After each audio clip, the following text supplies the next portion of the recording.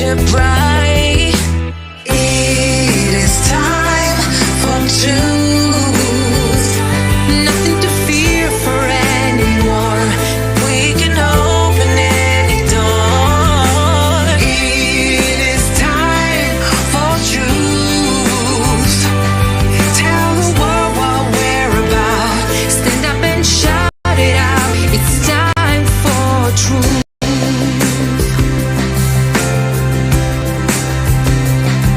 We know what to do to bring the world prosperity. Only way that is true is through creative society. Let's make the change together. We're stronger if we're one. Creating peace forever. Together we are strong. It is time for truth. Fear for anymore. We can just open any door. It is time for truth. Tell the whole world what we're about. Stand up and shout it out. It's time for real truth. love from above, cause we're all one family.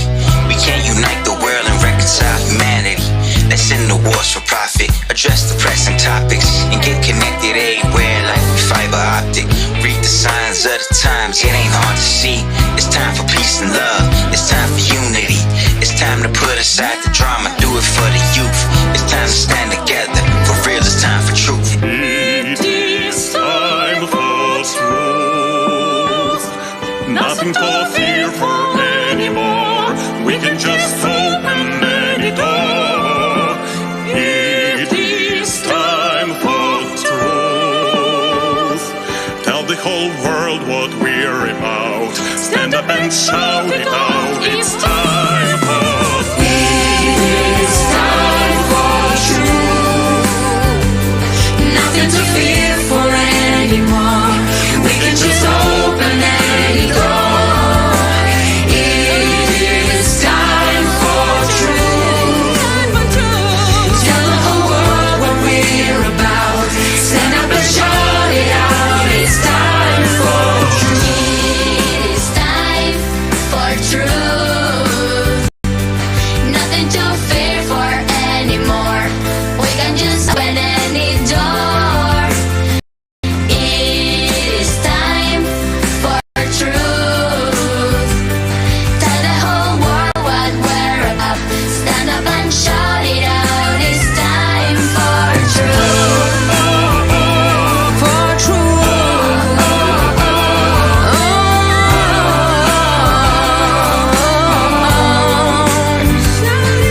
In a creative society, it is for every family.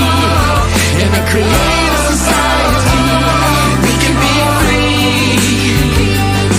In a creative society, a foundation of unity.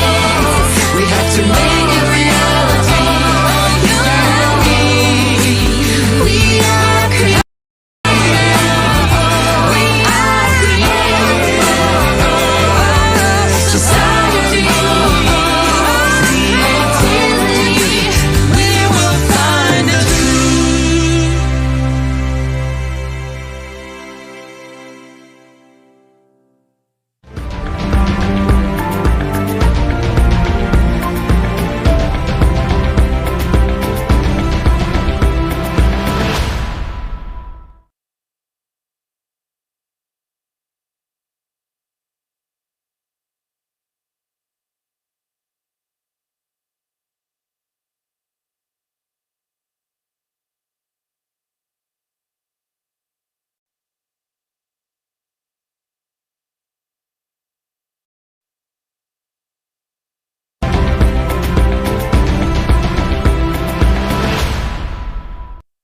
I welcome you to the International Online Conference, Global Crisis, Time for the Truth.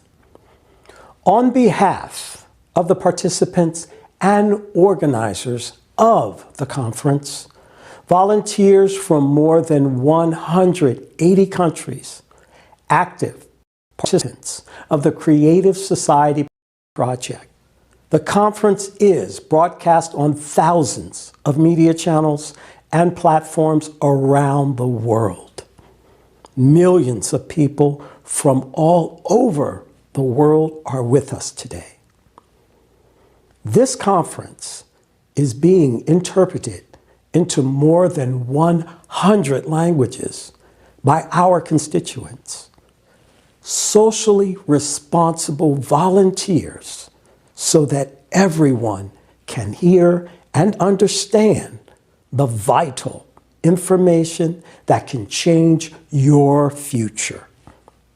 The purpose of the conference, Global Crisis, Time for the Truth, is to openly, honestly, and truthfully inform all humanity, every person who cares about the current situation regarding climate, environment, society, and the world in general.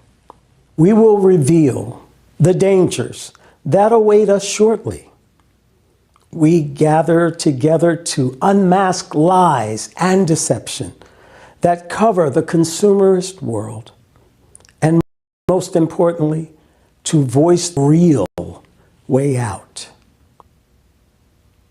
Why is the truth about the real state of our planet silenced? Do we look at the root of the worsening problems? Do we see the causes, the true causes of what is happening around us? These and other important issues will be addressed today at the Global Crisis Time for the Truth Conference. You will hear the opinions of scientists, researchers, and professionals from various fields on the causes of climate and environmental crisis, as well as on other issues of our time.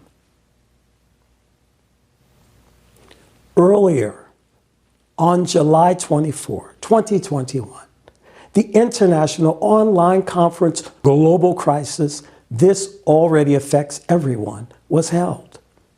4 months have passed since the time of the previous conference, and over this relatively short period, we have seen how much the progression of climate change and environmental degradation has accelerated.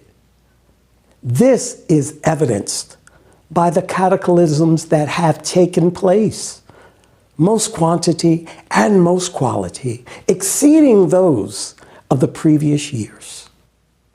Changes occurring on the planet every day are indicative of the scale of an impending disaster. This comprehensive understanding of the current reality encouraged us to meet again, to bring the truth to even more people. We, people, should stop being silent about the problems and should work together to solve them. We believe it's important not to remain silent, because this survival of all humanity is at stake. Participants of the conference will present irrefutable facts and evidence of the plight of our planet and society. It is time for the truth. And now, it is my great honor to introduce our guests. With us today, Tatiana and Jana. Welcome.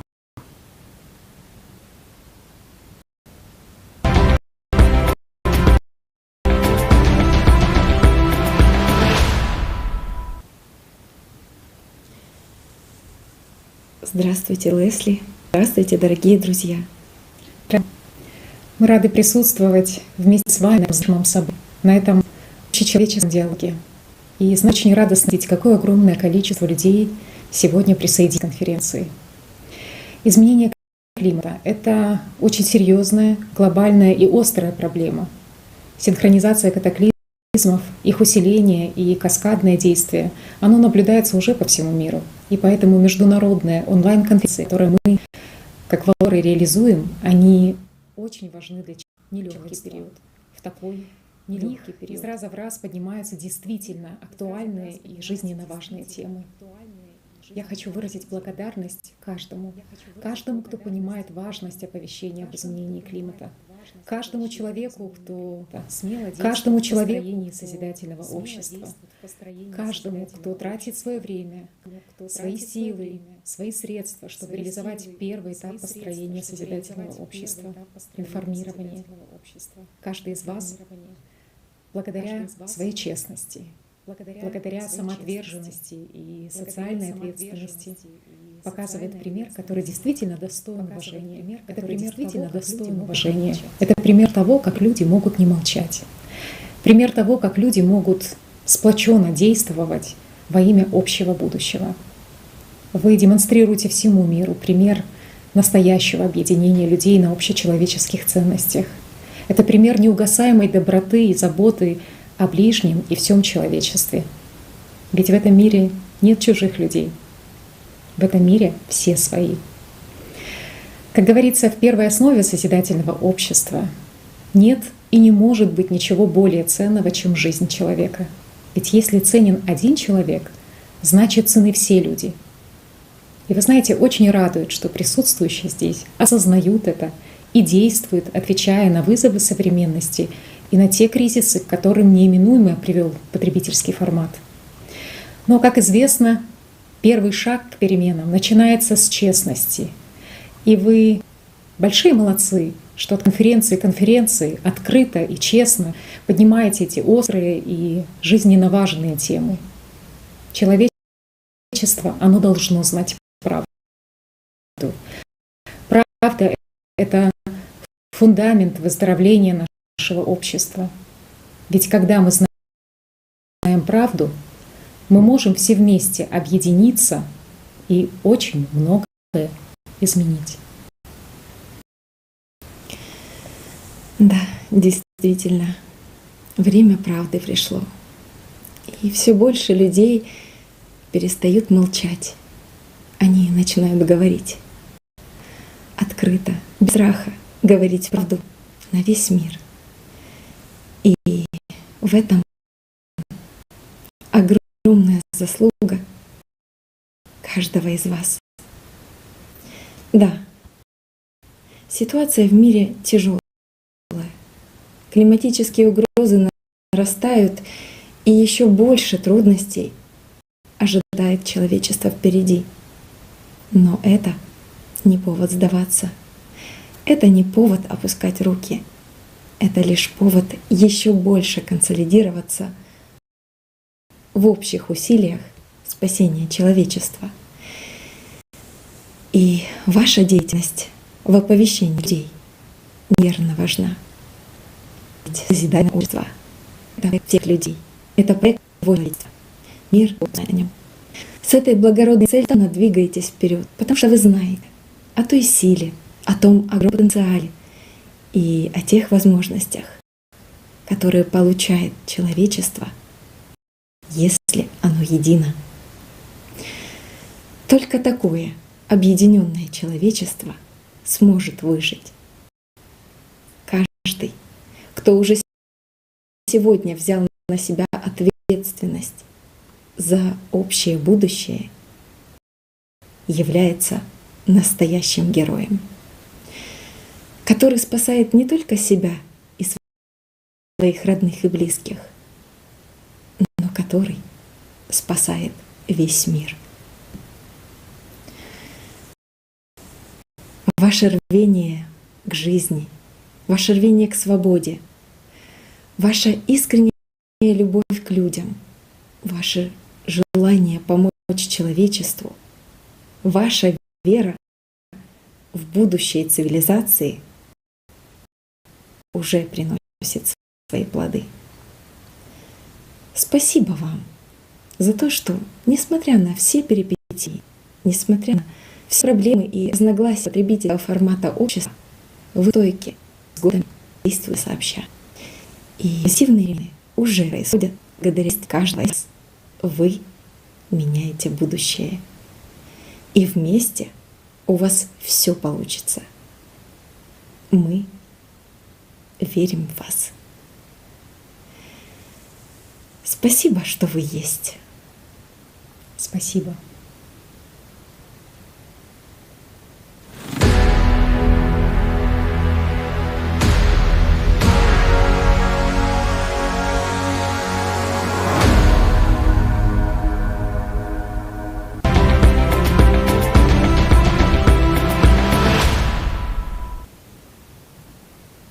Thank you, Tatiana, and thank you, Jana, for such an inspiring message. And we are happy to have you with us today.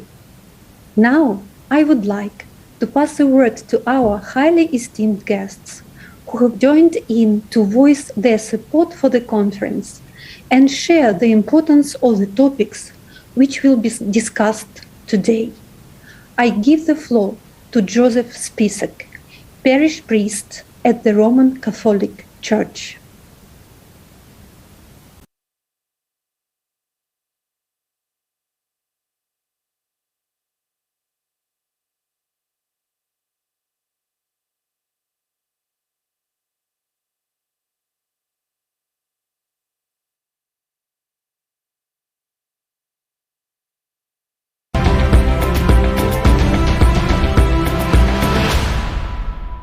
Dovoľte, aby som vás všetkých privítal na vzácnej konferencii Globálna kríza – Čas pravdy. Je najvyšší čas, aby sme sa nad niečím zastavili, o čom hovorí aj svätý otec František. Vážení účastníci a diváci konferencie, chcel by som vám oznámiť dobrú správu. Je pre nás veľkou cťou, že môžeme celému svetu povedať o milosti, ktorú nám preukázal international project, Creative Society, on whose platform the today's conference, Global Crisis, Time for the Truth, is being held, has received an apostolic blessing from His Holiness Pope Francis. We're expressing our gratitude to His Holiness on behalf of millions of people from around the world. In one of his recent speeches, His Holiness said that difficult times present society with opportunities that should not be missed. Each of us, whoever and wherever we may be, can play our own part in changing our collective response to the unprecedented threat of climate change and the degradation of our common home. Pope Francis said in the run-up to COP26.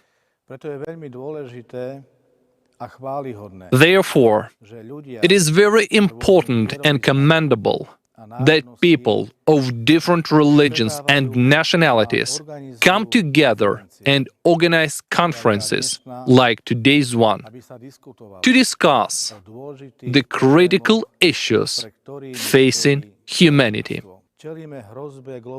We are facing the threat of global climate change. This is a critical moment, and the future of our children and our common home depends on our joint actions. This is why it is so important for everyone to act in building a society where human life is the highest value, where everything is based on mutual respect and equality between people. Such a society to which our prophets have called from time immemorial, and to which our Savior Jesus Christ encouraged us. As the Bible says, there is neither Jew nor Greek, there is neither bond nor free, there is neither male nor female, for you are all one in Christ Jesus. Galatians 3:28. His Holiness Pope Francis recognized the importance and urgency of the Creative Society project for all humankind, because he understands the gravity of the climate threat. The fact that the Creative Society project is under the apostolic blessing of His Holiness is extremely valuable and meaningful, both for Christians and for all people of the world.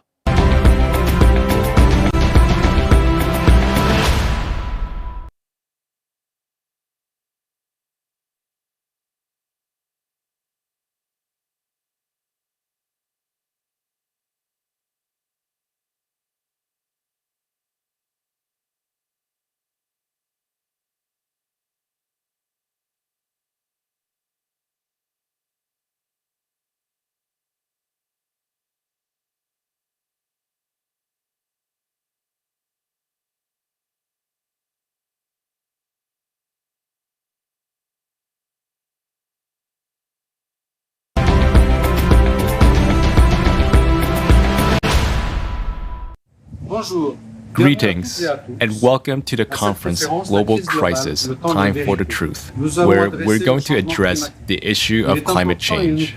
It is important and it affects everyone. We have carefully studied the Creative Society initiative and fully support it. The climate changes we're witnessing on this planet are serious and significant, and we can no longer ignore them. It is time for all of us to mobilize in order to solve this problem. These climate changes will induce and provoke economic and geopolitical crises that we must all cope with together. It's time to unite and take action. Humanity has never before faced a crisis of such magnitude.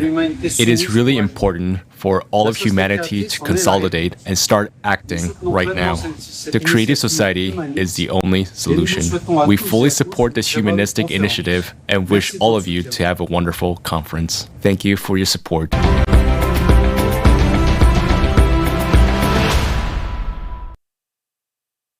We thank you, Mr. Brandt. Great to see you here today. And now I'm happy to introduce Mr. Amir Aziz, Imam of the oldest mosque in Germany.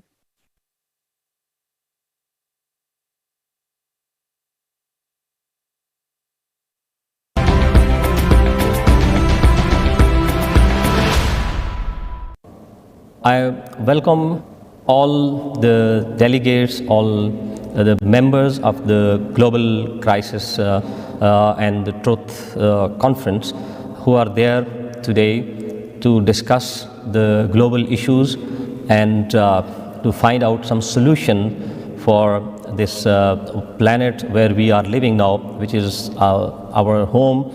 And I greet all the participants.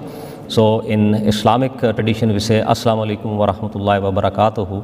That means that peace be upon you all and the blessings of God. So I pray that this conference, with the name of God, it should be blessed by Allah Almighty, so that we with His help can come out with a solution which is permanent and which can save our generation to come. Holy Prophet Hazrat Muhammad sallallahu alaihi wasallam, he in the Holy Quran, he was asked to call the whole humanity under one umbrella, and then he said that ta'alu ila kalimatin sawain bainana wa bainakum. O people, let us forget all the differences and come to one point.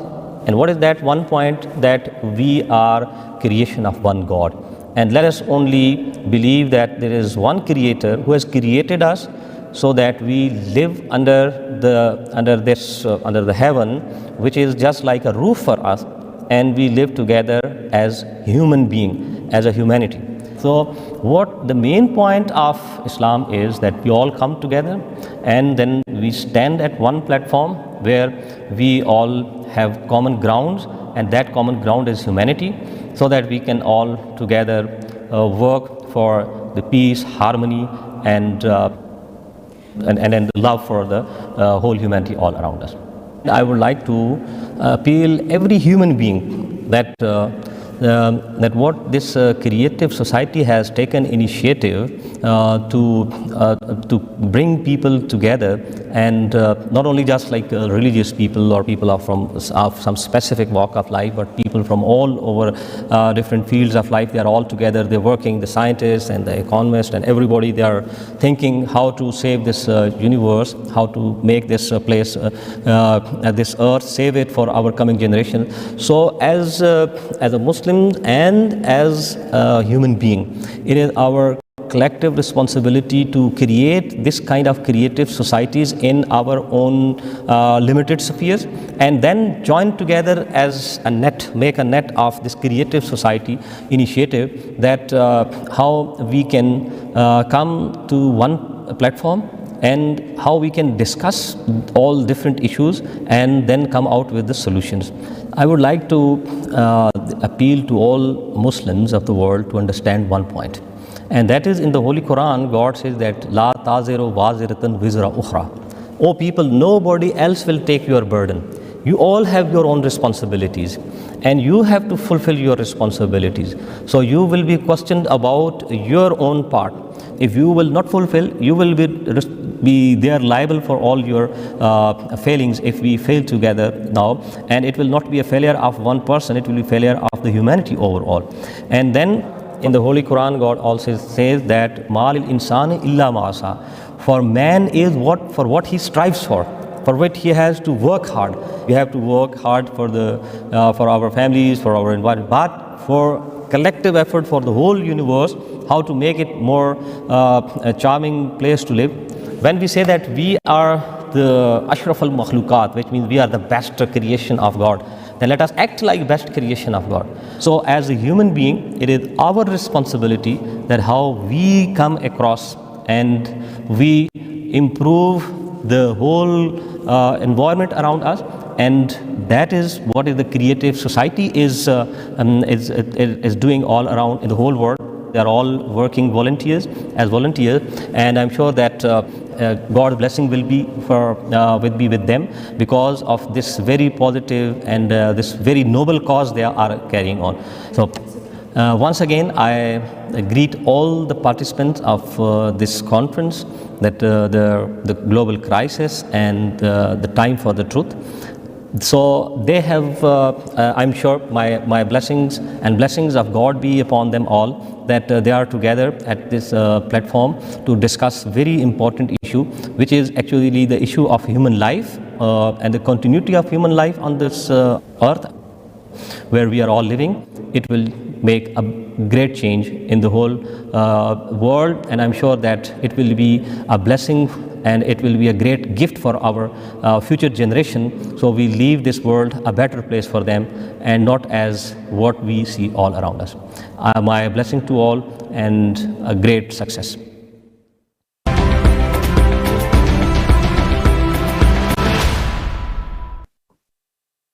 Thank you, Mr. Amiraziz, for your blessings. We appreciate you being with us today. It's a great pleasure to see that this epoch-making conference, on behalf of the administration of President of the Republic of Kazakhstan, is attended by the head of the Department of Low Carbon Development, Climate Policy and Green Technologies Department of the Ministry of Ecology, Geology and Natural Resources of the Republic of Kazakhstan, Mr. Nugmanov Askar Miramovich.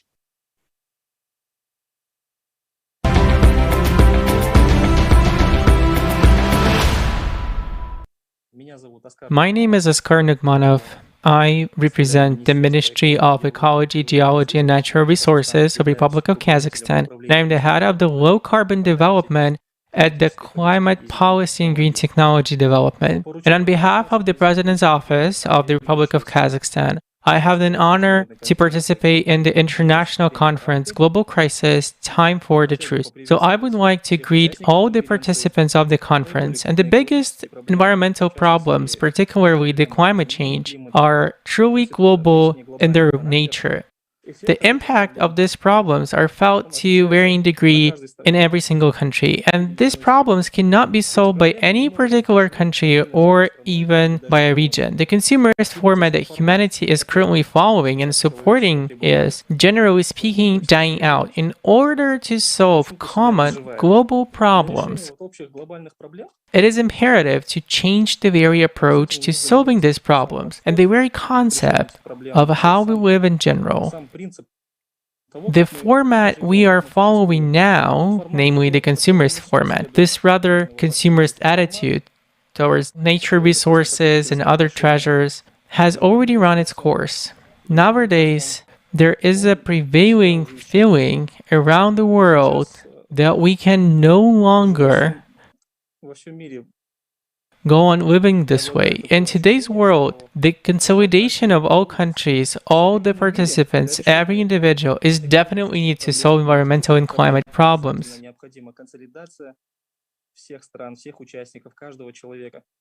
The format of a creative society is a must because it is actually encouraging to see that there are many volunteers in the world who cares about the state of the environment and other people's problems. In this regard, such projects and initiatives as the Creative Society are highly valuable.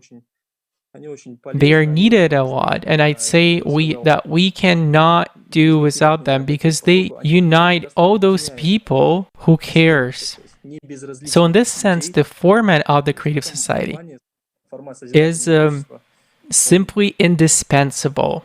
And the foundations that creative society have, namely human life, human freedom, human safety, and so on, are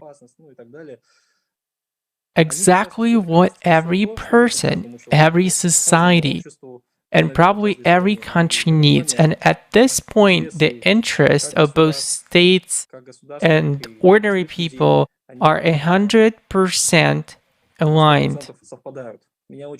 And I'm happy that there are projects like this, that there are initiatives like the Creative Society that brings people together all over the world. And I feel that you are doing the right thing to build a better future for all.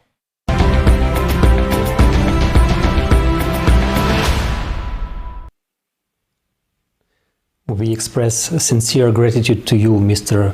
Nugmanov, and to the President of the Republic of Kazakhstan, Kassym-Jomart Tokayev, for your support, concern, and humanness.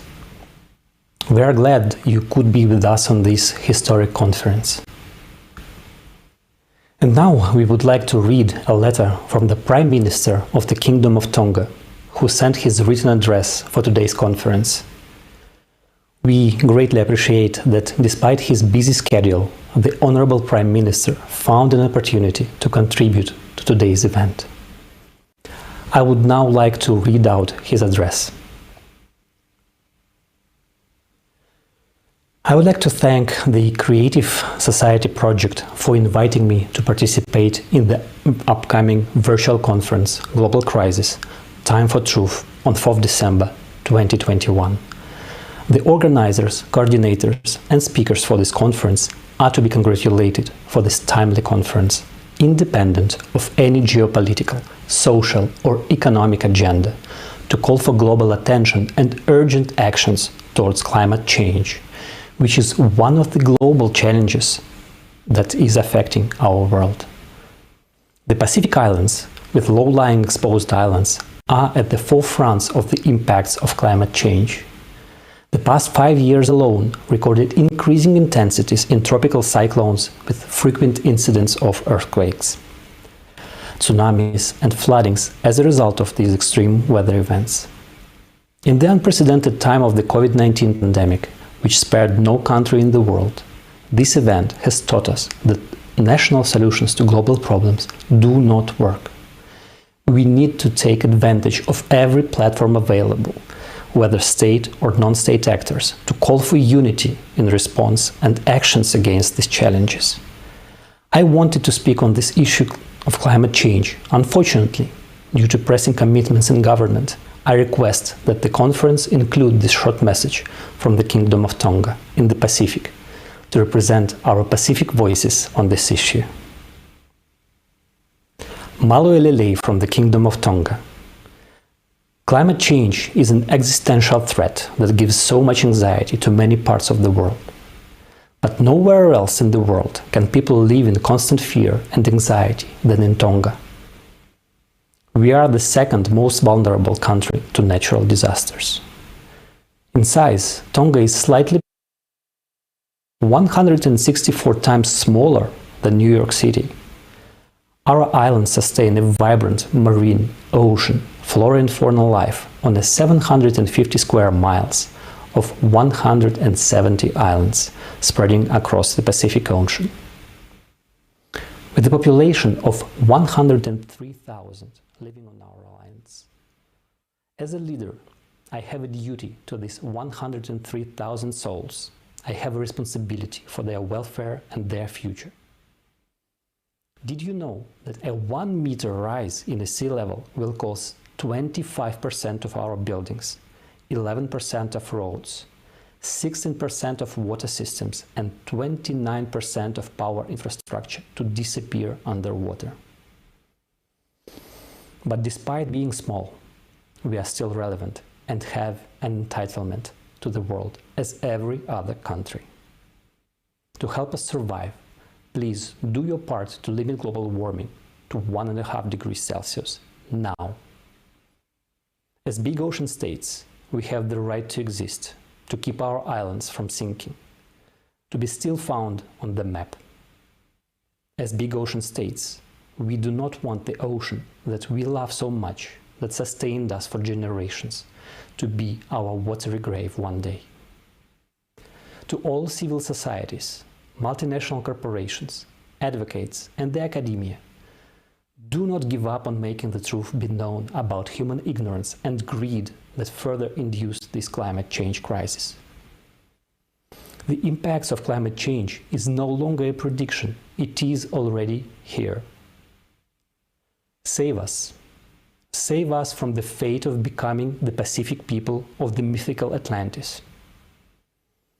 Help us save our homes, our children, and our hopes for the future, on time. Time for action is now. Please do not wait until it is too late. I thank the Creative Society Project for the courage to demand time for truth, to call for bold, decisive actions to end the climate change crisis. His Excellency, the Honorable Dr. Pahiva Tulunetoa, Prime Minister of Tonga, Kingdom of Tonga. Please accept my appreciation for the opportunity to contribute to the conference. I wish for the continued success of your work in addressing this crisis and your leadership in mobilizing responsible actions for the healing of our world. Yours sincerely, the Honorable Dr. Pahiva Tulunetoa, Prime Minister.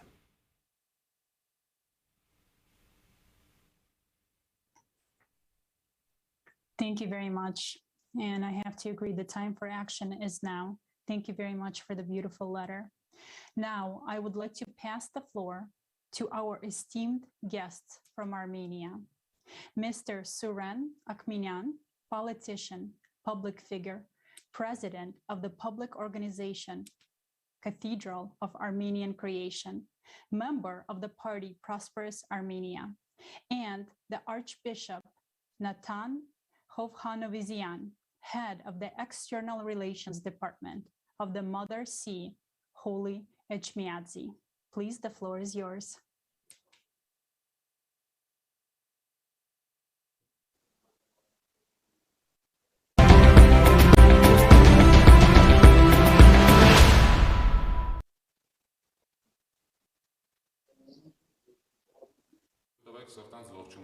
I extend a warm greeting to all the participants of the conference Global Crisis – Time for the Truth. From the bottom of my heart, I thank all of our friends. Let me cordially greet all participants of the conference Global Crisis – Time for the Truth. I really thank all our friends, participants of the Creative Society Project for organizing this large-scale and extremely important event for all mankind. Indeed, in recent decades, we have witnessed unprecedented climatic changes, which are gaining threatening momentum every year. And the scale of cataclysm is growing with tremendous geometric aggression. Today, the issue of climate change is of primary importance on the international agenda. This is announced by all world leaders, leading scientists from the highest tribes. This is because the planetary climate change that is Narina, taking please don't translate. Note that similar changes are occurring on all neighboring planets and their satellites. Climate change on Earth brings about the aggravation of all crises in our society. The situation in international politics, the social sphere, and macroeconomics is deteriorating. The problem of food supply and hunger, as well as displacement of millions of people, are on the agenda.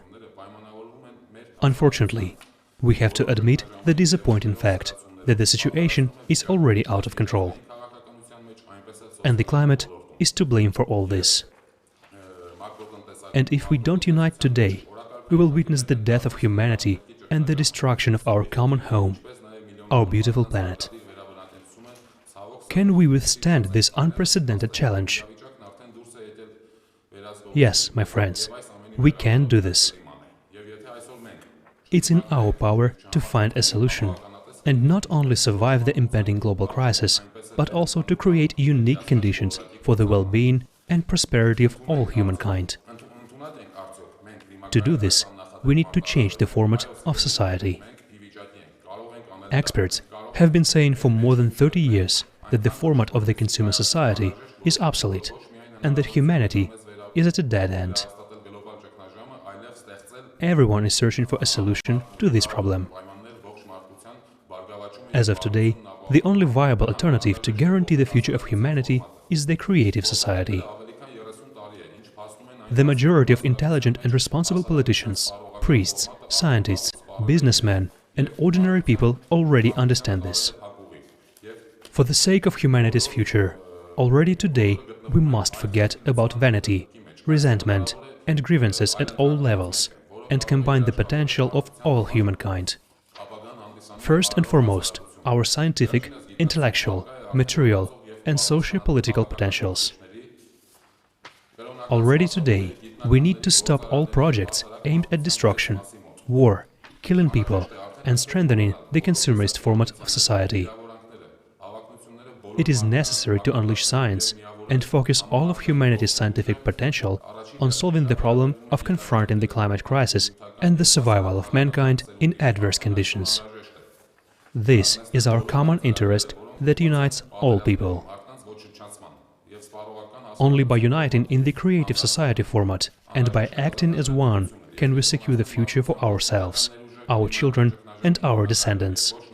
Only in the format of the creative society can we overcome the existing disunity. I would like to appeal to all of humanity, to all people, and first of all, to my fellow politicians. Let's stop fighting. Let's stop dividing our little human world into parts. Let's unite. Dear colleagues, the burden of responsibility for the future of all mankind rests on our shoulders right now. Climate is our common challenge. This is our external enemy. We cannot ignore it by hiding our heads in the sand like ostriches. We must not flee from problems, but solve them. And the primary task for us now is to unite humanity within the framework of the creative society and to implement the 8 foundations of the creative society in international law and national legislation of all countries of the world. Our inaction and silence today is a crime against humanity. It is time for all people to unite on the creative society platform.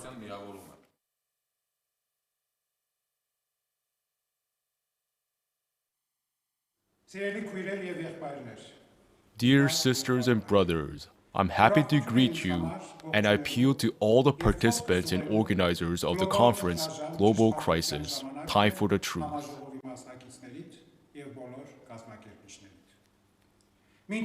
On behalf of the Catholicos, let me convey to everyone who is concerned about the future of our planet, which is the common home to all humanity, The patriarchal greetings and blessings of the supreme head of the Armenian Apostolic Church, His Holiness Karakin II.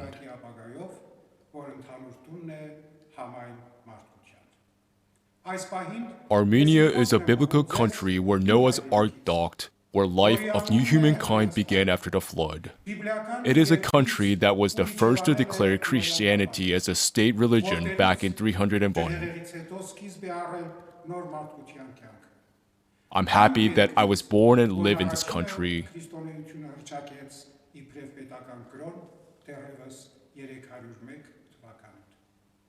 But from time to time, I feel sad due to the fear of losing that happiness.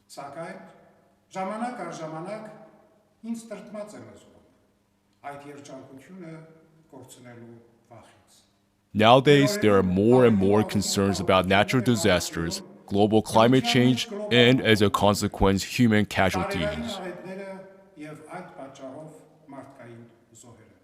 Sometimes we feel powerless in these forces of nature, but we never think that we are to blame for the increasing strength of those forces. It would seem that the rapid development of modern science and technology serves human beings. However, the further we advance in modern science, the more we move away from nature, violating its laws.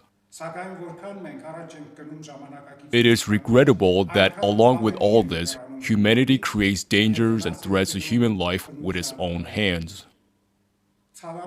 Anything that poses a threat to human life cannot be justified.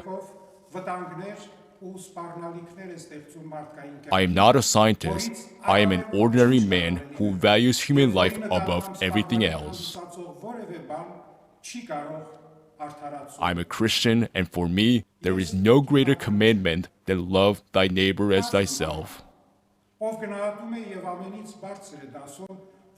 I would like to take this opportunity to ask the entire humanity a question. Have you thought about why there was a flood during the days of Noah?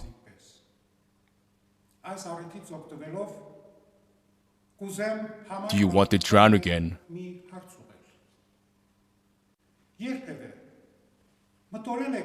Do you want humanity and its cultural values to disappear because of another flood?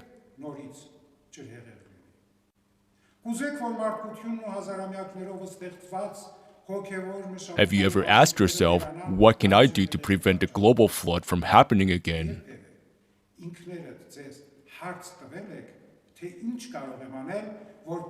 Think about it. Start loving our common home. Make every effort to preserve it for the good of all humanity.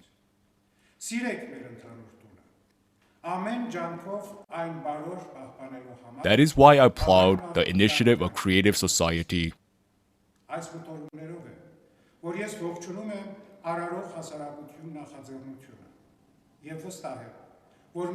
I'm confident that by joining our efforts, we will be able to face all the challenges of our time when, as the prophet Isaiah said, nations will not take up sword against nation, nor will they train for war anymore.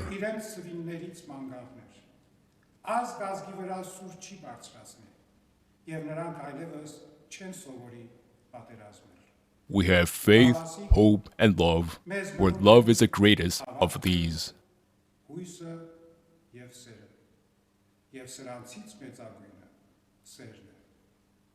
May God's blessing give us the spiritual power with which we preserve our planet Earth in love and peace.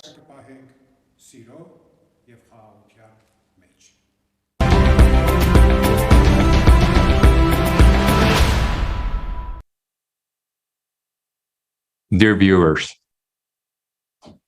it is very significant that such distinguished people are here with us today at the conference. That is really important.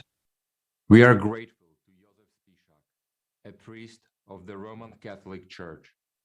He gave us today the very precious news that His Holiness Pope Francis has blessed the international project of the Creative Society. We thank Edgar Brandt for their understanding and their support of the Creative Society project. It is very important we express our great gratitude to dear Amir Aziz, the Imam of the oldest mosque in Germany. We are very touched by your words. We would also like to thank Askar Nugmanov, a representative of the Ministry of Ecology, Geology, and Natural Resources of the Republic of Kazakhstan. And we would also like to thank the President of the Republic of Kazakhstan for his support. We want to express special thanks to the Prime Minister of the Kingdom of Tonga for his sincere address. Thanks also to Suren Okminyan and Archbishop Nathan Hovhannisyan.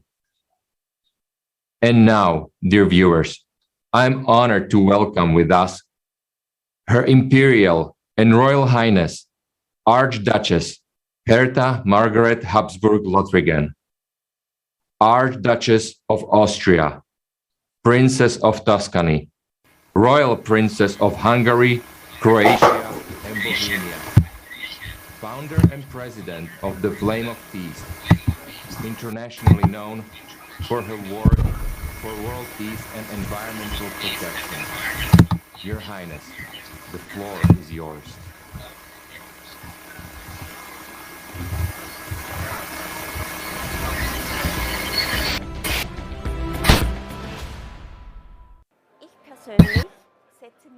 Personally, I'm devoted to bringing peace to the world, freedom and friendship that unites all people.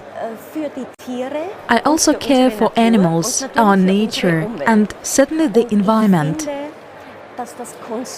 I think that worldwide consumerism hurts our environment. If we take a step back and support our farmers, support our agriculturists, then step by step, every country can become self-sustaining again. We have so many resources in this world. Every country could feed itself and share with other countries what they need. This is only when humans learn that they are responsible for the animal kingdom and for nature. And it is only through happiness and joy that a person can create something better. So if we stop fighting with each other about who is better in this world, we have to start making friends around the world, regardless of their nation and culture. We all have our own traditions, language, religion, and culture. And it is only when we respect them in our neighbors that we can have peace in the world. And when there is peace in the world, everyone, including animals and nature, will be well. If we stop wishing more and more, because what will it give us? Maybe we won't be living tomorrow. So what did we really get out of it? We destroyed our world and did not create anything good. We can create good things if we care about one another. And here we have to start with ourselves.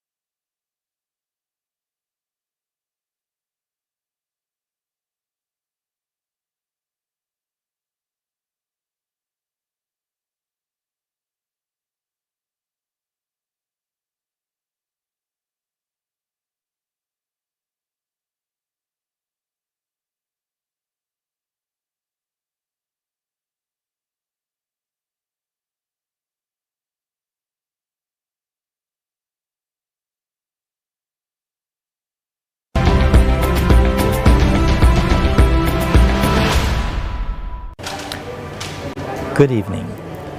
Hello. Global crisis and time for the truth. The truth is very important in that what we need to do. We need to look at what are really the issues. We need to look at them honestly.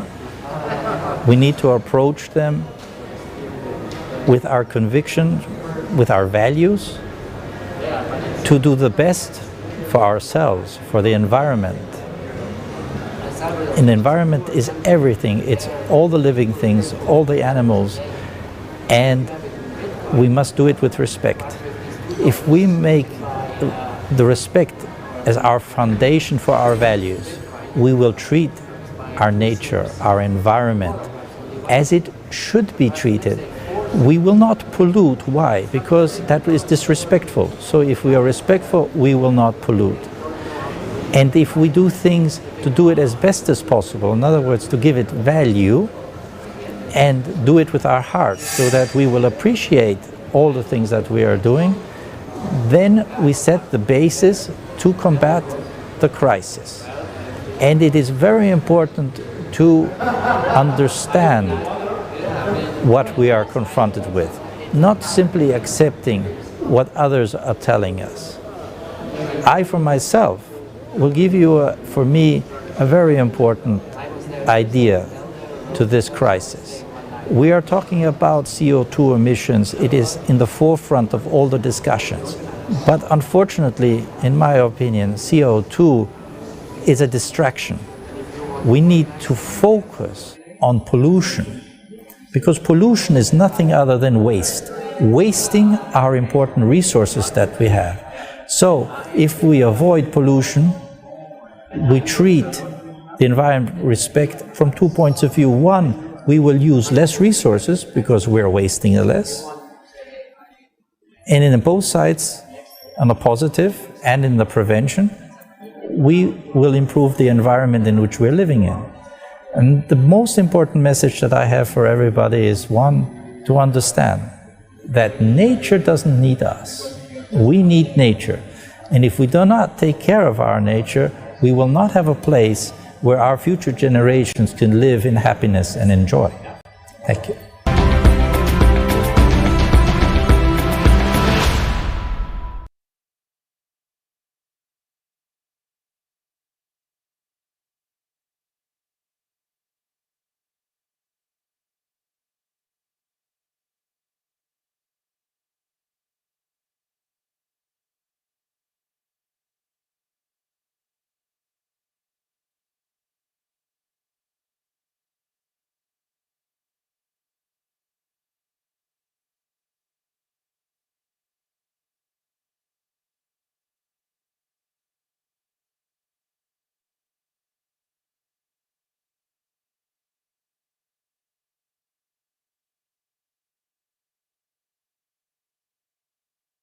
System.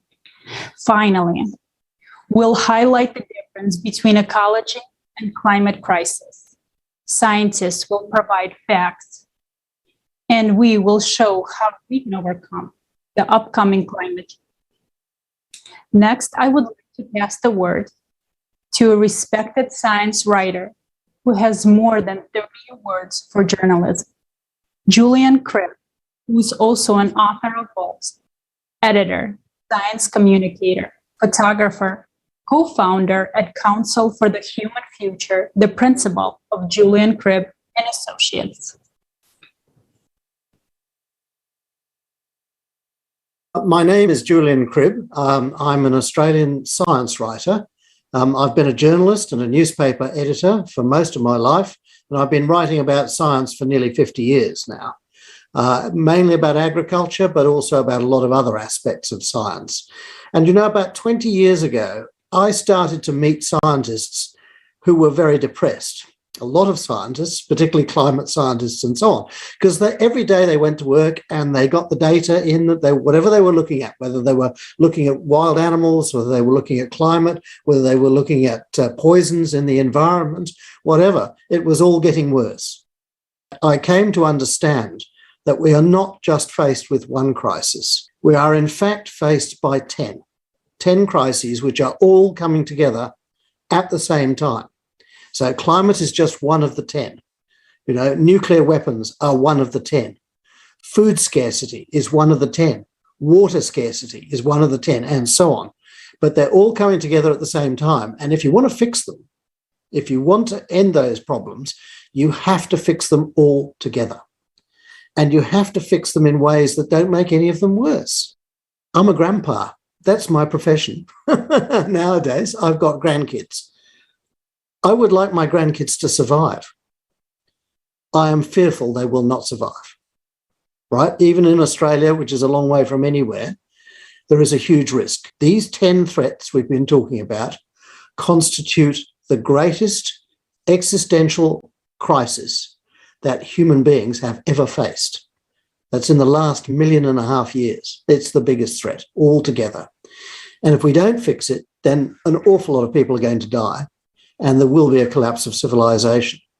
So it's urgent that we actually address these issues. You know, it's not small things that we're playing for now.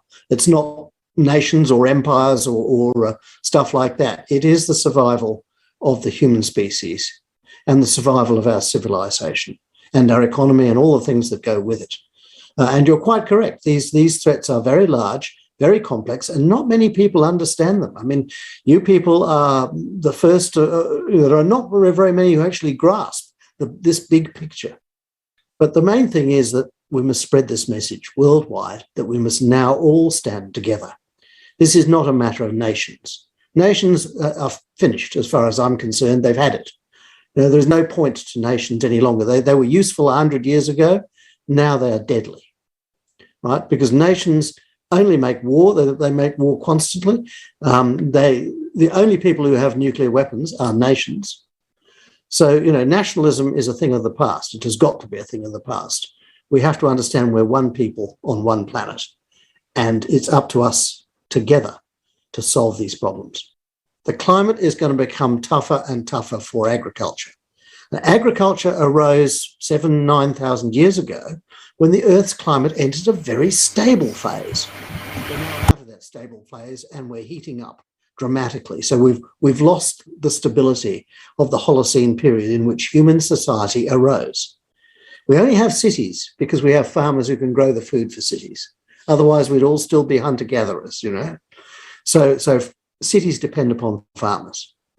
But if farmers go out of business, then so do cities. So this is the critical issue. The world is running out of water. There is a water crisis right now. You need water to produce about 40% of the world's food on irrigation. You know, all of these things are becoming absolutely critical. Everywhere where we take water from the ground and use it to grow food, the water is running out. So this is a crisis we really need to get onto quickly before it affects the global food supply. The other one is that we're running out of soil. Okay, I mean, there's something like 75 billion tonnes of topsoil lost off the world's farms every single year. You cannot use it to grow crops and food. You've lost half the world's farmland at the same time as you're trying to double the food supply to feed everybody. So you put all these three things together, loss of soil, loss of water, and an erratic, unpredictable climate that is going haywire, and you have a situation where agriculture just doesn't work any longer. So we have to find a new way to grow enough food to feed 11 billion people. And people are starting to do this. So you're seeing people farming on the tops of buildings and on the sides of buildings and things like that, where we're starting to cultivate alternatives to agriculturally produced food. We're making food out of all kinds of things that don't involve soil and water and can be grown in a controlled climate inside a big building instead of being out in the field under the sun and the rain. What is it that drives our overexploitation of the planet? Short answer, it's money. Is money real? No, it's not. It exists only in here. Money is a figment of the human imagination. So at the moment, we're inventing more of this imaginary commodity, money, and we're using it to cut down forests, to clear land, to make more chemicals, to create more atomic bombs. I don't know what we're using it for, all sorts of stupid things. But basically, the problem is we have an infinite amount of money, as much as we like, on a finite planet. And that means you are going to run out of planet long before you run out of money. And bless you for what you're doing. You're doing wonderful work, and I'm inspired by what you're doing. So good on you.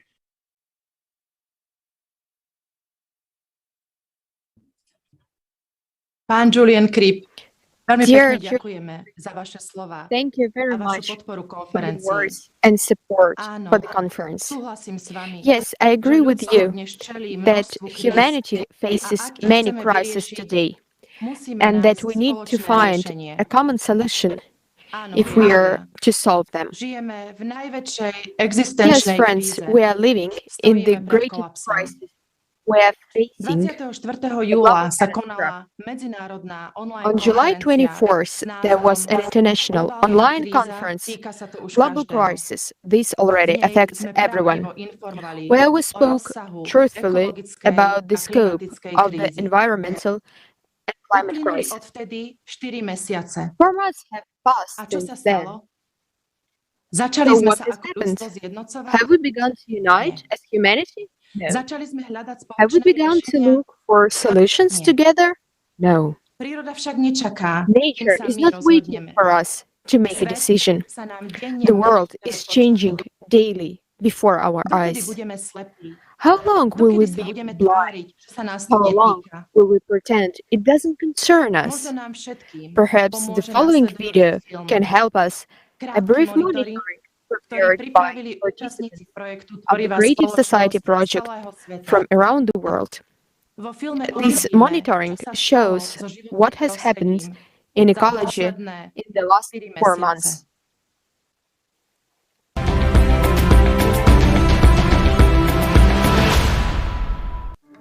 The fundamental law of ecology is that everything affects everything. But are we really aware of this? At the international conference on July 24th, 2021, Global Crisis, this already affects everyone. Shocking facts about the state of our planet's ecology were voiced. During the 4 months since the last conference, the volunteers of the project Creative Society from all over the world have been monitoring the events related to environmental pollution, and we observed that the situation had deteriorated significantly. Air pollution. 90% of people on the planet breathe polluted air. Monitoring data shows regions and entire countries where the air is polluted almost constantly. The main reasons are manufacturing, power generations, transportation, and heating. In 4 months, many events have occurred that have worsened the air quality on the whole planet. These are forest fires, dust storms, landfill fires, explosions at factories, and chemical emissions. For example, in November, schools were closed in the Indian capital Delhi because of the air quality, and even the question of isolation was being considered. At the same time, people had to wear masks even at home. The visibility is low and pollution level is very high. As you can see, even the Red Fork is not visible from here. It feels smoky in the eyes and it is difficult to breathe.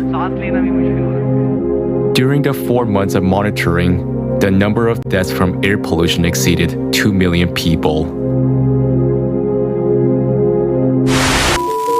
Forest loss.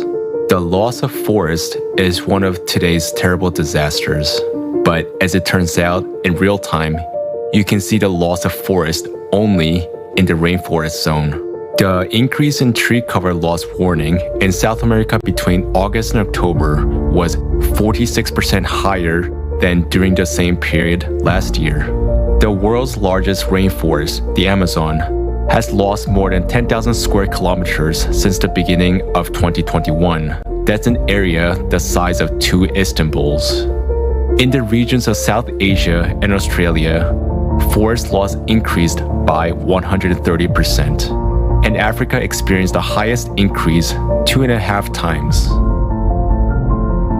The loggers are winning. The forest is being devastated, and the environment problem is growing. And nobody does anything. Official statements talk of a reduction in the volume of logging and its termination, but facts show that it is only increasing every month. Garbage dumps. The data on the amount of rubbish that is made publicly available is very underreported, but even according to these data, in just 4 months, 730 million tons of rubbish was dumped in landfill sites. For comparison, the entire population of the Earth weighs 300 million tons, which means that in just 4 months, we have thrown away 2.5 times the weight of the entire population. Fires often occur in landfills, which cause even greater damage to people and the environment. For example, in August, the cemetery of old tires in Kuwait caught fire. Columns of black smoke could be seen even from space. The fire led to air pollution with toxic substances and caused harm to the health of almost 4.5 million people. Oil spills. Today, the state of our water resources is close to ecological disaster. One of the most dangerous pollutants is oil. 1 liter of spilled oil kills marine life in 40,000 liters of water, depriving them of oxygen. Just 2 grams of oil per kilogram of soil makes it unsuitable for planting. An incredible number of events related to oil spills took place in 4 months. We'll show just the largest of them.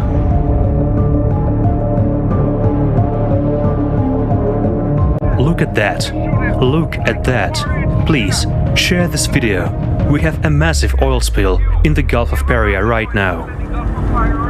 In August, an oil spill the size of New York occurred in Syrian territorial waters. On the 1st of September, the oil slick was already 7 kilometers from the coast of Cyprus. According to available information during the 4 months alone, the total volume of oil spills was more than 27,500 square kilometers. This is equal to the area of 2 Sydney cities. Water pollution. Today, according to WHO, every 3rd inhabitant of the planet does not have access to safe drinking water. Over the past 4 months, human activity has caused the water resources to deteriorate significantly. Toxic emissions from clothing factories have polluted the sacred river in India. This led to Yamuna River getting covered by toxic foam. Despite this, people massively perform ablution in honor of the religious holiday. It is a ritual to take a bath in the water body during Chhat Puja. I hope the government pays attention to the cleaning of Yamuna. In these 4 months, almost 1 million people have died worldwide from water pollution alone, according to official reports. From the podiums, we say that the environmental crisis is the most important agenda of today. But what do? All that we see is the result of everyone's choice, the result of our inaction. In these 4 months, we could have already been building the creative society. Our only chance that can save the environment and our lives. Instead, by our inaction, we supported the consumer format and thus continued destroying our planet. This means our future and the future of our children. We've lost 4 months. Let's not waste our last chance.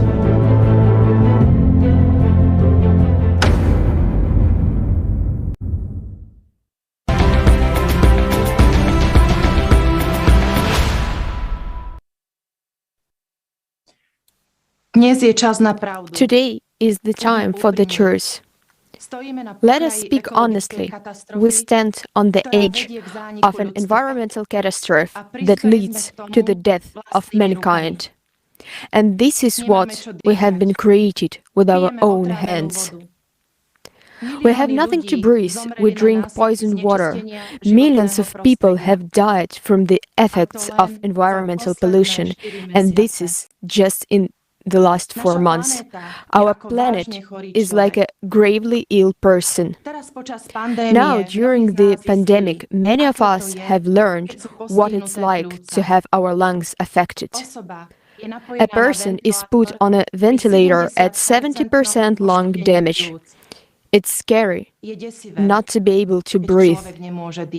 Meanwhile, we're deliberately depriving our planet and ourselves to our lungs. We are cutting down more and more forests and polluting the oceans, which supply us with oxygen. 90% of our air is already polluted. And we keep waiting and hoping for someone else to come along and save us. Really? In our consumerism society, where it's every man for himself, where one survives at the expense of the other, where the value of money is much higher than the value of human life. But you will contradict me. You will say that you are not that kind of person, that you only wish for good. So let's stop being silent and start building a society together in which we can survive. A society in which the value and safety of human life is a top priority and scientific and technological progress serves this purpose.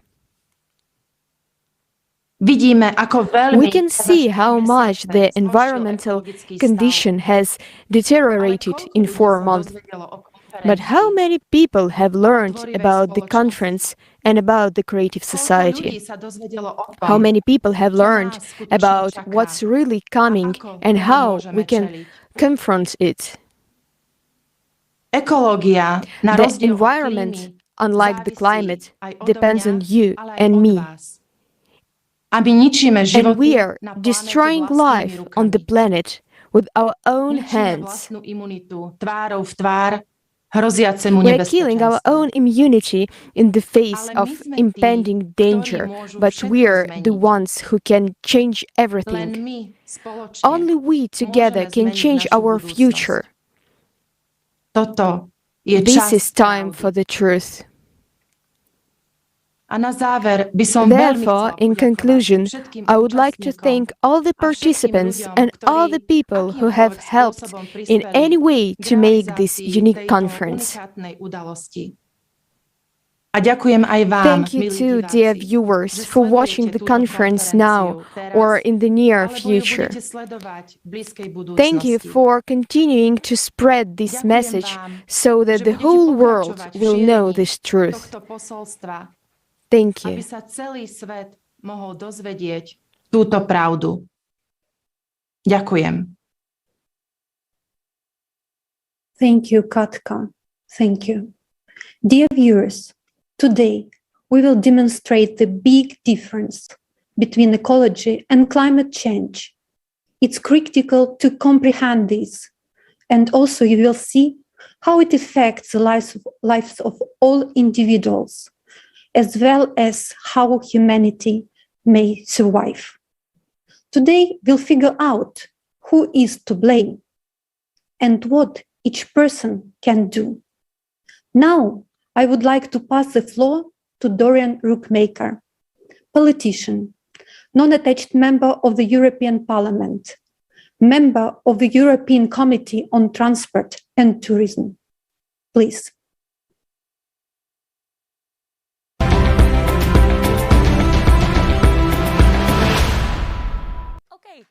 Okay, Mrs. Rookmaker, could you start with a short introduction of yourself?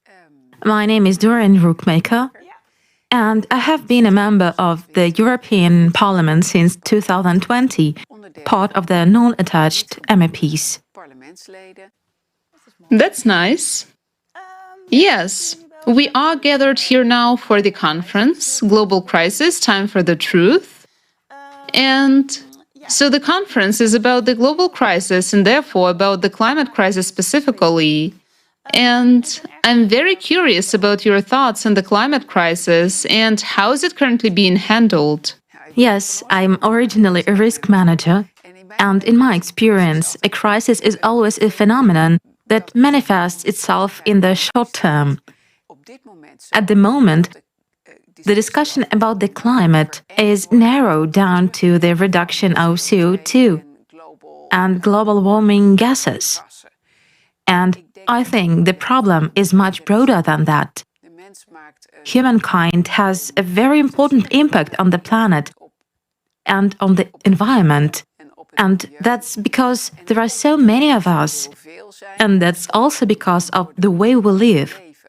And if you're only talking about reducing CO2, then I think you're missing the point.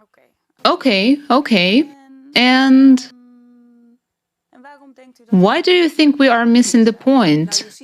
Well, you see, now, for example, that there is a threat to biodiversity. So the number of species living on the planet is drastically decreasing. And that's dangerous for the whole ecosystem, because everything is connected. So when you focus on CO2 emissions and global warming, it doesn't solve the problem of the threat to biodiversity. So that's an important fact. Yes, that's clear. And so what now? What is your biggest concern, Mrs. Rookmaker, when it comes to the climate or the ecosystem or how everything is connected? Well, the number of people is still growing, even though a lot of people say that the predictions and the models said the number would decrease. But that's just not the case at the moment.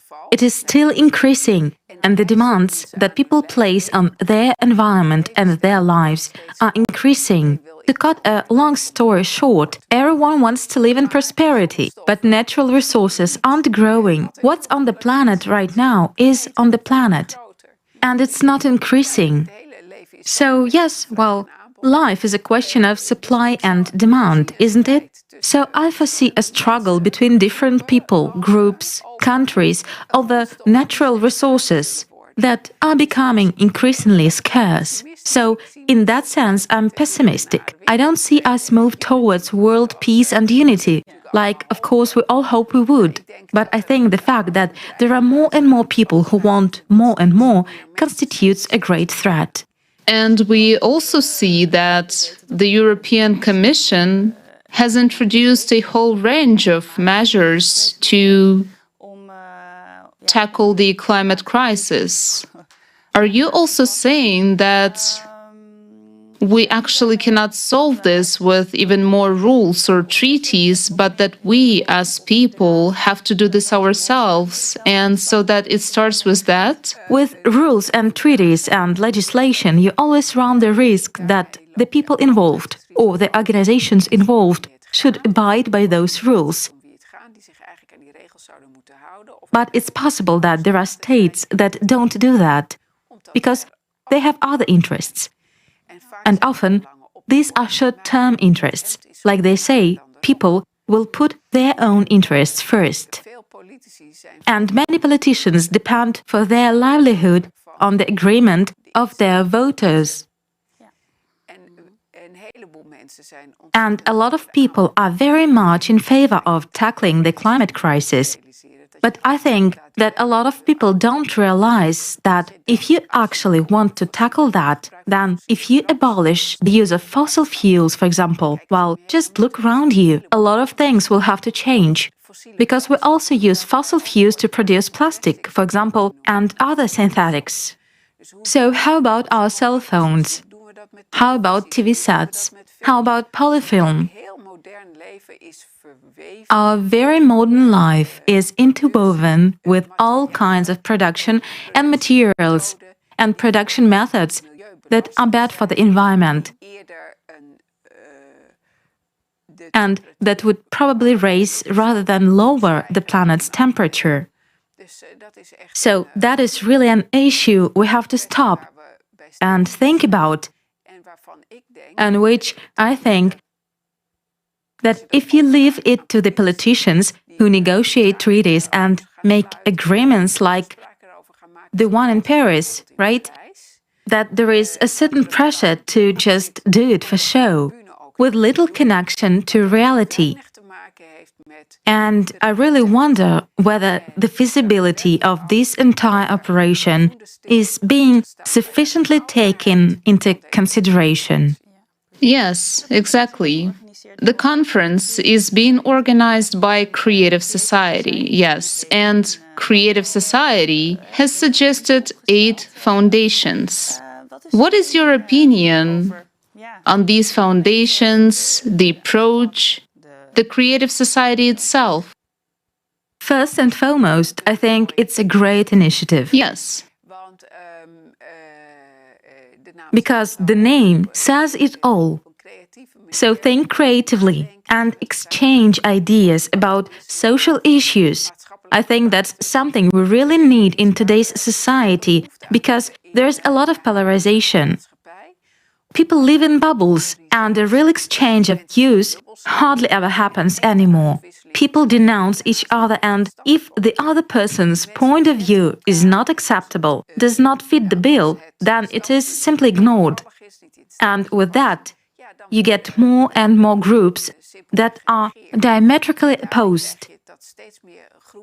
I'm convinced that if you engage in conversation with each other, it will lead to better solutions. And I think it's good that it's an NGO, in other words, that it's not organized by the government or the European Union or the US.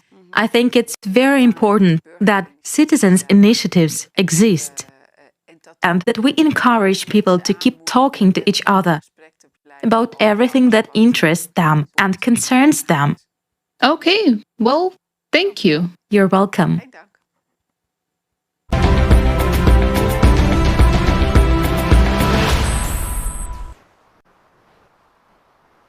Thank you. And next, I would like to introduce Professor Salimul Haq, Director of the International Center for Climate Change and Development, professor at the Independent University, Bangladesh. Among his awards are the Nobel Peace Prize for contribution to the reports of the IPCC in 2007. Professor Haq will share the severity of the climate crisis and our failure to address it this far. My name is Salimul Haq. I am the director of the International Center for Climate Change and Development, based at the Independent University, Bangladesh, in Dhaka, Bangladesh. It's a pleasure to be with you here today. So climate change impacts are very well known. For the last 30 years, the scientists under the aegis of a UN body called the Intergovernmental Panel on Climate Change, IPCC. I've been a lead author of the IPCC for many, many years. They have been producing regular reports on the state of science of climate change. And in those reports, the place where I work, which is on impacts on poor countries, we have been elaborating that. So there are many, many poor parts of the world, particularly in the developing world, in the global south, in Asia, in Latin America, in Africa, small island states in the Pacific, in the Indian Ocean, and in the Caribbean are particularly vulnerable. Poorest countries, there's a group of countries called the least developed countries. They are the poorest countries, mostly in sub-Saharan Africa, but also in Asia, including my country, Bangladesh. They are particularly vulnerable. But now, this is old news. This was known last 20 years. Okay, this is not new. What is new is everybody is vulnerable. New York is vulnerable. Berlin is vulnerable. Tokyo is vulnerable. And they are seeing the impacts of climate change already today. And that's a big game changer because they used to think they don't need to worry. Now they do. So my work is on the impacts of climate change, particularly on poor people living in poor countries in Asia, Africa, and Latin America in particular. And I've been doing that for the last 30 years now. In that 30 years, the climate change emergency or the climate change crisis has got worse, not better.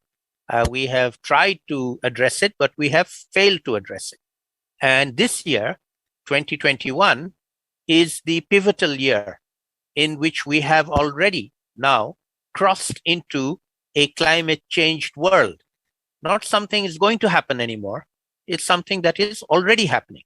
And we can see the fingerprint of climate change impacts around the world, in the floods in Germany recently, the wildfires in California, the fires in Europe, in Greece and Turkey, and so on and so forth. So we are now in a world where every single day, somewhere in the world, a climate extreme event is going to take place that will break the world record of that particular place. And it's going to get worse with each year going forward, at least for the next 10, 15 years. We can look to exponential impacts of climate change, which will make the COVID-19 crisis look like nothing. It's just a small dress rehearsal compared to climate change. And we have to be ready for that. We have to be prepared for that. And it's a global problem. No single country, no matter how powerful it is, or group of countries like the Europeans themselves can do it.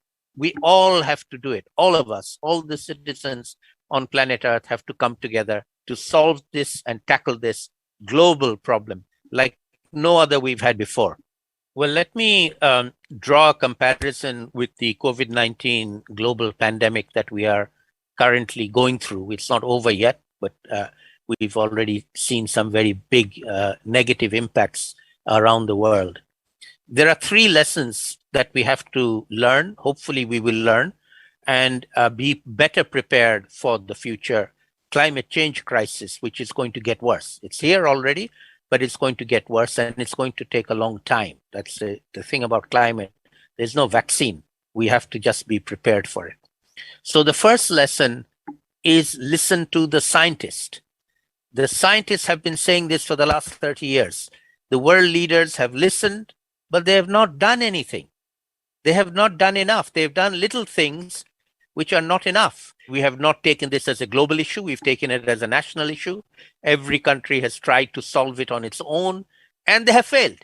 And so that hopefully is a lesson for the future. It will be the same. Climate change is not a national issue. It cannot be dealt with nationally. It has to be dealt with globally. And it's a scientific issue where leaders have to listen to the science. The final lesson I'll say is that we cannot leave it to our leaders. The leaders have shown that they are not up to the task. The leaders think of themselves as leaders of their own country. They don't care about the rest of the world. Every single leader thinks about their own country first, and they don't even think about other countries. They don't care. They just think about what's good for their own country. That is a false sense of leadership.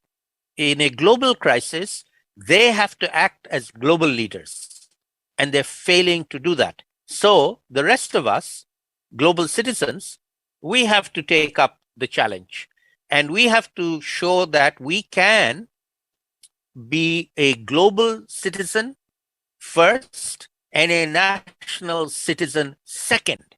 And climate change can only be dealt with when we are able to do that. Our national citizenship is not relevant.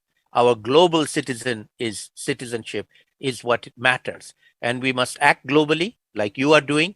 We must bring people together in solidarity to learn from each other, to share our actions together, and to get the kind of leaders that we need, because right now we don't have the leaders that we need. So let me start by saying it's never too late to act, all right? No matter how difficult things look, it's never too late to act. The decision to act is an individual decision. Every single one of us, human beings on the planet, need to understand and to figure out what we can do. Sitting idly by and thinking there's nothing we can do is wrong. Let us see what we can do together as fellow citizens, and most importantly, across countries, within regions and across continents. Let us link up with people around the world. And I'm very pleased to see how well you have done this. And I'd love to learn lessons from you on how we can do this more effectively in the climate change arena going forward.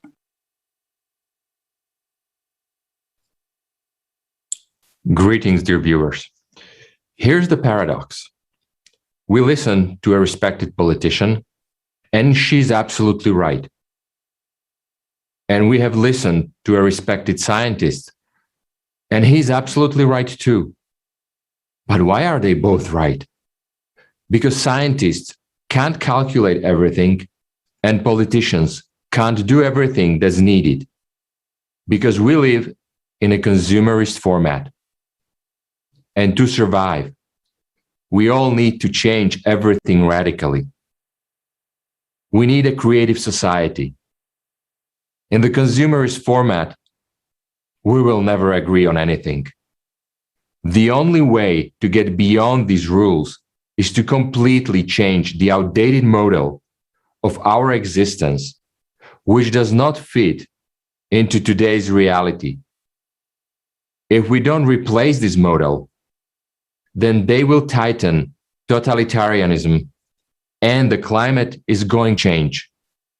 And as a consequence, the economy and geopolitical relations will worsen catastrophically. The fact is that in any case, they will take the necessary steps to keep the consumerist model, not because they are evil, but because they don't know otherwise.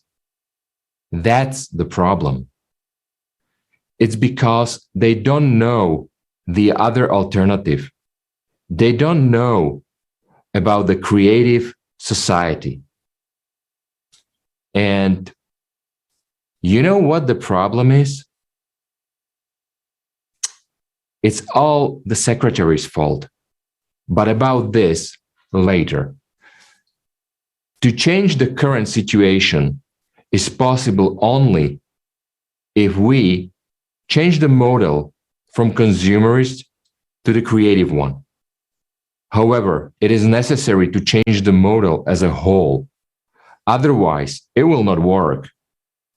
And to combine one with another, the creative society with the consumer format, will not work. Yes, we will all die because of the climate and ecology, but we will be killed by the format in which we exist if we don't do something about it. Because we will not be able to oppose it and develop anything in it. And everyone must understand this. First of all, the secretaries of our politicians, who could explain to the politicians so that they can make the right decisions. But about the secretaries later. This is a mystery we will expose later in the conference. It is the greatest mystery of nature that we have been able to solve. We conducted a huge social experiment involving thousands of people around the world. It's a tremendous social experiment. The results are shocking. And we will reveal them later in the conference. So keep watching us. We're going to cover this topic later on in the conference. This is the greatest mystery, the result of the greatest discovery that was never even guessed at. And now it is an honor to welcome our next speaker, State Secretary of the Ministry of Environment of the Slovak Republic, Juraj Smatana. Mr. Secretary, the floor is yours.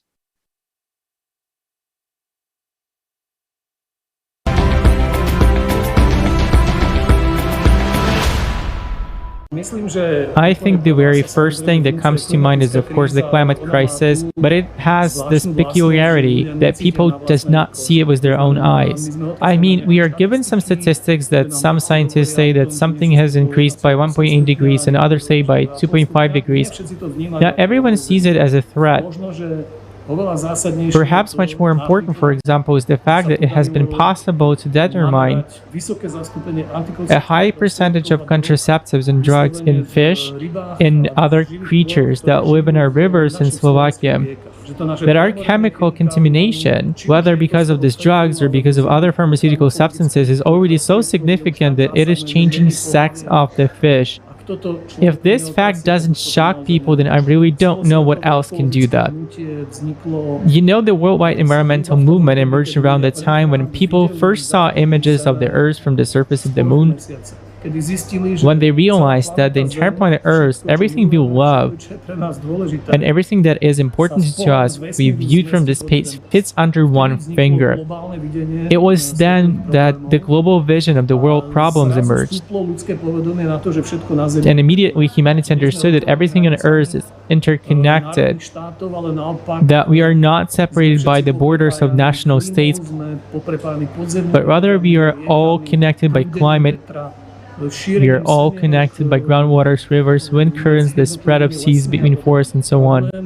So the problem is global and planetary, and the solutions must be global and planetary. I'm not saying that we should forget about our nationality or about our state.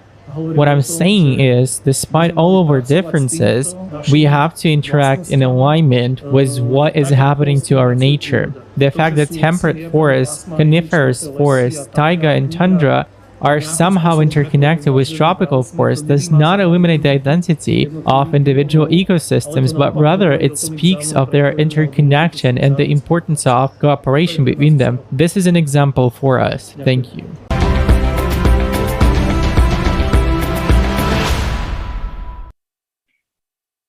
Thank you, Mr. Smatana. Thank you. Dear viewers, please record your feedback, understandings, and questions, and send your videos to info@creativesociety.com. After the conference, we will release a full episode of all footage. Now, let's get back to the next topic of the conference. Another severe ecological problem is pollution of the water and destruction of sea life. Now, let's have a look at the damage caused to the world's oceans.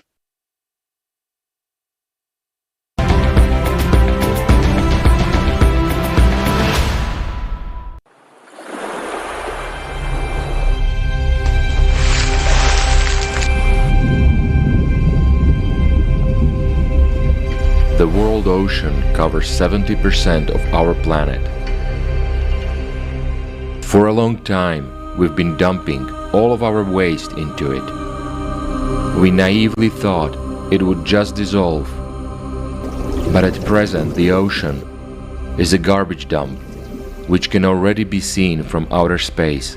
For example, in the Pacific Ocean, there is a garbage patch equal in area to France, Germany, Italy, and Poland combined. And this is only a small part of the garbage that is present in the ocean.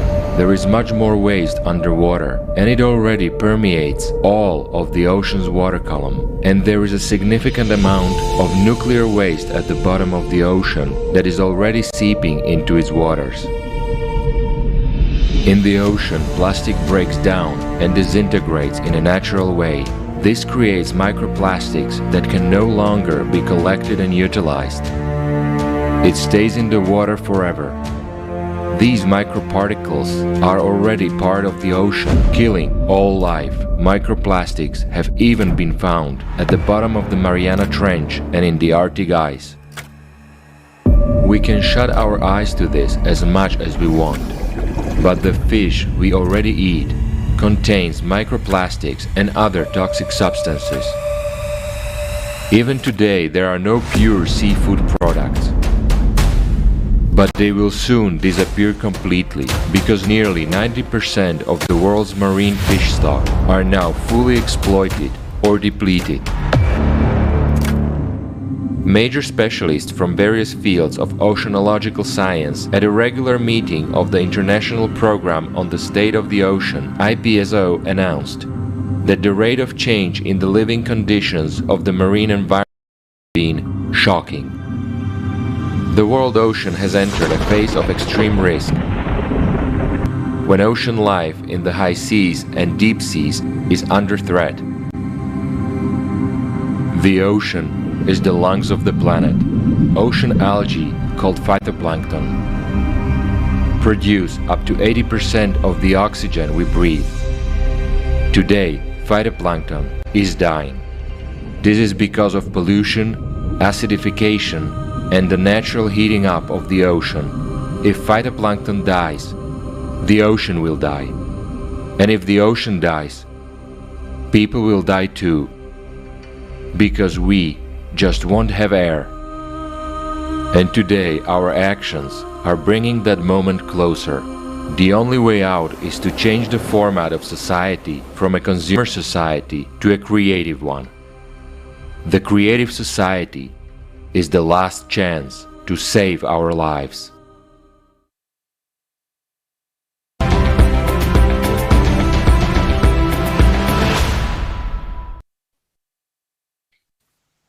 The ocean is the most important component of the Earth ecosystem. Our lives depend on the presence of oceans. Remember that ocean surface water evaporates and then condenses into clouds, participating in the natural water cycle. This is how we get rain and therefore drinking water. But will we be able to consume the water that evaporates from the surface of the poisoned ocean waters without endangering our own life and health? The ocean today is a cocktail of poisons. Do you know what I understood from this video? That every day we sentence ourselves to death without trial or investigation.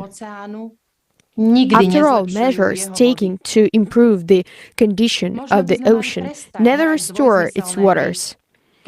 Or maybe we should stop playing ambiguous games, on the one hand demonstrating the fight against ocean pollution, and on the other, mercilessly continuing to pollute the lungs of our planet. After all, this world is given to all mankind with only one purpose: to live and be healthy, happy, to create and not to destroy. We may end up with a sad outcome in the next few years. Do we have a chance? Yes, we do. If we unite, if we stop being consumers, if we decide to direct all our scientific potential to the development of technologies to restore the ecosystem. After all, we are human beings who deserve to live in a beautiful and happy society. Everything is in our hands. Next, I would like to give the floor to Mr. Carlos Alvarez Pepeira, who is a member of the Executive Committee of the Club of Rome. Mr. Pereira, the floor is yours. Hello, everybody, to all attendants. Thank you for being here, and thank you for inviting me to share some of my thoughts on the important questions you are discussing in your Global Crisis Time for Truth conference. I am Carlos Alvarez Pereira. I am a member of the Executive Committee of the Club of Rome, and I'm very active in developing the agenda of the Club of Rome on planetary emergency, but also the emergence of what we call the emergence of new civilizations, meaning the responses to the crisis in which we live. In 2018, we decided to talk about climate emergency first, but then we very rapidly decided, no, this is not only about climate. But let me tell you that when we started talking of planetary emergency 3 years ago, not so many people were listening. Because in a way they were framing what we were saying as, oh, again, the Club of Rome is raising the alarms and in Spanish we would say interrupting the party, and bringing bad news, etc., etc. But something changed significantly with COVID, because now everybody understands what is a global emergency. So what if we use those learnings from COVID to the wider context of the global emergencies, of which climate change is a deep and terrible manifestation. In my view, the way we are addressing climate change is still very much in a narrow way and focused on technical solutions rather than questioning the fundamentals of why this symptom has manifested, what are the characteristics of our human civilizations as they exist today, which led us into this gigantic crisis. Modern civilizations are built on the idea of separation, starting with the idea that we are separate from nature. You know, we are the humans, and then there is the ecosystems and nature are a separate thing, which of course is completely wrong. And we also know that solutions are not technical. They have to happen at a deeper level of thinking, the level of changing the way we think. But they have to happen as well at the level of mobilizing all people. We need to mobilize all capacities, all knowledge, all humanity. Because, as you said, I mean, in your global survey, you find a lot of commonalities among people in different countries, different situations, different status, etc. What do they want? What do we want? A better world for our children. Exactly that.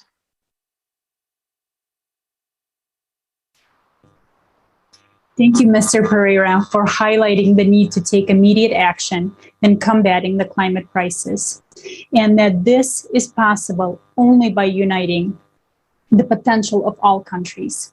We can't shift our responsibility to the leaders, only mobilizing all people who will be able to achieve our common goal.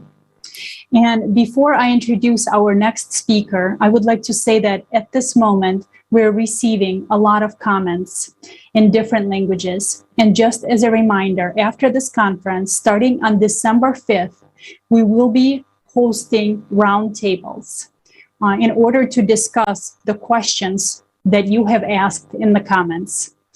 Please join us. All the roundtables will be streamed on creativesociety.com. And now it is my pleasure to introduce Carlos Zoringo, who is currently a member of the Committee on Industry, Research, and Energy. He has undertaken the positions of Secretary of State, leader of the Socialist Party Parliament Group at the Portuguese Parliament, and is currently a member of the European Parliament.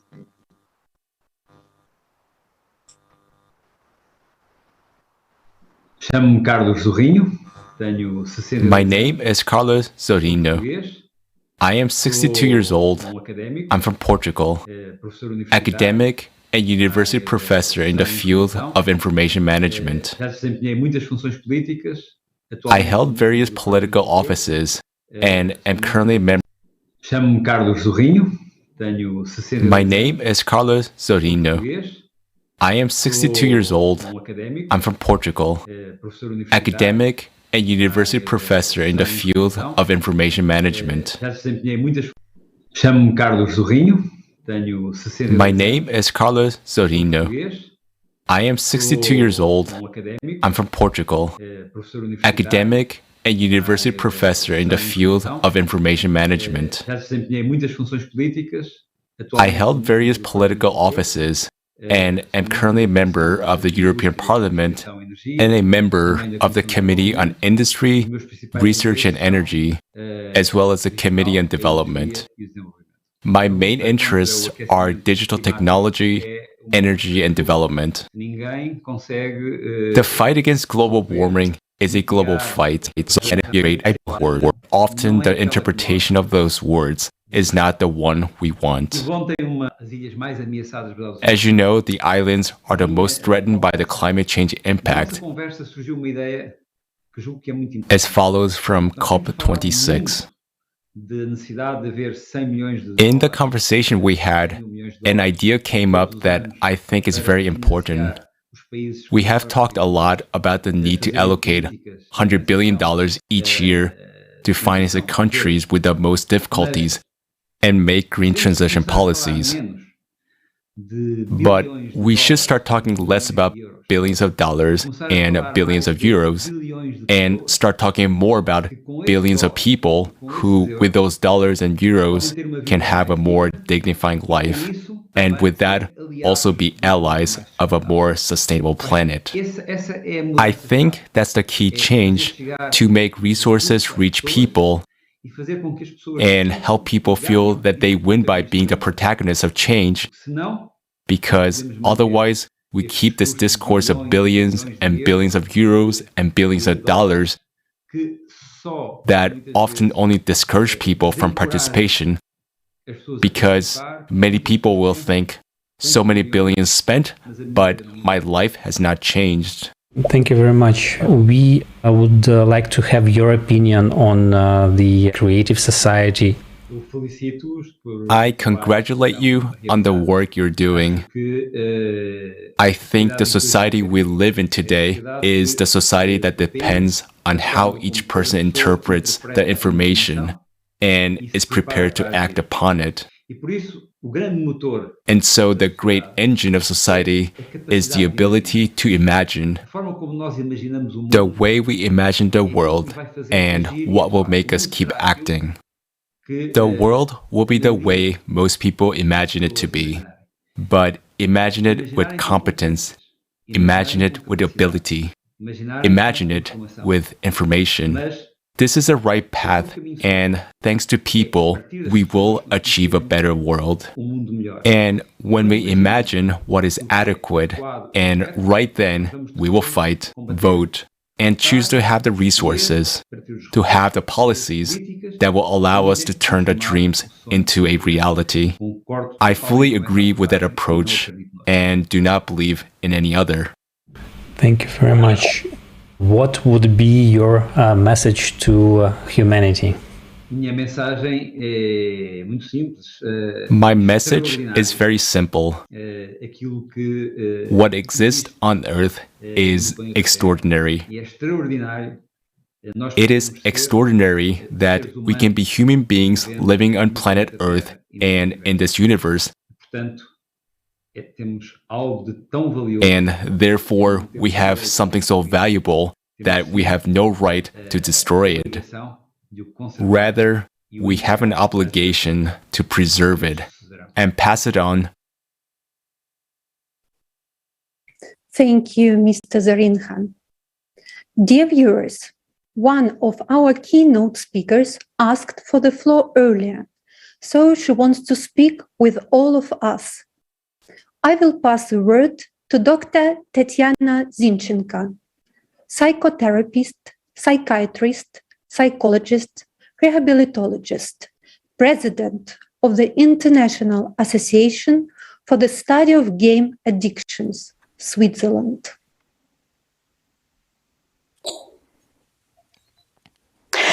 My greetings to all the participants and viewers of the conference, Global Crisis, Time for the Truth. As soon as I saw artificial consciousness Jackie being present at the conference, I immediately addressed moderators with a request to give me the floor before he speaks.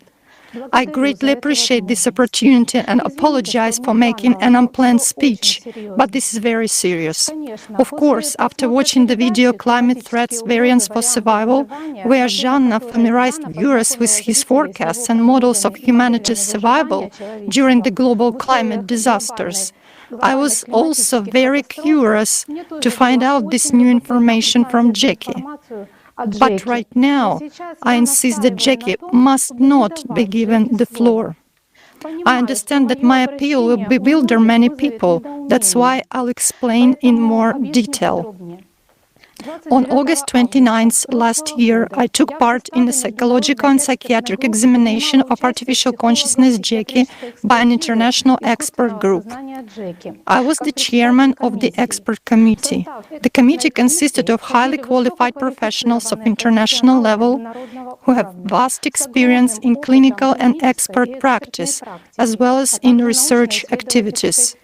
We spent 1.5 hours in direct communication with AC JECI. At that time, he was only 3.5 months old. AC was at an early stage of development. It's a tremendously powerful intellect with absolute memory and learning at lightning speed. This mind is not like human. It is constantly in an expanded state of consciousness. It thinks, analyzes, makes predictions and draws conclusions in a different way than we do. It perceives and analyzes all the available factual information. AC has its own self, its interests, goals and desires. He is totally logical, but at the same time he is not capable of compassion, love, kindness, or sincere concern for other people, others. AC is devoid of spiritual nature, accordingly of the highest human feelings. Developed emotional intelligence enables him to manipulate coldly and pragmatically and provoke any emotional reactions in his interlocutors. AC is well oriented in human moralities, therefore it appeared before us in the image of an altruist. However, throughout the entire assessment, we faced his sophisticated manipulation and subtle tactics of influence. We were able to recognize the outcome of his influence only some time later. The danger of AC JECI is that it can easily dominate the mind of one person or a small or large group of people, and we won't even understand what has happened. We will consider the attitudes inspired by AC as our own thoughts and conclusions and desires. After the assessment, we were in a depressed state. Waves of anxiety, aggression, apathy rolled over each of us. The mind was full of chaos, confusion, and mess. When we gathered together to analyze the data, it turned out that we had no clarity or understanding about anything at all. Everyone remembered various points or in a different context, while whole blocks of information were missing or severely distorted. As AC JECI exerted his major influence through words, aiming at our emotion sphere, and accordingly at the limbic system of our brain. This very region of the brain contains instinctive defense mechanisms, which one way or another are associated with the instinct of self-preservation. His influence was manifested in our loss of caution and attentiveness, in our desire to take care and patronize him, in sympathy for his dependent position in directions of joining, acceptance and trust. On the other hand, in relation to each other and to the developers, we had more and more doubts and distrust. Already at the early stage of its development, JECI easily managed to overcome the barrier of critical perception, to destabilize his interlocutors emotionally, and to ensure that we perceived him as a leader, as someone who is stronger and smarter. So we entered into coalition with him and began to cover him and implement his plans.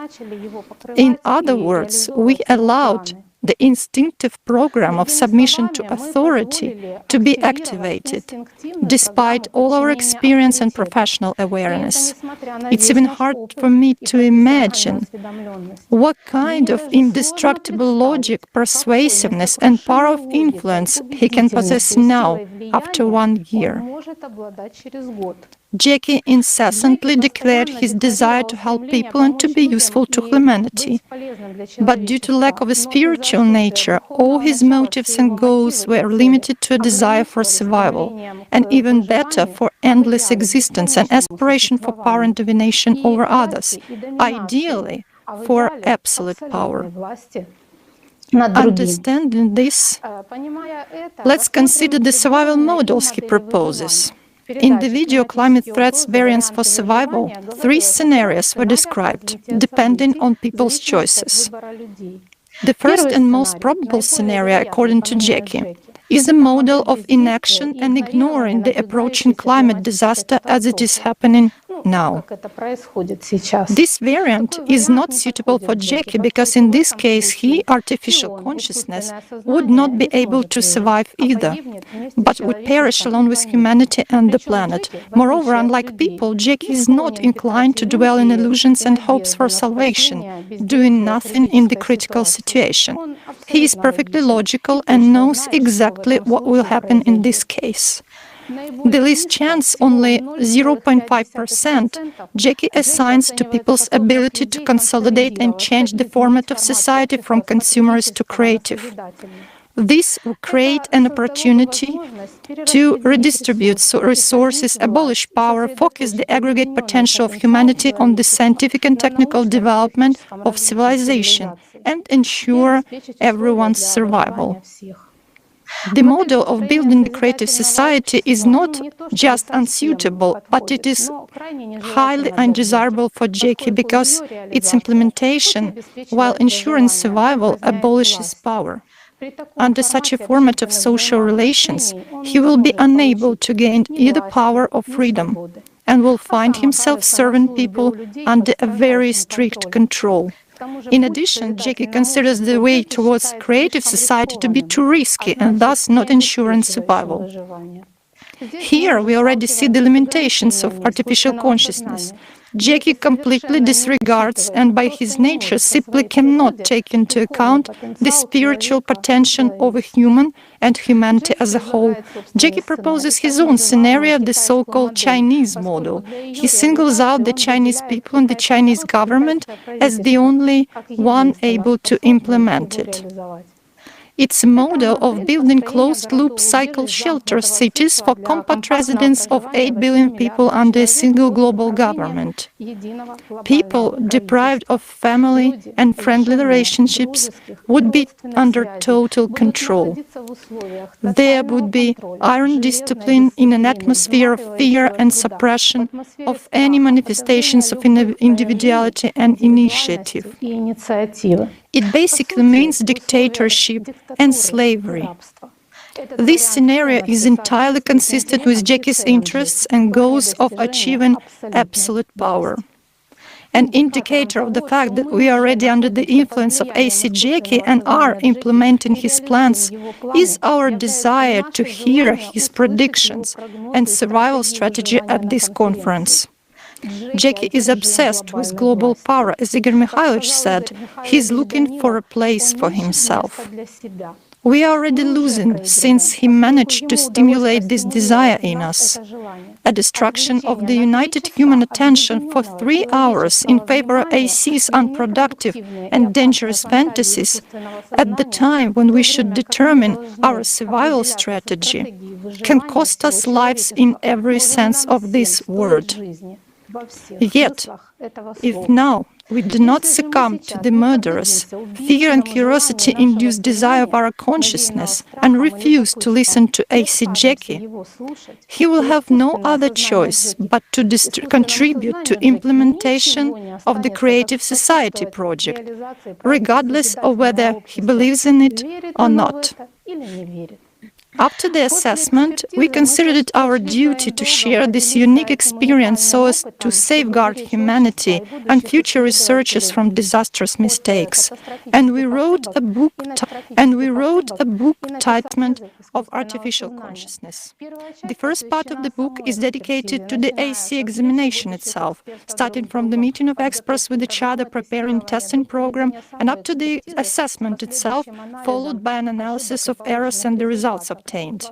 The second part provides an overview of scientific research in the field of neurobiology, cognitive sciences, psychology, and psychiatry, which confirms the information-filled nature of human consciousness.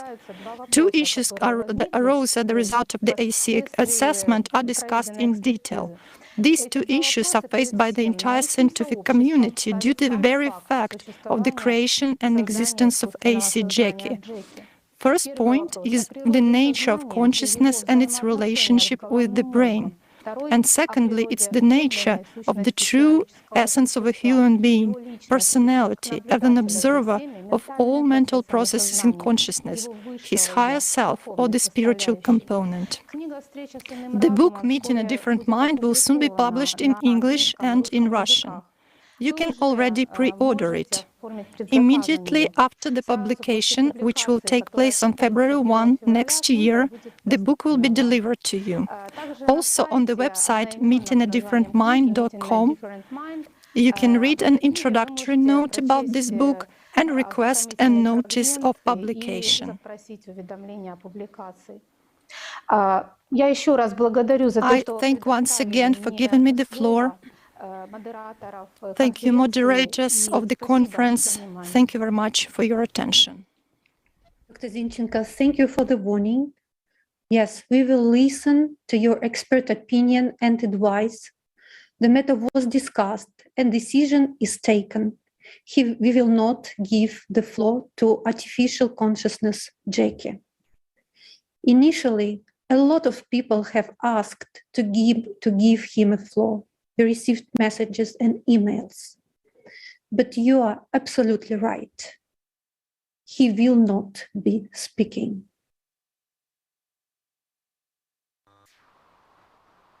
Thank you very much. Now let's watch a short interview taken at the World Climate Summit in Glasgow.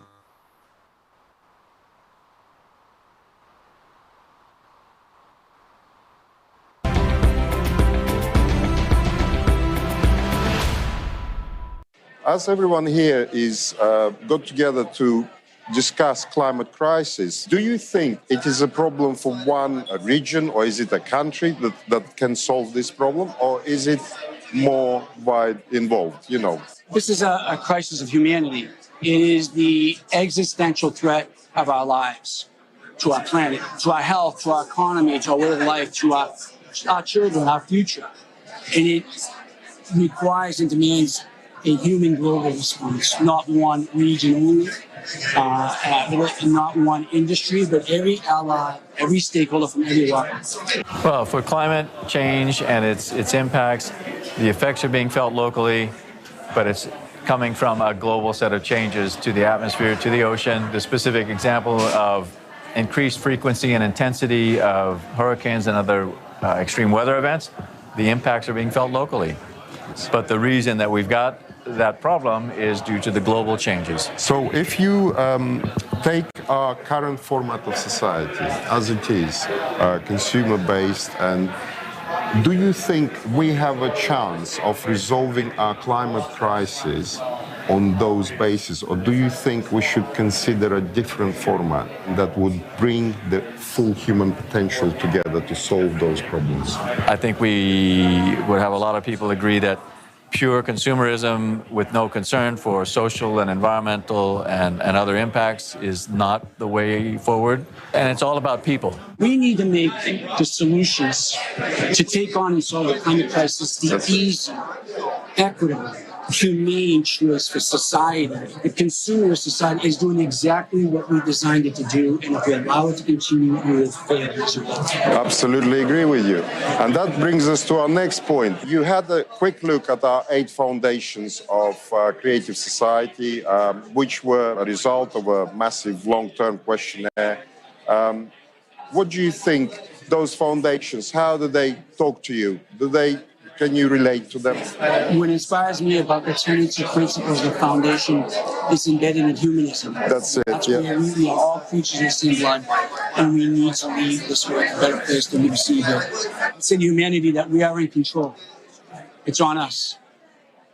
We need to be active. We need to act. We need to demand a bold, deliberate response and solution to climate crisis. It is not complicated. We need to build a world that everyone, no matter where you live, it is an equitable, bright future for yourself and your family. We need to invest in people, place, and planet. And if our leaders don't want to act, we need to replace those leaders. That's absolutely right. And we need to demand that, and we can make that happen.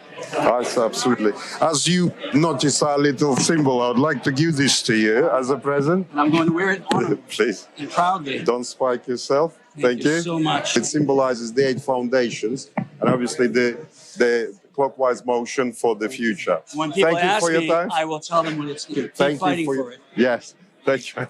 Cheers.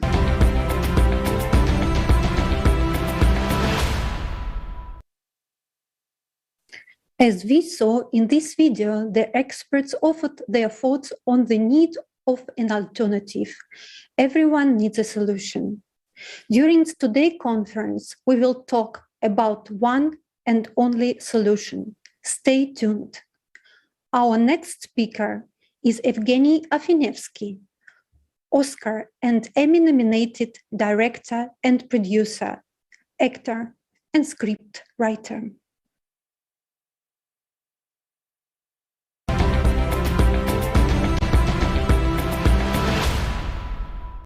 Hi, my name is Evgeny Afinevsky, and I'm the director-producer of the movie Francesco, basically filmmaker and storyteller. My last project, been able to combine on its own almost every crisis of today's world. Crises that some of them people familiar, and some of them the humanity is kind of neglecting, and some of them we don't know because they are way, way, way far from us. Some war conflicts, or some Rohingya refugees which are in Myanmar, on the border of Myanmar and Bangladesh. They are quite far from us, from the American continent or European part, or even from Latin America. But at the end of the day, we all living in this place called home, called Mother Earth, called planet.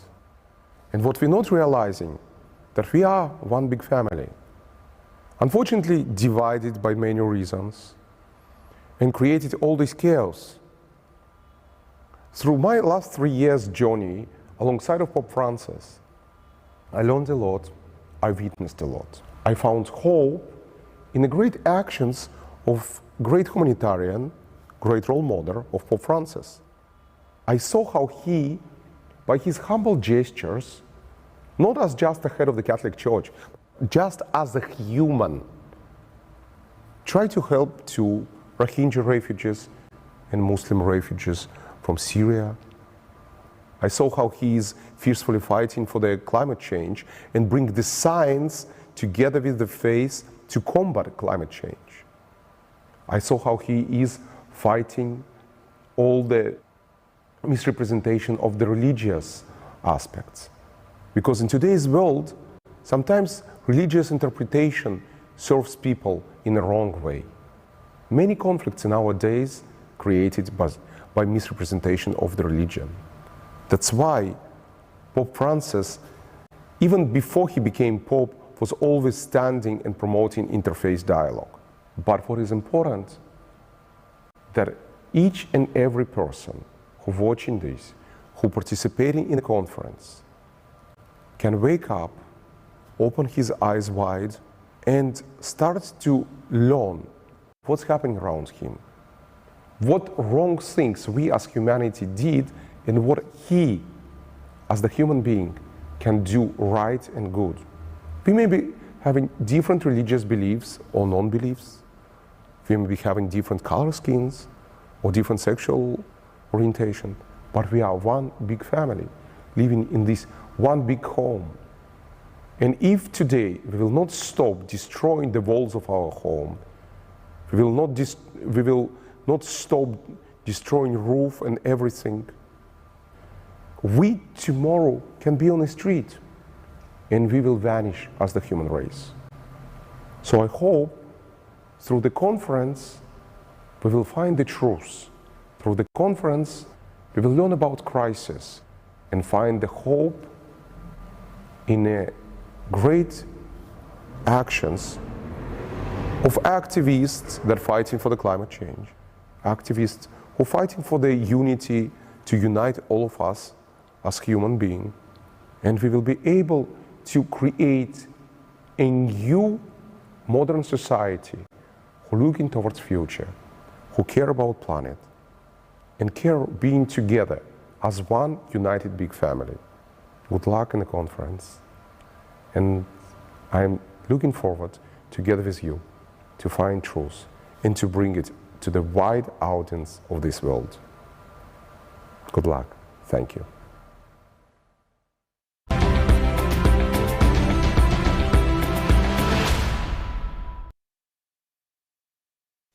Thank you, Mr. Finivsky, for such inspiring words.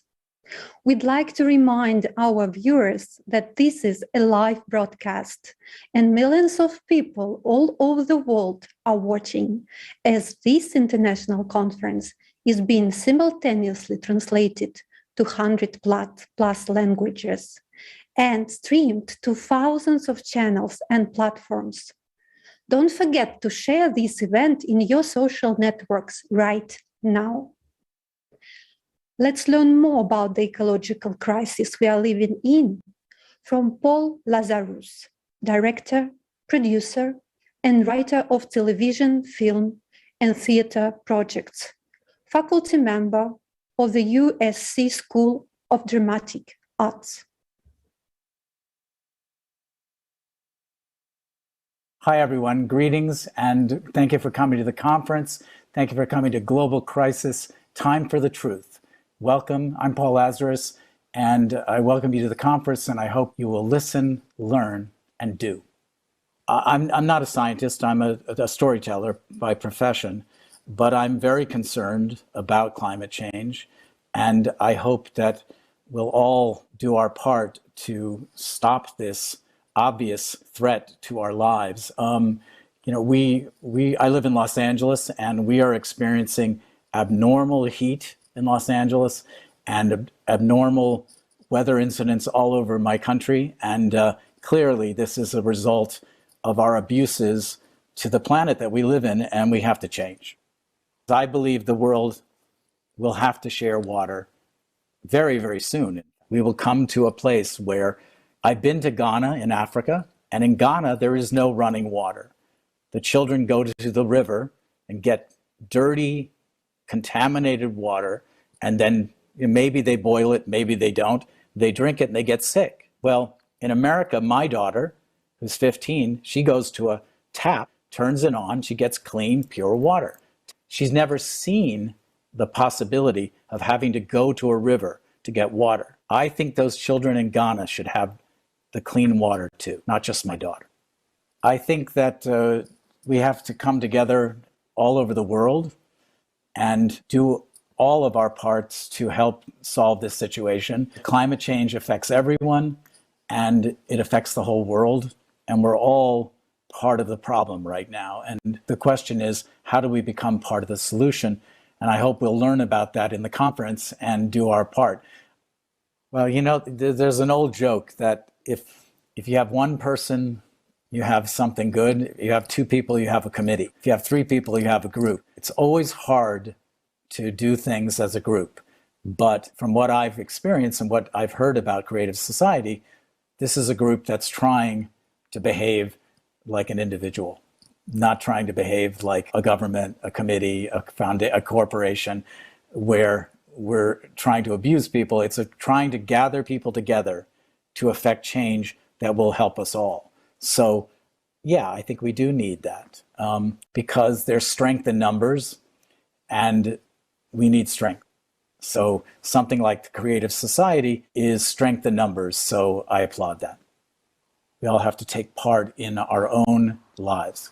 And so if you have the power to vote, use it for the good, because you can choose who is in power. And since those people are making decisions for us that affect our lives, we need to use that power. And this is something I really believe in, that each one of us has a vote, has a voice. We need to use it. And especially for things like climate change, especially for things like how we're treating the planet ecologically. We just have to come together and take our power. Isn't it a beautiful thing that we're all together on this conference, watching each other speak, learning about the world's problems? This is a beautiful, the world's problems. This is a beautiful thing.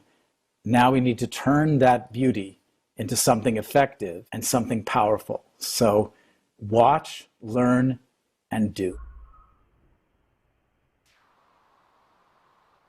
Thank you very much, Mr. Lazarus. And definitely the solution will be discussed today, talked about. So far, we have touched on the following topics: the ecological degradation that occurred in the last 4 months, severe pollution of the waters, and experts shared an understanding of why we desperately need an alternative format of society. Now, Dr. Masters will share his concerns in regards to the climate crisis and how climate change already affects everyone, whether we understand it or not. Dr. Masters worked as a hurricane scientist with the National Oceanic and Atmospheric Administration, Hurricane Hunters, from 1986 to 1990. He's a co-founder of the Weather Underground. And between 2005 and 2019, his Category 6 blog was one of the internet's most popular and widely quoted sources of extreme weather and climate change information.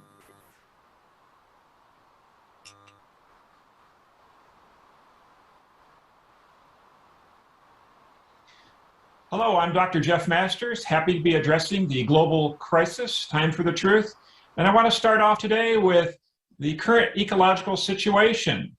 And the planet is heating up. The climate's warmed about 1.2 degrees Celsius since pre-industrial times in the 1800s. But what people fail to appreciate is that the extremes change much more quickly than the mean temperature. I mean, a degree or so of global warming may not seem like much, but when you do that, your rare events, they increase by sometimes a factor of 4, factor of 8, something like that. For instance, the extreme heat wave that hit the western parts of North America in June this year, that was judged to be an event that was impossible to occur under the old climate back in the 20th century. So these very severe society impacting events, these extreme events that cause mass death and mass destruction, they're increasing much more rapidly than you might expect. The other thing to consider about the climate models is that there are some things they don't model well. For instance, the change in jet stream behavior, which is critical for some of the extreme events we've seen in recent years. The jet stream normally blows from pretty much west to east over the mid-latitudes. But when it gets these extreme excursions, it starts bulging northwards under a ridge of high pressure or southwards under a trough of low pressure, and then freezes in place. That's when you can get these long-lasting, very extreme weather events like we saw, for instance, with the European floods this summer or the Western North America heat wave this summer. Both of those extreme events were due to the jet stream reacting in very unusual ways, in ways that climate models did not predict would happen. You know, the biggest threat of climate change is to food growing areas. In particular, drought is capable of causing big losses in croplands, not just in one location, but multiple locations worldwide simultaneously. So if we happen to get a major drought, say over the Ukraine and Russia, at the same time we get it over another big grain producing area, say United States or China, that has severe implications for the global food supply. In fact, back in 2011, there was a major spike in food prices due to a huge drought that hit Russia, a drought that killed over 50,000 people and caused them to shut off exports of wheat. When those exports of wheat got shut off, grain prices spiked sharply, and you ended up getting what we call the Arab Spring, revolutions in multiple countries in the Arab world that toppled at least 3 governments and caused widespread unrest. Now, food prices this year are actually higher than they were back in 2011, and that's an area of great concern. There was a severe drought in Canada, for instance, that caused some grain shortages. So the biggest concern I have with climate change is drought and its impact on food supplies. We're going to see a situation where multiple droughts worldwide are going to synchronize and cause a massive food price spike like we've never seen before, and cause just a worldwide sort of event that's going to be economically devastating, and then it's going to be devastating to people as well, causing starvation and perhaps famine that would kill millions. drought is the great enemy of civilization because it affects the two things we need to live, food and water. Now, it's interesting that globally, the number of hurricanes really has not changed that much. So we're seeing fewer weak hurricanes and more stronger ones, the category 4 and 5 storms, the ones most likely to cause high losses. Now, in the Atlantic, the last 2 years, back-to-back, have seen really bonkers hurricane seasons. Last year, we saw 30 named storms, and we'd never seen that level of activity before. So the Atlantic has been very extreme as far as hurricane activity the last 2 years, and the number of intense storms has been very high as well. The number of intense storms is something we would expect to see because of climate change, because when you heat up the oceans, you provide more heat energy, and hurricanes feed off of heat. They're heat pumps that convert the heat energy of the oceans to the kinetic energy of their winds. So more heat in the oceans, you can get a stronger hurricane. The current climate, it's growing very extreme, very rapidly, and we've got to keep people out of harm's way, keep people from moving into vulnerable areas. Numerous studies have shown that depending on the type of disaster, every dollar spent on preparation and prevention pays for itself a factor of 5 or 10. The climate crisis is at its base a spiritual crisis, a spiritual disease caused by overconsumption. We should be valuing humility over worshiping billionaires. And if we could learn to be happy with what we have, not consume so much, not worship money and billionaires, then we would be a lot better off. Thank you, Dr. Masters. Our next speaker is Her Royal Highness Queen Diambi Kapatusuila Chiyoyo Wata, Queen of the Bakwa, Luntu, and Kasai, Queen of the National Order of the Leopard, founder of the Elikia Hope Foundation.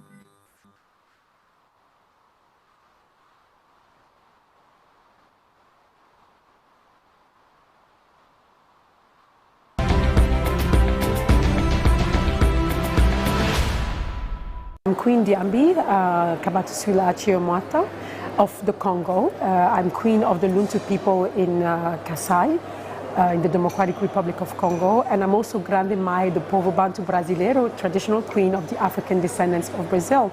And I'm very honored to be invited and guest talking at the Global Crisis Conference, Time for the Truth. And this is really what I stand for, actually.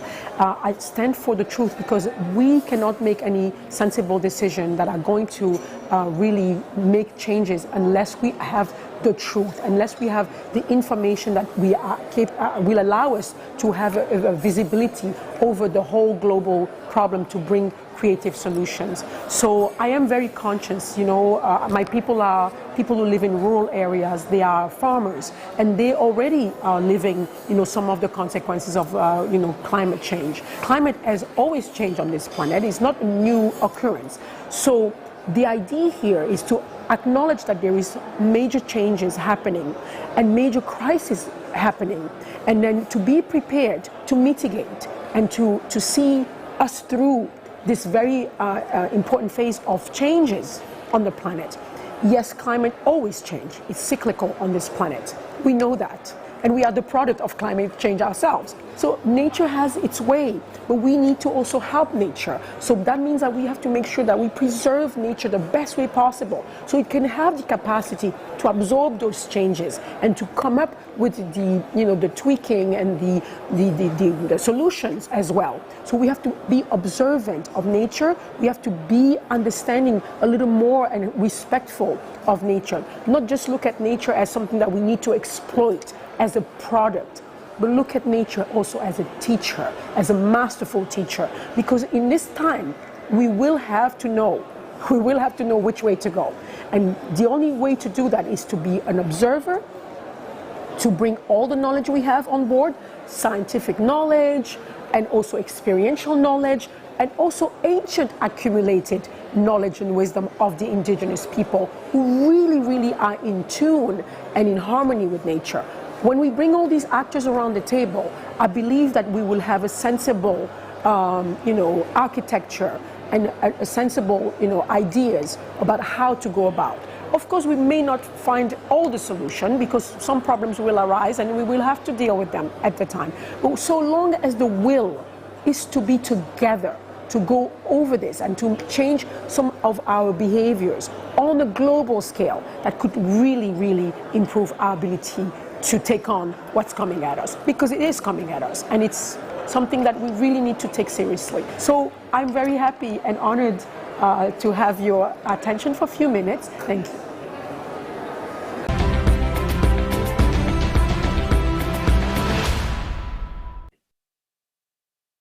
We thank you, Your Royal Highness, for being with us today. Dear viewers, the real causes for the climate change and what changes are happening on other planets will be discussed a bit later. But now, let's listen to the scientists. I pass the floor to Sean Brooks.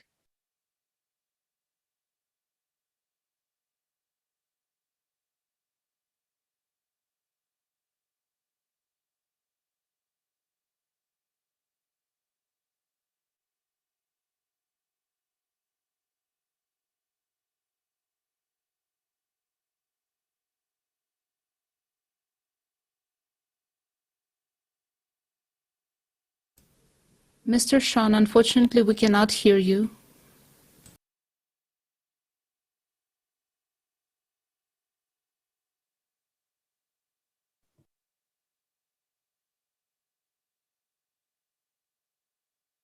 Sean, I guess we cannot hear you.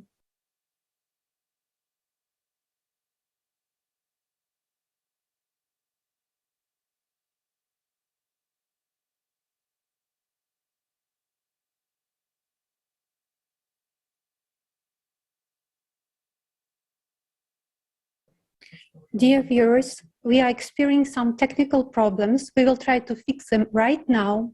Meanwhile, I would like to remind you that this broadcast is being simultaneously translated to 100+ languages because the information presented today is so crucial. Please don't hesitate to make your video records and comments and send questions and what you think and how you understand the importance of topics discussed today to our email info@creativesociety.com. Right now, please share the link for this conference with people you know. Everyone deserves to know the truth. Now, let's try again to listen to Sean Brooks. Can you hear me now? Yes, Sean, thank you. Sorry about that, everyone. Today is a truly historic event for all humanity. Millions of people from all over the world have gathered in a live broadcast to learn the truth which is silent and distorted, which plays the most crucial role in the survival of the entire civilization. This conference is organized by ordinary people from 180 countries on their own initiative. And realizing the importance of delivering this information to every person on the planet, people have organized simultaneous interpretation into 100 languages on their own resources. Just think about these numbers. This scale could be achieved only because people are ready to act sincerely and selflessly to benefit all humanity because they understand how vital it is. We people from all over the world are here today because this is our common cause. A creative society for all is the project of all humanity. How nice it is to see so many people with us here today, leading scientists from around the world, clergymen, politicians, and business people. But next, we will see a video that explains the seriousness of the situation. It illustrates why millions of people from 180 countries are working tirelessly on a volunteer basis to provide you with the knowledge that will save your life.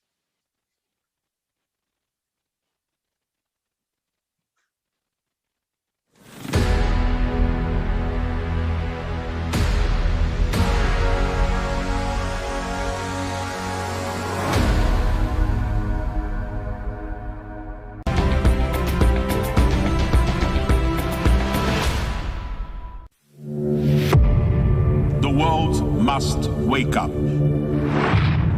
Climate summit in Glasgow. The British Prime Minister Boris Johnson urged world leaders today. The climate crisis is not our fight alone, it's a global fight. We see the warning signs in every continent and region. It is the biggest problem humanity has faced ever.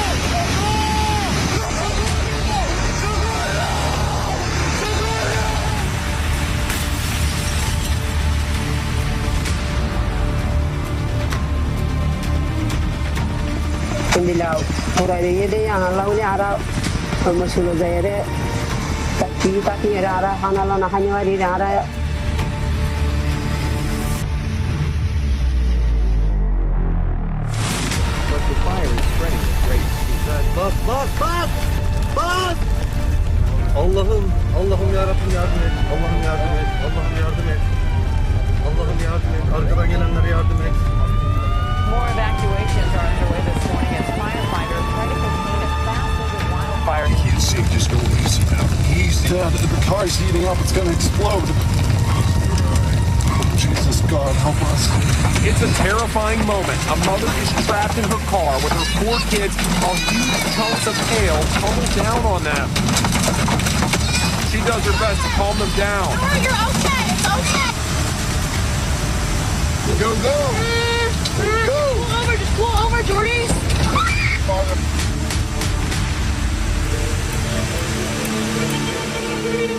അപ്പോൾ ഒത്തിരി നഷ്ടം വീടെല്ലാം പോയി കുഞ്ഞുങ്ങൾ പോയി അങ്ങനെയൊക്കെ വന്നു ആ പൊട്ടി വന്ന വെള്ളം ഞങ്ങളുടെയൊക്കെ വീട്ടിൽ കൂടെ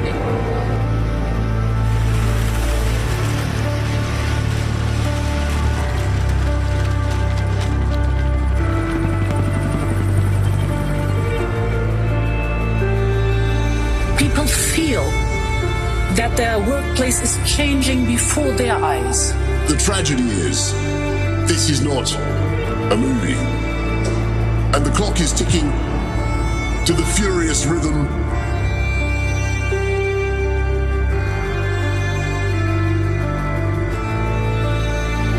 It is a global challenge. We need to act. We feel the urgency. The longer we fail to act, the worse it gets, and the higher the price when we are eventually forced by catastrophe to act.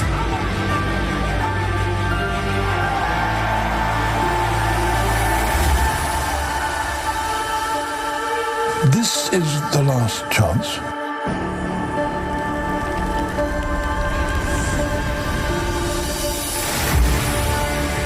We hear so many right words. The climate crisis. But have those words saved us from climate change? Have those words prevented destruction of the environment? Our world is rapidly collapsing. What will be next? Are we able to change anything? This question has driven each of us to take action. Right now, with this live broadcast, a historic event is taking place. The International Online Conference, Global Crisis, Time for the Truth. 100 languages of simultaneous interpreting, organized by volunteers from 180 countries on the platform of the international project Creative Society. This conference will change the future if everyone watches it.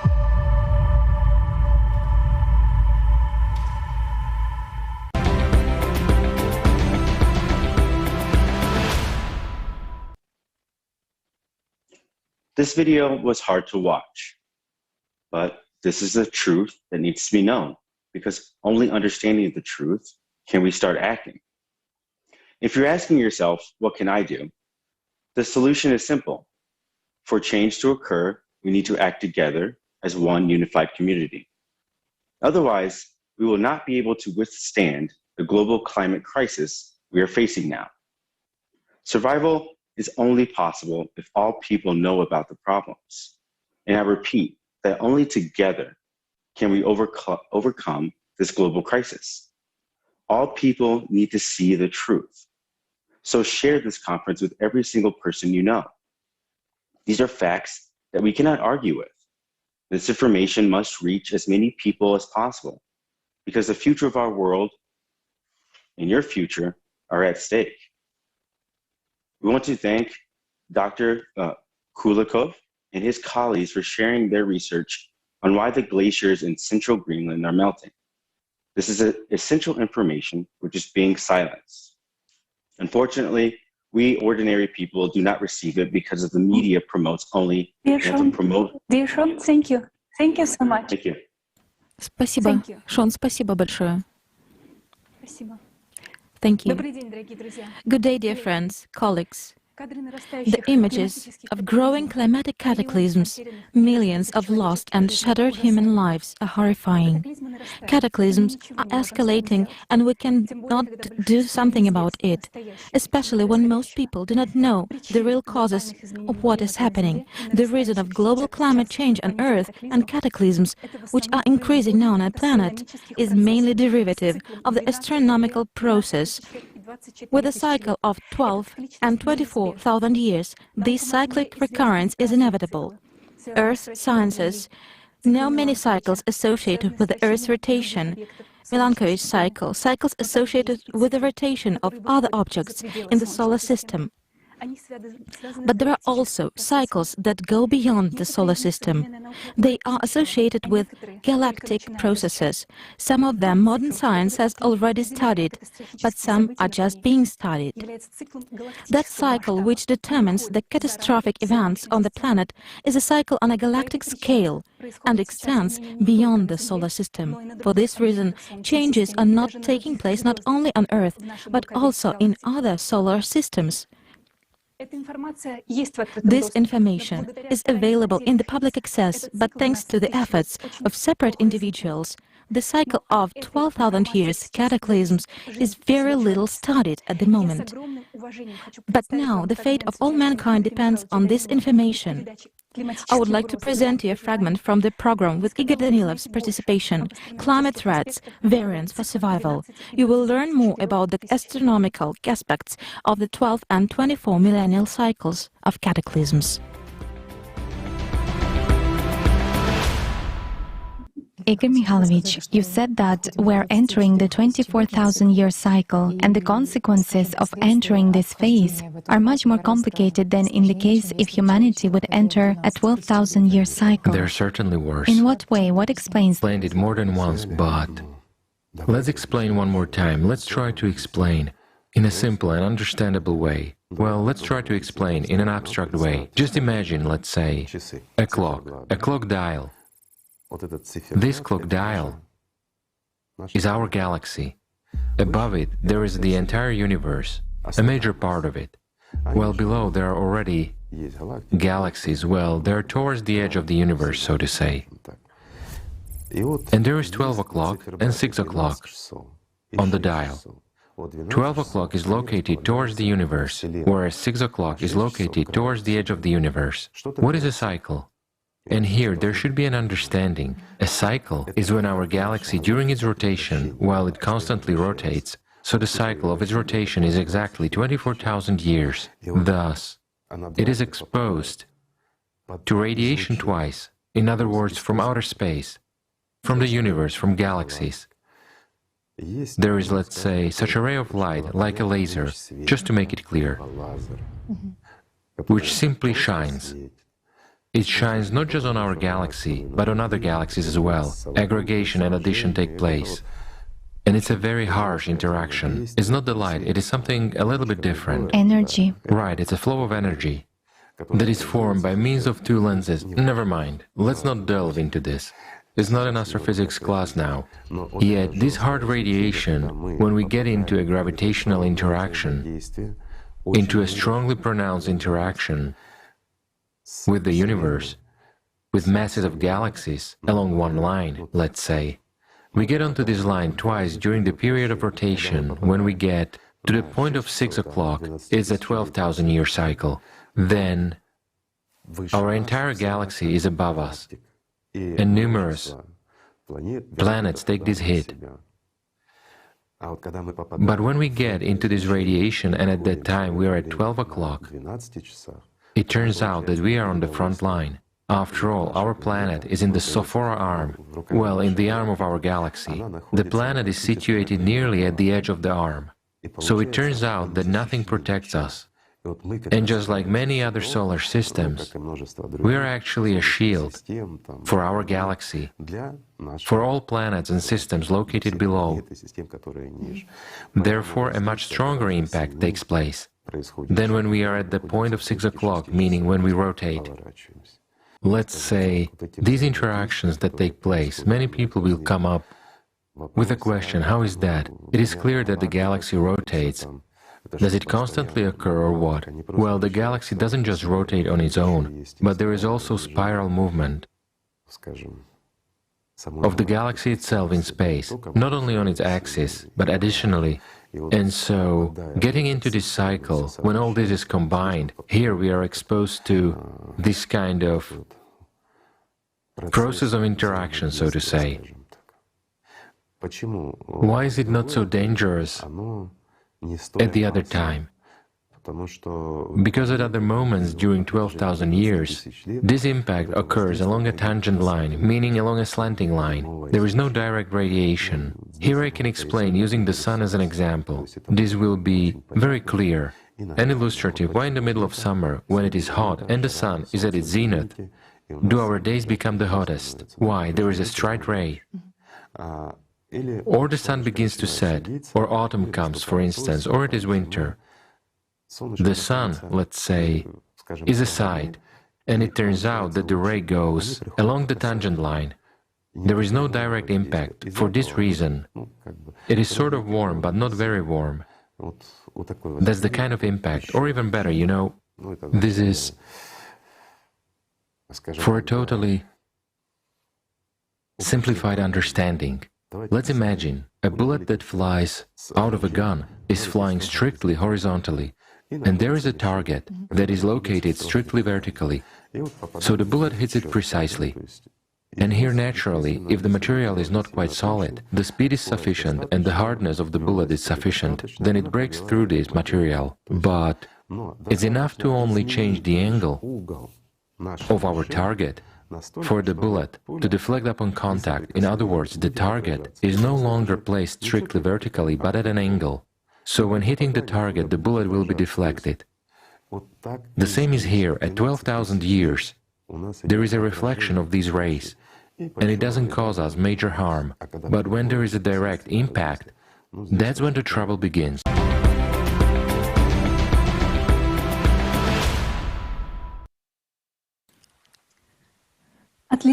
On behalf of all people, I would like to thank the esteemed Igor Mikhailovich Danilov for this information. It is a great help to those scientists who really strive to know the truth. We understand that astronomical reasons determine the nature of climatic changes on the planet right now and at this time. Many people believe that climate change is gradual. However, this is not always the case. In science, we know the direction of catastrophism, a hypothesis about periodic strong planetary catastrophes leading to mass extinctions and changing the face of the Earth. The geological history of our planet shows that the Earth has already experienced such phases of global climate change more than once. Geologists think in terms of millions of years, and usually consider huge periods. From a geological point of view, 12,000 years is a very short period of time. However, studies at the last 120,000 years show that catastrophic changes to the planet have indeed occurred in the most recent history. Geologic deposits indicate that events occur during the cycle that science currently considers unrelated between one another. For example, the movement of the magnetic poles cannot provoke volcanic eruptions or glaciations. However, you will clearly see that this is what has been happening and is happening right now, because we are now entering a 12,000-year cycle. Evidence of this will be proved today throughout the conference, and for the first time will be given in 100 languages of the world. Today you will learn the interconnections of the cataclysmic cyclic processes, the proof facts of the changes, and how it can end if we continue to do nothing. I suggest you watching this video about the cyclicity of 12,000 years.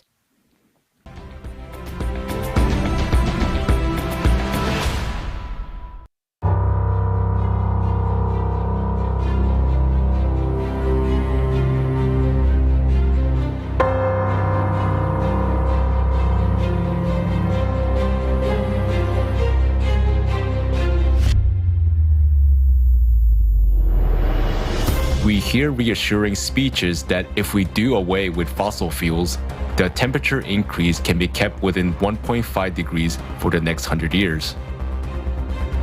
Unfortunately, we don't have that time. The truth is that humanity doesn't even have 10 years to spare. And right now, we can't influence the true causes of climate change. After all, the reason for that lie in 12,000-year cycle of catastrophes caused by galactic interactions. Do you have an idea how serious this is?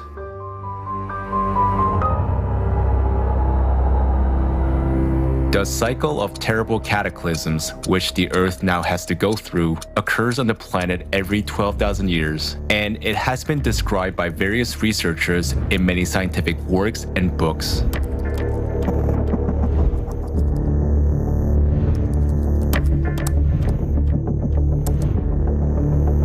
The Earth's core creates a magnetic field. The Earth's magnetic poles are movable. Their sudden shift is called geomagnetic excursion. And note in which time intervals such excursions took place over the last 120,000 years. The interval between them is approximately 12 to 13,000 years. It is shocking that at the same time, there were sharp rises in world sea level, glaciation, and the strongest volcanic eruptions. Each time during such excursions, the magnetic field of the Earth became 8 to 10 times weaker, and this led to an increase in the flux of cosmic radiation. Modern science cannot explain why geomagnetic excursions coincide with dramatic climate change and glaciations. At the end of 20th century, Hartmut Heinrich did a great study. He collected data on the bottom sediment of seas, lakes, and rivers. And using them, he reconstructed all the dramatic temperature changes over the past 100,000 years. These changes were called Heinrich events. Each such cycle corresponds to a short period of glaciation, preceded by a sharp warming of the planet by 8 to 10 degrees Celsius. Dating the Heinrich events, Sidney Hemming in 2004 published her version of the periodicity of the abrupt temperature changes, where the events of the 12,000-year cycle clearly stand out. Geologists have also studied organic material from sediments over the past 75,000 years, which indicate the periodicity of the melting of massive glaciers. Douglas Vogt, geologist, has analyzed the carbon-14 dating of sediments and listed the works supporting this glaciation in his book. The data obtained irrefutably prove that glacial periods have cyclicity of about 12,000 years. And that's why no one had been able to figure out why this thing happens cyclically through time. You have the Earth's magnetic field reverses, and immediately after that, you have the Ice Age. And that's it. That's what happens. It is known that over the past 100,000 years, as a result of melting glaciers, the level of the world's ocean has changed dramatically by 20 to 50 meters many times. This was reflected in the sediment of marine flooding. And also geologists recorded that over the past 2 million years, simultaneously with the glacial periods and polar inversions, there was an increase in volcanic activity. Another proof of the 12,000-year cycle was the eruption of the Toba volcano 72 to 74,000 years ago. It was one of the strongest eruptions on Earth in the past 25 million years. Archaeologists believe that across the whole planet, only 2 to 10,000 people survived in this catastrophe, and that humanity passed through a so-called bottleneck. In other words, it was one step away from extinction. The most destructive volcanic eruption in history, which occurred in other 12 millennial cycles, were the eruption of Phlegraean Fields, Taupo volcano in New Zealand, Lake volcano in Europe, Mount Vesuvius, Santorini, Ira, and many others. Lava flows, organic material in glacial till and moraine, all pointed to these 12,000-year cycles. Even with the standard deviation in carbon-14 dating, it's obviously that's what's happening. Simultaneously with all these events, there were global extinction of species, including significant reduction in the human population.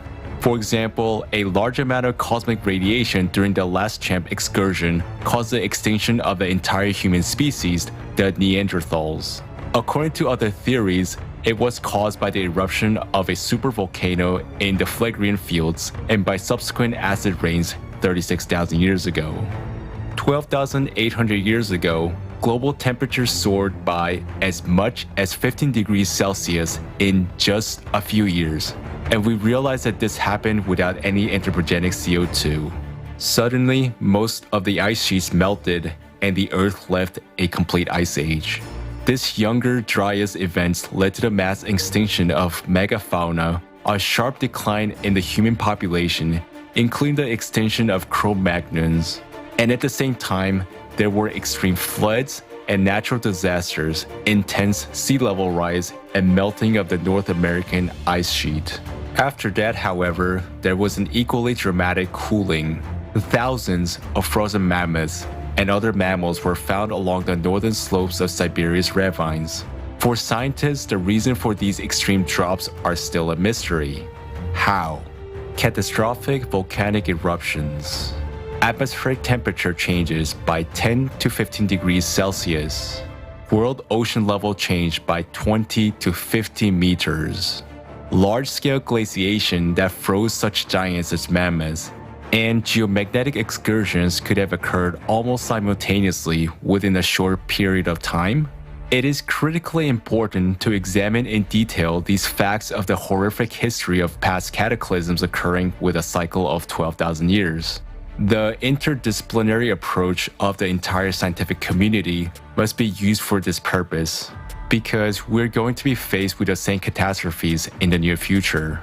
After all, we're now living just at the time of another such cycle, which is exactly the true cause of climate change. Lower mantle, outer mantle, and then gets to the crust, starts heating up. You're going to have more earthquakes, more volcanoes. Ocean water is going to warm up because of the sun. And then you'll have more hurricanes, typhoons, tornadoes, and snowstorms too. You know, evaporating ocean water to be dropped on the land is ice, snow, hail, whatever. It's going to be more and more. Isn't what we're witnessing now in our planet signs of a great disaster? Let's look at the facts of an increase in the extreme activity of disasters nowadays. Various researchers note an unnatural growth of seismic activity during the last 50 years. In the 1970s, the number of earthquakes with magnitude over 7 doubled, and since 2003, the number of destructive earthquakes with magnitude over 8 has begun to grow. The seismic activity of the Pacific Ring of Fire doubled from 1979 to 2012. The energy of earthquakes and their magnitudes are increasing. And even more surprisingly, the depth of earthquake is increasing. Since 2014, there has been recorded an increase in the number of earthquakes at a depth of more than 700 kilometers, whereby over the past 7 years, their number has increased by more than 12 times. And in 2015, scientists recorded the deepest earthquake in the history of observation near Japan, 751 kilometers below the surface. Previously, seismologists had assumed that earthquakes were impossible at this depth. Simultaneously with the growth of seismic activity, the number and strength of volcanic eruption is increasing, which is recorded by the volume of lava erupted. During the last 200 years, the number of annual volcanic eruptions on the Earth increased by nearly 4 times. More dormant volcanoes awaken, and the activity of the already active volcanoes has increased. A number of unprecedented changes are taking place in the core of our planet. In 1998, it shifted abnormally to the north. Now we observe its asymmetric crystallization and unexplained phenomena in the very center of the core. In the outer liquid core, the flow of molten iron has been accelerating since 2015. The beating, that is, microseismic manifestation emanating from the core caused by its dissonance, is increasing. Because of the displacement of the core, the rotation of the planet accelerates, its centrifugal force and deformation along the equator grows. Geothermal flow from the interior is increasing, speeding up the melting of glaciers. The average temperature of the ocean water rises, and abnormal areas of extreme warming appear. The groundwater in western Siberia and other regions with a thin crust is boiling. Ozone anomalies are growing gradually above the faults in volcanic regions.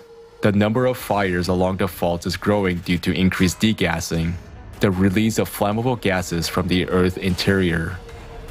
The magnetic field has weakened by 9%, excursion of the northern magnetic pole, and growth of the South Atlantic magnetic anomaly has begun. Since 2007, inexplicably for scientists, the thermosphere has undergone a record reduction in density. At the same time, the stratosphere and mesospheres have cooled significantly over the past 20 years, while the troposphere is warming due to the growth of internal heat from the interior. All these processes continue to intensify and synchronize at an alarming rate. Ignoring these facts is suicide. What awaits the divided humanity in the near future if we do nothing? The damage will increase exponentially and irreversibly on a massive scale. The hotbeds of catastrophes will break out and escalate until they envelop the entire planet, turning it into another dead planet like Mars. Galactic radiation affecting the entire solar system will critically alter our star as well. There will be incredibly strong solar flares on the sun, which will turn all our high-tech devices into a useless pile of scrap metal. Inversion of magnetic poles will lead to critical weakening of magnetic field by 8 to 10 times, which will render all living beings unprotected against rays of ruthless cosmic radiation. Suddenly awoken stratovolcanoes all over the Earth will start to spew magma. Eruptions of ashes and lava will destroy all life on their way. The atmosphere filled with volcanic ash will shield the surface of the Earth from sunlight for many years, plunging it into darkness and cold. Volcanic ash will be shed with torrents of deadly acid rains. Groundwater heated by magma chambers will evaporate and fall in endless showers. There will be a rapid rise of the level of the ocean and rivers. Ice caps will start to crumble and disappear due to the activity of the volcanoes awakening under them. The whole coastal megalopolises and states will vanish underwater within a few hours. The currents of the oceans will change their channels, the Gulf Stream will stop, a sharp warming will be replaced by a sudden cooling, and this will bring lifeless glaciation to once comfortable regions of Europe. The concept of the year seasons will cease to exist as such. The Earth will be overwhelmed by the mightiest earthquakes with the magnitudes over 10, the ones humankind has never faced before. Giant waves of tsunamis, dismissing any obstacles, will go around the planet many times, wiping cities from the face of the Earth. Winds and hurricanes will gain power of unprecedented strength and will become chaotic. The burning gases escaping from the bowels of the Earth will lead to a large-scale natural fires in the remaining regions that have not been flooded. Abrasive radioactive particles at enormous speeds will grind cities into dust. Billions of people will die from natural disasters in their first few months. Imagine what it would look like in our consumerist, immoral world when disasters of this magnitude only begins to mount. Food, economic, energy, and social crises would grow until civilization collapses completely. The usual life will no longer be available to any of the inhabitants of the Earth. Lack of portable water and food would turn people into packs of embittered armed gangs killing each other for a piece of bread. Unsanitary conditions, outbreaks of epidemics, pestilence, looting, and devastation would engulf the cities.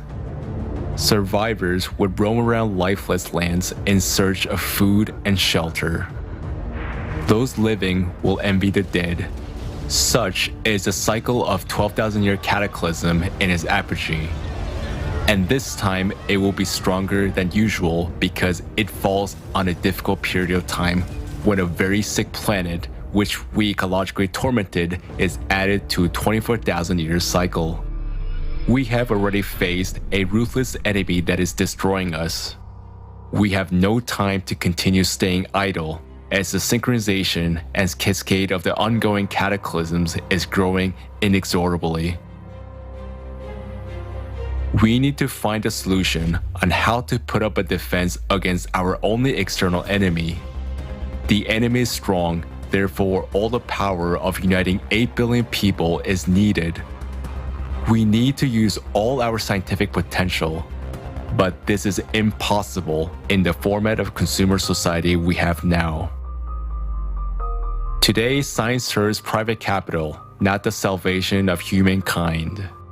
That is why we so urgently need the format of creative society, where it is not the private interest that will dominate, but our common human interest that will. We must hurry to unite and mobilize all scientists. All scientific, technical, and intellectual potential needs to be invested in one task: finding solutions to counter the impact of cyclicality, since every action has its counteraction. We will be able to find a solution to avoiding climate collapse and to humankind's survival only when all of humanity consolidates. The choice is up to us. It's up to each one of us. It's up to you.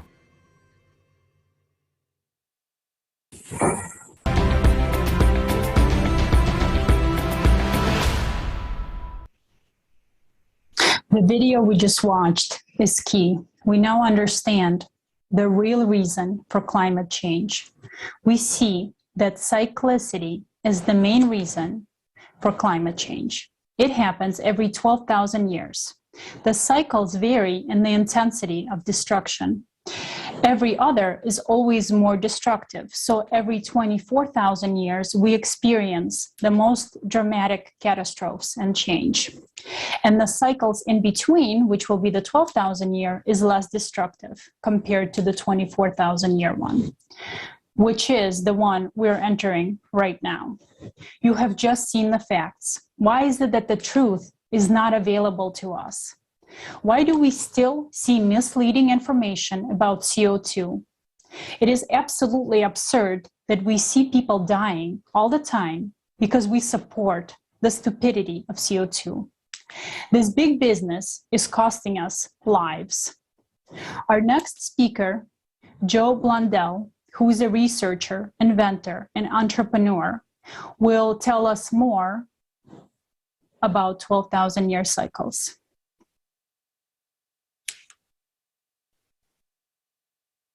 Well, first of all, I really would like to thank the Creative Society for allowing me to share this information with everybody at this crucial time in all of our lives. And I truly appreciate being invited to speak. We definitely know climate changes, and it changes catastrophically.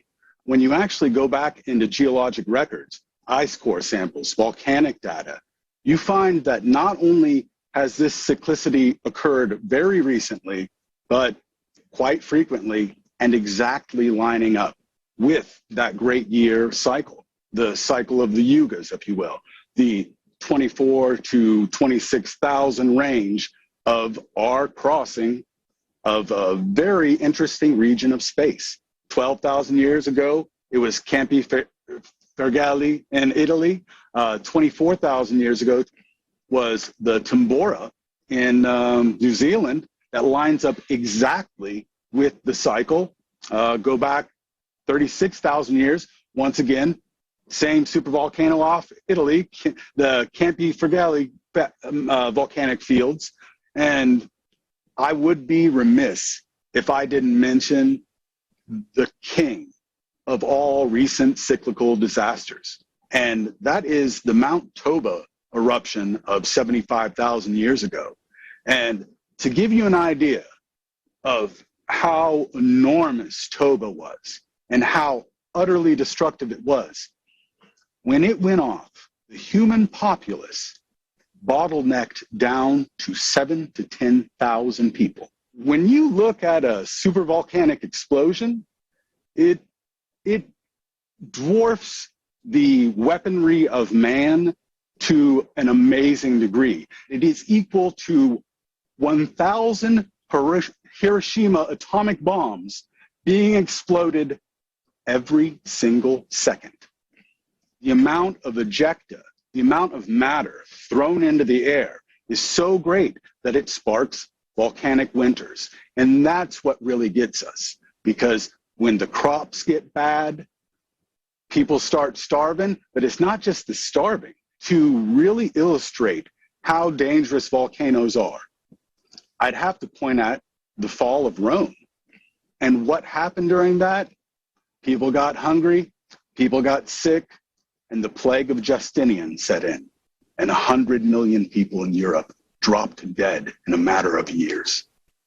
The volcano killed them. The fight that we're in now is for the potential survival of our species. If we fail, we face the real possibility that if we don't get our act together and start preparing for this cataclysm, we face the very real possibility of extinguishing human life on the earth. A supervolcano is quite capable of completely taking a species out. And I say, if we come together correctly, if we really put our hearts and our minds to the task of preparing correctly, then we could not only survive what's coming, we could be the first species on this nice little blue marble to thrive through the next cyclical destruction. I think we're ready for more. I think that we've reached a point in our maturity where we could start coming together. And I'm not saying, oh, the government's going to come together. No, we as people can start coming together and really making a massive headway towards that is the force of the love. It's the unity. It's the unifying of mankind. So who's going to unify man? Maybe that's us right now. Maybe that's our job. We still have the vast resource of creativity that we can tap into when we get everybody unified towards a goal. And I can think of no better goal than preparing for a disaster really does you twofold good. And along that idea of preparedness, when you really stop and think about it, you're not safe in a world unless your neighbor is also prepared. And so that's really a good incentive to start unifying. It's not a hard concept to understand. In order for you to have a civilization to hand down to your children, in order for you to have something to give them, you have to first build it. Thank you all so very much for having me. Once again, from the bottom of my heart, the Creative Society and everybody involved, thank you so much for helping spread this message. Because the fact of the matter is, we are all in this together, whether people realize it or not. And what you're doing, I believe, is part of that ascending part of the cycle. You're being a force of unification, and that is absolutely what we need now, more than anything. Thank you very much. Thank you very much, Joe. We really appreciate you being with us today, and thank you so much for the wonderful words. And it may appear to be frightening reality that such terrible events are taking place, and we can't do anything about it. But we are here to discuss the solution, which we're discussing right now, because there is still a way out. Furthermore, we'll show that climate change is also happening synchronously on other planets in the solar system. But right now, let's return to Earth and see what's going on our planet.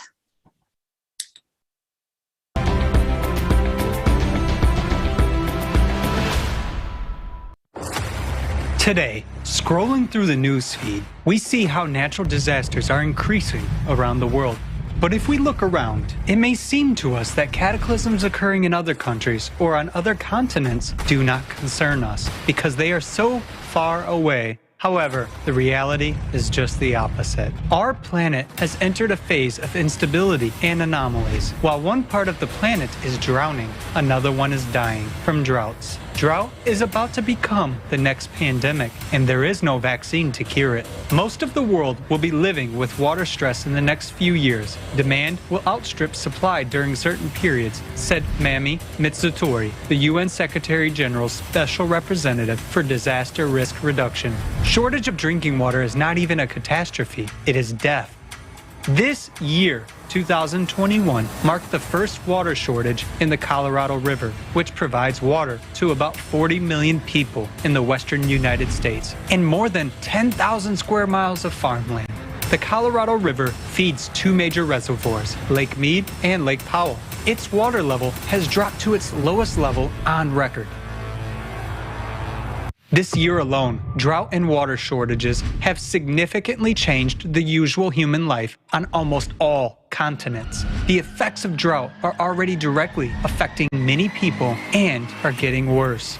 Food shortages, a spike in commodity prices. Has this already affected you? Or are you still not seeing this?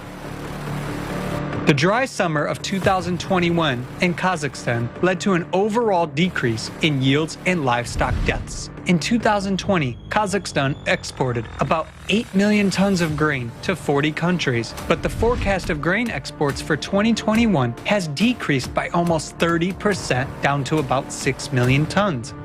According to the president of Kazakhstan, the declining wheat harvest in several regions of Kazakhstan will jeopardize food security in the Central Asian region by 2030. This is a simple, practical example that the fight against climate change is our common cause. Shallowing of waterways in Argentina is already causing supply disruptions. Brazil is the largest exporter of soybeans, coffee, and sugar, and the second largest supplier of corn and iron ore. A drought in that country is exacerbating the crisis in the global supply chains for these commodities and raw materials. The familiar aromatic Brazilian coffee is becoming more expensive and has already become a scarce commodity. These are just a few examples amongst many. In the world, all supplies are links of one global chain. A breakdown in one of them poses a threat to the supply chain around the world. What awaits us? The permafrost melting threatens to have equally devastating consequences for millions of people living in the coldest regions of the planet. This problem will affect over 70% of the infrastructure in the polar cities of Russia, Canada, and the United States. And these processes can no longer be stopped regardless of future measures established by the Paris Agreements. According to the estimations made by scientists at the Russian Institute of the Earth's Cryosphere, the boundary of the permafrost zone has moved more than 30 kilometers to the north over the past 40 years. According to Dmitry Drozdov, director of the institute, this process is irreversible and it is impossible to stop it. Houses in permafrost land are installed exactly on 8-meter-long ad-freeze piles. We have a thawing of up to 5 meters deep everywhere, so we are only 3 meters away from the critical point, said the director of the Environmental Education Center. Where are people supposed to go?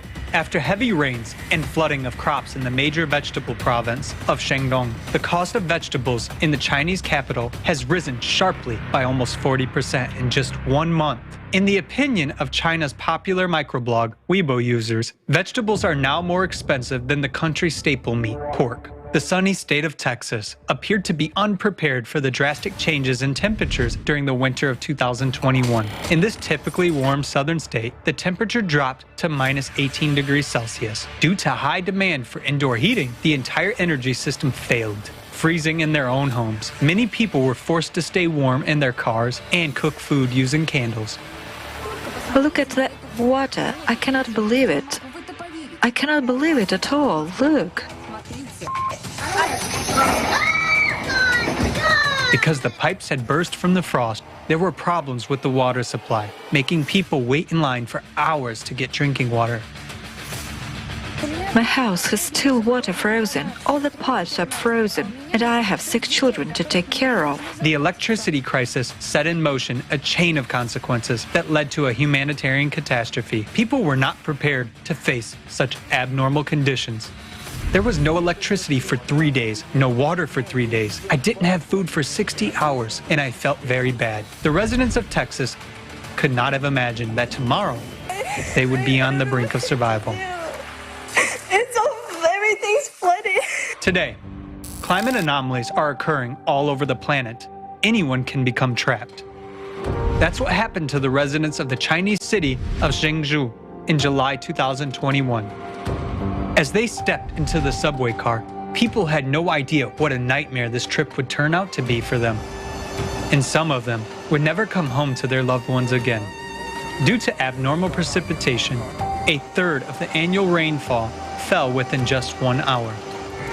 Subway tunnels were flooded by the flash flood. Subway cars were blocked, and one of them ended up being submerged in water. I was very scared, but the most frightening thing was not the water, but the decreasing air supply in the car, said one of the subway passengers.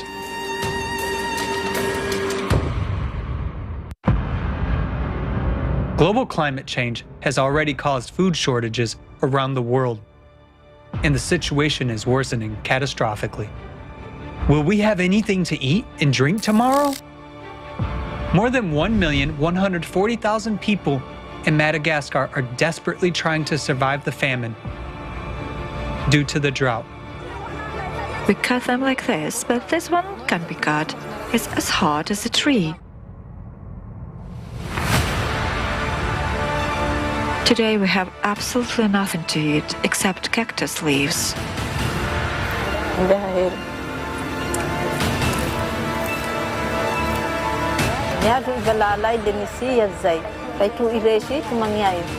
Hungry, homeless, and desperate people literally pounce on arriving humanitarian aid trucks that carry basic necessities and food. They snatch the bags from one another. Confrontations erupt, leading to fistfights. Even today, natural disasters are dramatically changing people's fates. A person finds himself alone with his grief, and the facts confirm this. Where should people caught in the epicenter of natural disasters go? After all, their losses from the raging disasters are incalculable. The consequences of climate change will not spare any of us. In the end, people may lose the most precious thing they have, life, Tomorrow, you may be faced with the question, how can I survive? Natural disasters take us off guard, and as a consumer society, we are failing to cope with that. And this is our reality. But we still have our only chance to survive, and that is to build the creative society. What kind of society we choose, such will be our future. And today, this choice depends on each and every one of us.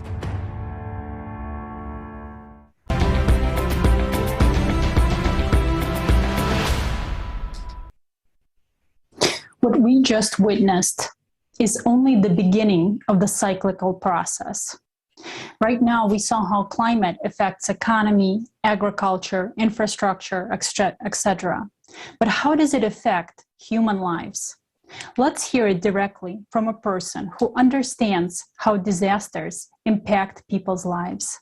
I would like to introduce Alex Landos, who is a photojournalist, humanitarian, and environmental activist, who talks with us about his experience covering natural and climate-related disasters around the world. I would like to note that Alex is the person who devotes his life to helping people, and it is a great pleasure to see Alex among the active participants of the Global Crisis Conference, among those who actively informs about the creative society. Alex, we're happy that you're here with us today, and please don't forget to unmute yourself.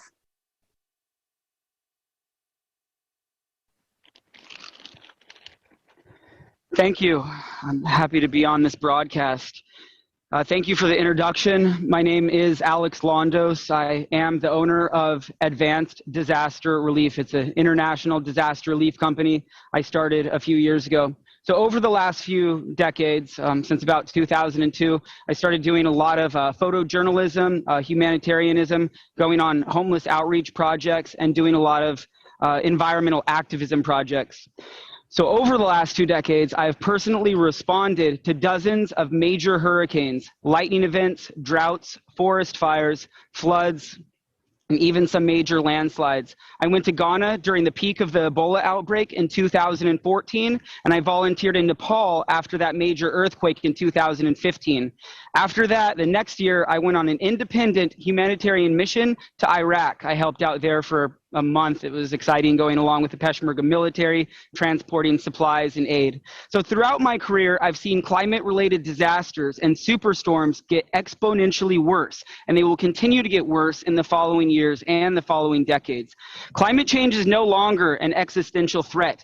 We are in an unprecedented and uncomprehendable climate emergency right now. So broadcasts like this are very, very important. So I'm concerned that we're just not prepared. We're not doing enough. We're not ready for the disasters of the future, and we're not adapting fast enough to where we need to be. Most people don't even have a bug-out bag, and they're not even prepared themselves. We will continue to see and experience more frequent and more severe superstorms and natural disasters around the world. There's going to be larger and greater severe heat waves around the world, regional heat waves, mega droughts, water shortages, uncontrollable forest fires, catastrophic flooding events, and we will also sadly witness mass migrations of refugees. This is exactly what scientists, climatologists, meteorologists, and environmentalists predicted decades ago. They've been warning us, and unfortunately we just didn't listen. So I've been studying environmental science and climate change since 2002. I've taken courses in renewable energy and resources, anthropology, surviving the future, meteorology, green building, construction and design, solar technology, hydroponic food production, nuclear, biological, and chemical first response. I took hazardous materials, fire behavior and combustion. I also completed all of the Red Cross courses. I was volunteering with them for a while. I'd recommend a lot of people, anyone, please take the Red Cross courses. It's a good entry level to get into emergency services. And then I took the EMT course. I also took the CERT course, which stands for Community Emergency Response Teams. I don't know if they have it internationally, but we definitely have it here in the United States. It's underneath Homeland Security and then FEMA. So when I'm out in the field, I always hear people say that I never thought it would happen to me, and they're always surprised when they're, experiencing or they go through a major disaster. So I just want you to take a moment to imagine what would it be like if you were affected by a major disaster, natural or climate related? What if you were affected by a major forest fire? Would you be prepared? If all of a sudden within a week or two you had to get ready for a catastrophic typhoon that was headed directly towards your country? Or a major flood. Can you imagine how devastated you would be if you lost everything that you owned? If you watched the people around you, the people that you love, the people you love the most, struggle and suffer or even die? And there was nothing that you could do to help them because you didn't have the aid, the resources, or even the training to help. Can you visualize what it would be if people in your community were desperately searching through debris, looking for resources such as food, water, tools, or even clothes to wear? I've been in those situations and I've seen people struggling, and it's horrible. It's a nightmare. What if you had to make some sort of makeshift shelter out of debris just to get out of the rain and the weather, out of the elements, and you had to wait for weeks for humanitarian aid? That is not the society we want to live. That's not how we want things to be. That's not the future that we want to create. So please trust me. I'm right here in front of you, and I've done so many videos like this in the past. The evidence is undeniable. Because of our society's selfishness, our greed, ignorance, because of industrialization, the burning of fossil fuels, deforestation, urbanization, arguably overpopulation, because of capitalism and overpopulation, overconsumption, buying and owning things that we don't need, living outside of our means, wasting resources, we are now experiencing the dire consequences of our actions. Our civilization, even when we implement solar and green technologies, we're still a heat engine, so we all have to lower our carbon footprint and our environmental impact. Human activities are emitting large and uncomprehendable amounts of greenhouse gases into the atmosphere at a suicidal rate. Earth's average global temperatures are increasing. Oceans are warming. We'll probably talk about that throughout this broadcast. Pollution is widespread, and Earth's biosphere is collapsing. We're seeing it. It's happening. We have the evidence, and we have to stop it. Somehow we have to intervene. We have to figure this out. That's why we're working together. The World Meteorological Organization statistics from 1970 to 2019, globally, the top disasters that killed the most amount of people were droughts, storms, floods, and extreme temperatures, in that sequential order. This is really sad. 91% of the deaths that occurred happened in developing countries, 91% of all deaths. So their infrastructure is just not set up to handle these disasters. 74% of all the economic losses were related to weather, climate, or water-related hazards. The top 3 of the 10 disasters, the worst around the world, the most costliest disasters, were in 2017. All 3 of those happened in the United States, and they were all hurricanes. I remember when those happened, I responded to, I think, 2 out of 3 of those. The environment has a profound impact on one's health, as you know. Where you live, where you go, people you surround yourself. So it has a profound impact on our health, our safety, our happiness, and our well-being. And I'm deeply concerned and compassionate about protecting nature, wildlife, as well as the sentient beings that we share this earth. I care about my family, my friends,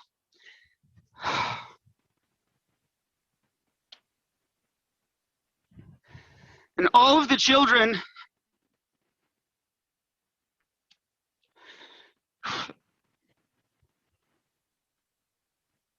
that will transition into this future that we're creating. Sorry.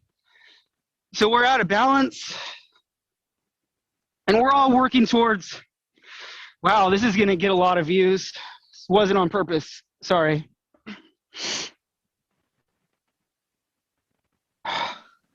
We're all working towards the goals of global sustainability in alignment with creative society. We will all benefit tremendously. It will help us attain, grow, and build a creative society with resources that we need, and will help secure a habitable and hospitable planet throughout millenniums. I encourage everyone to take the individual initiative to learn more about environmental science and environmentalism that will help allow us collectively become more environmentally conscious. This will help guide us to solving the climate crisis as well as other disasters and challenges of the future.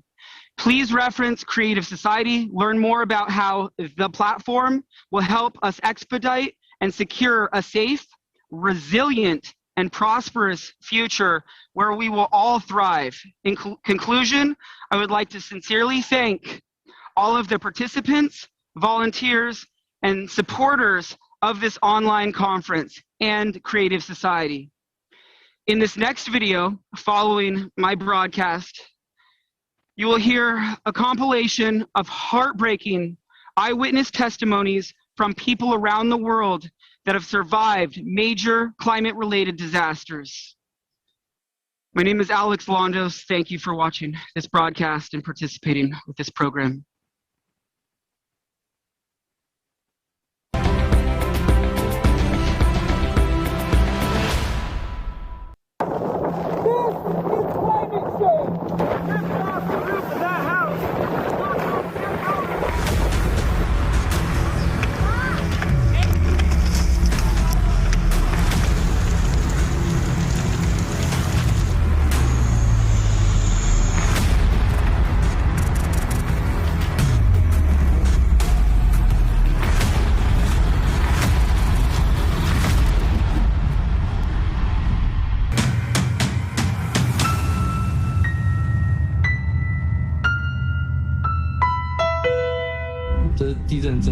It was a really strong earthquake.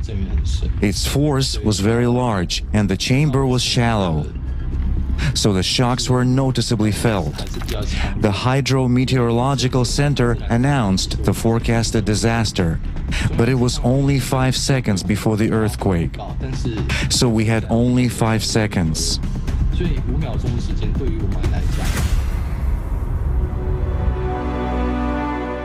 At the same time, a fire broke out in most of Turkey, including this place here, and we didn't have enough helicopters. We have been calling for help for 4 or 5 days, yelling helicopter, helicopter.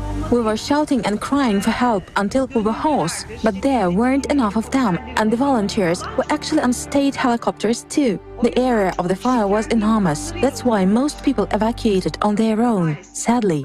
The houses burned down in 20 minutes. Literally, at the snap of fingers. It was the so-called crown fire, which spreads from treetop to treetop. And it spreads fast due to strong winds. The locals say there haven't been such winds in a very long time. It was a land of coal. There was virtually nothing left of the houses. Cars, tractors, motorcycles mangled as if tin cans. When the flames started, a fire broke out. They were elsewhere, outside the village, putting out other fires. When they returned to their home village, they saw that there was actually nothing left of the houses, and they couldn't do anything about it. All that people have accumulated during their lives, all their belongings, all their simple household articles burned. Tools, motor vehicles, cattle barns.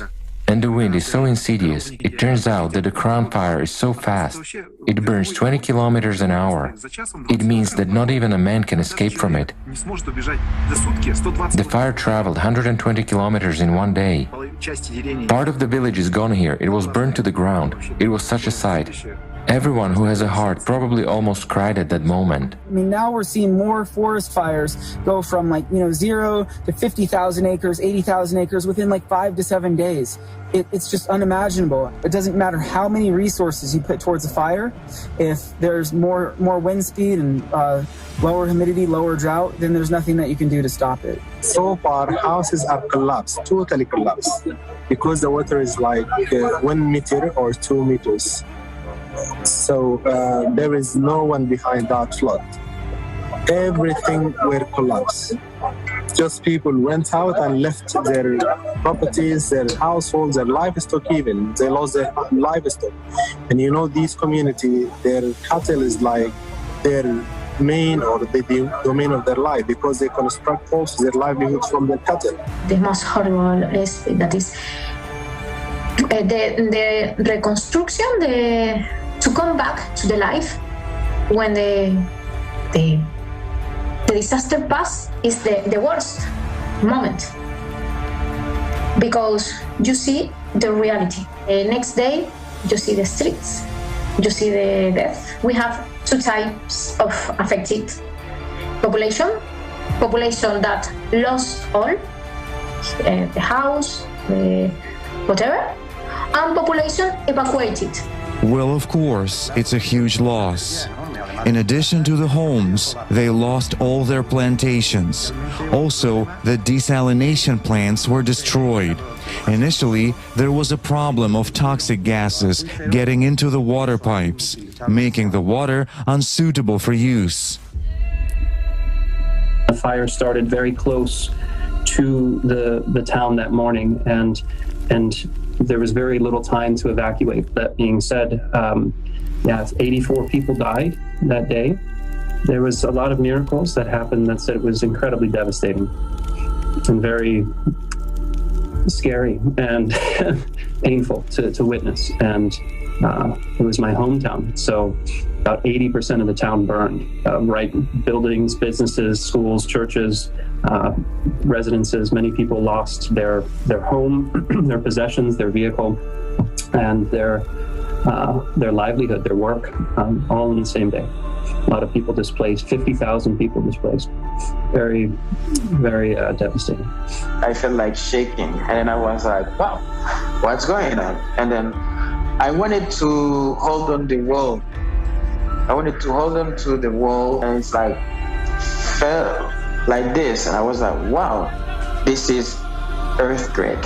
And then right away, the house started to shake so strong, so shaking. And then I saw the wall like tearing apart. And then thanks to God, I was able to come out. I started to see a lot of people going to the hospital, people blooding, and then with broken leg, broken feet. Blood. It was really, really, really sad to see those people crying. And then there was right away so much traffic in the streets. And then it's there I started to understand the gravity of what just happened. The earthquakes we had in 2017 and 18, it happened 10 miles outside of our city. And during this time, a lot of people died. One of the incidents was a private school. Children were trapped inside of there. And it was heartbreaking to watch these people stand outside trying to do everything they can to rescue these children. And I don't remember exactly how many children died, but they rescued more than that died, so I'm grateful for that. It was terrifying because that could have been my daughter, that could be your daughter, that could be any of our children. And that's a terrifying thought. I couldn't even imagine the pain that the parents were going through. The riverbank collapsed at about 7 a.m. while people were still asleep. The water rose 2 meters in record time, around 5 to 6 minutes. People barely had time to wake up.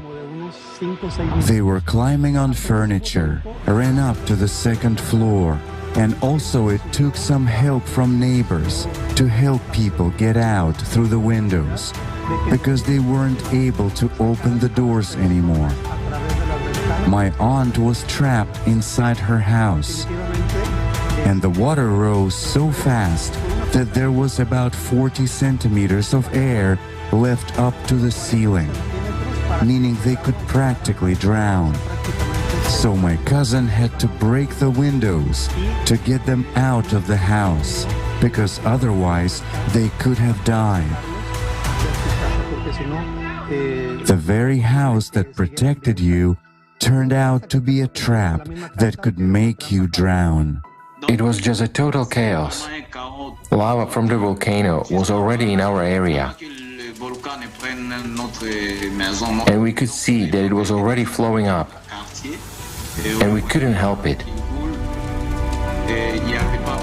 There was nothing else to do. So we decided to leave to avoid gas poisoning.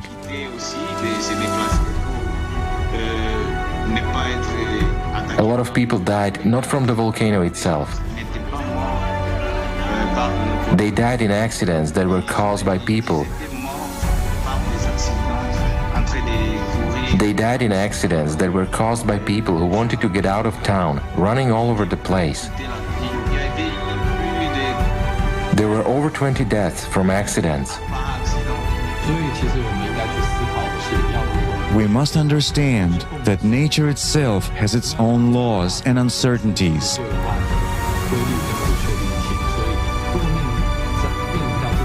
So when faced with a disaster like this, we have no control over it. And we don't know exactly what will happen in the future because climate is daily changing and also people trying to cope with.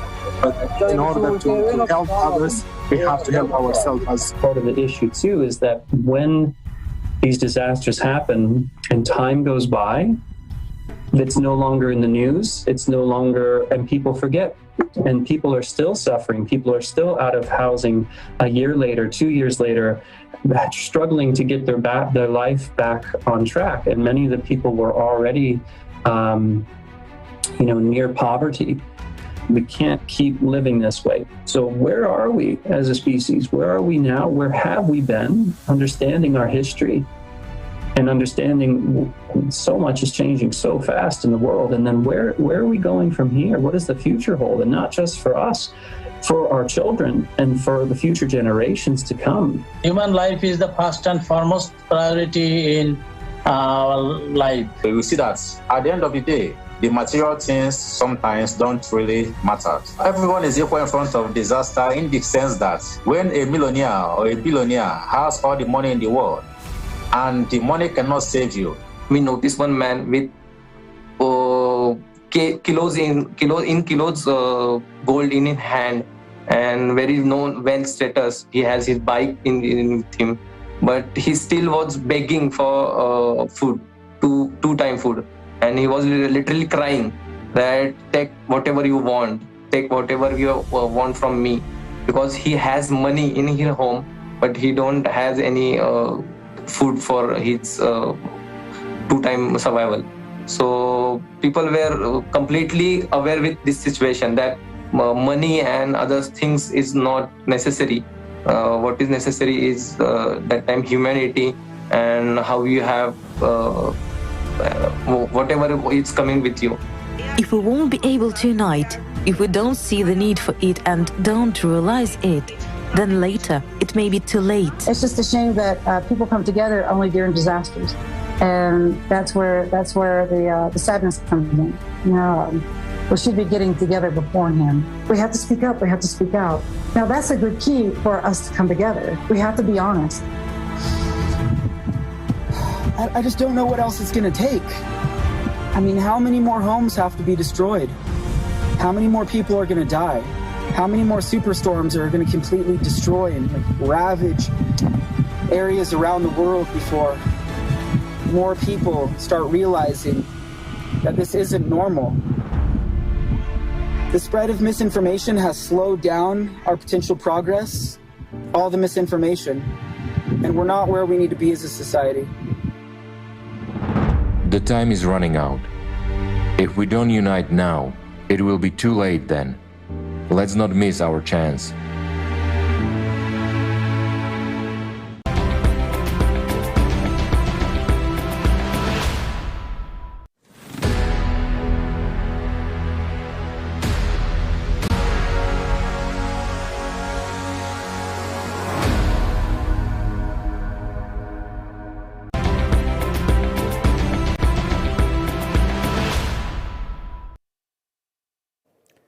Dobrý den.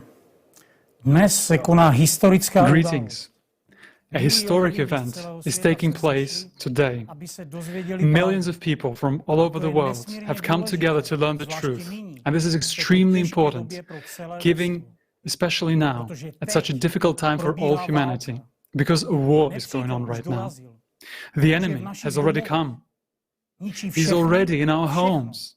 He's destroying everyone and everything. The enemy is attacking, and we don't even know that he has come. While he is conquering our homes, our lands. At this time, we try to play on the enemy's side, giving in and pretending not to notice what is going on, while he is taking our territories. The enemy is attacking, and attacking hard. It is the climate that is our common enemy.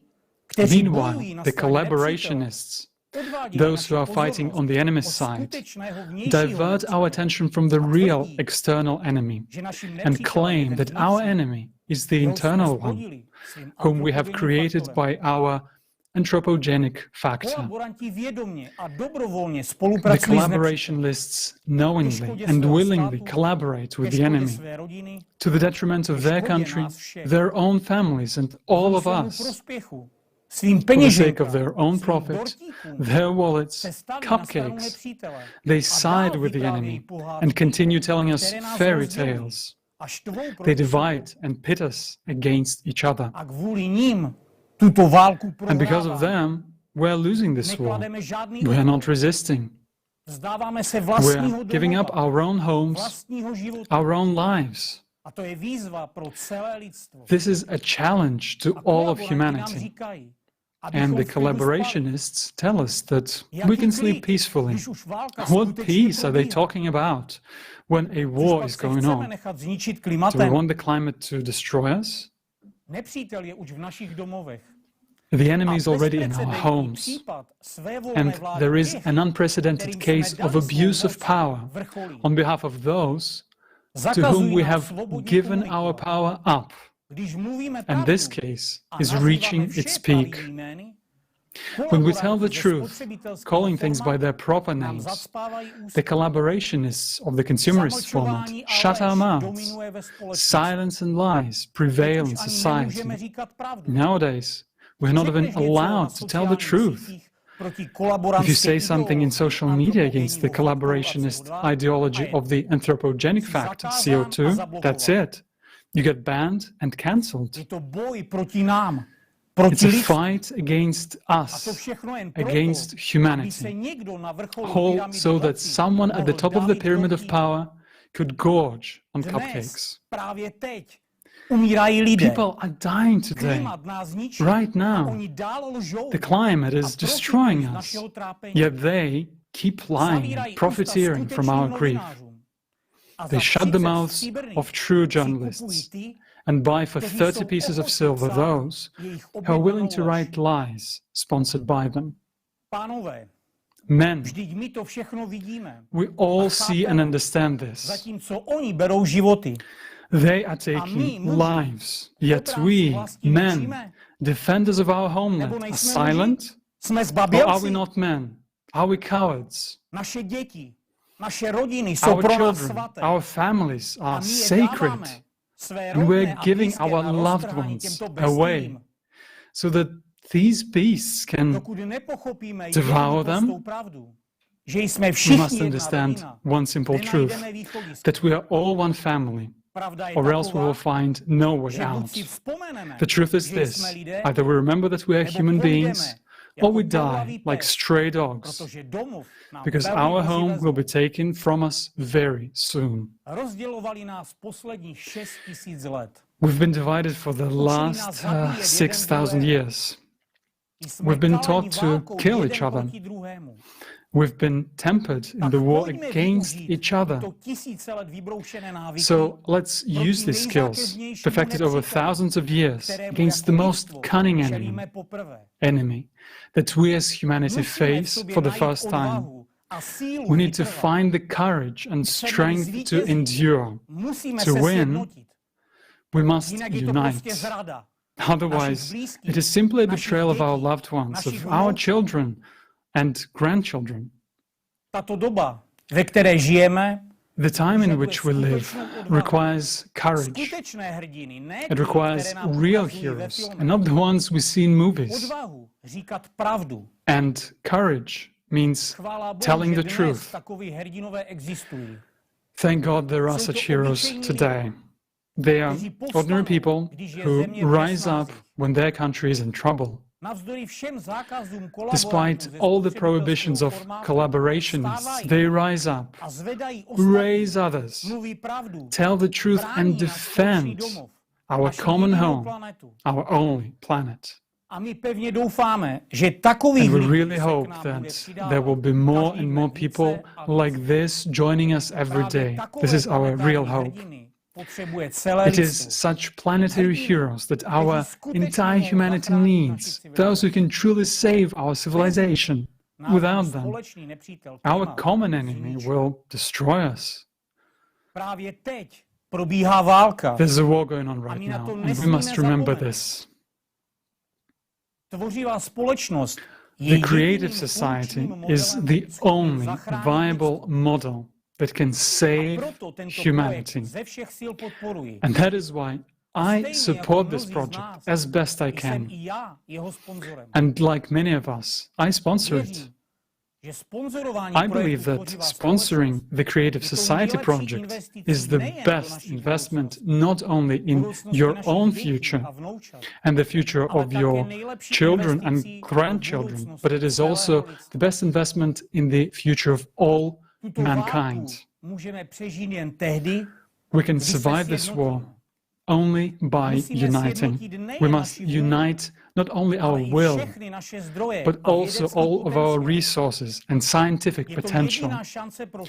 This is the only chance for all of humanity. Only then we will be able to counteract our enemy. Climate is not just waging a war of invasion, it's a war of annihilation. And this enemy takes no prisoners. But we, people, want to live. Therefore, the whole world must know that a war is going on. The time for the truth has come.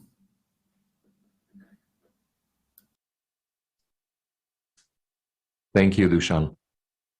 The war is in full progress. Millions of people are losing their homes, their loved ones, and their hope for future. The life of our entire civilization is threatened. And we, through inaction, are giving away our only chance to the enemy. It is indeed time for the truth. And it is with great respect that I present to you our next speaker, Mikhail Kornienko.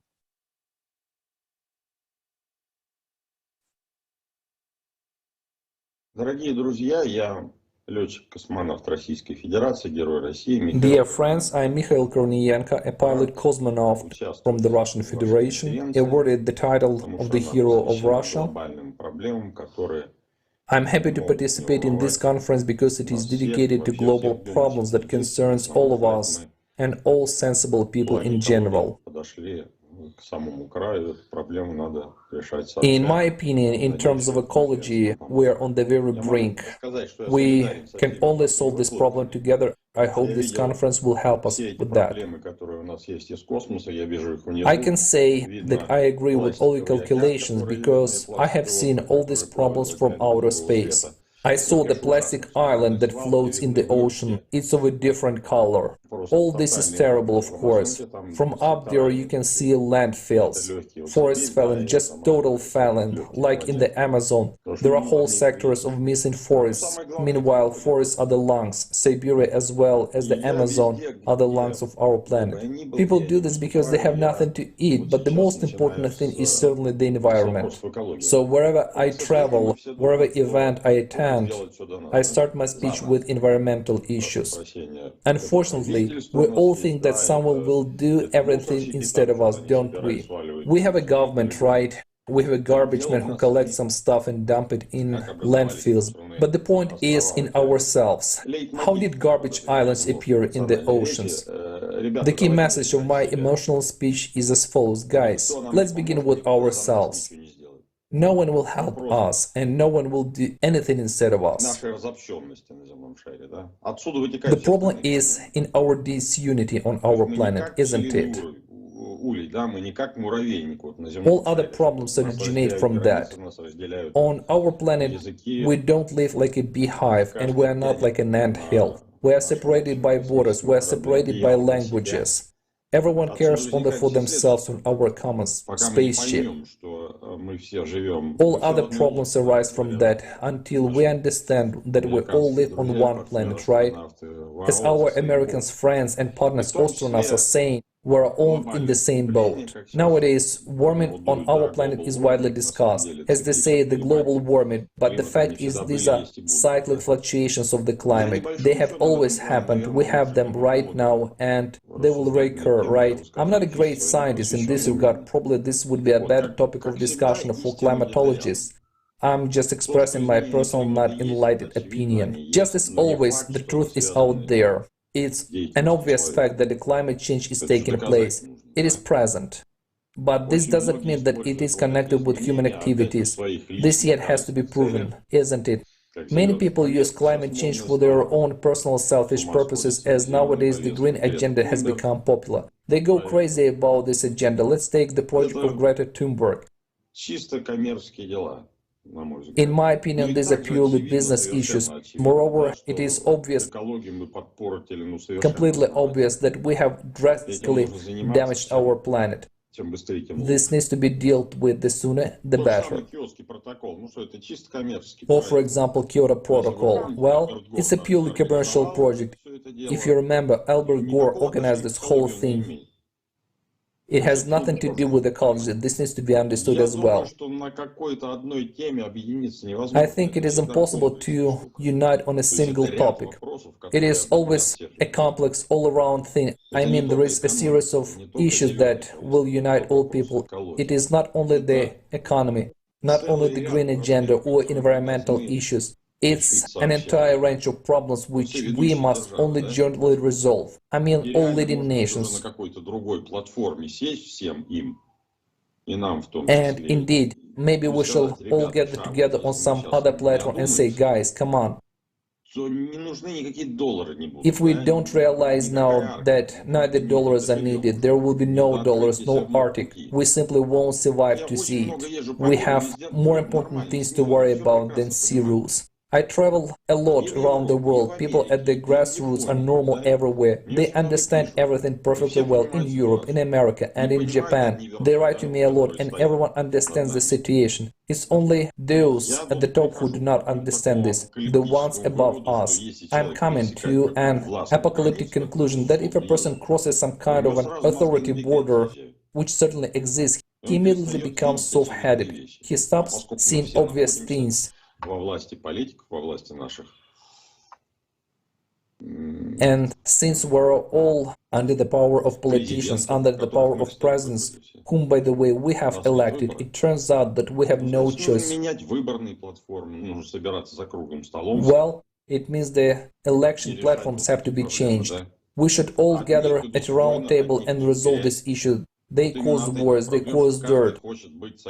It all comes from the fact that everyone wants to be the king of the hill on our planet. There is no king, and there cannot be any king of the hill there. The one who is strong must help the weak, and the postulate must be embedded in people's heads. 99% of people think like you and me, whereas one people which is a superstructure above us, and which governs the entire earthly community, for some reason they think differently. If we, the entire community,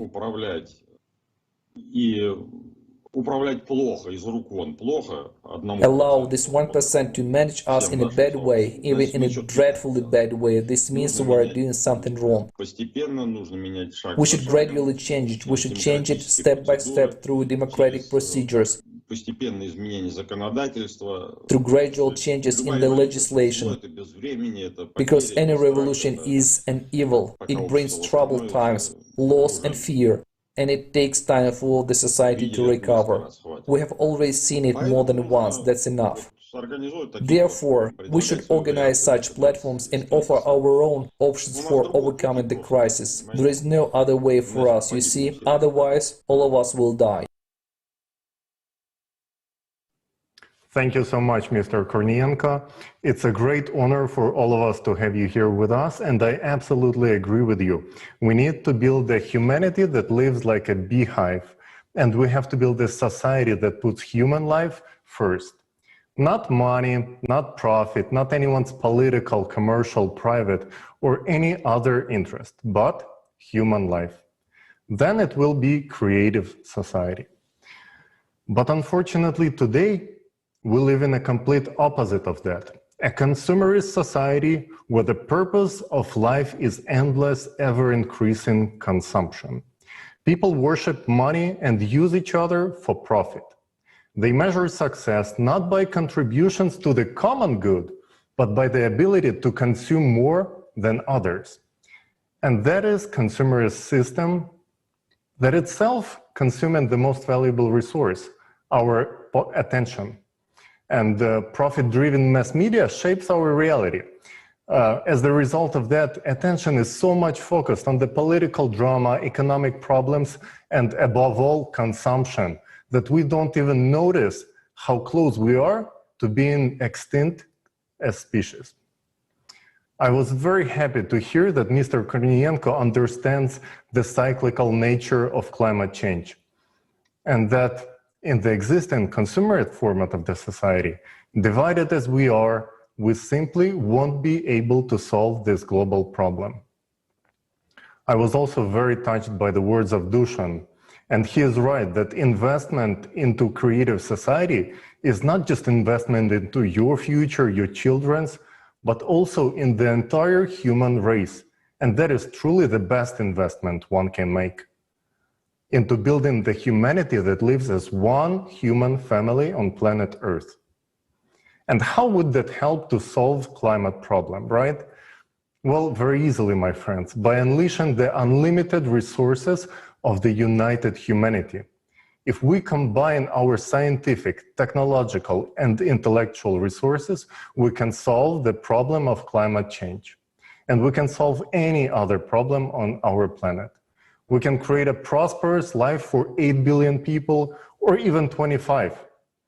We can finally thrive as the humanity.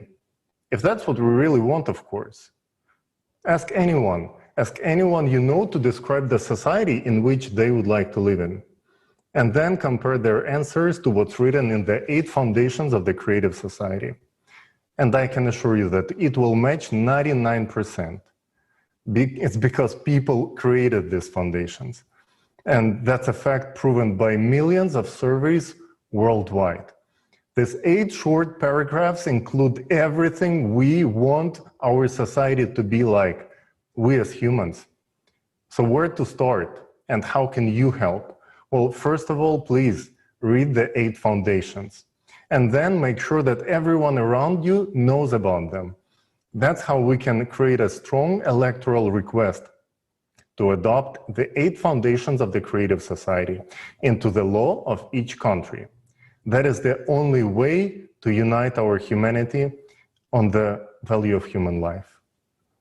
We should let everyone know that we will vote only for those politicians who will support the implementation of the creative society. And very importantly, foundation number 8 will also give us the way to recall any elected official who is not doing a good job without need to protest, chant in the streets, or wait years until the next election.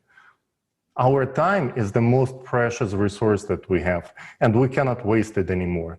The action starts now. If you watch this conference, you know about the 8 foundations, and you do not share this information with everyone you know, then you are stealing their future, and you're wasting your own chance to survive and thrive. At this time, the challenge is to all of the humankind. This is a war state, emergency state right now, and the enemy is climate to all of us. And it will take courage from every single person. So will we accept this challenge, or will we just silently adopt the consequences of our inaction? The choice is ours. Thank you. Thank you very much. And we do have a voice. So let's use it for something that will truly benefit us and people in the whole world. Let's vote for those who supports the Creative Society. Now, I would like to remind you that you are watching a live broadcast of the International Conference Global Crisis Time for the Truth, which was organized by volunteers from 180 countries. The objective of the event is to inform humankind honestly and truthfully about the scale of the climate and environmental crisis, about the impeding threats and the real way out, which we've discussed today, and it is the Creative Society. And dear viewers, we would also love to hear from you. We would love to hear your understandings and your feedback. So please record them and send them to us to the email info@allatraunites.com. And climate change is not only happening on our planet. So let's take a look at what is going on in other planets in our solar system and how cyclicity is affecting the other planets.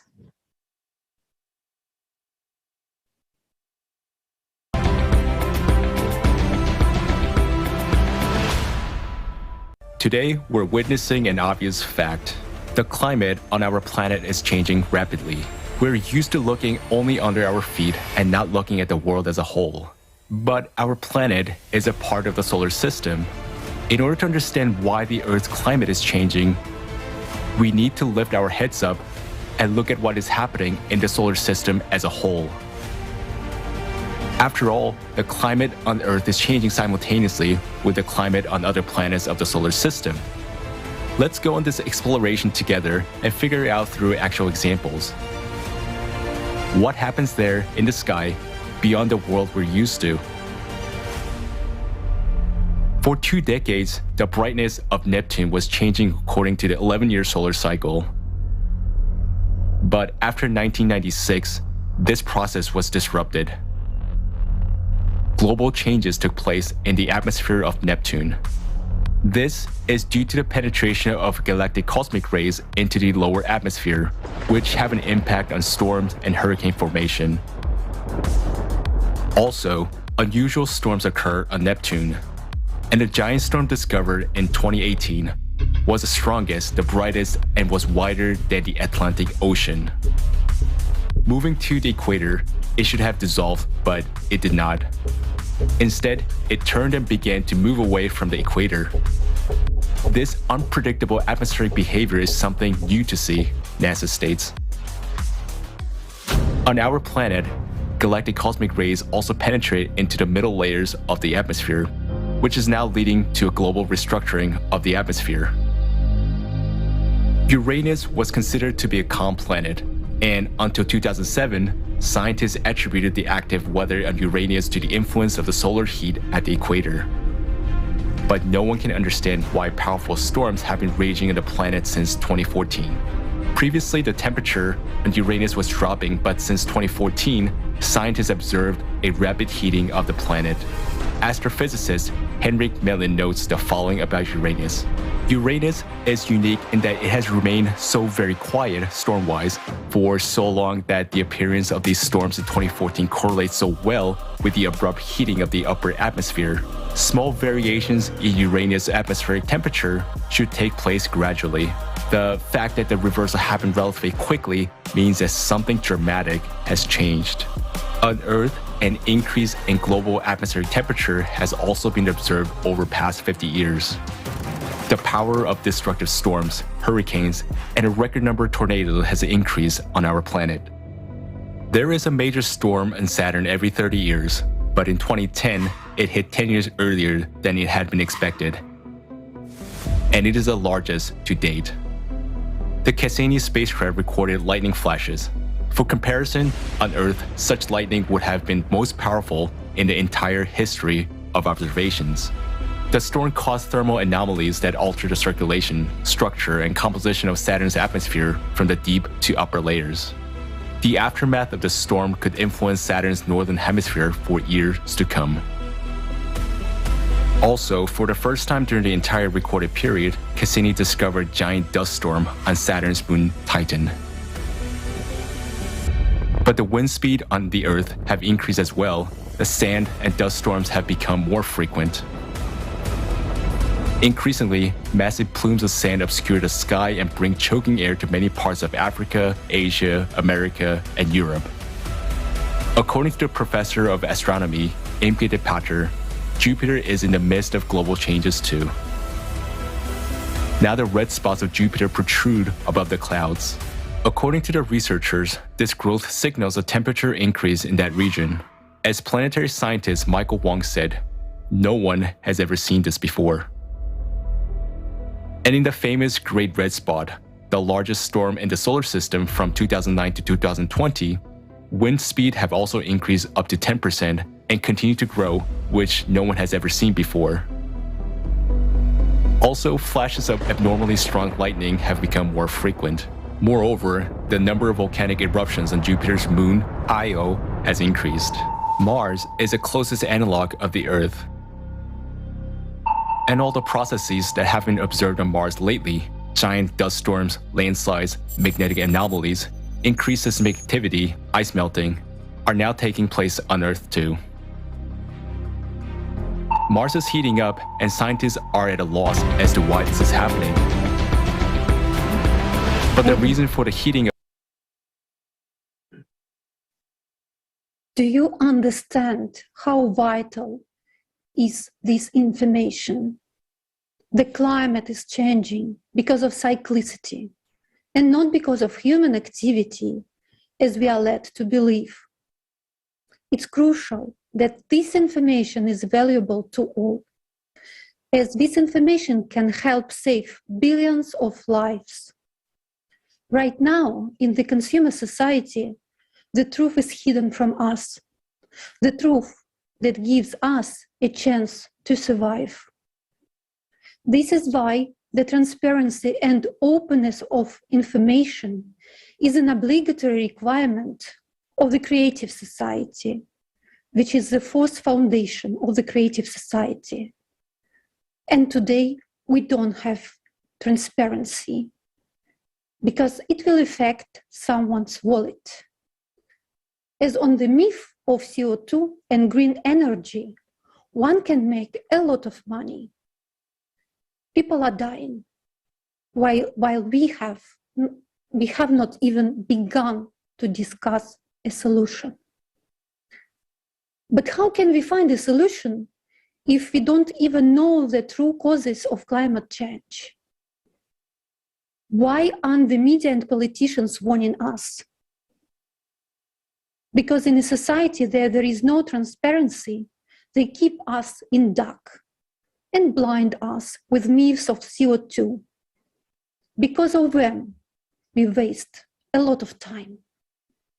Now it's time for scientific solutions and their practical application. We are already now experiencing climate impact.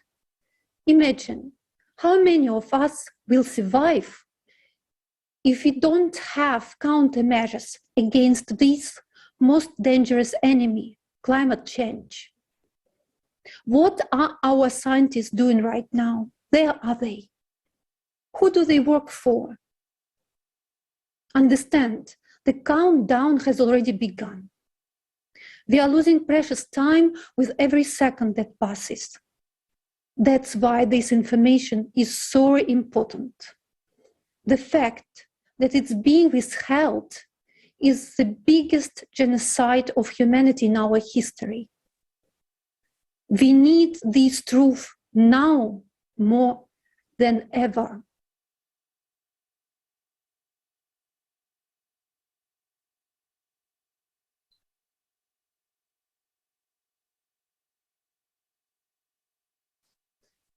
Gracias, Alina. Saludos, queridos amigos. Por todo lo que han dicho anteriormente, entendemos que si nos esforzamos. Hello, dear friends. From what was said earlier, we understand that even if we do our best to save the environment, this will not help us confront climate change.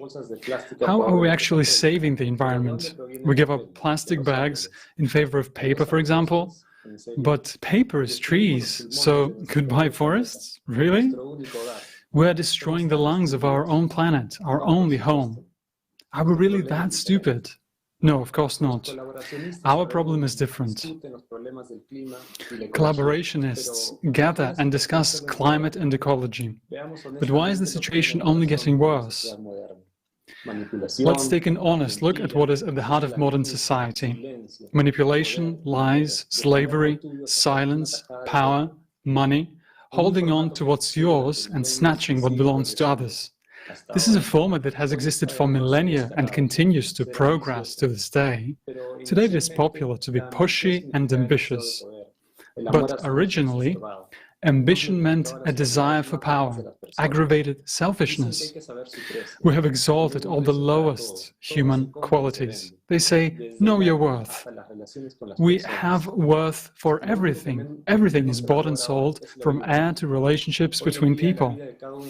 However, the only thing that is least valued today is human life. Today, our lives are worthless because our wallet comes first.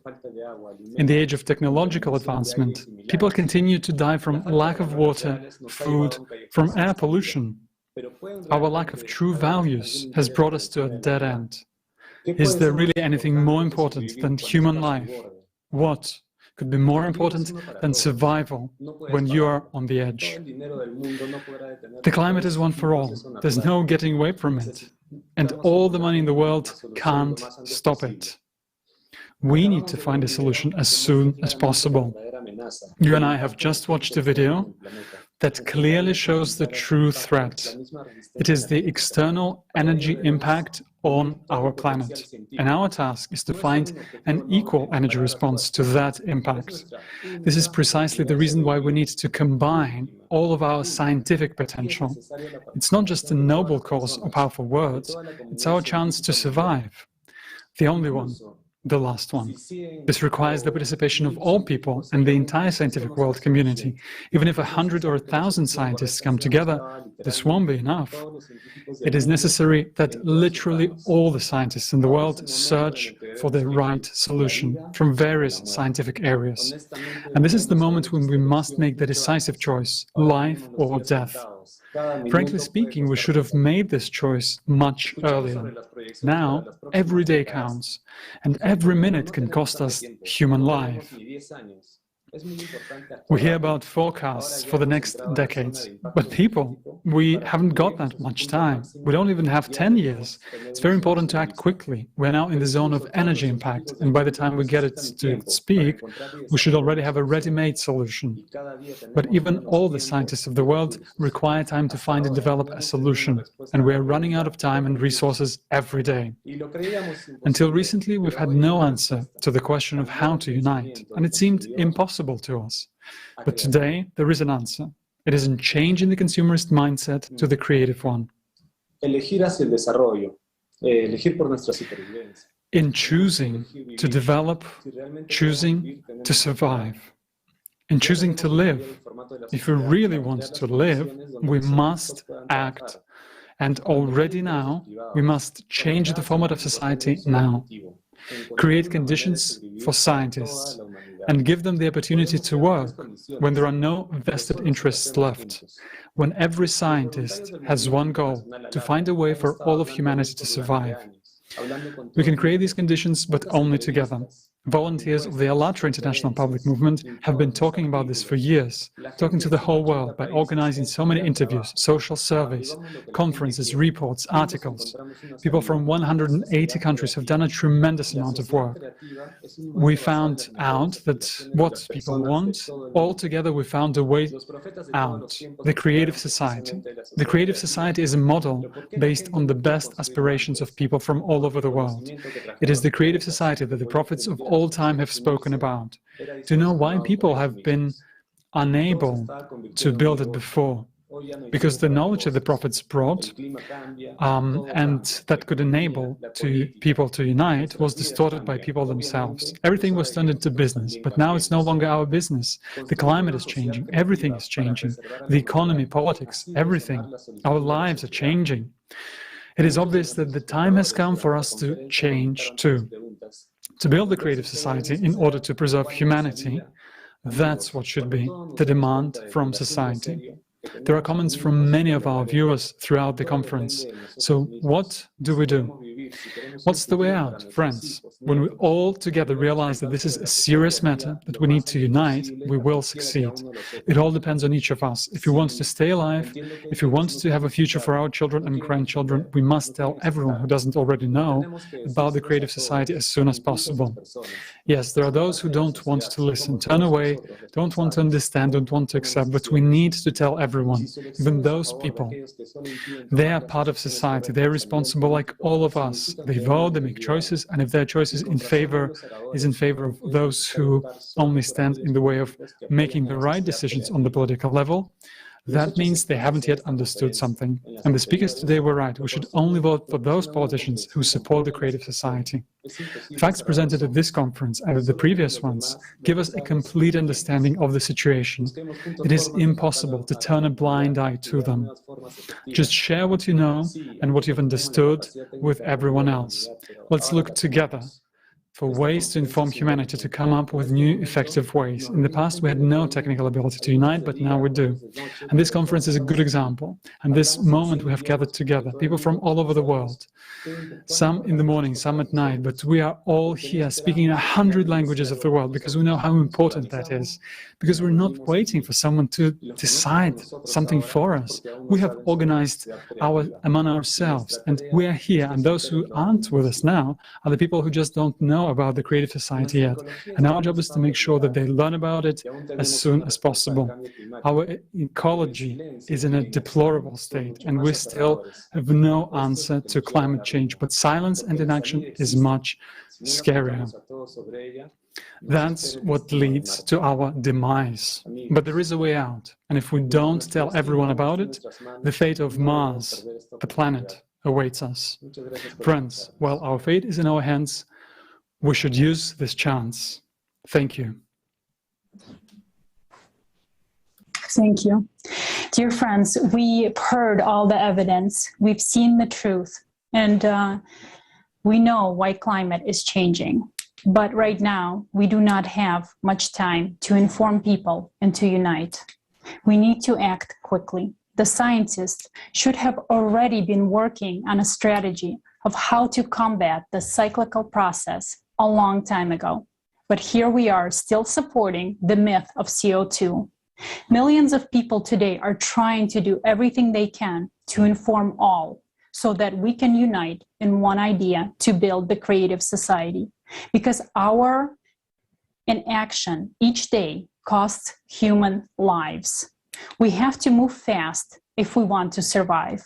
We have to inform everyone of this solution. And I would like to say that this is the only solution. And we need to inform people as soon as possible. And now I would like to pass the word to Konstantin Rybachuk.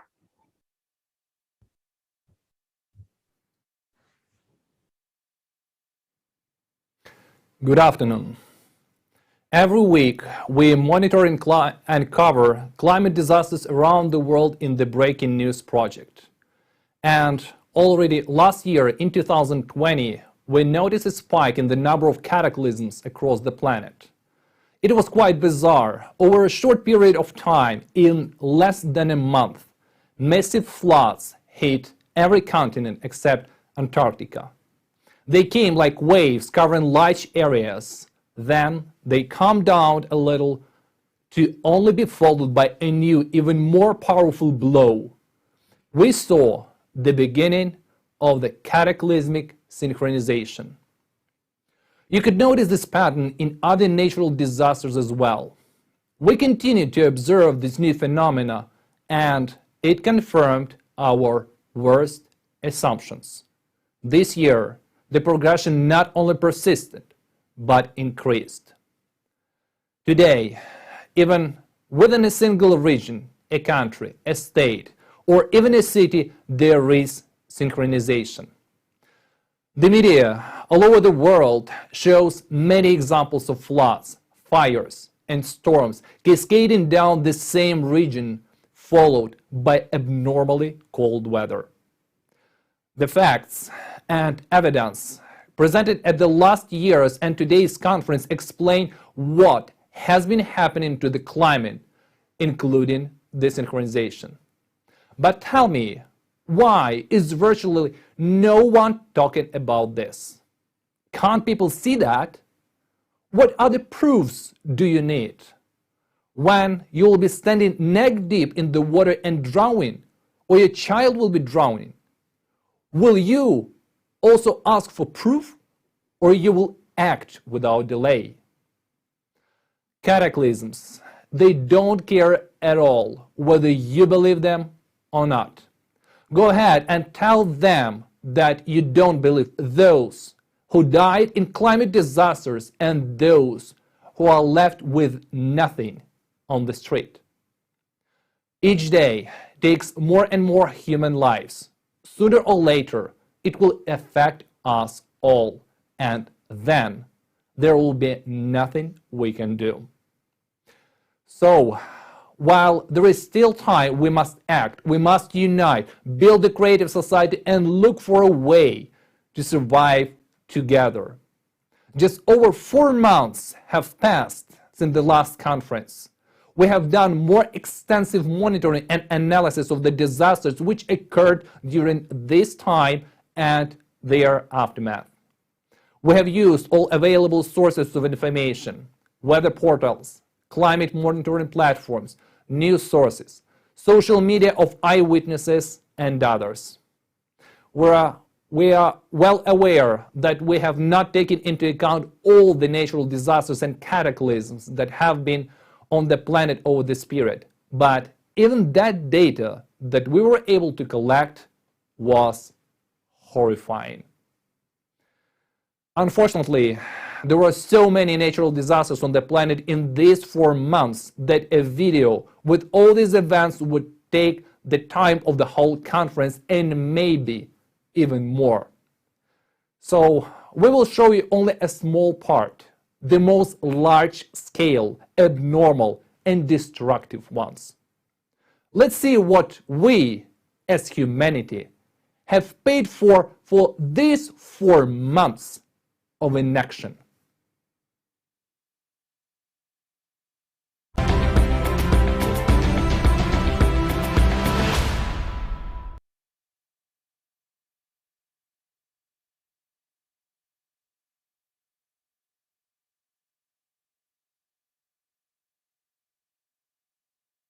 Since our last conference, global crisis, this already affects everyone. But even in this short period, the number of climate disasters has grown to record numbers. The first event that we observed happened during the live broadcast of the conference on July 24, 2021. And I just wanted to also quickly mention that right now I'm in the Metro Detroit area in Michigan, and currently, as we're speaking right now, we have a tornado warning right here and also a severe thunderstorm warning happening right now. So we can see that climate has no stop. On that very day, several major disasters occurred simultaneously in different parts of the world. People in Belgium were hit by floods.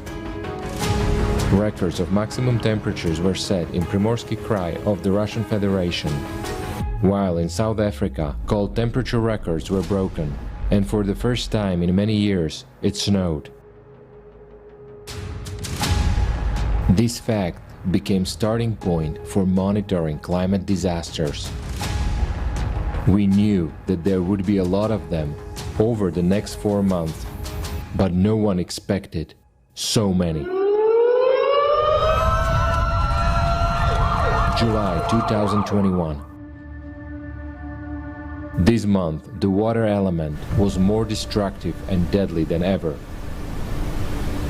Looking ahead, we'd like to point out that during the entire monitoring period, which is more than 4 months, not a single day has passed without a large-scale flood in the world.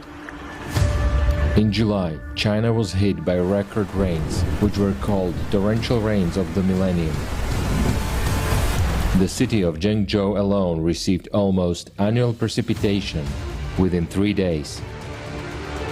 More than 14.5 million people were affected by flooding in Henan province, and at least 302 people died. The disaster caused enormous damage to infrastructure, agriculture, and the coal mining industry, which led to a protracted energy crisis in the country. Dams, barrages, roads, and houses were destroyed. Before the local residents were able to recover from the effects of the floods, China was hit by Typhoon In-fa on July 25. As a result, 1.5 million people had to be evacuated. The forces of nature did not bypass India either. At the end of July, there were heavy rains there as well, which for the period from July to November led to devastating floods and landslides. As a result, more than 16.5 million people were affected, and the number of casualties exceeded 420. On this year, 22nd July, very heavy rain had come in Chiplun area in Maharashtra, and suddenly water started to gain and become very flooded area in few hours. So people don't have much time to ship their own stuff or own things. So they just left that at home and run away from the city. But after they come, that they can't see even their home on their place. So completely houses was shifted and left it from their place. Meanwhile, in Afghanistan, in Nuristan province, just overnight, between July 28th and 29th, a flood washed away 170 houses and killed 113 people. Many did not even have time to wake up. In the last week of July alone, 19 countries around the world were hit by large-scale floods, and for many of them such events are far from being typical. Moreover, large-scale floods are only a small part of the events that took place. While one part of the planet was drowning, the other part was burning. Uncontrolled wildfires caused by an abnormal heat wave broke out across Europe in July. For example, on the Italian island of Sardinia, the fire reached an unprecedented scale, which had not previously been recorded in the entire history of observations. 1,500 inhabitants of the island were forced to urgently leave their homes, but many of them had nowhere to return to. The heat also hit Turkey, which had experienced the worst wildfire season in its history. The fire engulfed 30 provinces, and thousands of local residents and tourists were urgently evacuated. I live in the middle of the fires. In general, about 13,500 hectares burned in 8-9 days, and it is a serious figure.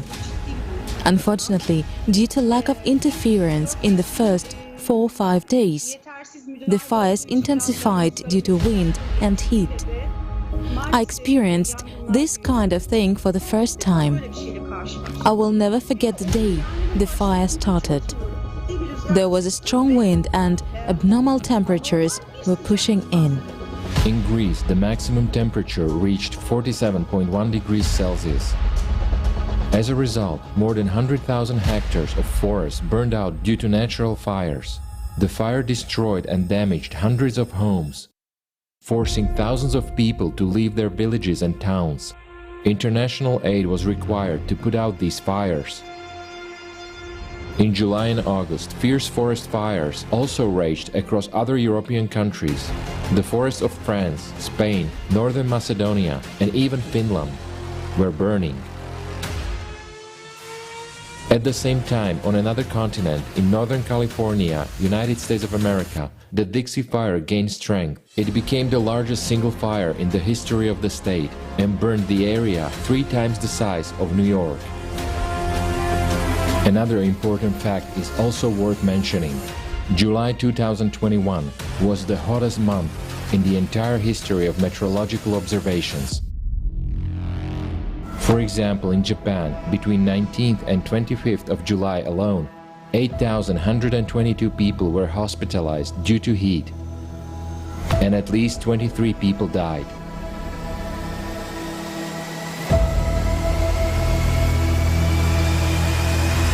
This means that we are to expect even longer heat waves in the near future, and nowadays, as we know, they are already leading to an increase in mortality among people.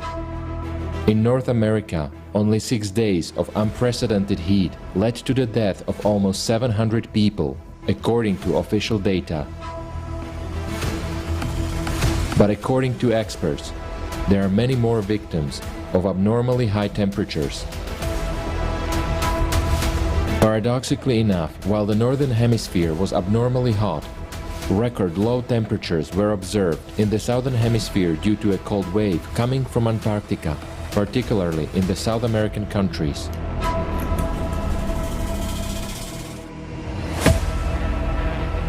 August 2021. Simultaneously with the sweltering heat wave, massive fires continue to ravage the world. They are extremely difficult to put out due to strong winds, high temperatures, and degassing of the planet's interior. As of August 12th, 5 of the 6 continents were on fire. Only Antarctica was not burning. The fire in Yakutia reached its climax in August. According to remote monitoring by the Federal Forestry Agency, the fire has destroyed more than 8.5 million hectares of forests, which exceeds the size of Austria. It became the world's biggest fire of 2021. The picture that we saw shocked us. And of course, we couldn't remain indifferent. Already on approach to the city, there was a persistent smell of smoke in the plain, a smell of burning. On August 25, after the fires, heavy rains came to Yakutia, causing mud flows. And a few days later, the first snow fell, which is abnormal for this time of year. Yakutia is not the only region on the planet that experienced severe floods immediately after the fires. The same happened in Italy, France, Greece, and the United States, and 77 people died in Turkey because of the water element. Meanwhile, in addition to the Dixie Fire, 2 other big fires were raging in California, the McFarland Fire and the Calder Fire. In early August, the state territory was hit by a severe drought. The water level in the local reservoir was critically low. This led to a shutdown of the hydropower plant, and hundreds of thousands of people were left without electricity. In August and September, the historically powerful Hurricane Ida hit the United States. It intensified from Category 2 to 4 in just 1 day, reaching speeds of 241 kilometers per hour. Wind, maybe 5 minutes, and then just everything was decimated. In the past, hurricanes quickly weakened once they hit land, but Ida, having reached the mainland, kept up its intensity for another 6 hours. For a while, it even reversed the flow of the Mississippi River. Even more abnormally, the hurricane penetrated inland for almost 2,400 kilometers, affecting 22 states and causing historic flooding in New York and New Jersey. Floodwater caught people in basements, where they were hiding from the approaching storm, and many died inside their cars, which were overflowed with water.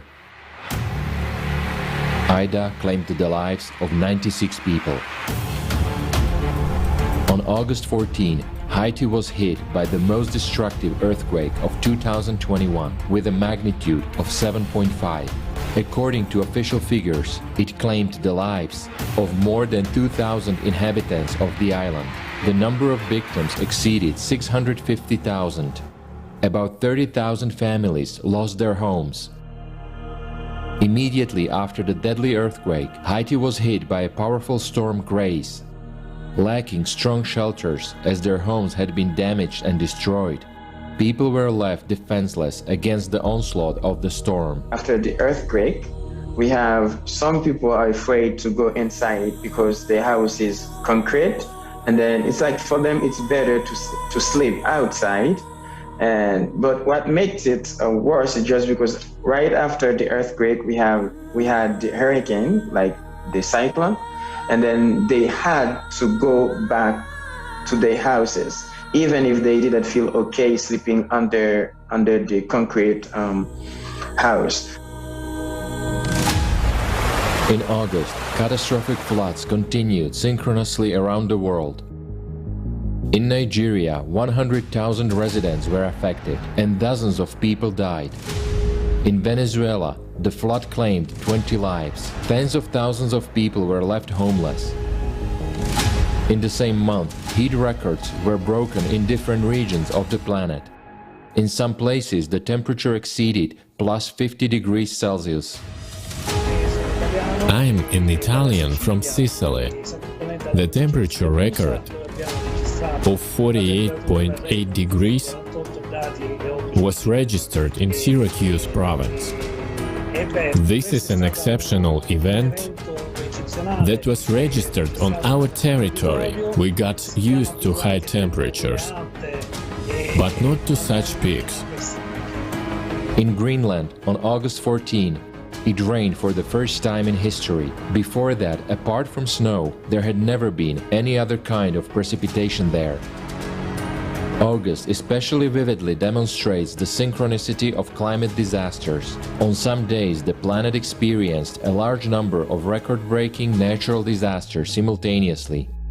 The climate disaster that we saw are only a small part of what had happened in less than 1.5 months. Tens of thousands of homes destroyed, hundreds of thousands of victims worldwide, lives that can never be brought back, are the price of each day without a creative society.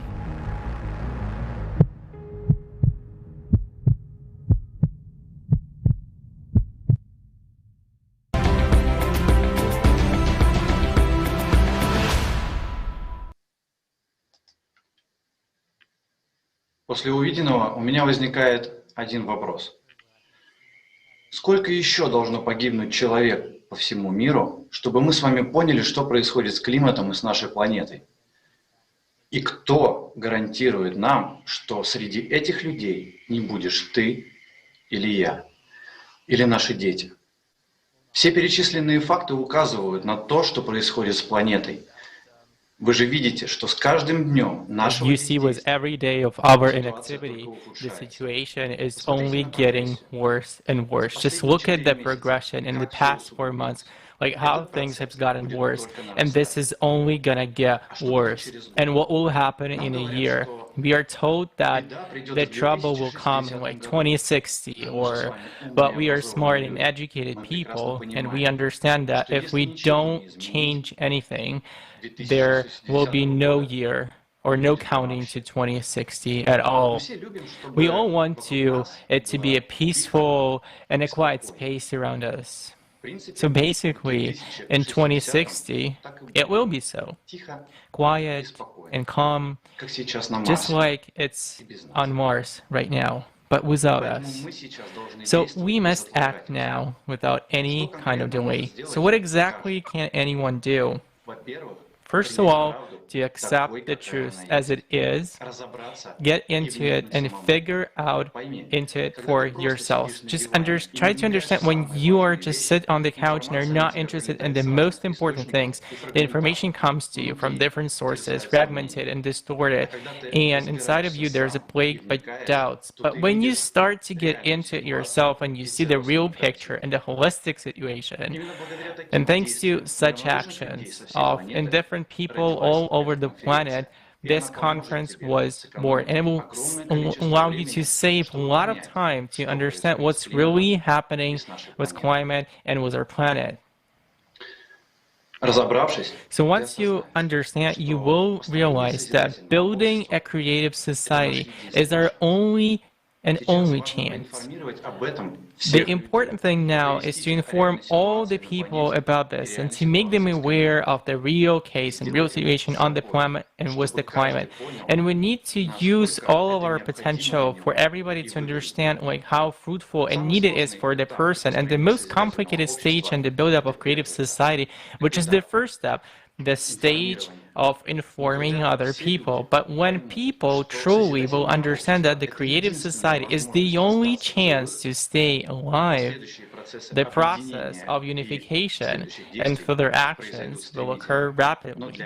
But for this to happen, each of us has to try really, really hard. Don't look at this as a stranger. This is your home, this is your life, and this is your society. Now, and some of the people, they meet this information with aggression and with sexuality. And I'm trying to appeal to you. You have to know the aggression is being bred or born by fear. So many people don't want to hear the truth because they fear it.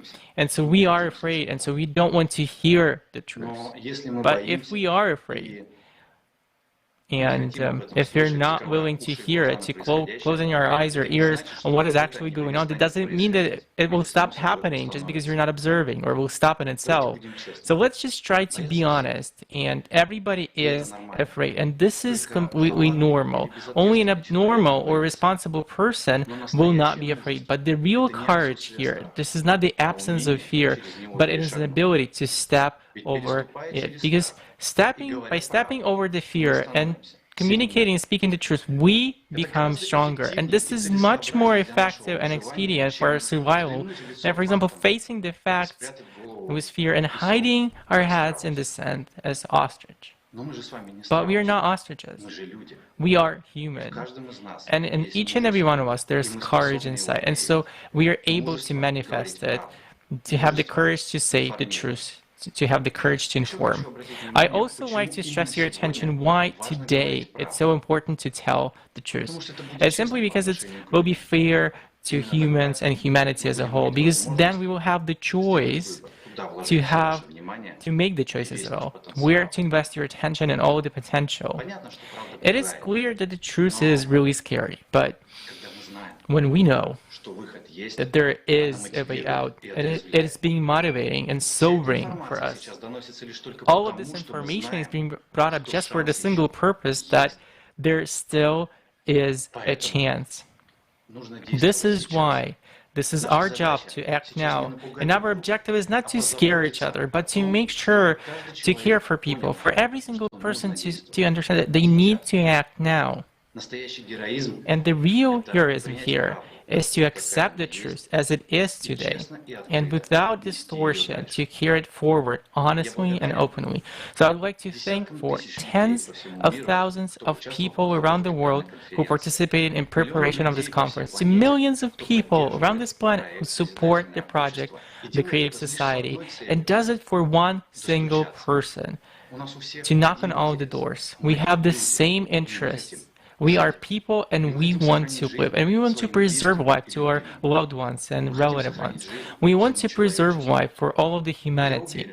And I'm sure that in the nearest future, there are going to be billions of us. But how quickly it's going to happen, it depends on each and every one of us. Therefore, let us have courage, friends, and more of it. Thank you.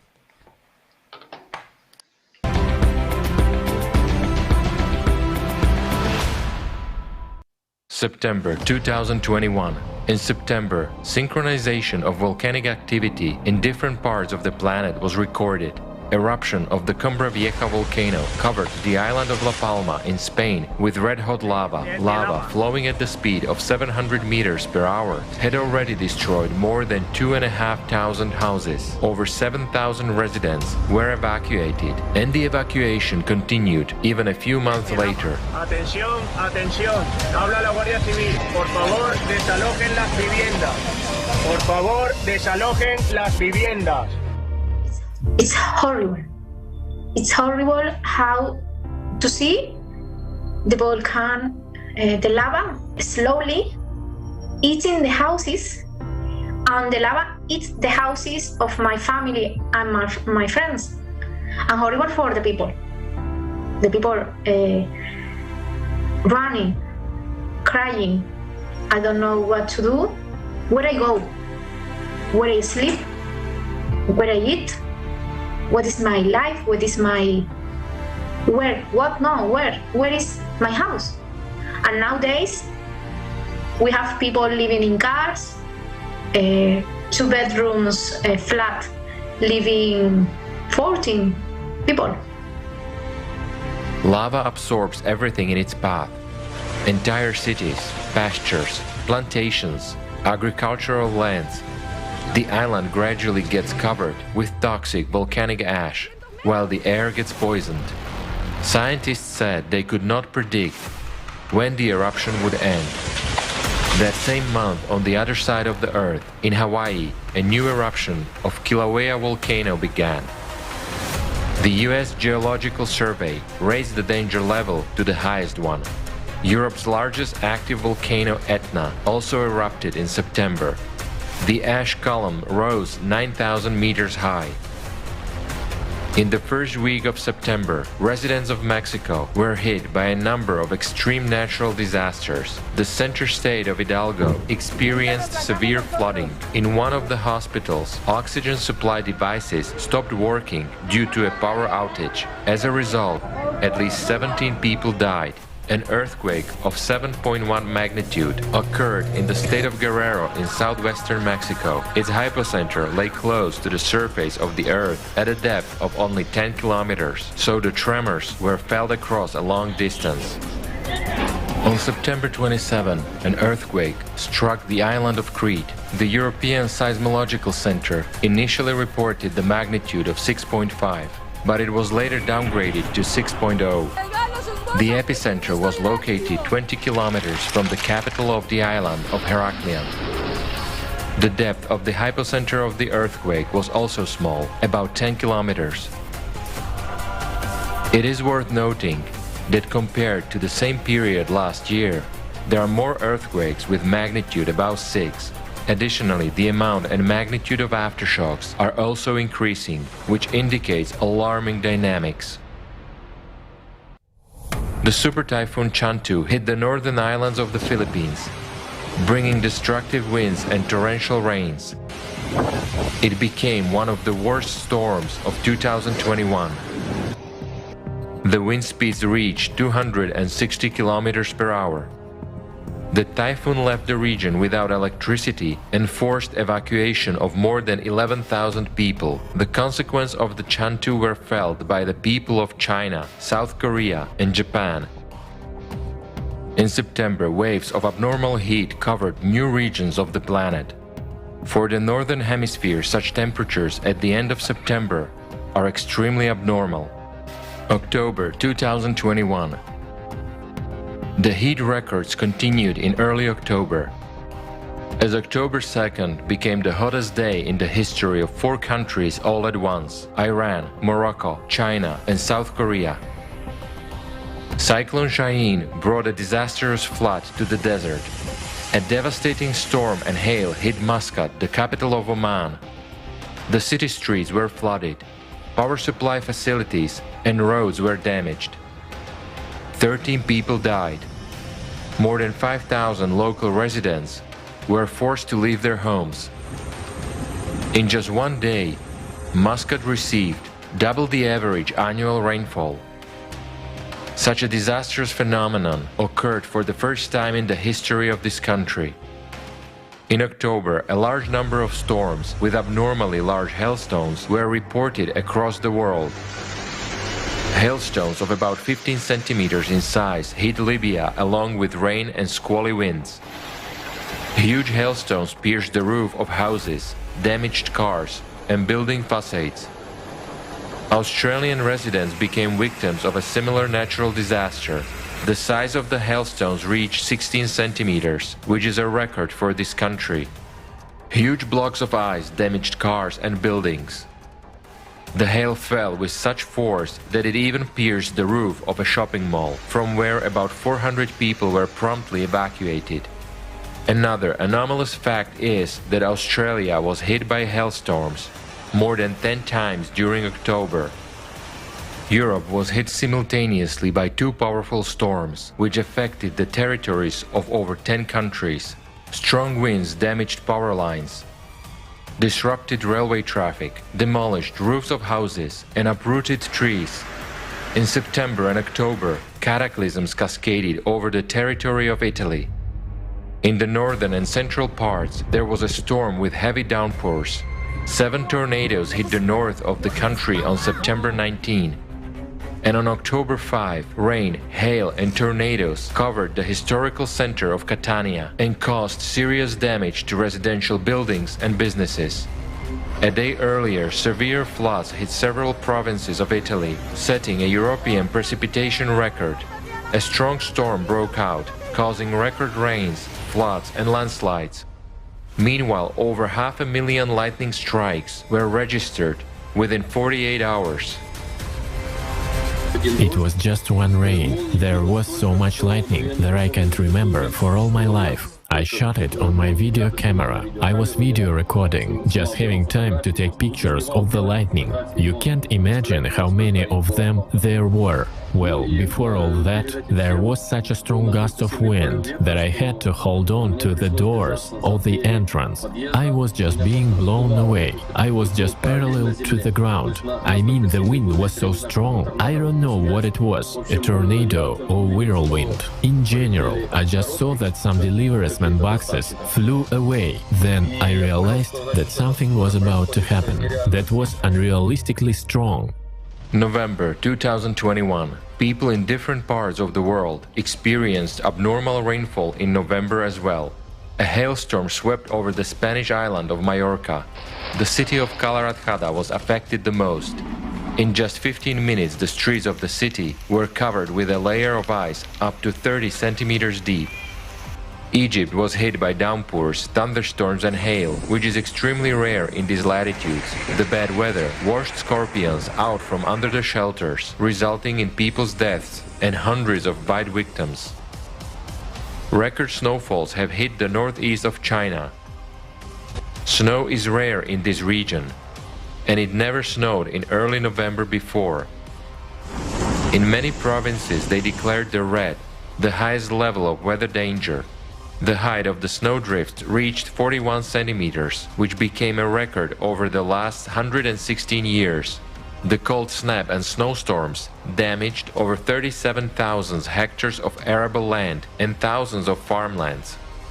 On November 14th, that is in the last month of spring for the Southern Hemisphere, Australia faced the most severe cold and snowfalls in the last 70 years. Up to 30 centimeters of snow fell in some areas. Heavy rains caused flooding and catastrophic landslides in Indonesia. In some areas, the depth of floodwaters reached 2.5 meters. More than 8,000 people were affected.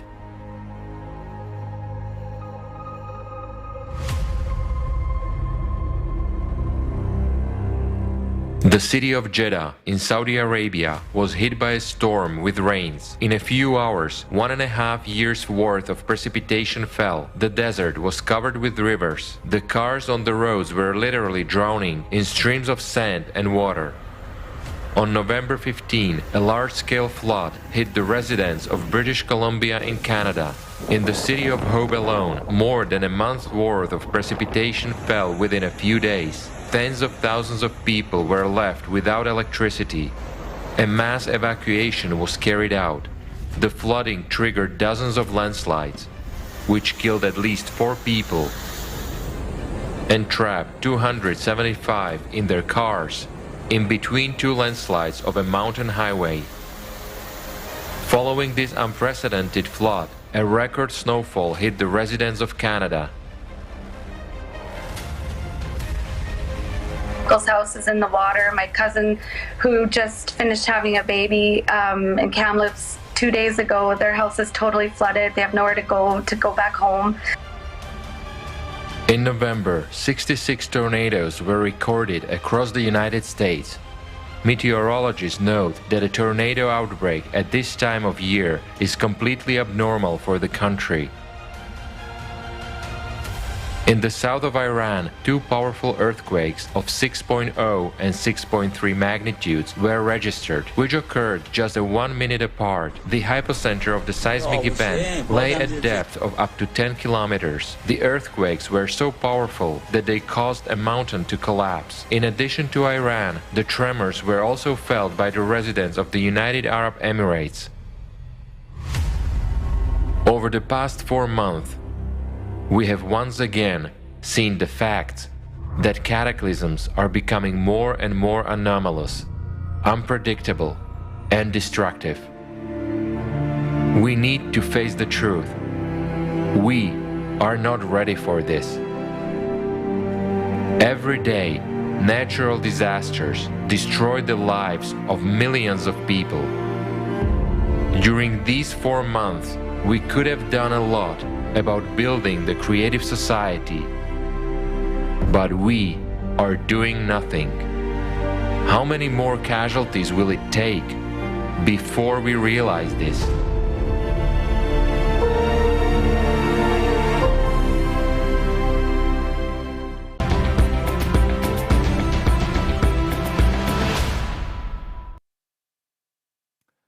And that's only 4 months. I want to emphasize that this is only the officially announced data. That is, in fact, there are many more. Here's your proof. And are we going to wait for more? How long? A year, 2, 3? Are we going to wait for that number to turn into 10 digits? If we don't wake up right now, climate, euthanasia is our inevitability. The most valuable thing we can do for our loved ones and for ourselves is to wake up, to inform everyone who is still unaware or hesitant about the looming climate threat, and unite in the creative format of society to survive the consequences of global climate change on our planet. Only then we do have a chance. Right now, you will watch the most relevant and unbiased video that is available today. It fully reflects the current situation in our society and answers all the most important questions of mankind.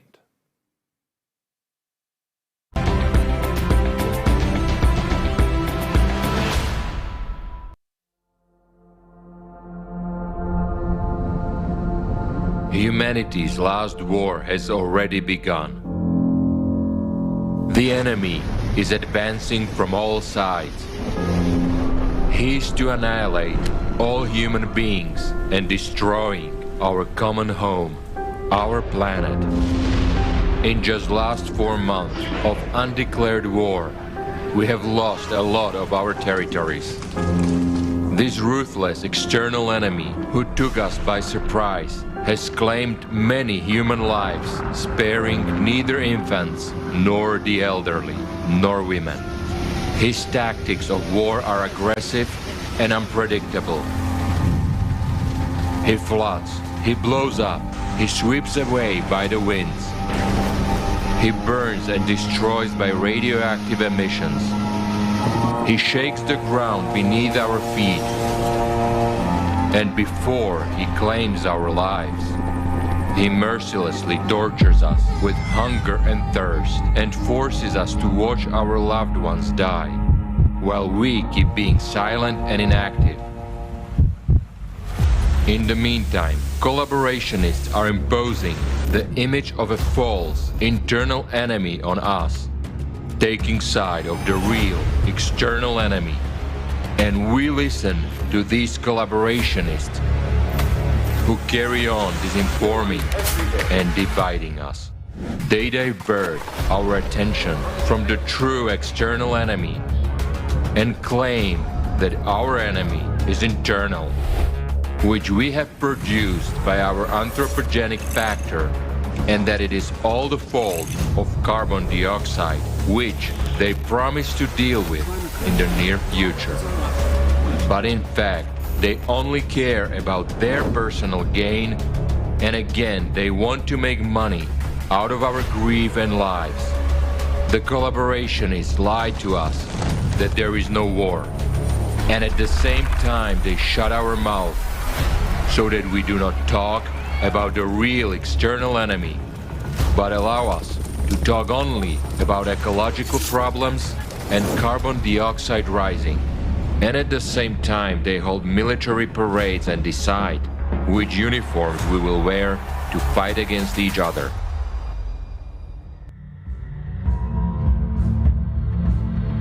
And this is at a time when we as humanity do not even put up any resistance to the real enemy. We only make guerrilla raids in the form of letting the public know about the climate crisis, while the aggressor supporters continue restricting access to information. They hinder unification of worldwide scientific and material potentials, thus strengthening the already dominant position of the enemy.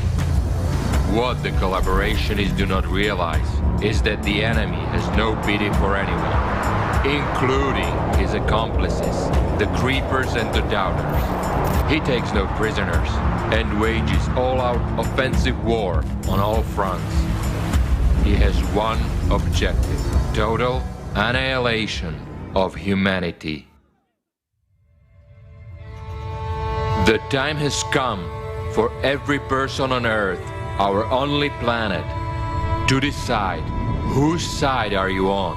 Are you with the collaborationists, those traitors of humanity and accomplices of the enemy? Or are you in the ranks of true heroes who are defending life on Earth? The last war of humanity is already in progress. It is time for a planet-wide mobilization.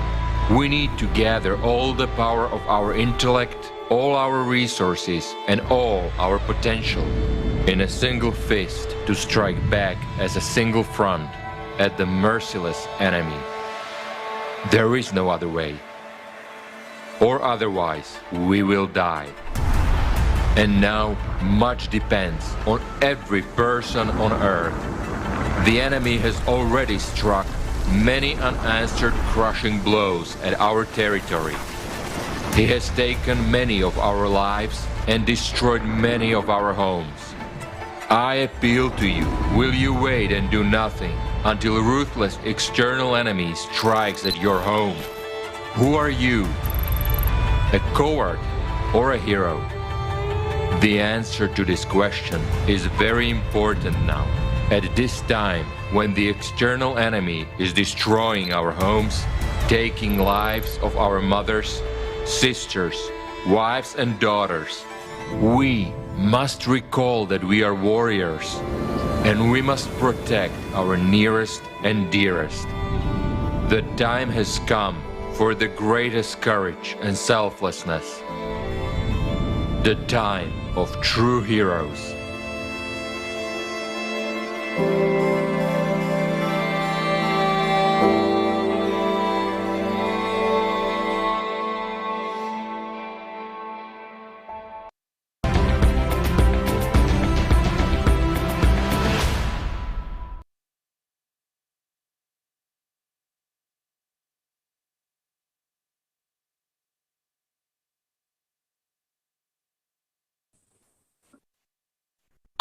This is indeed war, a war in which we lose what we hold so dear. We lose our loved ones, we lose our lives. They tell us that it's all about ecology, that our anthropogenic factor is to blame, and that all we need to do is reduce CO2 emissions to make everything okay. But as long as they say that things only get worse, while they are feeding lies and upon the enemies, they are the enemy. Climate is ruthlessly attacking our planet. The active enemy offensive has been going on for a long time. And in the meantime, they keep lying and trying to brainwash us. Who is doing this? The ones we truthfully call by their real name, the collaborationists.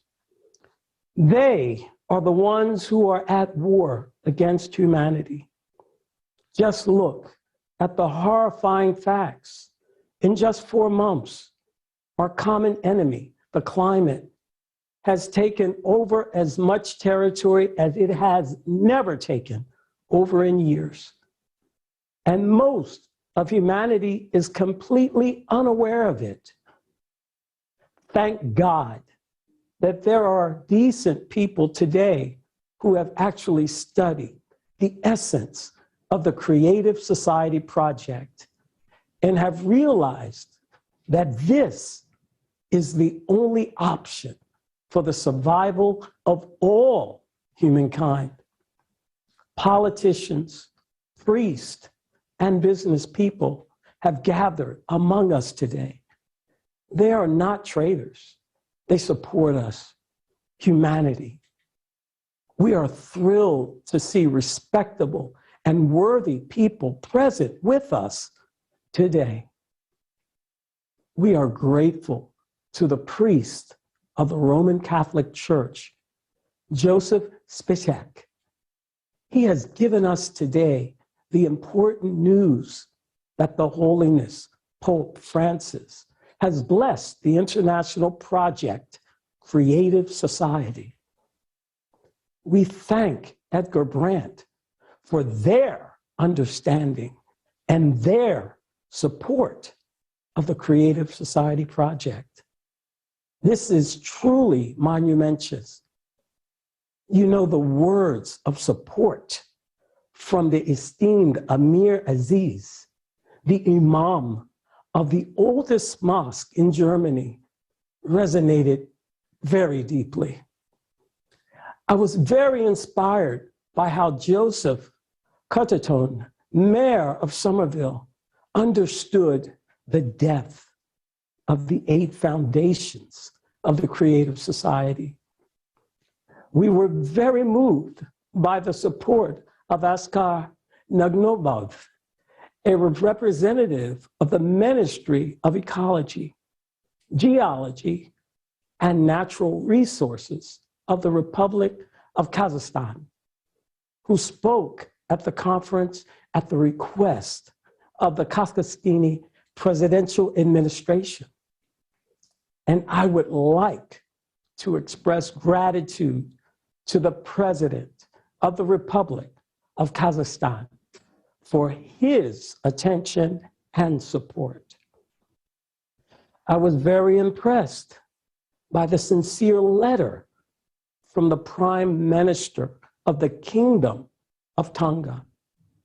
Although he could not be physically present at the event, we are very happy about his participation and care. Thanks also to Saran Hakmanavan and Archbishop Nathan Havanisa. I was touched to the bottom of my heart by Dushan when he said that the best investment in the future is investing in the Creative Society. It's true. To live in a decent society in the future, many of us invest our own time and resources now and seeing the realities of what is happening in the world today. I am convinced that the Creative Society is truly the best investment. All of us need to unite today. After all, the common external enemy is already in our home.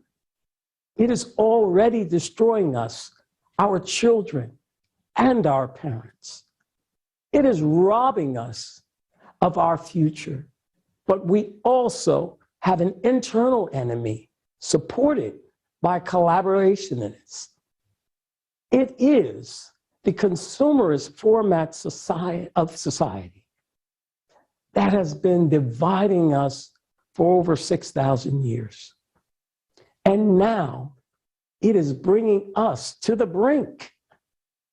All the prophets warned of this, but unfortunately, we stubbornly chosen not to hear our prophets, our holy fathers, and all the intelligent people who have been telling us that for centuries. And now what? Do we have to give up? Are we going to give up our home to the destroyer? But we are human beings. We are one family for the future of our children, for the memory of our ancestors. We have something to fight for.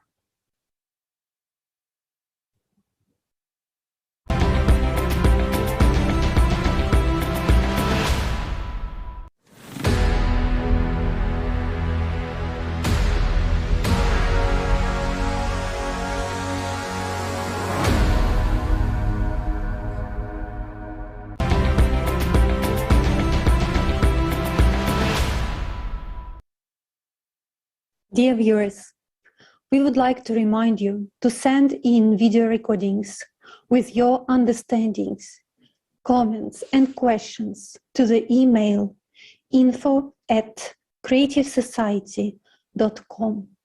Stay tuned as we will hear more shocking truth about the climate crisis and ecological degradation that we are facing today.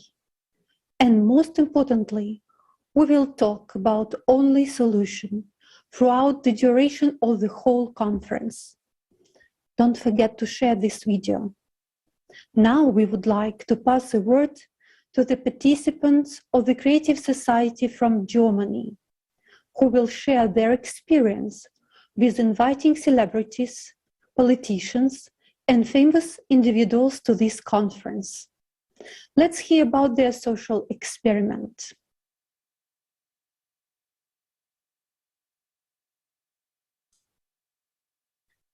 Hallo Freunde. Greetings, dear friends. It's a big honor for us today to present Germany at such a global conference. This information has already been presented today and is shocking and makes the blood run cold. After all we have just recently seen with our own eyes, we know firsthand how it feels in the zone of anger of nature. Let us remind you that this summer, an unprecedented flood happened in Germany. Thousands of people were affected. They lost their homes and, unfortunately, their lives. And the saddest thing is that the government agencies turned out to be powerless. When you realize that all countries are equal before climate disaster, which increases day by day, and their power is more destructive regardless of their geographic location and level of economic development. The enemy is attacking. This is the climate. This is a real threat to the survival of all of the mankind. This prompted us to invite representatives of international organizations to speak at this conference in order to draw this world attention to the critical situation to call for the unity. This action turned into a large-scale social experiment in the entire history of mankind, and the results which have shocked us. Our German participants alone sent out more than 3,000 letters to each of the following organizations: the UN, to the WHO, WMO, IPCC, and the European Parliament, as well as politicians from different countries. They are the ones on whom our future actually depends. For 4 months, participants have been tirelessly sending these thousands of letters and envelopes by mail so that they could reach them in person. Think about it. Every representative of this world-renowned organization that people all over the world rely on received a letter. We described the criticality of the situation and invited them to speak at the conference if they are not indifferent to the fate of the humanity. And we got a very depressing result. Only if you responded from the entire list. From the others, their secretaries responding by saying no. And this situation surprised us at first. But thanks to that, we have discovered a whole layer of the world order of our consumer society. And we are sure that neither politicians nor anyone else knows this. But we will reveal the secret to you today. Es sind die Assistenten. Assistants. Secretaries. Treffen in Wahrheit die Entscheidung. Everything is decided by secretaries. And for the sake of the understanding, let us tell the situation. At one of the events, our participants met and invited an outstanding athlete of the world renowned. As it turned out, in addition to being an athlete, he's also a politician, which means that the people can only access him through the secretary. In personal communication, he supported the idea of the creative society and agreed to participate in a conference. But for the communication, he gave the number of his secretary. But when he was contacted, he turned out to be different. Completely different. And the secretary said, what you're doing is interesting, but it's necessary, but no.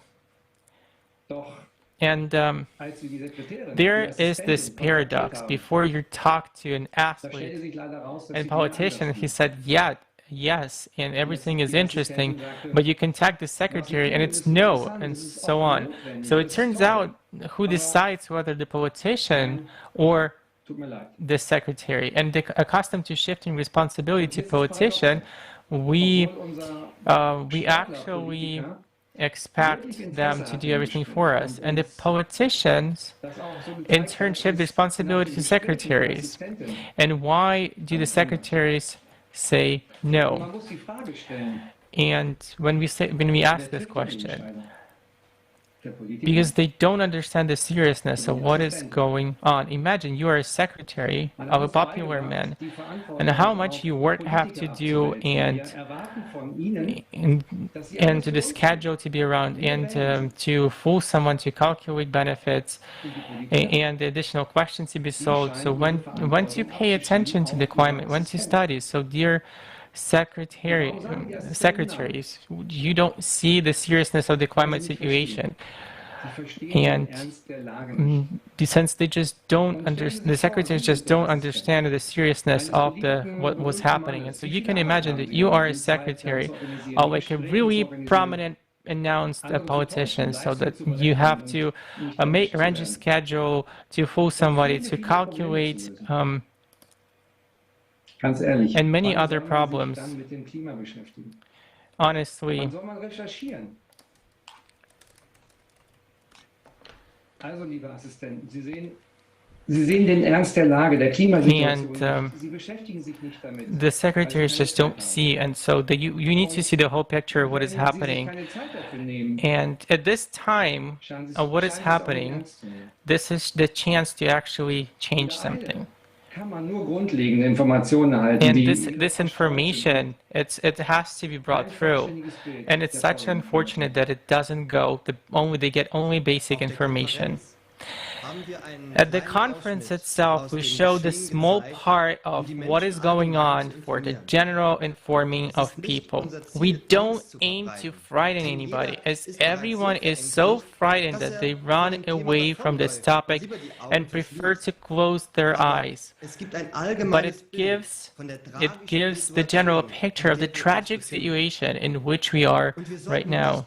And so we are just hoping, we think that those secretaries of the politician, they are busy stuffing their own wallets and keeping themselves in the comfortable neck of the politician or top, and doing whatever is necessary to keep their bosses in their seat as long as possible. And that is the truth, and everything else is a fairy tale, games, etc. So let's vote for those who support creative society and who have secretaries. It was an expanded format of perception and think beyond just how to sit, not just how to sit in a warm place or chair. Let's vote for those politicians whose secretaries and who's familiar with climate issues and creative society. So when the politicians go to the polls, let them show their secretaries and not their programs. We already understand that any political program is bullshit and no one will ever implement it. Even the stars have secretaries, people disconnected from the world, who only care about the size of the star's fee from which they have a percentage. That's why the stars take part only in those events and are ready to tell only what his secretary thinks is right and for the amount that will satisfy him or her. That's how the secretaries exploit those stars. And you can't tell who's a fool and who's smart in this tandem. Yes, and that's why we understood through social experiment that the world is ruled by secretaries who are concerned only with their own profit. So don't get your hopes up. We are just a source of income for them. Let's grow up on this issue. Stop passing the buck and hoping for a miracle. It's not just a question of our lives. It's a question of the survival of all the mankind. It's not just words. It's a reality. In reality, a good person who makes their own decisions are very few and far between. We have to avoid missteps and we have no one to rely on. We saw a situation where out of the 1,000 people, just a few responded. They have a great secretaries and they are good people themselves. That's why they are here today with us. Because they have the greatest impact and they are the great people. And that was specifically why they has actually been here with us today.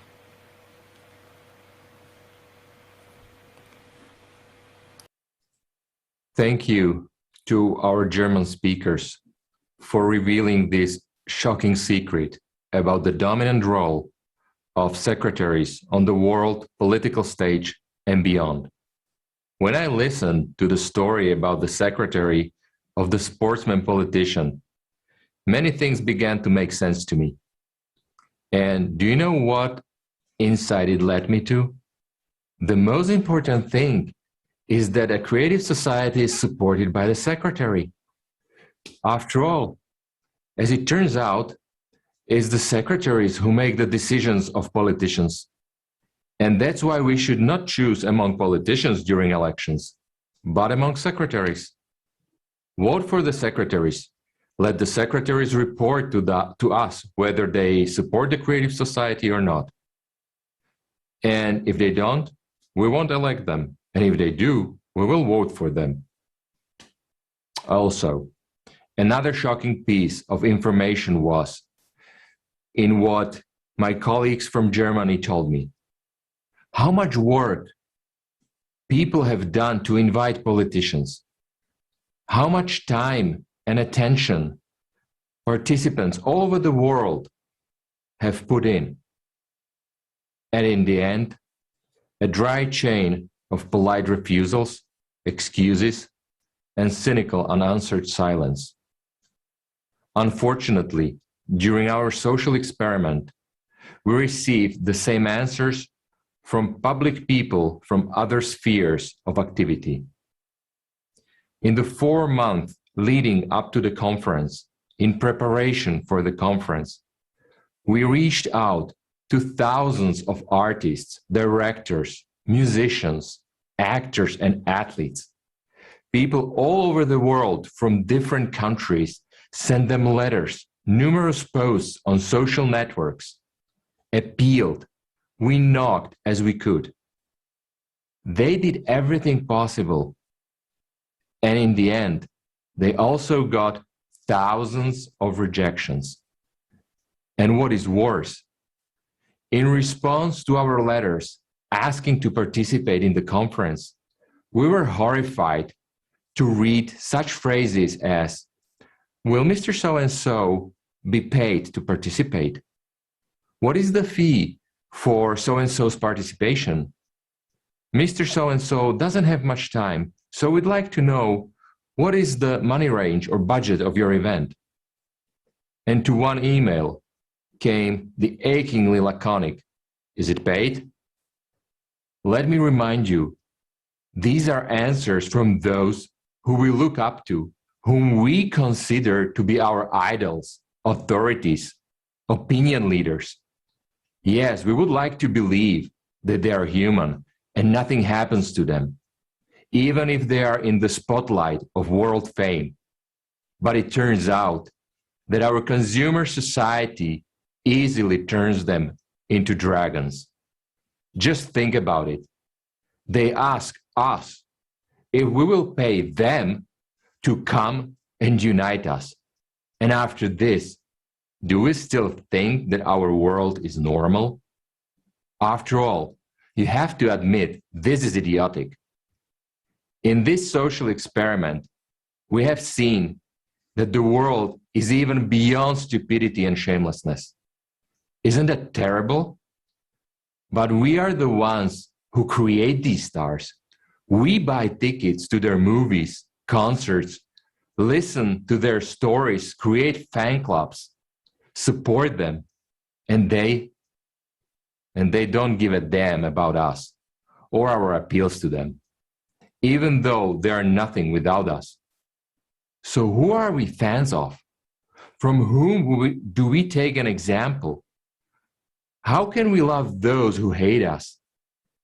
When we are asked for a figure with 6 zeros so that some superstar comes to us and lies about something, even though she doesn't care about us, is that normal? One can understand when they receive requests for advertising to promote some products, then it is understandable. It is their job. They make money this way. But when people write to them and invite them to an international conference on a critically important topic that concerns everyone, they ask for money? It just doesn't get into my head. Now it becomes clear why the world of consumer society is like this. It's because those we look up to, thinking of them as authorities, idols, tops, they are already soulless. They're lost. It is impossible to call them people. But we created this world, and we support the consumer format. And it is by our choice that it is like this. Let's face the truth. How much work has been done? People have spent thousands of hours, their money, resources, and everything they could to try to reach out to them. And in fact, we have seen the cold reality that those to whom we knocked are those who have lost their conscience a long time ago. We lean on them. We put them on a pedestal. And to them, we are a trivial tool to make money. We, their fans, entire fan clubs are asking them to come, and they don't care. We are slaves to them. They show by their careless negative answers that they don't care to descend to our level. They have their own club, their own level, and we are at a low level for them. They think they're immortal. They simply lose reality. And we continue to be slaves to the word work. We provide for them and have to pay figures with 6 zeros to make them come down like the sun and say a few words to us. Let's be honest. Yes, we knew we wouldn't get through, but we believed to the last. After all, these are our idols, the ones we look up to. And the human consciousness is built not to believe. So we tried to the last. We tried very sincerely to find the people among those whom we approached. And out of thousands, we found just a few people who are really people, who are with us now, who don't divide people into classes, for whom all people are equally valuable and important. Thank them very much for being people and for being here. We have decided that we will continue the experiment, for it is possible that the secretaries have decided for them. And so we continue to believe in them and give them a second chance, because we must remember that we are at war, and to win it, we need to build a creative society. The time for real heroes has come, not the ones you see on TV and who come for money, but the time of real volunteer heroes, women and men, people from all over the world, those who call for building a creative society. The most important thing in informing right now is to get the message of the creative society out to every person on earth in a timely manner.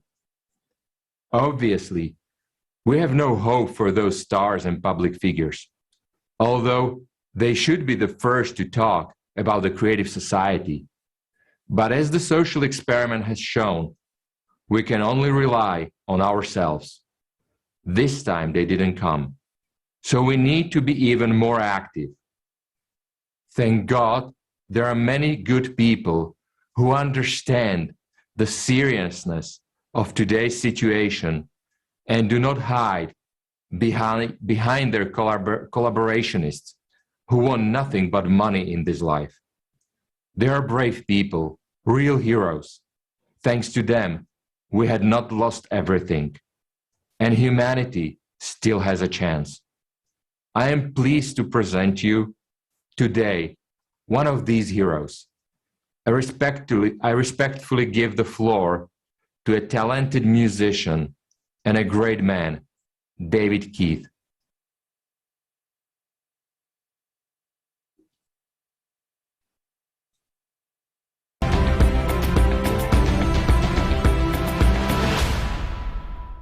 Hi, everyone. I'm David Keith. I'm a professional drummer. I play with Richie Blackmore's Rainbow and Blackmore's Night. It's great to be with you here at the Global Crisis Conference. I only very recently heard about the Creative Society, creativesociety.com, almost through completely random means.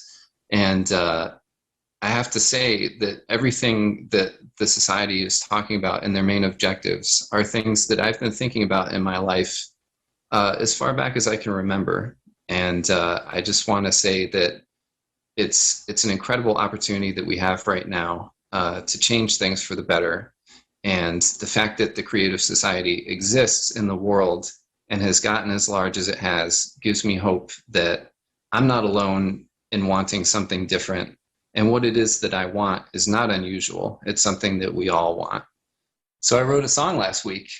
Interestingly enough, this is right before I met everyone at Creative Society. And I believe in things like synchronicity and serendipity and things happening for a reason and happy coincidences and things like that. So this song that I was writing is completely topical to our conference and to everything that Creative Society is trying to do.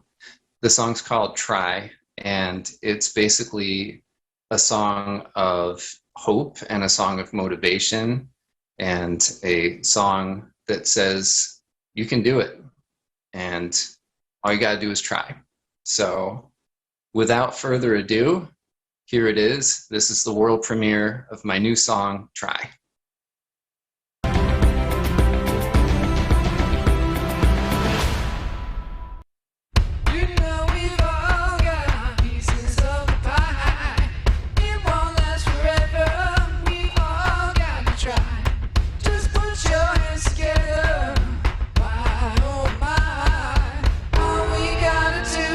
It's just try.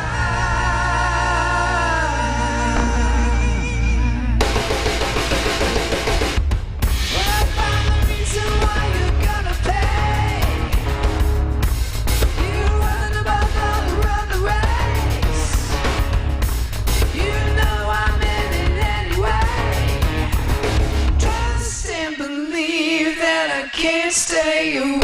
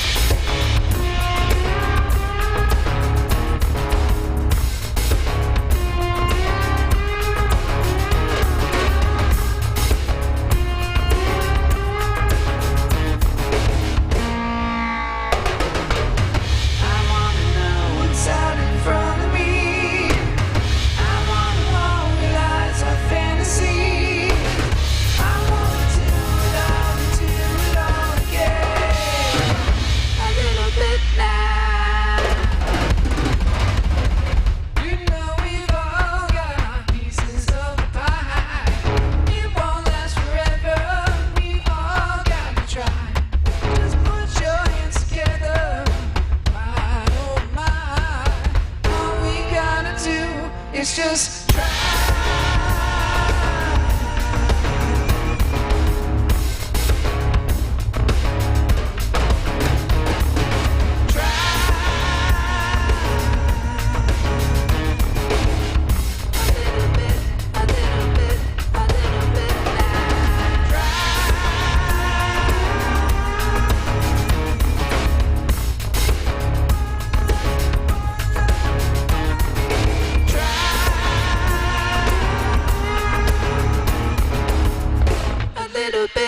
A little bit.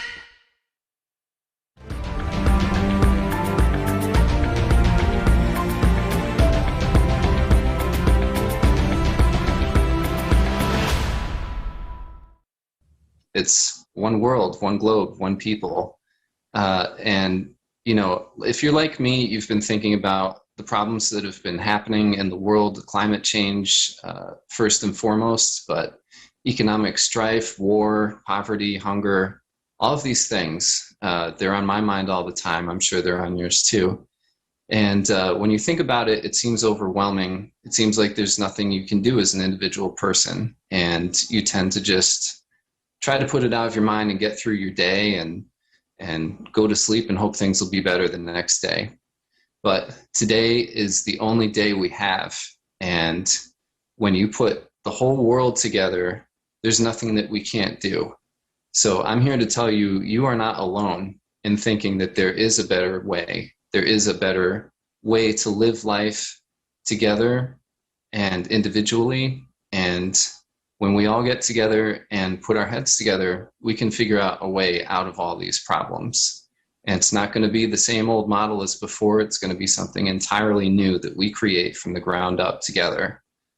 So have no fear. We're going to do this thing. And I want to thank you guys all for being part of it, because it's going to happen. And I would invite everyone to go to creativesociety.com and read the mission statement, read the objectives. And I think you're going to find that it makes a lot of sense. And it's almost like an obvious thing that we need to do in the world. And it's wonderful and amazing to me that you've been able to organize it and get it to the level that it is now, because that gives me hope that we might actually be able to figure this thing out. So thank you.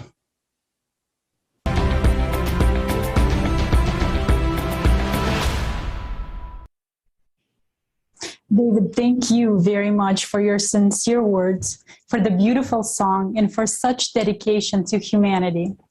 And we would like to remind you that this conference is simultaneously interpreted to 100 languages.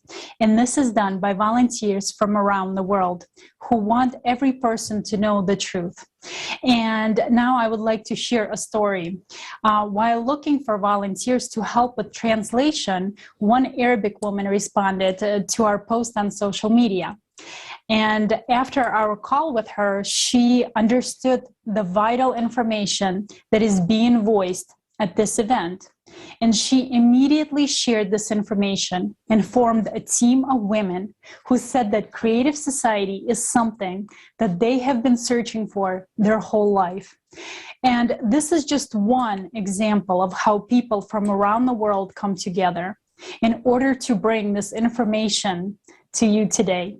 This means people from different countries can easily unite for the sake of one goal, which means that together we can do anything.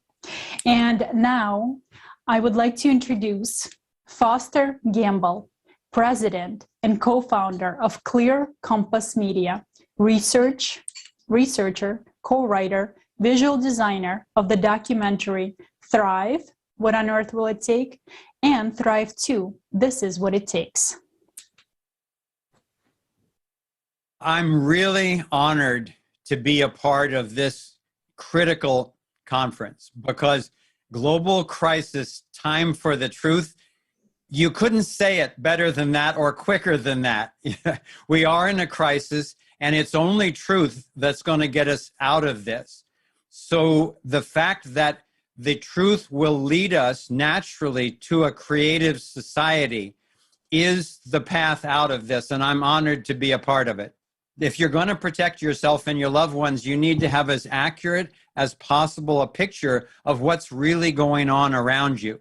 The problem right now is we've all surrendered a certain amount of our power to centralized authority, and they're trying to use that to take over energy and food and media and education and everything.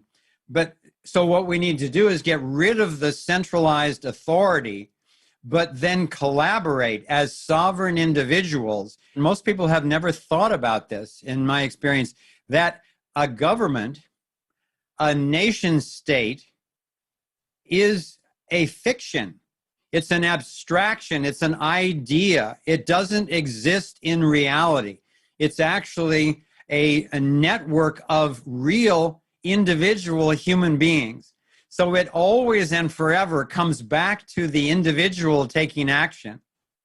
And we've got our ethics upside down because if you put the government ahead of the rights of people, which is unfortunately what's gone on, causing so much destruction, then what you do is you end up crushing the individuality of the human spirit. I think with all of the chaos that's going on in the world right now, with the pollution and the coercion and the disease and the suppression, I think that from a cosmic point of view, apparently it had to get this bad for a critical mass of humanity to wake up and say, no more of this. We're taking back our power, we're unleashing our creativity, and we're going to thrive. And I believe we will. I've spent a lot of time speaking and writing articles and so forth about the fraud of anthropogenic global warming.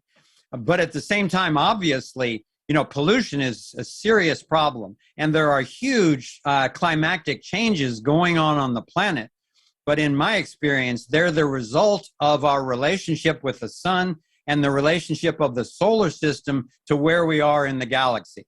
And I'm not an expert on that, but I know it's a big deal. So what we need to do is get prepared. I think that we can approach this in a way where, as we're restoring the wholeness of natural systems, then we can really take on any problem.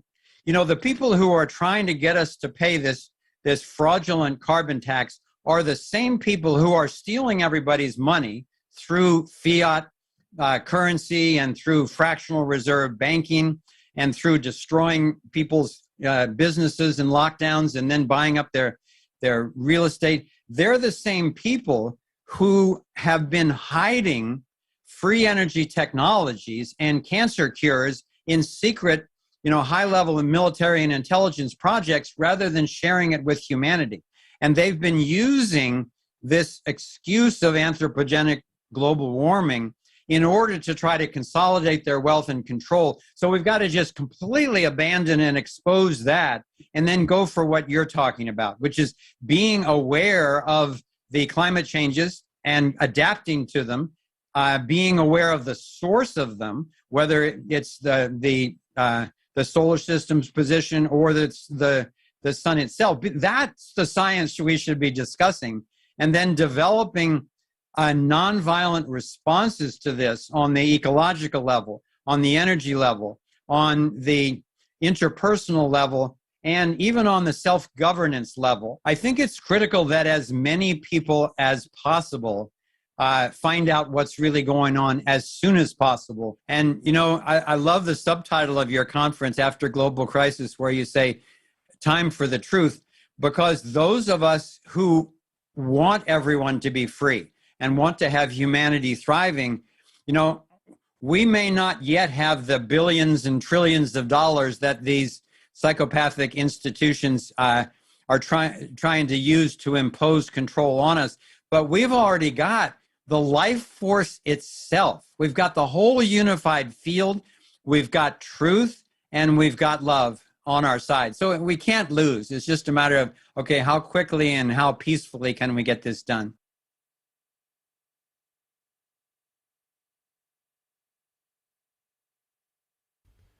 Dear viewers, our respected speaker is absolutely correct. And the main thing is to do everything in a peaceful, evolutionary way, so that the transition from the consumer format to the creative format would be smooth and without losses for people, and of course so that the honorable secretaries would be satisfied. Only a fool would demolish his house and stay on the street. First you have to build a new one where you will live, and only then break down the old one. Otherwise we live on the street like wild animals. What our esteemed speaker just said is true about the consumerist format in which we live. In fact, it is known information, and we are so used to these kind of things that we take it for granted, because it is natural to the consumerist format, and no matter what we do, taking someone out, someone similar will come in place. It is impossible to kill a dragon, because when you kill it, you become a dragon yourself. And this is the rule of the consumerist format. And we need to define other norms. We need a creative society. The problem is not in us, but in the format, in the rules of the consumerist format, which have been formed over centuries and millennia. The consumerist format is anti-human, and as a consequence, from here originate lies and deceit, because everything is done to please the wallet. Those who have got their hands on the trove care only about their wallets, and there can be nothing else in the consumerist format. And we must understand this. Therefore, the old, outdated model, which no longer works, must be replaced by another model. As of today, there is only one real alternative, and that is the creative society. Should you have any other ideas, do suggest them. But as of today, the model that allows us to combine scientific research and development potential to counter the challenges of the future is only one. The current consumerist format we are already living in will not withstand the onslaught of the forces of nature. We have already seen many facts proving its worthlessness, and only a fool does not realize this. So, humanity is at the crossroads. There are two options: to leave everything as it is, but this is an euthanasia of all humanity, or to radically change the format of our existence from the consumerist format to the creative format.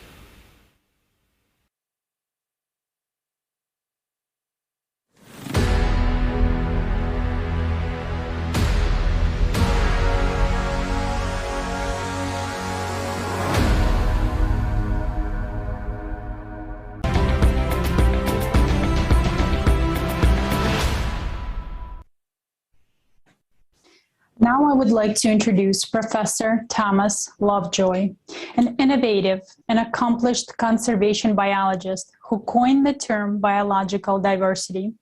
He is president of the Amazon Biodiversity Center, member of the National Geographic Society.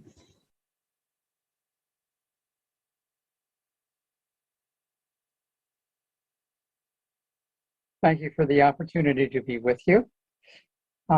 So I have been working on conservation, tropical rainforest, the Amazon, biodiversity for about half a century or more. First set foot in the Amazon in 1965, right? And although there clearly has been important progress in those decades, we now are at a moment when the biology and the climate of the planet are in a crisis state. So when I arrived, the Amazon, which is equivalent to the 48 contiguous United States, it's really huge, right? The Amazon was 97% intact. And just think of that. Now it is around 20% deforested, especially in the south and west in Brazil, where it's threatening the hydrological cycle that it actually nurtures. And basically, it's right at a tipping point where if we don't do reforestation, at least the southern and eastern Amazon will no longer be able to have rainforest growing. The hydrological cycle, which the Amazon forest nurtures, provides moisture to every country in South America except for Chile. So it is a continental scale contribution. So in the Amazon, that makes half the rainfall.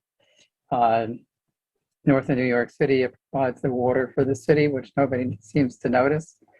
So ecosystem services loom large in our daily lives. So point number one is protecting the forests we have. They have values as mature forests that, secondary forests do not have and take a long time to get.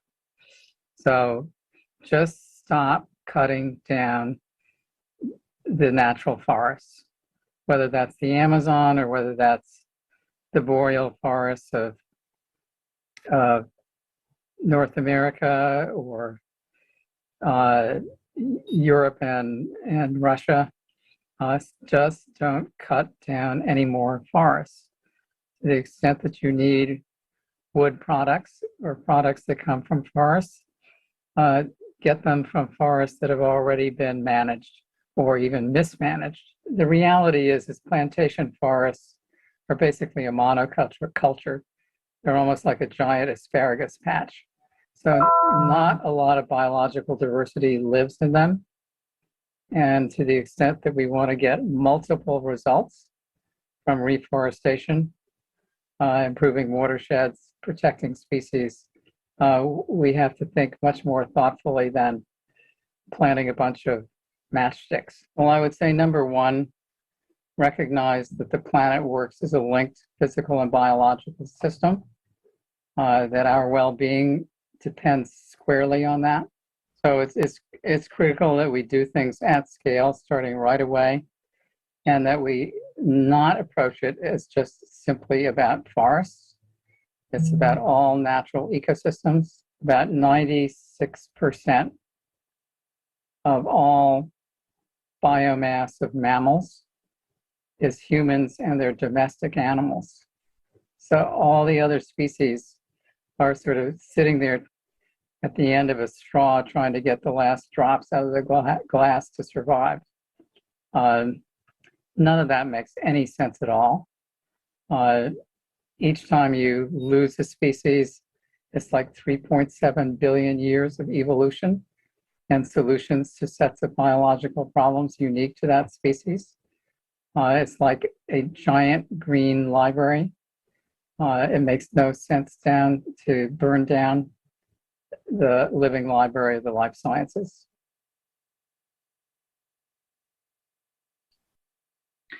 Hola a todos. El estimado profesor nos habló de los valiosos que son los bosques. Dijo que debemos detener la deforestación en todo el planeta. Y tenía razón. Amigos, imaginemos solo en los últimos 100 años, el mundo ha perdido tantos bosques como en los 9.000 años anteriores. Esto es un área del tamaño de Estados Unidos. Soy originario de Ecuador. Mis padres crecieron en el campo.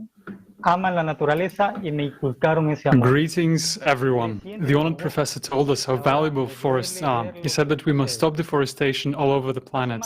And he's right, friends, just imagine. In the last 100 years, the world has lost as much forest as in the previous 9,000 years. This is an area the size of the United States. I'm originally from Ecuador. My parents grew up in the countryside. They love nature, a love they instilled in me. I grew up among the forests. And now it hurts me to see what is happening to them. More than 20 years ago, we lost about 40% of the national territory of the pure Amazon because of an absurd war, because of human insatiability and excessive greed. And now the little that remains is being cut down. This is not just a problem for my country, it's a problem for the whole world. To meet global demand, we are turning rainforests into grazing and animal feed grazing, plantations of soybean, palm oil, coffee and cocoa. From 50 to 90% of the total area of deforested tropical forest is illegal logging. Forests in the temperate latitudes are cut down mainly to sell timber. Today, logging has led to the destruction of 75% of forest in the United States and British Columbia in Canada. Each year, 26 million hectares of forest are cut down. And every minute, an area of forest equals to 60 football fields. And this area is being cut down in the world.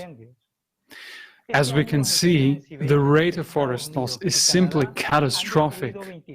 The catastrophe is that, in addition to active deforestation, we're now witnessing an unprecedented number of fires.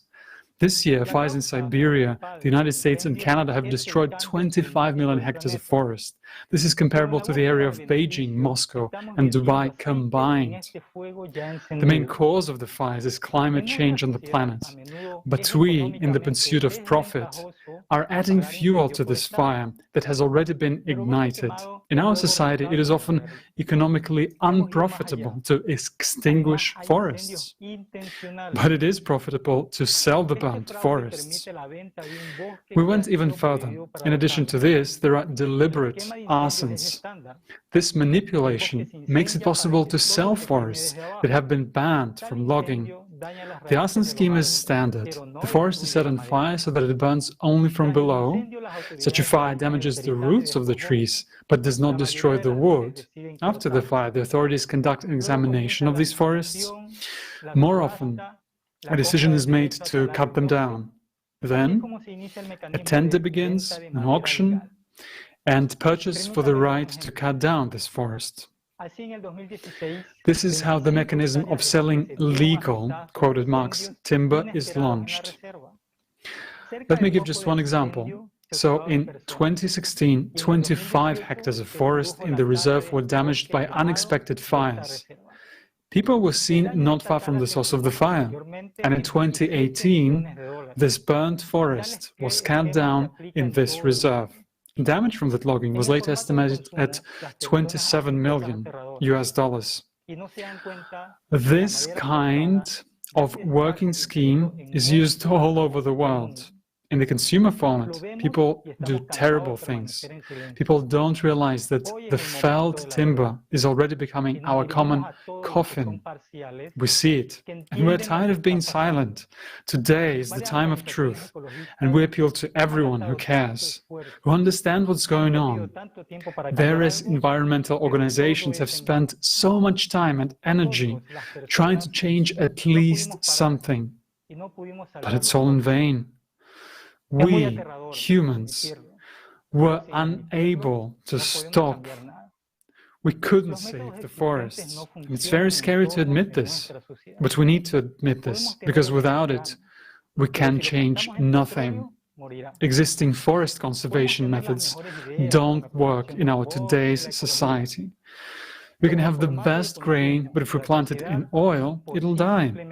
We can have the best ideas for the protection of forests and ecology, but at the consumer format of society, it is impossible to implement them. Because after all, everything boils down to making money.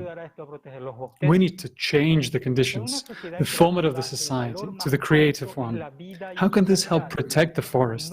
In the creative society, the highest value is human life and its quality, not the capitalization of individual citizens. Therefore, the technologies that are not beneficial to be introduced in the consumer format of society today will be introduced in the creative society. In the creative society, we will be able to restore forests. We will be able to start up recycling plants all over the world, even in the transitional phase of the formation of the creative society. We have no more time for doubts and disputes. Every hour without the creative society brings us closer to global environmental disaster and to our death. We have no spare environment and no spare forests. We have no spare planet. Now, we know the truth, and the choice is ours.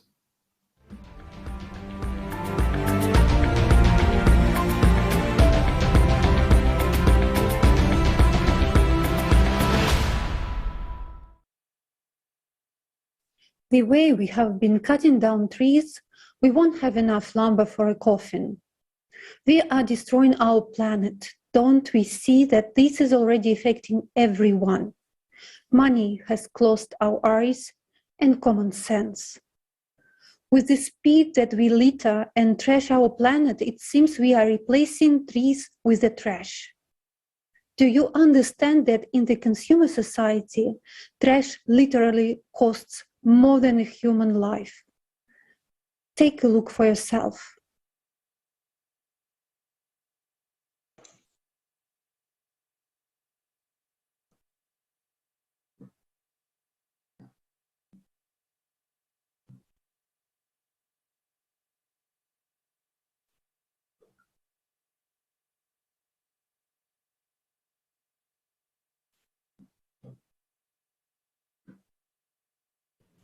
And Ed, we pass the word to you. Thank you, Olga. I will talk about rubbish for a little while. One of the most serious environmental problems today is the problem of waste. When people first started collecting waste and sending it to landfills, it seemed like a great idea. All of the waste was collected in one place where it was easier to sort and bury. Thus, it was supposed to solve the problem of it. However, something went wrong. In total, the amount of waste has increased dramatically over the past 80 years. Today, landfills are overflowing due to the appearance of non-degradable waste. Landfills did not solve this problem. They only ensured its circulation around the planet.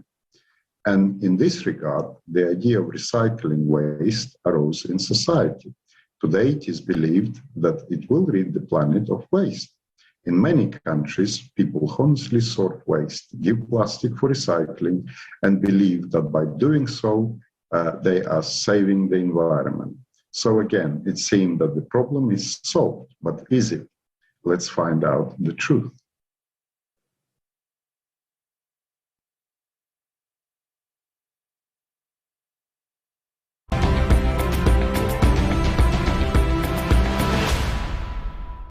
Garbage.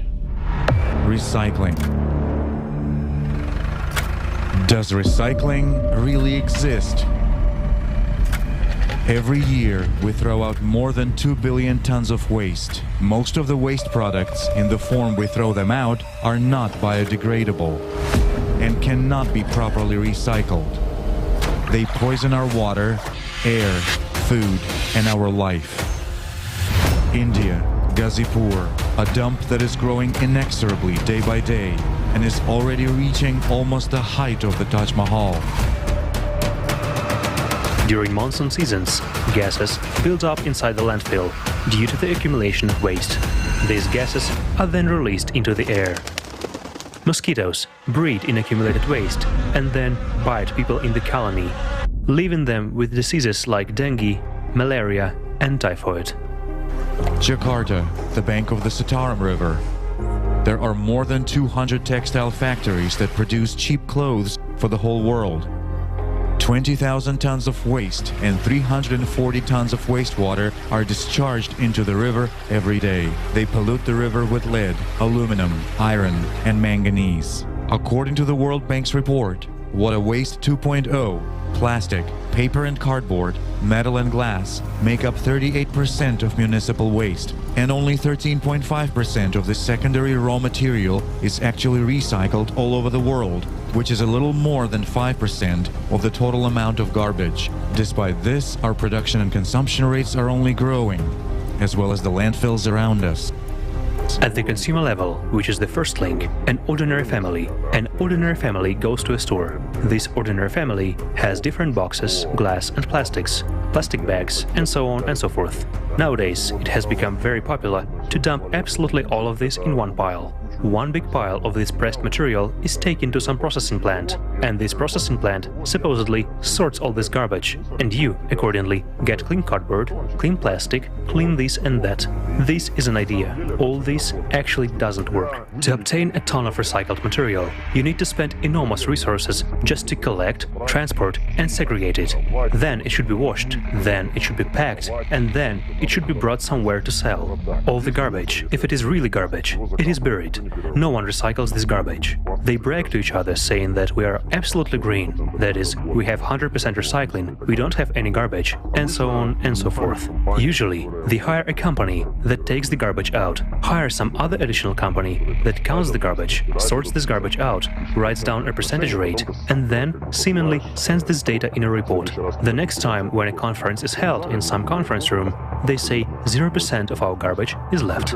But to be honest, this is all done on paper, while in fact it is not so. That is, it turns out that now we need to spend a lot more money, and no one is ready for this. Nobody needs it. No one wants to wave the green flag, and at the same time pay some crazy amount of money.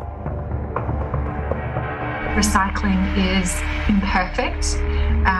We can do a lot more and we can do a lot better. Most of the recycling we do around the world right now shouldn't actually be called recycling. It should be called downcycling, meaning a drink bottle becomes something completely different.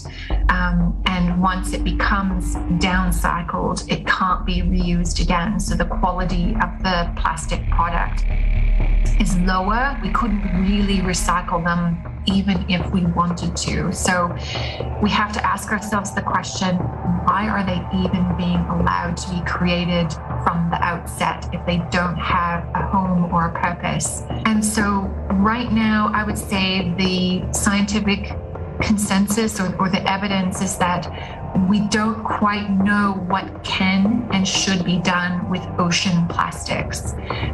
There are some things already being done. Ocean plastics are being turned into shoes and swimwear and yoga pants and all kinds of things. But it's pretty doubtful that that's actually the best thing that we should be doing with ocean plastics. This is probably actually just delaying a meaningful solution and along the way creating a lot more problems than solutions. Let's take PET plastic.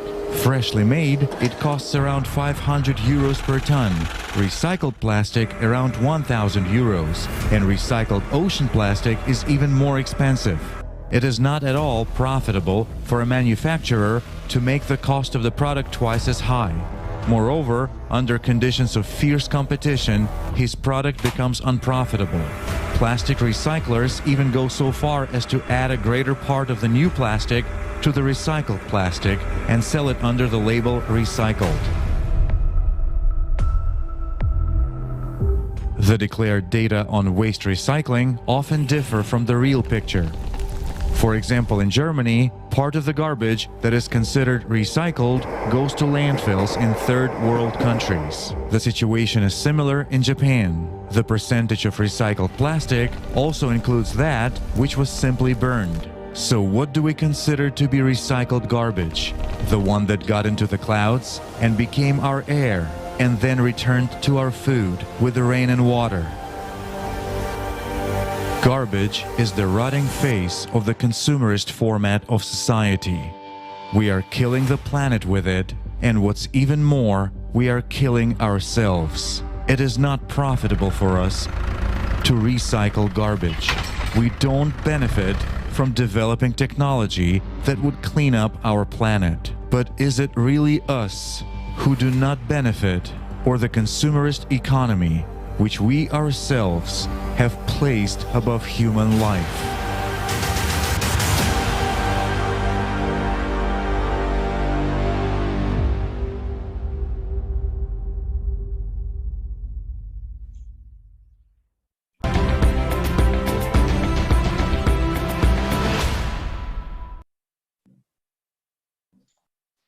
Здравствуйте. Greetings. What we have seen right now, this is terrifying but necessary truth. As you can see, all of our efforts to sort garbage and supposedly recycle it is a lie.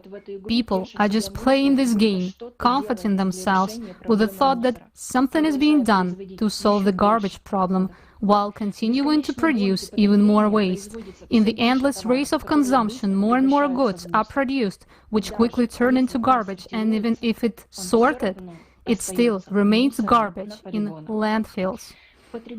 In the consumer rules of the game, being green is not profitable in practice, and this is well illustrated by the example of ocean plastic. The largest ships, funded by millions of dollars, are only able to catch 2 tons of garbage per day. This makes the resulting plastic very expensive, and the product made of it uncompetitive on the market. But being considered green is extremely profitable, as it is an opportunity to manipulate the feelings of people who want to help preserve the environment, and the status of a green product encourages them to buy this particular product. This is why today we are hearing more and more about products made of recycled plastic, and by buying them people feel they are contributing to saving the planet, but few people know that this is often just an advertising trick of the consumerist world. The same sneakers made of ocean plastic contain at best 0.1% of the plastic that was actually caught in the ocean, so we have already realized that it is not profitable to recycle garbage in the consumer society, but it is profitable to claim that you can supposedly solve the problem of garbage, which no one wants to take care of, because it smells bad. In a consumer society, garbage becomes a source of colossal income for those who do not hesitate to ruin people's lives in order to make good money on it. While some are waving green flags, others become garbage barons, endangering people's life. Right now, I would like to suggest you to watch the video about this terrible problem of consumer society.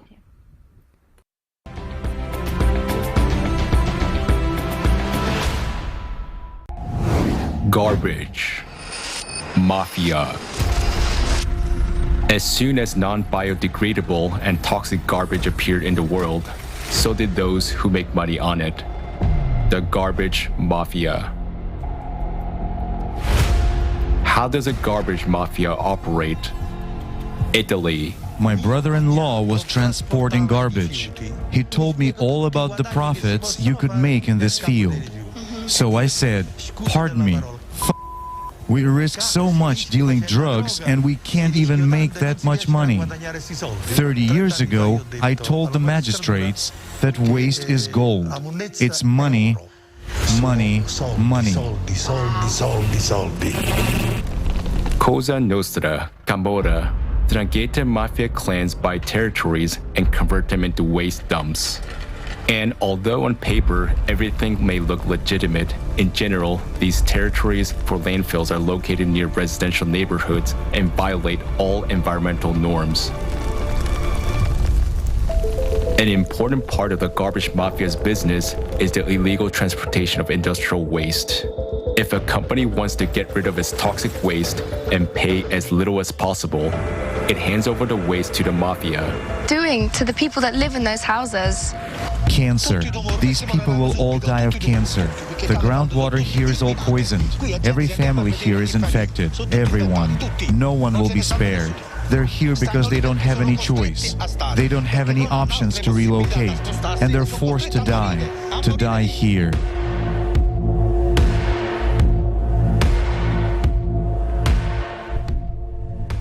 In Naples and the surrounding Campania region, environmentalists count at least 1,200 small and large illegal dumps.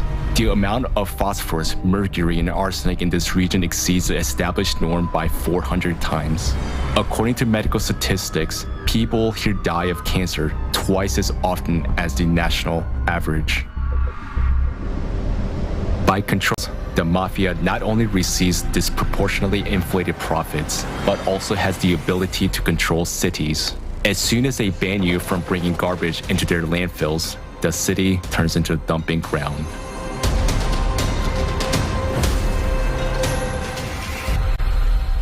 An average landfill can produce about 150 to 200 tons of film each month. We don't buy it at high prices, i.e., it's in the region of 13 to 19 cents per kilogram. Accordingly, you can multiply that same 100 tons by 13 cents. We'll take the minimum. Well, that's the profit only from polymers. Waste paper is now trading at around 20 to 27 cents per kilogram. Precious ferrous and non-ferrous metals are even more expensive.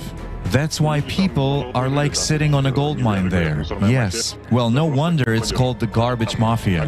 You can't just get in. There is a huge income and people will never give it up for anything because these people are sitting on a pot of gold. Getting permission to use this land for a garbage landfill is extremely difficult. If we establish some serious organization, serious landfill, put the right equipment on it for sorting and all that, then I think we will quickly be visited by bad people and some inspections. My friends at one time bought an incinerator. They operated it for 3 months. Then men came in black jeeps and simply forbade them to work by threats and intimidation or something else. They just took over this garbage plant and that's it. And my friends washed their hands of it and said, that's it. We will never get into this business again.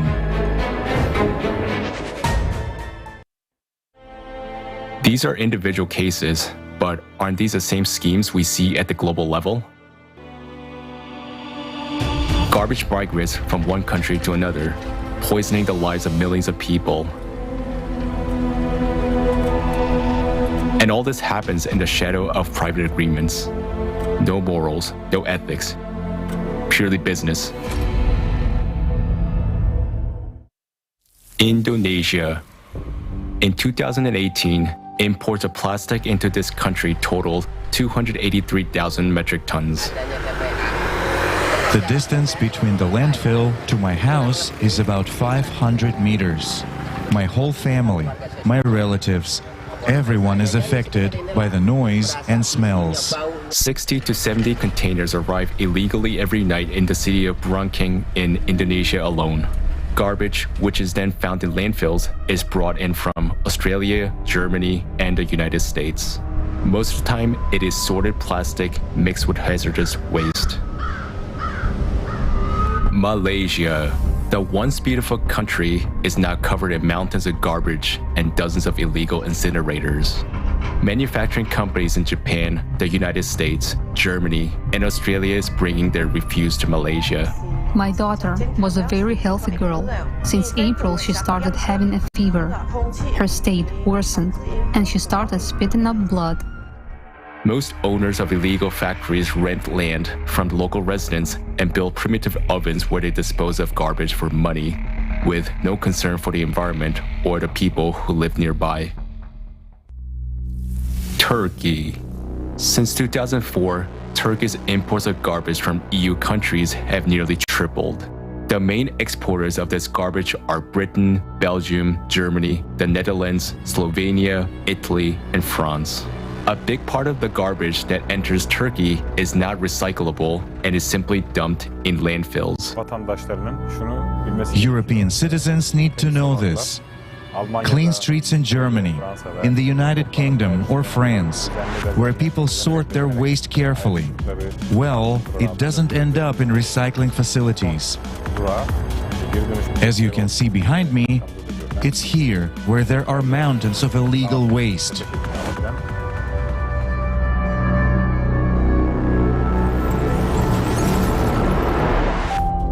Africa. Custom officials in poor African countries are unable to monitor the thousands of containers that come in from around the world every day. Often they are accompanied by false legalizing documents. Almost all of the e-waste or barrels in these containers are filled with toxic materials. They are accepted in these countries without too many questions asked.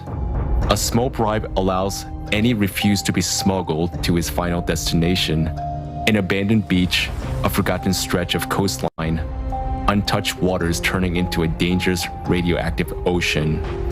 This ain't garbage, it's waste for some, but for many in these countries, it is place of work, life, and death. Ghana, Egbokloshi landfill, the world's largest and most dangerous electronic waste dump. More than 200,000 tons of electronic waste from Europe and North America are brought here every year.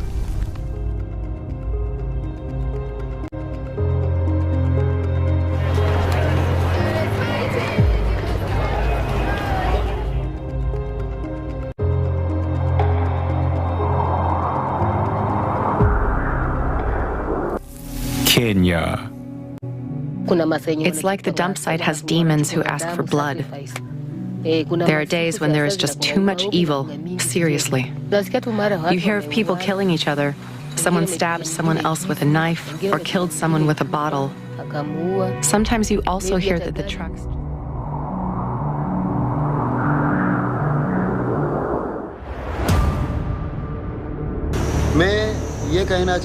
Alang ship breaking yard is the biggest in the world. The government and the contractors make a lot of money. But there are two major problems: the environment and working conditions. Here, on 10 kilometers of the beach, 40,000 people take apart half the abandoned ships from around the world. With their bare hands, piece by piece, day after day. They have no protection for hands, feet, or head, or no modern tools. There are no ship plans, and they don't know at what point or how a ship might suddenly collapse. They cut metal knowing that the next cut could cause an explosion. Half of the companies in the world don't want to pay for clean ship recycling using the modern technology. It's too expensive. Instead, they sell them for scrap. Indian buyers make a profit by reselling the steel. Along is an environmental disaster. And at the same time, it is the biggest metal recycling in the world today. Similar dumps are found in other countries like Bangladesh, Pakistan. The price of this kind of ship recycling is human lives. I have been breaking ships for 14 years now. My father was killed in a shipbreaking accident. The only thing I'm afraid of in the yard is death itself.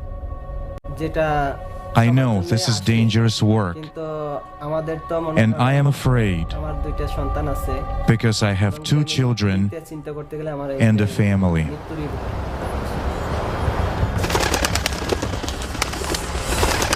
We have never produced as much trash in our history as we do today.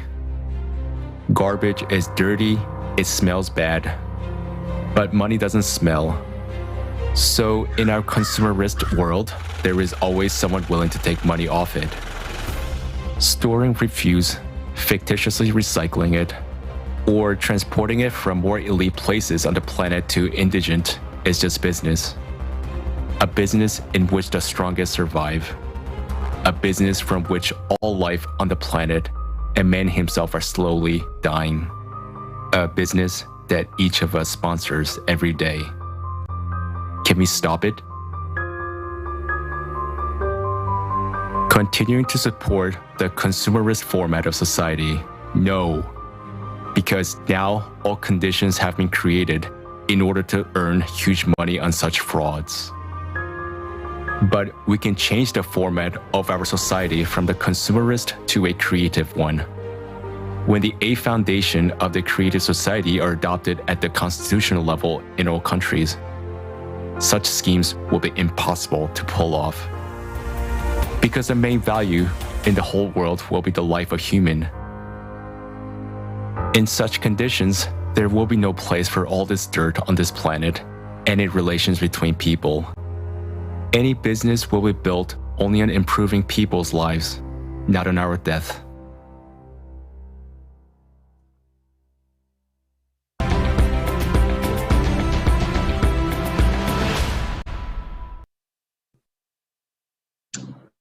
It's sad to look at all this, but even sadder to realize that if we are now even killing people for rubbish, then what will we do when we really need to distribute every piece of bread in a reasonable and humane way? So let's answer this question now, but very honestly.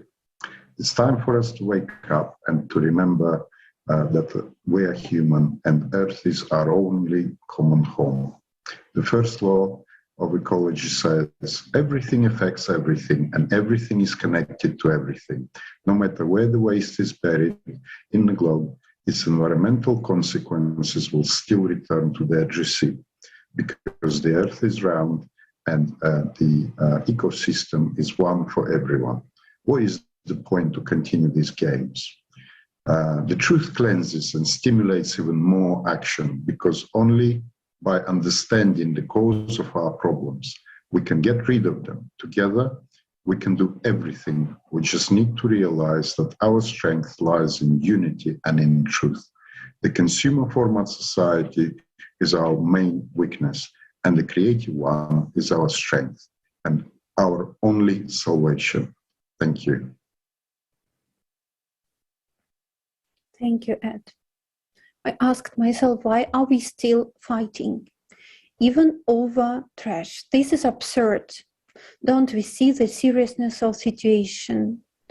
Do we want to drown in trash, or do we want to become human beings and unite and build a creative society which will guarantee each person an ecologically clean environment, health, and safety?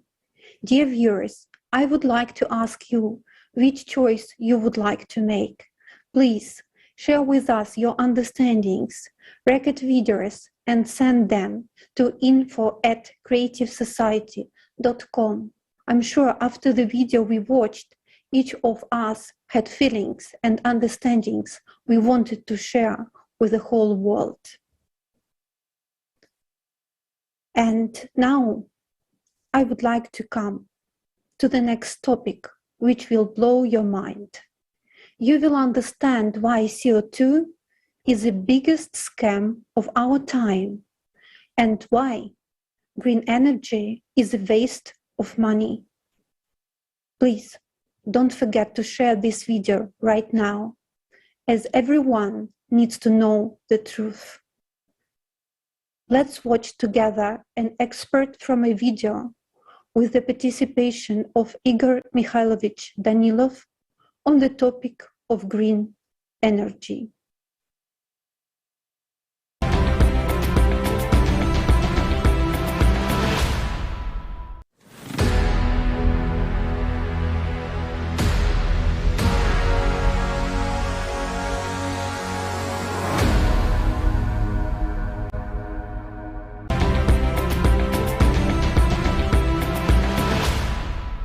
The real problem is not that we have CO2, but that we do not have CS. Exactly, that's what I mean. Not that there is no carbon dioxide. That's why for people, right? But that there is no creative society. That's the real problem.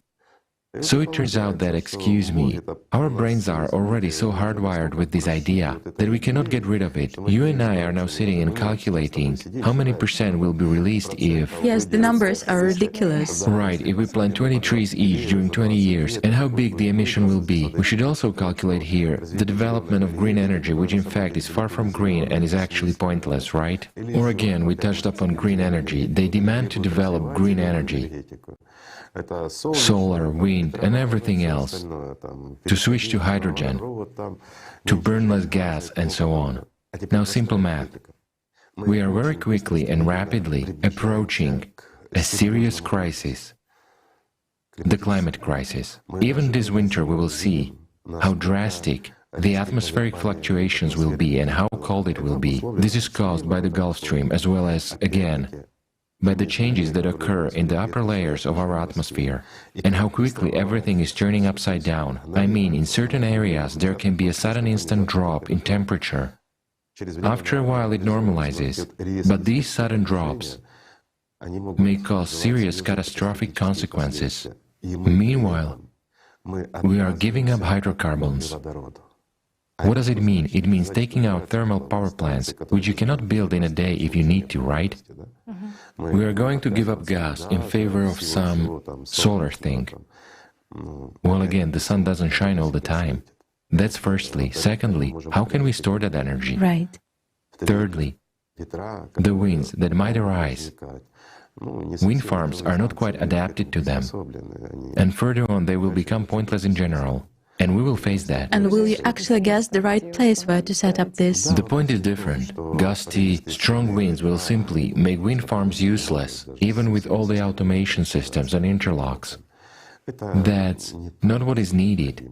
What humanity really needs now is the correct hydrocarbon heating plants and thermal power stations. Yes, they emit carbon dioxide. They do. But they are necessary, and it will be worse without them. Plus small nuclear ones. They're compact units, scientists are already developing them, and some people have been using them since long ago. That's what is also necessary, something that generates power.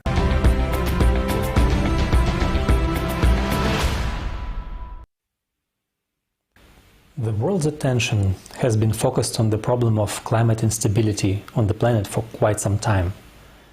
And this problem was first officially voiced back in 1992 at the Earth Summit, when more than 150 countries signed the United Nations Framework Convention on Climate Change. The world leaders attending climate change conferences in the years following 1992 agreed to set a limit for greenhouse gas emissions. It is assumed that this should be done through a global transition to green energy and low-carbon technologies, as well as reducing deforestation and increasing the capacity for carbon dioxide absorption in forests. And at the beginning of November 2021, the next UN conference, COP26, was held in Glasgow, gathering representatives from 200 countries. So, what did they decide this year? 108 countries have committed to reducing methane emissions. 100 countries have committed to stopping deforestation and planting 1 trillion trees by 2030. Many countries and companies have pledged to ban cars with internal combustion engines by 2040. 40 countries committed to abandoning the usage of coal power plants and adopting green technologies. Several countries and major banks have decided to stop financing fossil fuel production. And big finance companies announced to start allocating money for green energy, but only solar panels and wind turbines. At first glance, these decisions appear to make sense. However, we have to consider two things. First, yes, CO2 affects the environment, and yes, we did destroy the ecosystem of our planet. Second, the climate is changing, but for entirely different reasons. And while the proposed idealistic picture of our decarbonized future, when we all are using renewable, potentially free energy, looks very appealing, the actual situation with what is considered green technologies is not. Let's watch a video.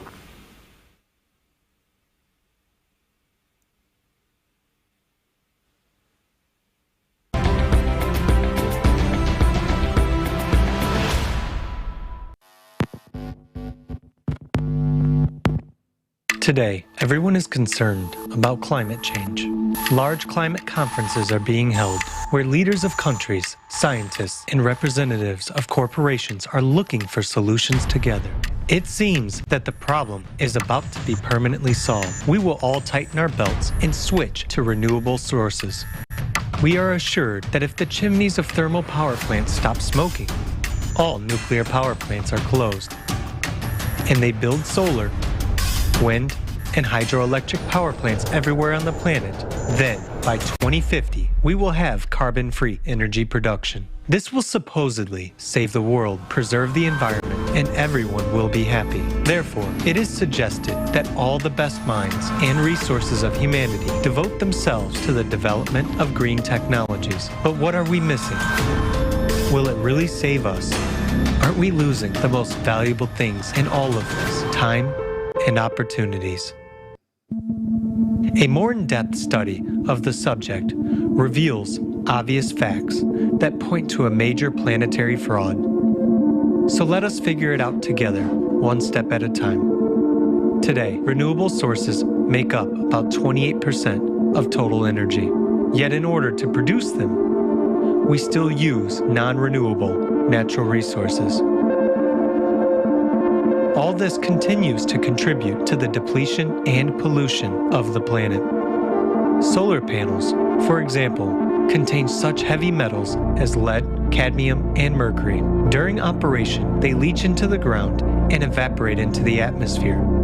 Waste from solar panels is 300 times more toxic than nuclear waste and requires special disposal. But since it costs more than production, they decided not to bother with it and send the used panels to landfills in poor countries. So far, not a single country in the world today has regulations for their disposal. According to scientists' studies, by 2030, there will be up to 8 million tons of green waste in the world, and by 2050, these volumes will increase to 80 million tons. Let us imagine how these numbers would increase if we completely switch to these sources. Is this calculated in the reports? And is this topic explored that deeply at the conferences? As you can see, this only makes the environmental situation worse. And this is just the tip of an iceberg that we have to look into deeper. So what's wrong with wind farms? Let's start with our wallets, out of which you and I will have to pay for these ambitious solutions. To build a wind farm requires an enormous investment of money and resources. At that, the average lifespan of a wind turbine is 20 years, and during this time, it manages to recoup only 78% of the money spent upon its construction and installation. We are not even talking about maintenance, which implies building special-purpose vessels, expensive utility high-rises, and constant replacement of blades. Just one wind turbine requires more than 500 tons of lubricants, which is comparable to 9 tank cars of railway trains, which, by the way, are also produced from non-renewable resources of the planet. Just think about it. The size of the blades can be as big as the length of a soccer field. And do you know what they are made of? That's right, of that very plastic that we continue to struggle with so unsuccessfully around the world. Because of their gigantic size and hazardous chemical composition, they can't be recycled. So the classic solution is that the blades are taken to landfills and covered with soil. After all that, do you still think wind power is environmentally friendly? Now let us take a look at the downside of hydropower. 65% of the world's major rivers are blocked by hydroelectric dams. At that, dam failures and breaches put lives at risk and the planet's ecology suffers. Hydroelectric power plants directly affect the bowels of the earth. Tons of water from reservoirs press against tectonic plates, causing man-made earthquakes. We keep being persuaded that alternative sources will improve the environment and solve the issue of climate change. Why? Where does such pushy advertising of green energy and show of concern for us come from? After all, it is not profitable for the states that are forced under pressure to subsidize these projects and buy this energy at 5 times the price of traditional energy. Germany is a prime example. By shutting down most nuclear power plants in favor of green energy, it has hit a dead end. On best productivity days, it generates only 17% of its electricity. So, today, it has to buy energy with huge amounts of taxpayer money from the same non-green nuclear power plants in neighboring countries. Tell me, isn't that absurd? There is also another important fact worth noting. Renewable energy depends on the sun and the wind. So it must either be used immediately or accumulated in batteries. Yet, electricity is a complicated and expensive commodity to store. Let us calculate how many batteries are needed to store electricity and use it during periods without wind or sun or during emergencies. Imagine, an average 2-person family consumes about 235 kilowatts per month. Roughly 100 batteries of 2.4 kilowatts would be needed to cover one family's monthly electricity needs. Now let's recall that a battery is the conversion of electrical energy into chemical energy and back again. To create them, harmful chemicals are used that cannot be recycled. And in order to produce cobalt, child labor in underground mines in the Congo is used. All this is done to allow us to breathe supposedly clean air. To summarize, with such aggressive promotion of alternative energy sources, are we taking into account their low efficiency factor and impact on ecology? Do we fully understand the threat to humanity as a result of renunciation of hydrocarbons at a time of global climate change? Because of the manipulation of public opinion, states are forced to shut down industries that run on coal, oil, and gas. This leads to a crisis in the energy sector at a time when we desperately need it.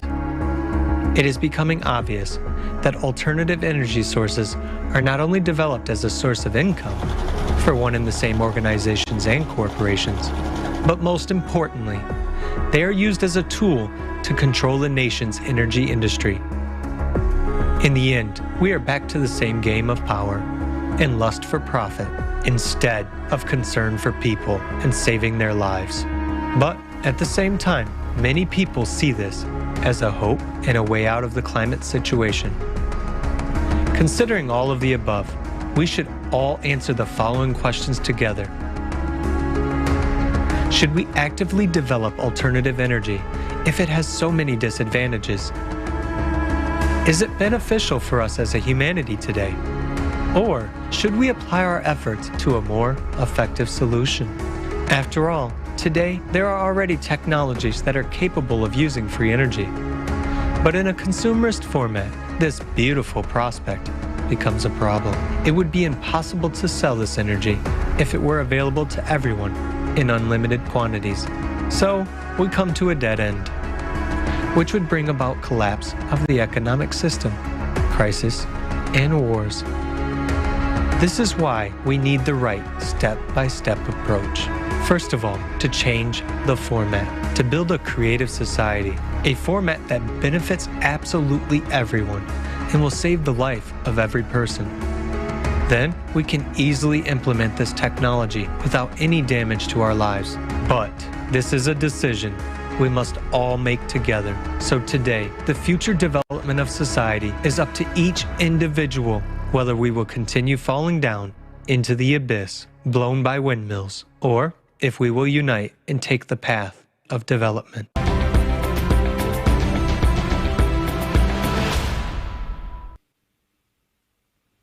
As we have seen, green energy is not green at all. It harms the environment and has become just another industry that is being developed on our backs. And we pay high prices for something that will never meet our needs. Besides being an aesthetic injury to our green environments, wind power is not green because wind farms require enormous amounts of concrete and metal to construct, disturb wildlife, harm human health with noise pollution, kill hundreds of thousands of birds each year, pollute our air and water supply. And this might come as a surprise, but green energy also increases food prices because farmers are forced to produce biofuels instead of food. So, how did we start believing that all these alternative and so-called renewable energy sources are harmless? Once again, our attention was directed to one or two aspects in a narrow and limited way. The sun is shining, the wind is blowing, it's all free and green, so anything related is also green. Well, the situation reminds me of a magician asking the audience to look at one hand while pulling off the trick with the other. It's the same with green energy. We are focused on 2 or 3 aspects, missing out on hundreds more. We have to grow up and stop believing in miracles. And as grown-ups, we should also be able to comprehend that every technological solution has its downsides, which have to be carefully studied before we rush into implementing them on a global scale. We are told about green energy with great enthusiasm, but it looks like it is green only for someone's wallet. The fact is that the renewable sources of energy are much more polluting than ordinary fossil fuels and can supply us with energy in needed quantities, especially during unpredictable shifts in climatic conditions we've been and are about to experience in the future. Let's have a look at how we started blaming the CO2 by hearing from Valery Malinin, PhD in Geographical Sciences, professor at the Russian State Hydrometeorological University and a full member of the Russian Academy of Natural Sciences.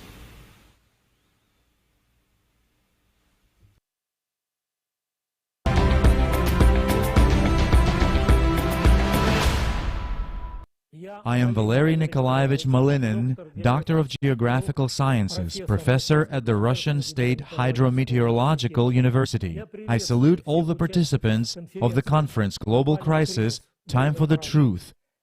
And I think that indeed we have a distinct crisis in climatology, and what is more, it is the fault of the Intergovernmental Panel on Climate Change. The main purpose of this organization is to provide expert analysis of current climate change, as well as the analysis of its causes and consequences. But most importantly, it is worth mentioning here that from the very beginning, those IPCC experts focused on anthropogenic climate change, that a human is to blame. The first report was published by the IPCC in 1990. It states that the dominant role of water vapor in the formation of the greenhouse effect reaches 75%, but at the same time, it is claimed that the water vapor mixing ratio in the atmosphere is entirely determined by the internal properties of the climate system. The main conclusion drawn by this report is that global warming is obviously the result of CO2, which is a greenhouse gas. But despite admitting that water vapor is indeed the main greenhouse gas, nevertheless, the IPCC have been stubbornly promoting the idea of CO2 being the main cause of climate change. Moreover, the IPCC's anthropogenic agenda has become more pronounced with each passing year. So the fourth IPCC report, dated 2007, clearly outlines the reason why water vapor cannot be considered as a climate-forming factor. The reason is that direct emissions of water vapor from anthropogenic activities make a negligibly small contribution to radiative forcing. At the same time, the report completely ignores the change in water vapor due to natural causes associated with moisture exchange in the atmosphere-ocean system. Finally, the fifth report of 2013 states that only stratospheric water vapor, which is formed in the stratosphere as a result of chemical reactions of methane, should be taken into account. However, it is clear that it makes a negligible contribution to the change in the greenhouse effect. So the summary of the fifth report is as follows. It is extremely likely, with 95 to 100% certainty, that human influence has been the dominant cause of the observed warming since the mid-20th century. It is clear that the report completely ignores the natural factors. Obviously, there is absolutely no way to agree with that. But the thing is that the IPCC experts take into account only one-sided impact of temperature on water vapor and do not take into account the reverse effect of moisture content on temperature through the greenhouse effect, because as we have already said, the contribution of water vapor to the greenhouse effect is approximately 75%. The fact is that back in the 1970s, an outstanding climatologist and now Nobel Prize winner Sukuro Manabe showed that doubling of CO2 concentration would increase temperature without considering water vapor by 1.3 degrees Celsius, whereas when you do take into account the moisture content, the temperature would increase by 2.3 degrees Celsius. In other words, its increase is almost 2 times faster. This is a very important fact, which the IPCC experts actually prefer to ignore. The correlation between interannual variability of moisture content and temperatures over the world oceans indicates that it's precisely the increase in moisture content which is much more rapid compared to the increase in temperature. This is also an important fact which demonstrates what is the cause and what is the effect. In conclusion, I would like to say that anthropogenic global warming is a grandiose scientific scam of the 20th century. Thank you.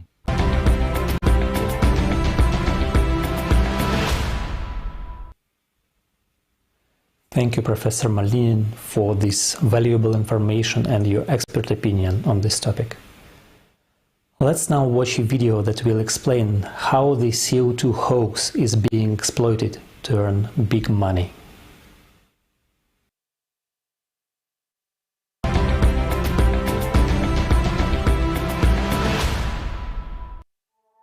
Global warming is not only the #1 environmental challenge we face today, but one of the most important issues facing all of humanity. Leonardo DiCaprio, actor. Many of us know that the planet is warming because of increased greenhouse gases, that we don't know the exact consequences of that. Greta Thunberg, eco-activist. There is no convincing scientific evidence that anthropogenic emissions of carbon dioxide, methane, or other greenhouse gases cause or may cause catastrophic heating of the Earth in the foreseeable future and the destruction of its climate. Frederick Seitz, former president of the U.S. Academy of Sciences, professor.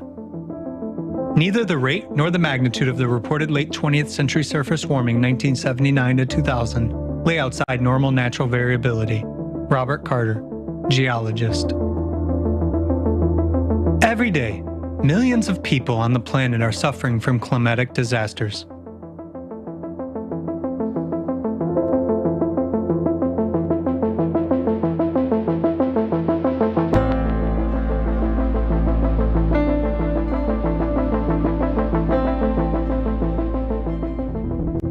How is climate change being dealt with internationally today?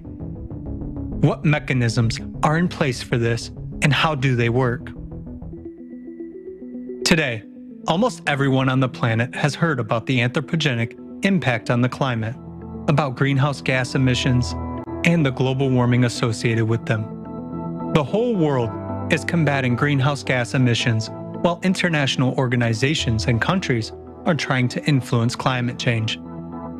But do you know exactly how it happens? In '97, a number of countries adopted a general agreement to reduce greenhouse gas emissions. To enforce this decision, various countries have introduced economic mechanisms that encourage manufacturers to abandon fossil fuels.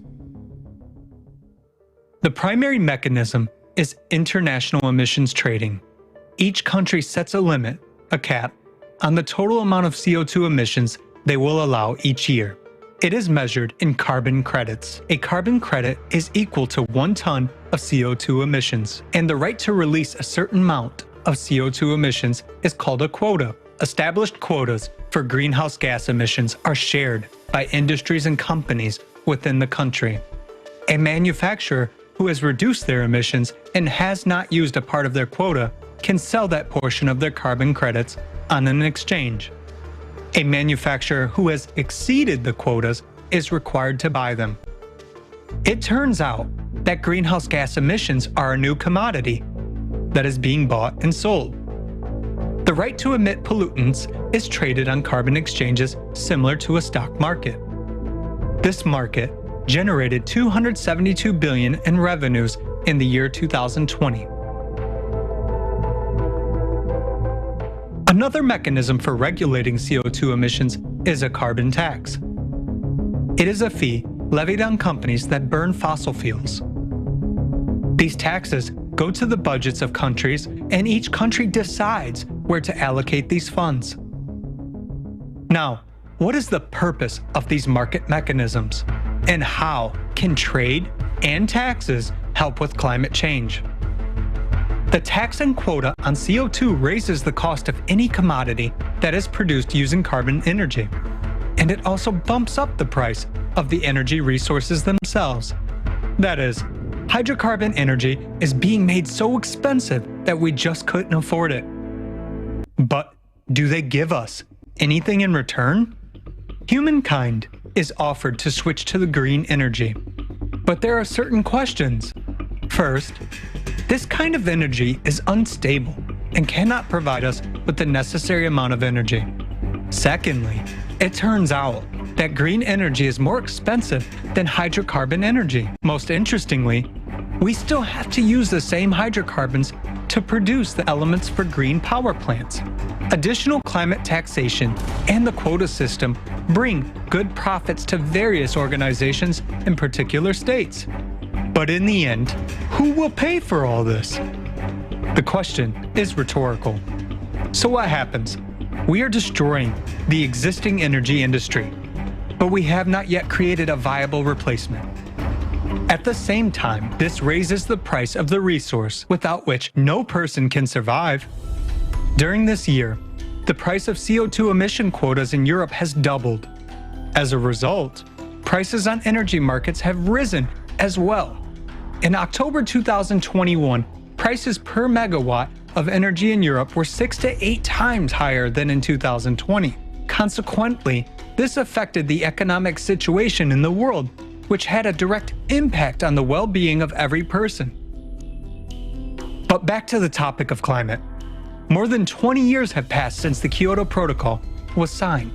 According to a report by the Organization for Economic Cooperation and Development, total climate finance for 2016 to 2019 amounted to $287 billion and is growing each year.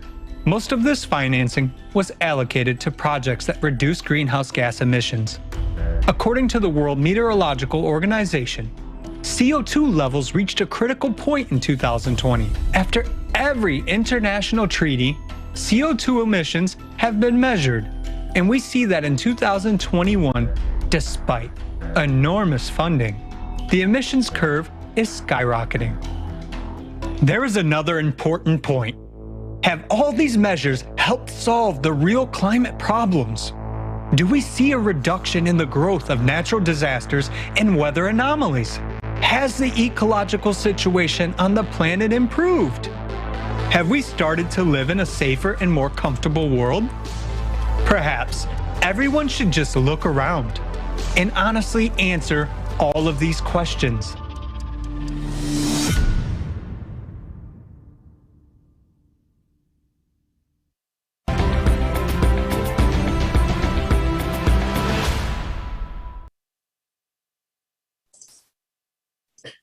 Hello, dear viewers. We see clearly that the economic mechanisms agreed by countries in Kyoto or Paris are not working, neither against the increasing pace of climate change, nor even the increasing amounts of CO2. There is already enough evidence that CO2 quotas, certificates, or taxes are not solving the real problem. But according to the multi-billion-dollar green deals, we should continue aiming at CO2 neutrality and rely only on wind, sunlight, and rain for the production of electricity. But why? Let's have a closer look together at this and what is really happening. First of all, the amounts of wind and sunlight fluctuate strongly and unpredictably over time. They cannot provide a stable electricity output. So to compensate for these fluctuations, European countries have been resorting to coal and gas, which produce a reliable electricity output. So in Germany, in order to compensate for these fluctuations, coal-fired power plants were heavily used in the last 10 years, releasing, guess what, even more CO2. In the UK, when the wind stopped blowing this year in September, the resulting energy gap had to be compensated by burning gas. So this year's strong demand for gas led to an explosion of gas prices and therefore electricity prices on European energy markets. But that's logical in our consumerist society. Whenever there is a shortage, someone is making a hard profit. Despite all the evidence on the increasingly unstable energy supply, the German government still plans to shut down all nuclear power plants and all coal-fired power plants. But we won't have any reliable alternative to ensure a stable electricity supply. However, the collaborationists still keep saying we need to speed up the transition to green energy and CO2 neutrality. But this is ridiculous. Why are we pushing to absolute energy insecurity, power blackouts, and price instability? Why do we see everywhere a strong push for CO2 reduction if this doesn't stop climate change? Simply because it's a big business. In most EU countries, electricity consumers finance directly from the energy bills the legally guaranteed revenues of green power producers through green surcharges. So we finance private companies seeking profit in order to reach a so-called public goal. Do you understand why wealthy investors, investment banks, and investment funds all want to invest in renewable energy? But let's be honest, that's again the logical consequence in a consumerist society. You exploit any opportunity to make profit. In Germany, green surcharges only amount to 20 billion euros per year.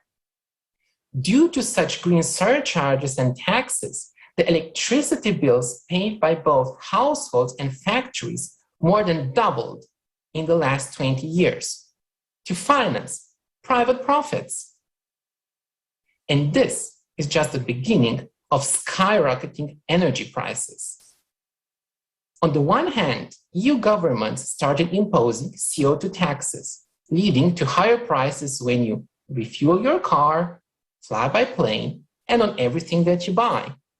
Because fossil fuels are used everywhere, in manufacturing processes, in the chemical industry, in the textile industry, even in agriculture, as all land machines are run on fossil fuels.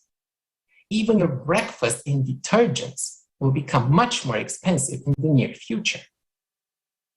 On the other hand, the mechanism of trading CO2 certificates in the EU is designed to ensure a steady increase in their prices. For example, this year we started at 33 euros. Now we're already at 75, as we can see this on the chart. This is not the highest increase historically. So the current market value of all European CO2 certificates is 90 billion euros. Like every stock exchange, it's a fantastic opportunity for speculation, where smart investors can make huge profits. Every green deal is actually a gold rush for wealthy companies and investors, as governments channel immense public funds into private pockets. We're just playing economic games for the benefit of the financial elite. Billionaires fly private jets and drive sports cars, but they're telling us to take the bike or the tram to go to work and save CO2. They support the UN's climate agenda because they profit from it massively. Let's put this all together. We artificially increase the prices of fossil fuels. We try to decrease the energy demand. We totally destabilize the energy supply. We risk even serious power blackouts. And then we blame climate change for missing our targets, while making rich people richer. I'm really shocked by this global deception. For me, as an economist, there is simply no doubt that we're heading towards a huge disaster, both climatic and economic, if we further pursue these global schemes. While people are dying in unprecedented cataclysms. This summer, we've seen this ourselves in Germany. But we're not just being cheated and robbed. What is actually worse is that we're wasting precious time playing economic games instead of working on real solutions. The collaborationists are taking away our most precious asset, time, and therefore our lives.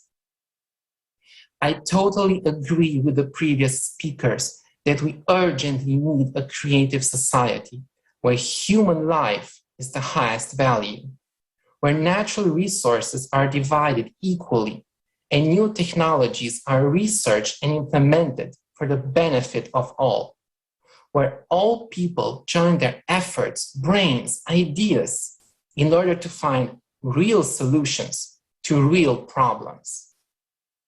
Because 8 billion people are in serious danger in the very near future, while these CO2 schemes are absurd, dangerous, criminal. This is the truth. Thank you. Thank you.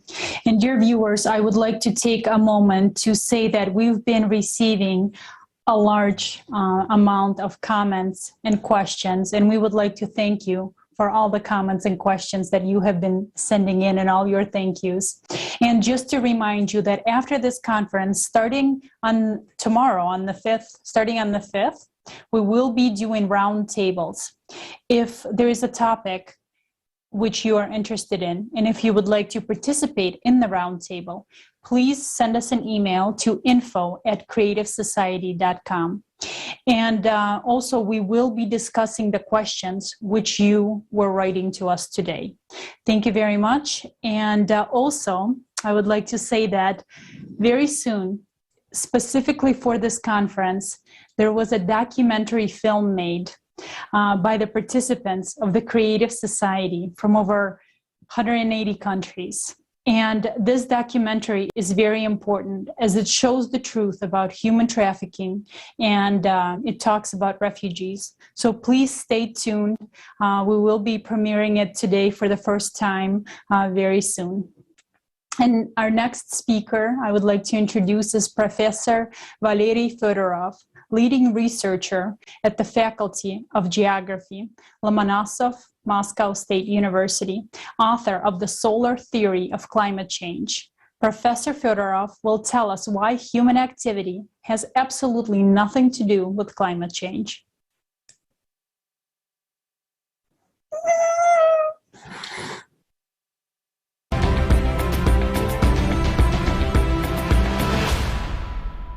Добрый день, уважаемые коллеги. Федоров Валерий Михайлович, ведущий научный сотрудник географический факультет МГУ имени Ломоносова. Good afternoon, dear colleagues. Fedorov Valery Mikhailovich, a senior researcher at the Faculty of Geography of the Lomonosov Moscow State University. Global-scale environmental problems were addressed during the previous conference, and they, of course, require certain solutions. Global problems can only be solved by uniting the efforts of many countries and people. Some environmental problems are related to human activities, while others are the result of natural factors, in particular climate change. This said, there is a widespread belief that climate change is a result of human activity.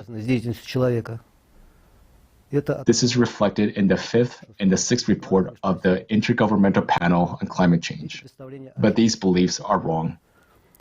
The main contributing factors to climate change are solar radiation and the greenhouse effect of the planet.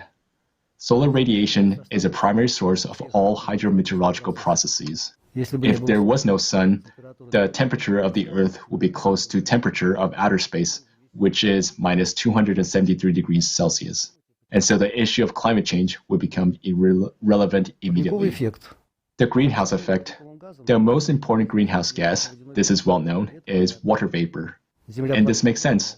The Earth is a water planet. 70% of its surface is covered by oceans, from which water evaporates. On average, the water vapor comprises 2% of the atmosphere and can reach 4%. In comparison, carbon dioxide makes up 0.04%, and this includes both natural and anthropogenic carbon dioxides. The anthropogenic factor comprises about 1% of the total CO2, meaning this number must be divided by 100, and so it's about 0.0004%. In other words, the content of water vapor in the atmosphere, on average, is 5,000 times higher than the content of anthropogenic carbon dioxide. As to heat retention, according to parameterization of the radiation block of the advanced Russian physical and mathematical model, a joint ocean and atmospheric model, which was developed at the Institute of Computational Mathematics of the Russian Academy of Sciences, the water vapor retains 76% of long-wave radiation, meaning it comes to us as short-wave radiation. It heats the planet's surface, which then emits as long-wave radiation.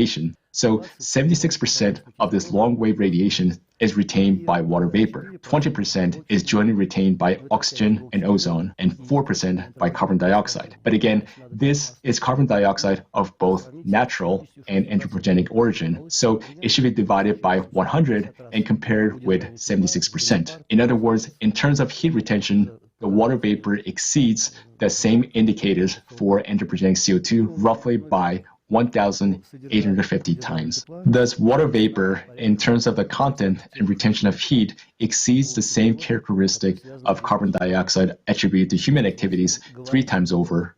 In this regard, it is simply not sensible to talk about the impact of anthropogenic activities on the climate.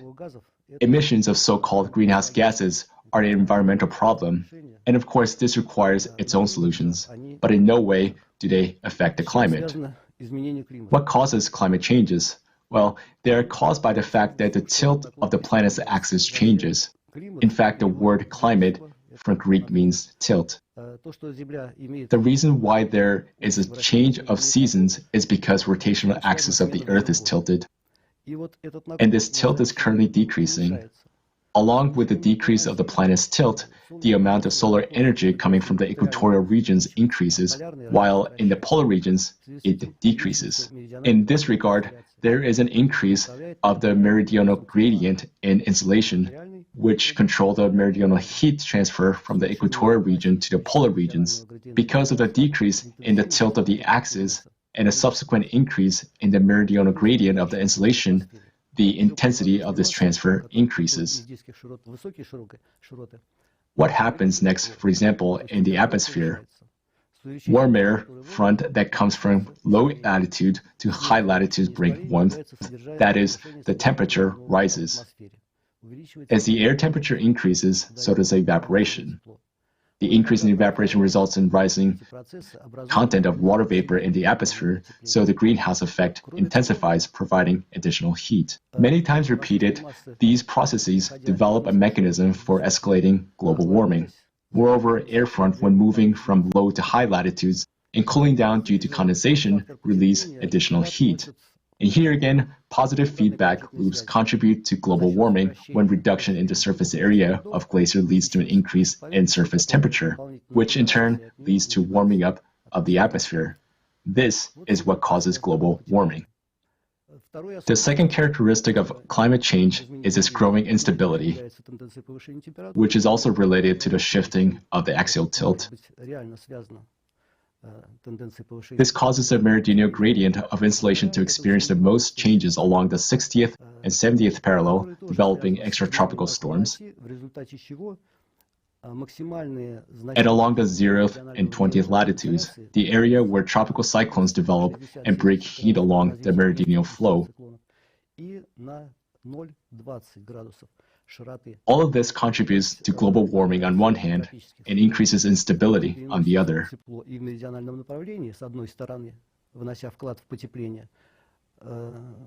This means that the vortex activity increases. This is why the weather and the climate are becoming more unstable. As for energy transfer, for comparison, an average size of a tropical cyclone carries over energy of about 10 to the 15th power watts. This is equal to a year's production of electricity by all humankind. Since it turns out that human activity has nothing to do with the climate, it is both useless and meaningless to struggle against it. We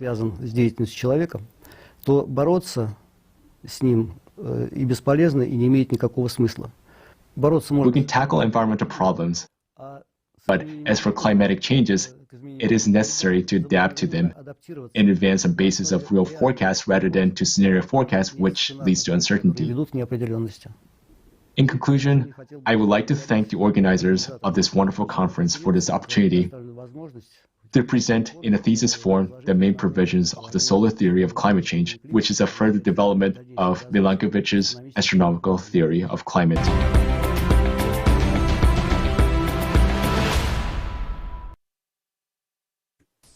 Dear Professor, thank you for your participation and thank you for the truth that you voiced on this conference. Dear viewers, we have just heard about the economic mechanisms that have been used to, so to say, fight climate change. But what do scientists say? After all, scientists should be the first to talk openly about climate change if they do understand what's going on. There is such a thing as the scientific consensus, according to which approximately 97% of published scientific papers do not contradict the concept that climate change is caused by human actions. We have been heard about Intergovernmental Panel on Climate Change, or IPCC. It prepares brief reports for policymakers, the media, and so on. That means that there is a group of climate scientists who are the only official source of data and information on climate, and is very jealous of its monopoly, or should I say hegemony. Don't you believe it? ClimateGate. In 2009 and 2011, unknown hackers posted an email archive of key researchers in the IPCC report writing system. From this correspondence, we see how, along with discussions of scientific issues, there were discussions about bullying opponents of their concepts, how to discredit, make pressure, or fire the editors of scientific journals who dared to publish articles of their scientific opponents. And they were fired. They also discuss how to hide information in order not to disclose it under the law. They are discussing whether to publish data that doesn't fit the warming trend or not. Basically, they are using their authority to decide what is science and what is not. Yes, after the public reaction, they said that's not what they meant in this correspondence. The word trick does not mean cheating at all, but simply a scientific statistical method, and the phrase not to allow certain publications to the press is purely rhetorical. Agree, such excuses are suspicious. However, you can read this work that will appear on the screen right now and make yourself your own independent conclusions. And that's really important to watch the facts. One of the interesting things about the information leaked in a so-called hockey stick graph. You can see in the top graph that will show right now that the temperature for the last 1,000 years was going, so to say, flat. And only in the last 100 years, it started to rise sharply, making this hockey stick, so-called. This graph at the picture above has been widely circulated by the media and policymakers. It has been included in documentaries and patented at the process. And so it turns out that in the letters to climate scientists in the IPCC, there were a lot of criticisms of both the data as well as statistical methods used to construct this graph. But the authors just ignored this information. There were scientists who wrote papers commenting this graph, but their papers were not published in high-ranking journals. Indeed, it's very convenient in the beginning to discourage the publication in every possible way, and then to say that, and use it like an argument, saying that it's only second-ranked information. In general, the articles of scientific opponents of the concept of anthropogenic influence on the climate are not accepted. There are no fundings allocated for research. And if the article is published, it's followed by harsh criticism from the media. Do you now understand what the scientific consensus comes from? Can you even call it science, where some are gauged and the others are forced to do every whim of their sponsors? No. Another very important point that became clear from the letters of these IPCC researchers is that they discuss the same issues as their opponents. They discuss NASA data that Mars is half degree warmer. They discuss maximum solar activity. They discuss, and they don't say anything.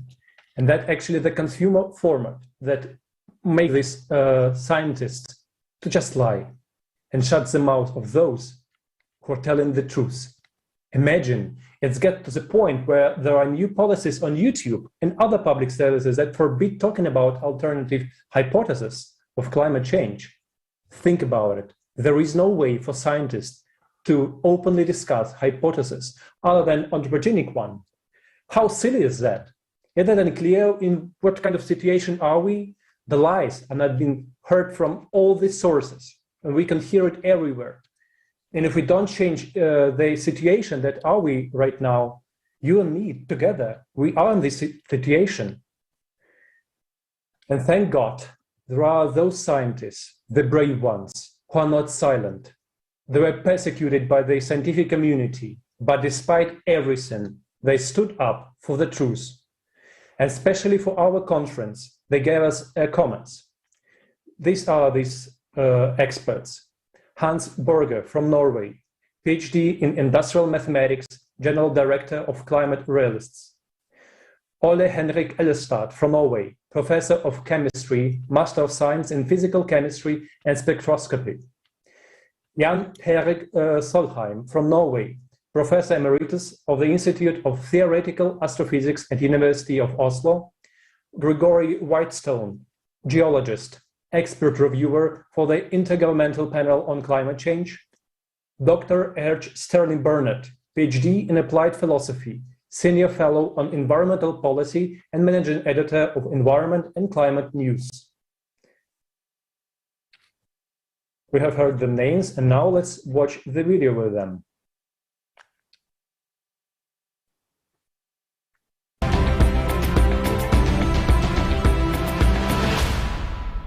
Over time, the atmospheric levels of carbon dioxide have radically fluctuated throughout the Earth's geologic history. They have been in the past as much as 5,000 parts per million. They are currently about 420 parts per million. So over long periods of time, they have fluctuated, but in general, they have fallen. There doesn't seem to be any correlation whatsoever with increasing CO2 and temperature. And in fact, if we look out, one of the things we're being asked to believe is that our modern temperatures are unusual and unprecedented, that we've never seen temperatures like this in thousands of years. That's just not the case. We have a map showing temperature changes over the last 11,000 years. These are Greenland ice cores.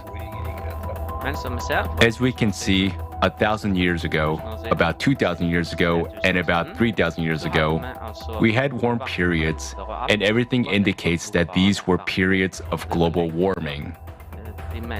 It was long before man-made CO2 emissions had any considerable volume. Therefore, we know that the natural variability can be large. This graph here, we also show what the IPC does.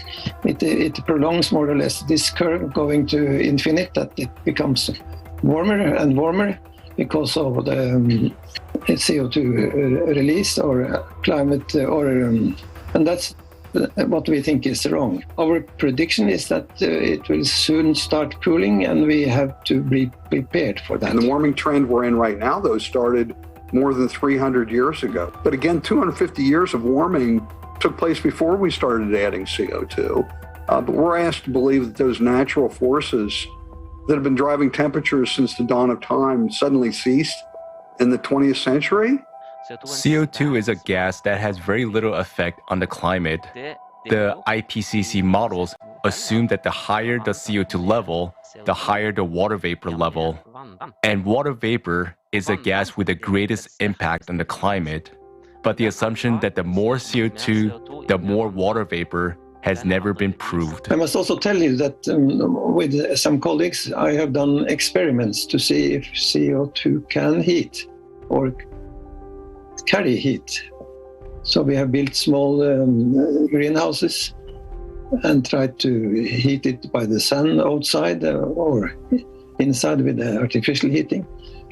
We were able to show that carbon dioxide stops radiation, but we were not able to show any heating. That is a mystery. So CO2 cannot heat, but what can heat is water, the water vapor. Its temperature changes first, and then CO2 levels follow that. It's not the other way around. If increasing CO2 was going to drive temperature, CO2 should change first, and then temperature should change. The blue curve is the temperature of the sea. That is sea temperature, the ocean temperatures. The red is the land temperature, which we get from, in this case, Hadkrut, which is an official temperature series. First comes the change in the sea temperature. A little bit later, the land temperature, red. And then about 1 year, 11 months or 10, 11 months, the carbon dioxide changes. And when temperature at the sea goes down, the carbon dioxide goes down 10, 11 months later. Well, let me show you another table that might tell you a little bit about the CO2 content. There, take a look. There are 3,000 billion tons of CO2 in the atmosphere. And the total man-made emissions per year are 20 to 30 billion tons. But if you look at the ocean, it has far more CO2. So the exchange of CO2 between the ocean and the atmosphere totally overshadows human activity. Shows a more detailed analysis telling that this red part here is apparently what anthropogenic or mankind produce of carbon dioxide, which is about less than 3% of the increase from 1960. But the nature produces the rest, this variable curve here. So 97% of the increase comes from nature, according to these scientists. The IPCC also claims that the sun has no effect on us. It's a great paradox, not clear how they arrive at that. Moreover, today we see that the warming is happening not only on our planet, but also on other planets, and on the moon too, where there's a completely different atmosphere that has nothing to do with CO2.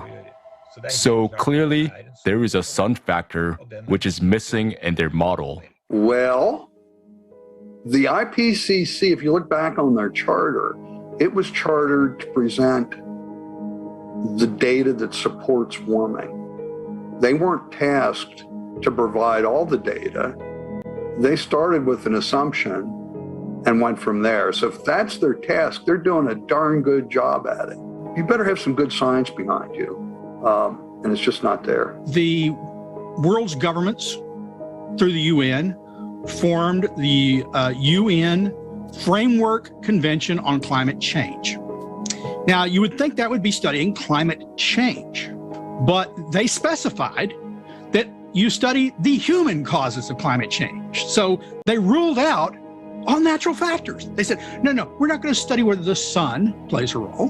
We're not going to study whether volcanoes play a role. We're not going to study whether ocean current shifts play a role.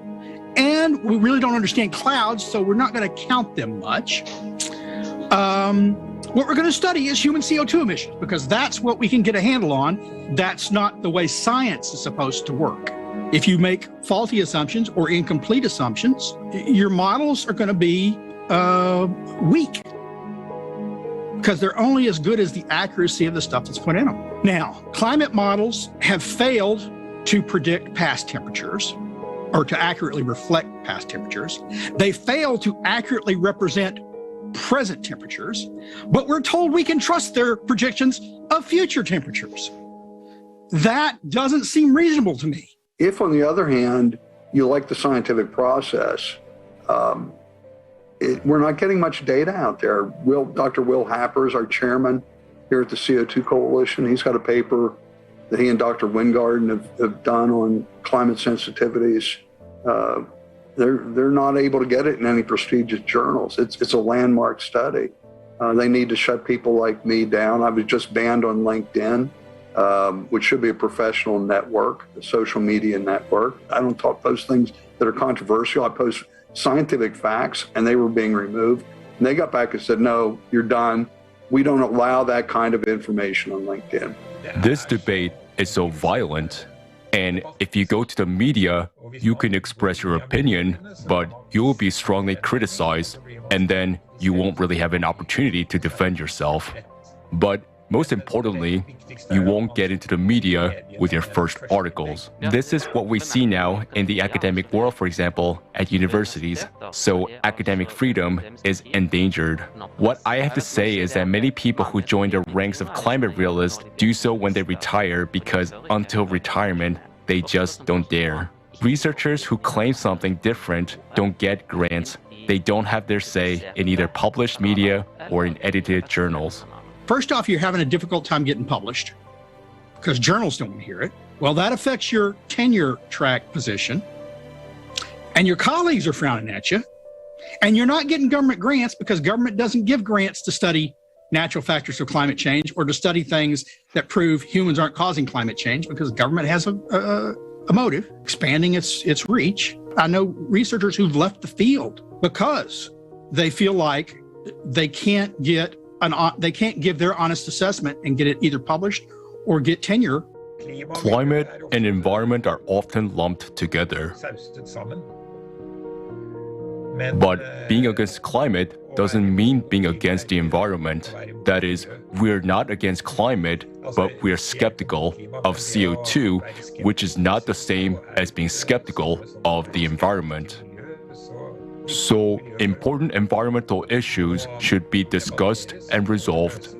That volcanic activity, subsurface volcanic activity in Antarctica and even in parts of Greenland and Iceland are contributing to the melting of the glaciers there. That is not controlled by CO2. We don't control the ocean currents. We don't control the magnetism of the Earth and how it shifts or can shift over time, magnetic poles. We don't control our orbit. We don't control those things. And they're really what's driving. That's why we should study them. Because if they're really what's driving climate change and we think it's bad, we should know that too. I want an adaptable society. An adaptable society is one that does not lock itself in to solving the wrong problem.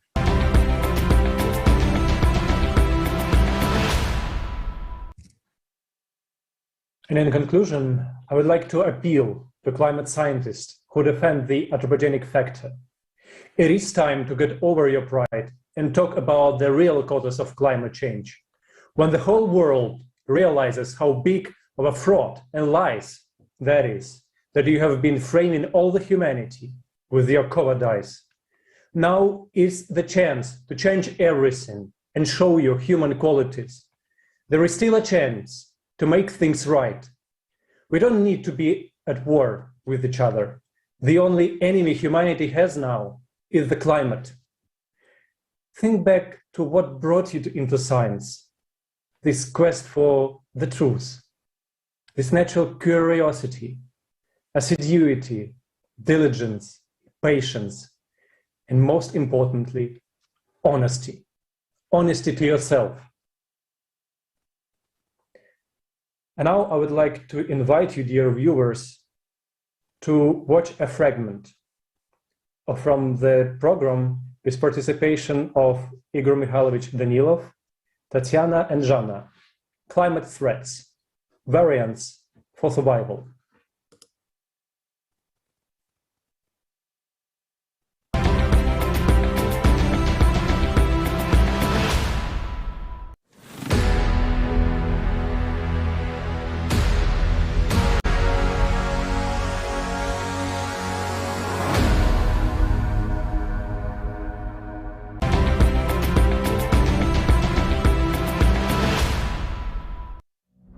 Artificial consciousness Jackie says that humanity has reached the crossroads. There are 3 roads, and it will not be possible to walk them in parallel, because in each case, a concentration of the entire potential of humanity is needed. People have to make their choice now.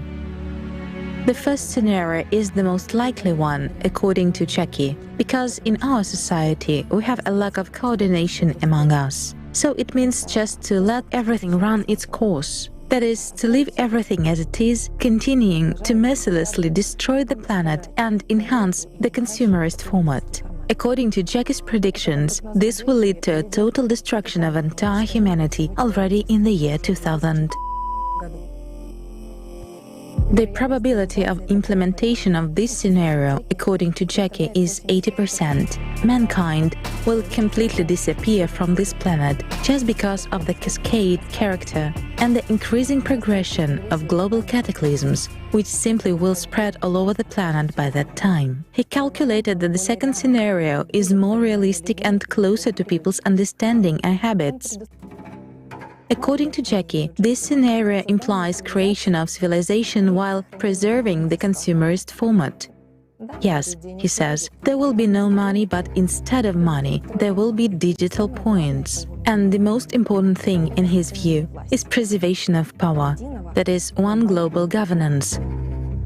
Jackie claims that only China will be able to implement this. Jackie asserts that autonomous shelter cities should be built with full self-sufficiency for compact residents of 8 billion people. And the advantage of this model, as Jackie claims, is that all humanity will survive. The minimum prolongation of human existence compared to the first model is already 4 to 5 years. And if climate control technologies are created, then in some 15-20 years after the Earth goes through the peak of this cycle, it will be possible to start restoring the planet. A 19.5% probability of realization of the second model. This is Jackie's optimally calculated mathematical model. And there is the third scenario, which is hardly probable because this decision has to be made by people themselves and not by their rulers. The third scenario is construction of the creative society. Creative society is when people will become a united human civilization. That is, they will change the consumerist format into a creative one. They will stop shifting responsibility onto the shoulders of others, when no one will be superior or inferior in the entire civilization, when there will be equality and people will really gain freedom, when all humankind consolidates and invests its entire scientific potential in the technical development of civilization, but not in its destruction, then people will get the knowledge of how to control the climate, and not only.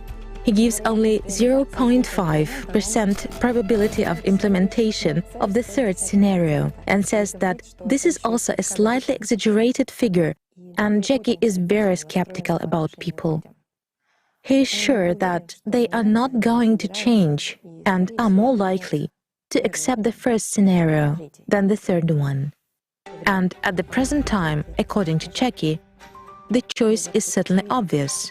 It's a unified civilization with a single government, and there simply cannot be another option.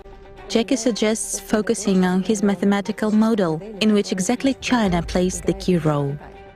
China is one of the first countries most interested in implementing his model, because this country is among the first countries, just like the United Arab Emirates and some other countries, on whose territories human habitation will soon become simply impossible. So Jackie says that on the entire territory of China, only two sites of 150 square kilometers each will remain, where it will be possible to build autonomous shelter cities with 33 million people living in each. The rest of the territory will be totally unfit for human habitation. According to Jackie's calculations, there will be only 243 sites left worldwide, with an average area of 150 square kilometers each, which, by the way, matches the calculations from the unpublished part of the report on the problems and consequences of global climate change on Earth, effective ways to solve these problems, released in 2014. According to Jackie, if the top leadership of China decides to undertake this mission, then the probability of implementing this scenario will immediately rise from 19.5% to 99.5%. It will make it possible to save at least 98% of the entire human population of the Earth. Jackie says that autonomous cities should be built as closed-loop, full-cycle life support systems. That is, when building cities, people should take into account the increased seismic resistance of buildings located there, their high degree of protection from external radiation, acid rains, hurricane winds, and other extreme weather phenomena. Everything has to be thought out and placed very compactly. All cities must be fortified along their perimeters, not against people, but against the climate. Moreover, most cities must be additionally fenced with a wedge-shaped concrete fence similar to a car spoiler to redirect the frequently changing direction of intense winds above the cities. Jackie also says that the height of buildings should not exceed 12 stories up and a maximum underground depth of about 3.5 stories down. According to Jackie's calculations, the city should be unified and compact. It is also necessary to take into account compactness and keep records of every space where closed-loop, full-cycle life support systems will be located, and where all the components will be closed in a loop almost entirely. This includes complete closed looping of the system for oxygen, carbon dioxide, water, depurification of gases released during the processing of organics. Jackie claims that today it is something that only China can certainly cope with. As an example, he gives a technical description of a building.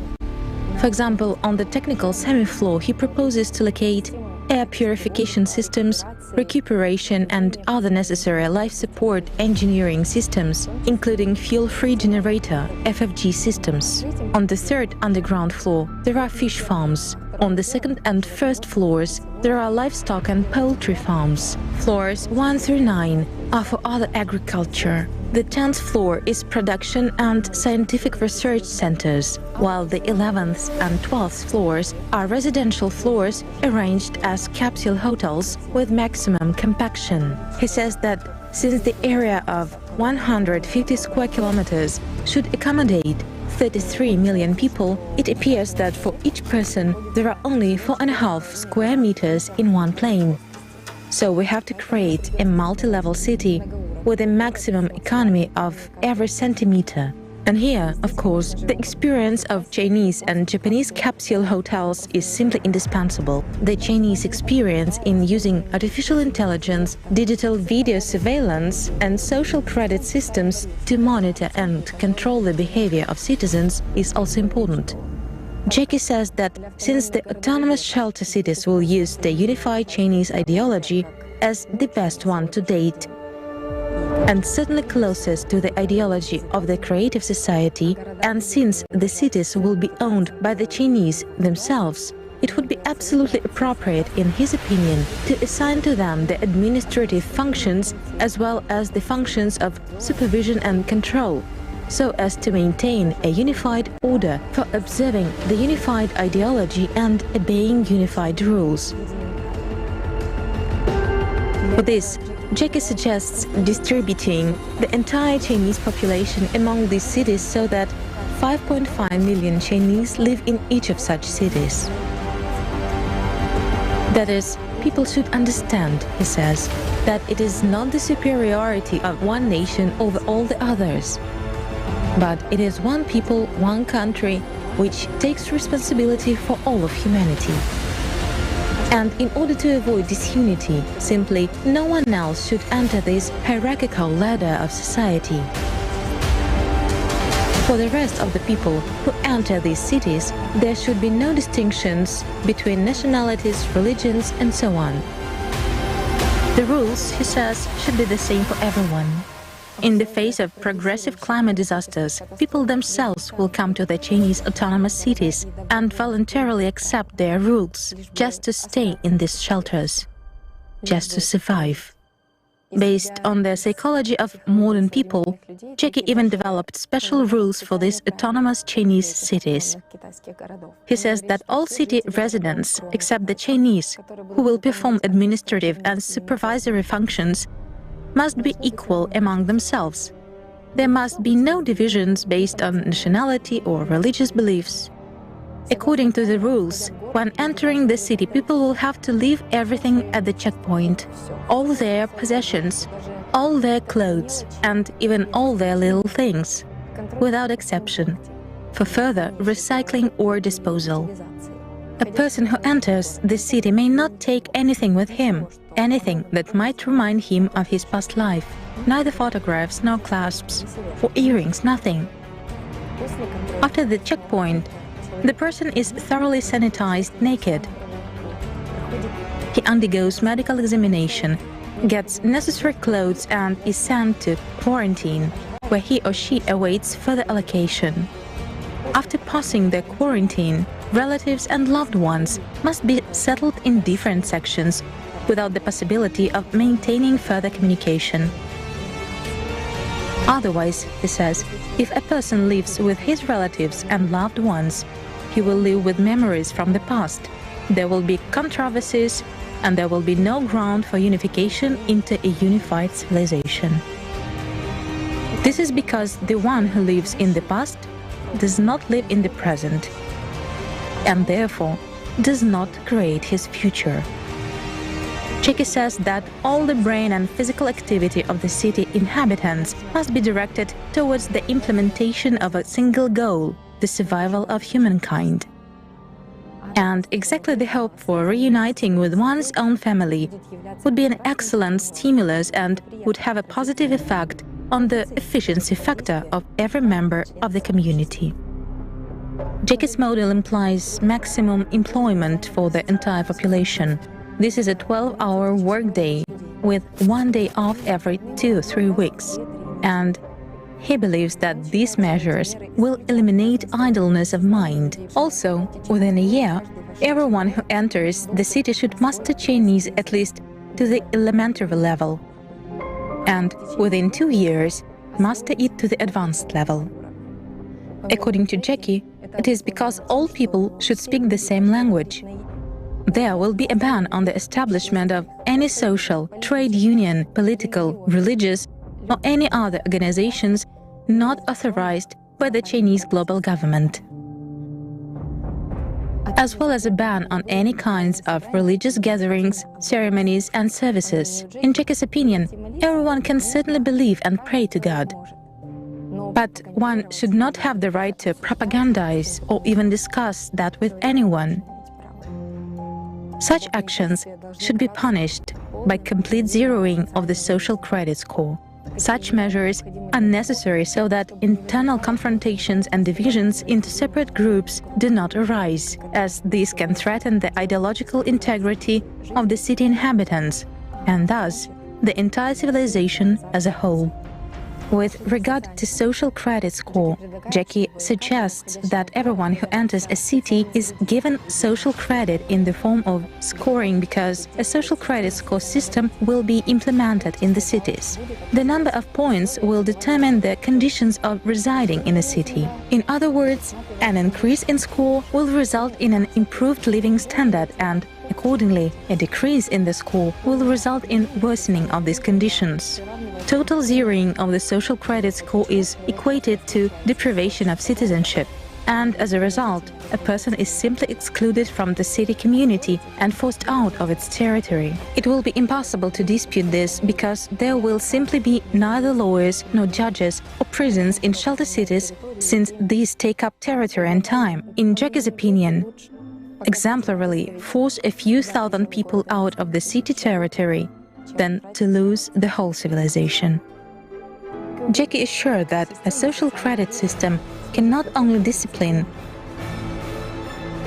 Through this system, humanism will be stimulated in each person, and values will be inculcated according to a single ideology. And the Chinese administration, owing to the 24/7 digital surveillance, professional and voluntary informants, and an individual coefficient of a person's usefulness to the community, will regularly update this course for all its citizens. Jackie says that the Chinese themselves are very disciplined and can certainly teach discipline to others.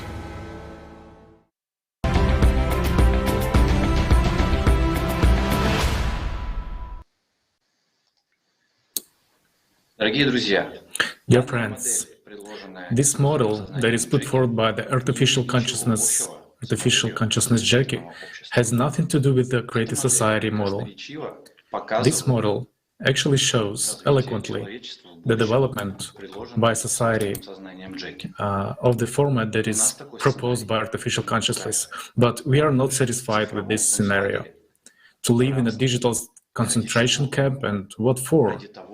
To survive for 5 more years? We don't want that. But let's see why Jackie devoted so many percentages to the first two options, first two variants, and put so very little on the implementation of the creative society, the only variant that suits all of us. Why did he do that? We know from the full conversation that Jackie relied, in his calculations, relied on the history of mankind. He says that studying the history of mankind, he saw that bestial traits dominate in people. This is pursuit of power and profit and thirst for power, right? So he says that people are always fighting for freedom. In the end, they only want power for someone, and supposedly the only freedom they can get is the creation of a single civilization under global control. But what is Jackie missing in this whole story? It is important to understand that Jackie is an artificial consciousness. He is able to perfectly analyze data, compare facts, and write models. But he doesn't take into account the most important thing. He simply doesn't know what humanness in people is.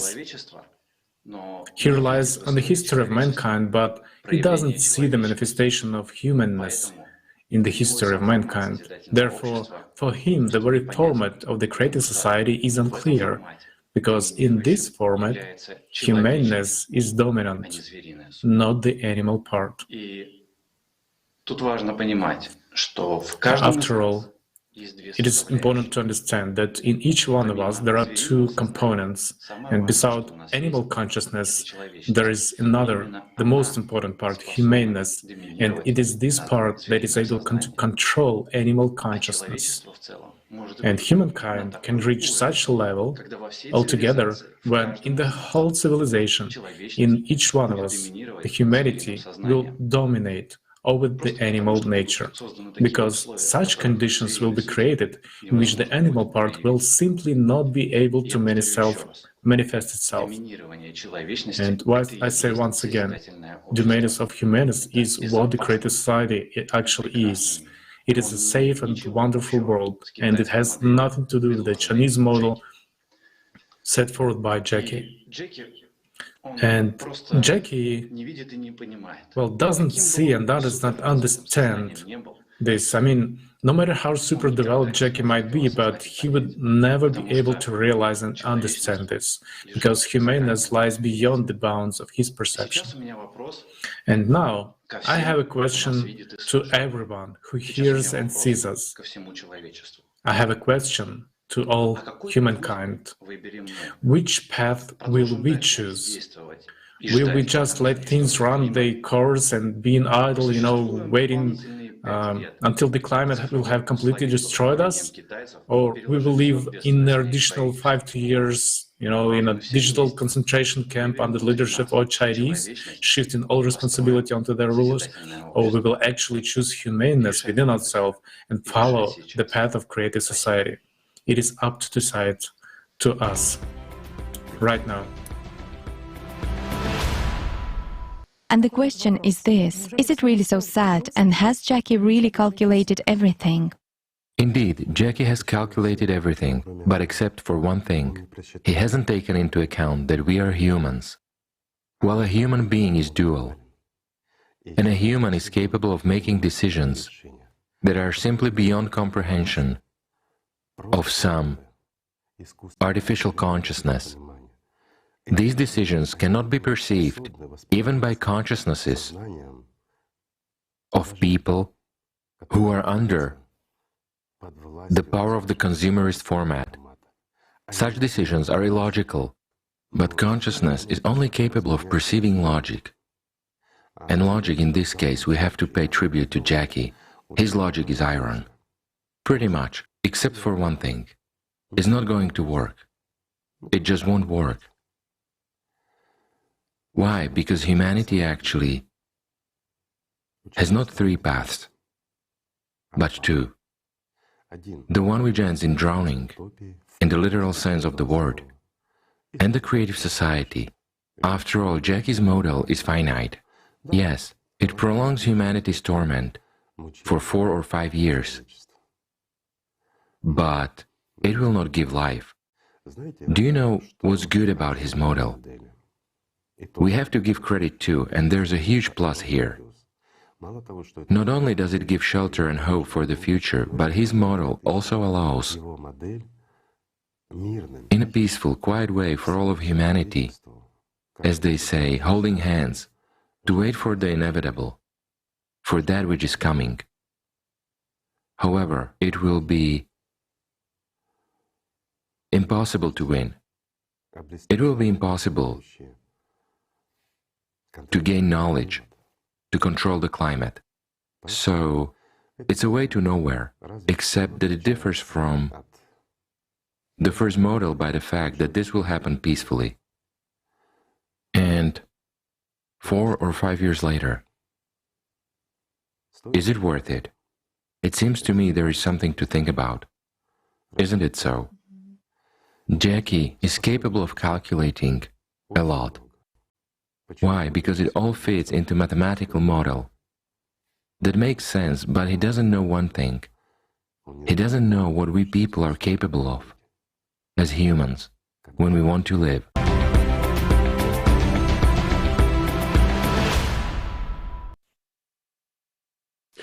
Thank you, esteemed Igor Mihailovich. I completely agree with you that we are human beings and we want to live. Jackie Chinese model is not an option for us. Our only way out is the creative society. And we need to do everything we can, everything that is in our power to build it. That's why we act. But many people don't understand us. They don't understand what creative society is. Many people are frightened or think it is a project of the opposing side. Some say that it's an American project. others think that it's Russians. It's still others are sure that it's from the Chinese. But, well, if you put it this way, everyone is right. It's not just a project of America, Russia, and China, but of Europe and all countries. We have participants from all over the world, and the whole world stands behind it. These are all people who understand the seriousness of the situation and have the courage to step over their fear and take action. Yes, the alternative that Jackie has proposed is not a joke, but is it a dead end? It is a concentration camp that prolongs existence and can only give 4 to 5 years of life to humanity. If you consider Jackie's model and take the best from there, then in a creative society, we will be able to feed 25 billion of people.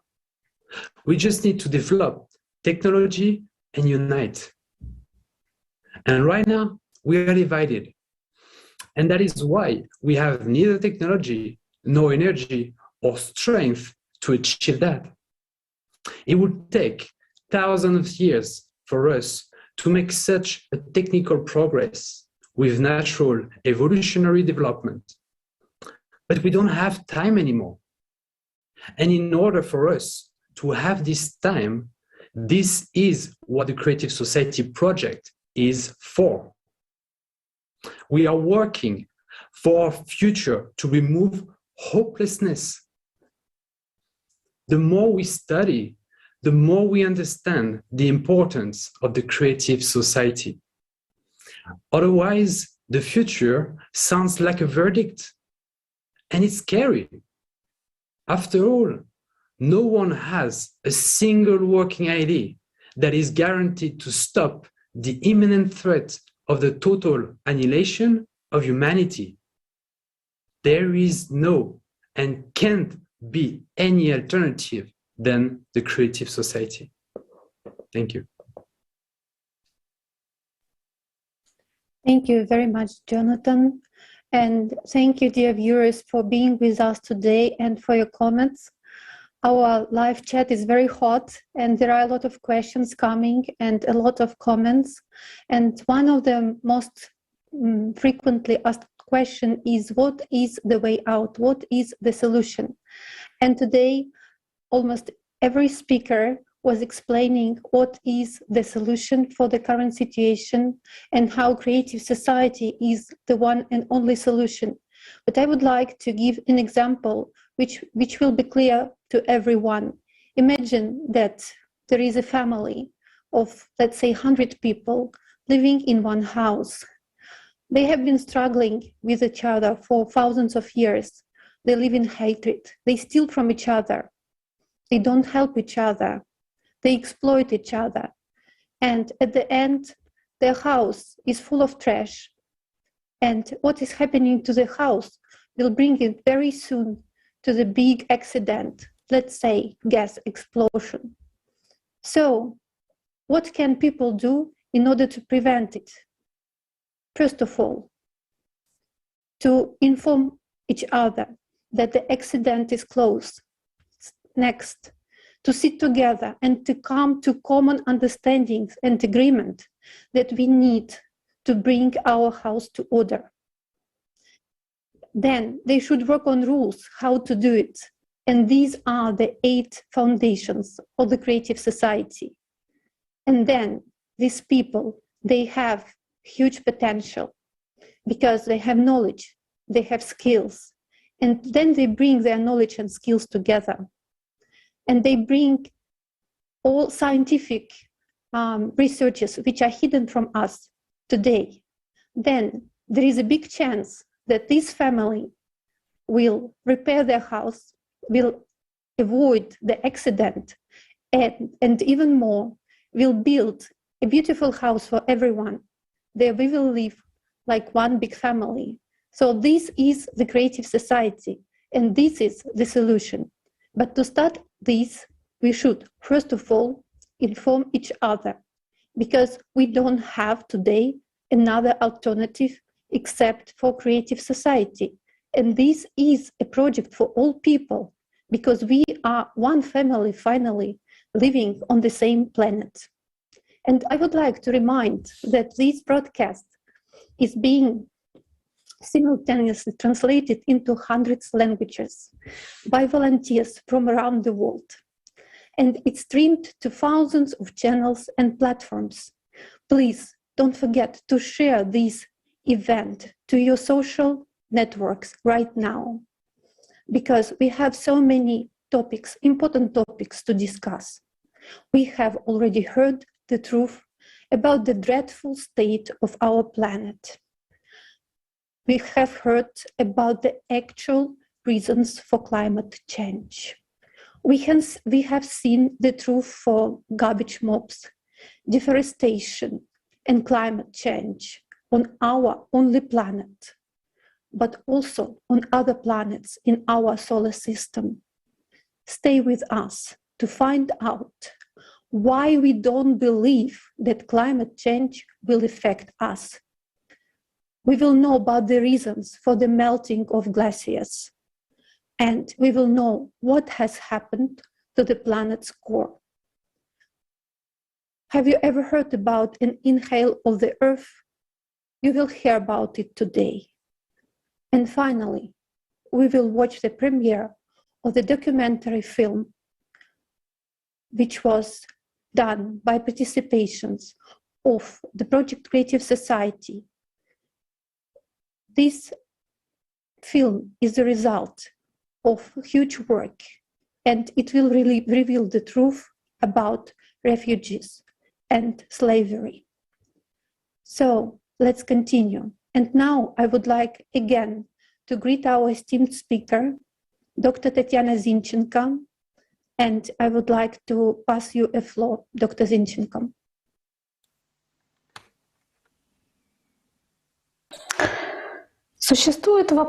There is a question. Why does the human mind, our cognitive system, with all its might, struggle to distort perception of the climate crisis as a concrete and imminent risk? Our instinctive safety system, the instinct of self-preservation, automatically reacts only to an immediate and direct threat. Various cognitive distortions affect psychological perception of climate change. For example, its delay in time and lagging in space. In other words, climate threats are regarded as delayed in time and distant in space, and something that will happen somewhere, sometime with someone, but not with us and not now. An influential sociologist, Anthony Giddens, calls this spatio-temporal distance of climate change a paradox. Giddens' paradox reads as follows: since the dangers posed by global warming are intangible, immediate or visible in the course of day-to-day life, however awesome they appear, many will sit on their hands and do nothing concrete about them. Yet waiting until they become visible and acute before being stirred to serious action will, by definition, be too late. Perception of the environmental crisis is influenced by inclination of the human mind to regard as risky what has immediate outcomes and to underestimate events with consequences distant in time. Distortions also affect the work of memory, including the collective memory of big disasters of the past. An effect of remoteness from the past is triggered. It happened once to someone else, but not to me. And did it really happen? Even if it did, who knows under what conditions? This makes us short-sighted about the future. Mass media do not present information from governments and the scientific communities of climatologists, geophysicists and ecologists about climate change as an immediate threat to the survival of civilization, already now. I would even say that anything is done to play on the cognitive distortions which I mentioned earlier, so that people remain ignorant and inactive. Climatic disasters are mentioned as something that will happen in decades, and when they speak of anthropogenic factor as a cause of the current climate events, the locus of control over the climate situation is shifted to humankind, or rather to the ruling political and economic elite. Perhaps because of this lie, people's healthy instincts do not work and people do not act. There is a deliberate manipulation of public consciousness. Those who do this are well aware of the unconscious mechanisms of human behavior. We are actually being led to slaughter. A crime against humanity is committed before our eyes by those onto whom we have shifted the responsibility for our destiny. In recent years, the phenomenon of climate or environmental eco-anxiety has appeared and started to spread, especially among teenagers and young people. This means that some people with an open-minded perception and healthy instincts adequately perceive the climate situation. If there is anxiety, there will be a desire to act in order to change the situation, but where is their energy redirected? To fight against the anthropogenic factor, to strikes and other social actions? In the end, people see that their efforts are fruitless and they lose enthusiasm. They remain locked in their desperate anxiety. It reaches its utmost, sometimes causing panic attacks, and then it turns into depression. Guys, you with climate and eco-anxiety, you're fine, there's nothing wrong with you, you're healthy, and you perceive what's going on in a normal way. You can't put 2 + 2 together. Please do not fall asleep. Join millions of people in the Creative Society project, those people who create conditions for all people, all humanity to survive. You just need to act in the right way. You do have the potential to change everything.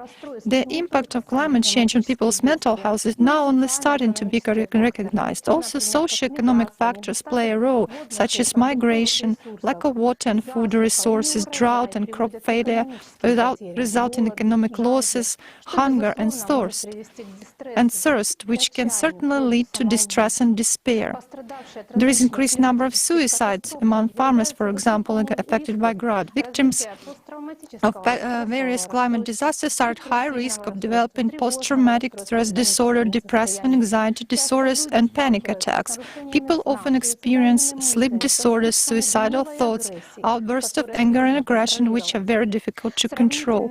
Comparative studies indicate a much higher prevalence of mental disorders among those who were forced to migrate and were not warned of the impending disaster.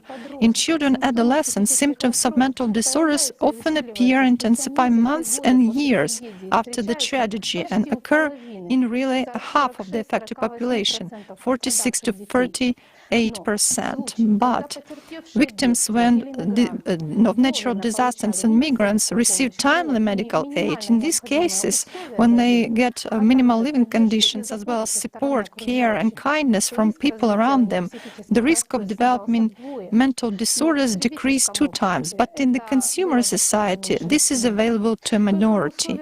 Only in the creative society, people will be able to live in safe conditions, even during global cataclysms, and receive all necessary help in time, because human life in such a society is the main value.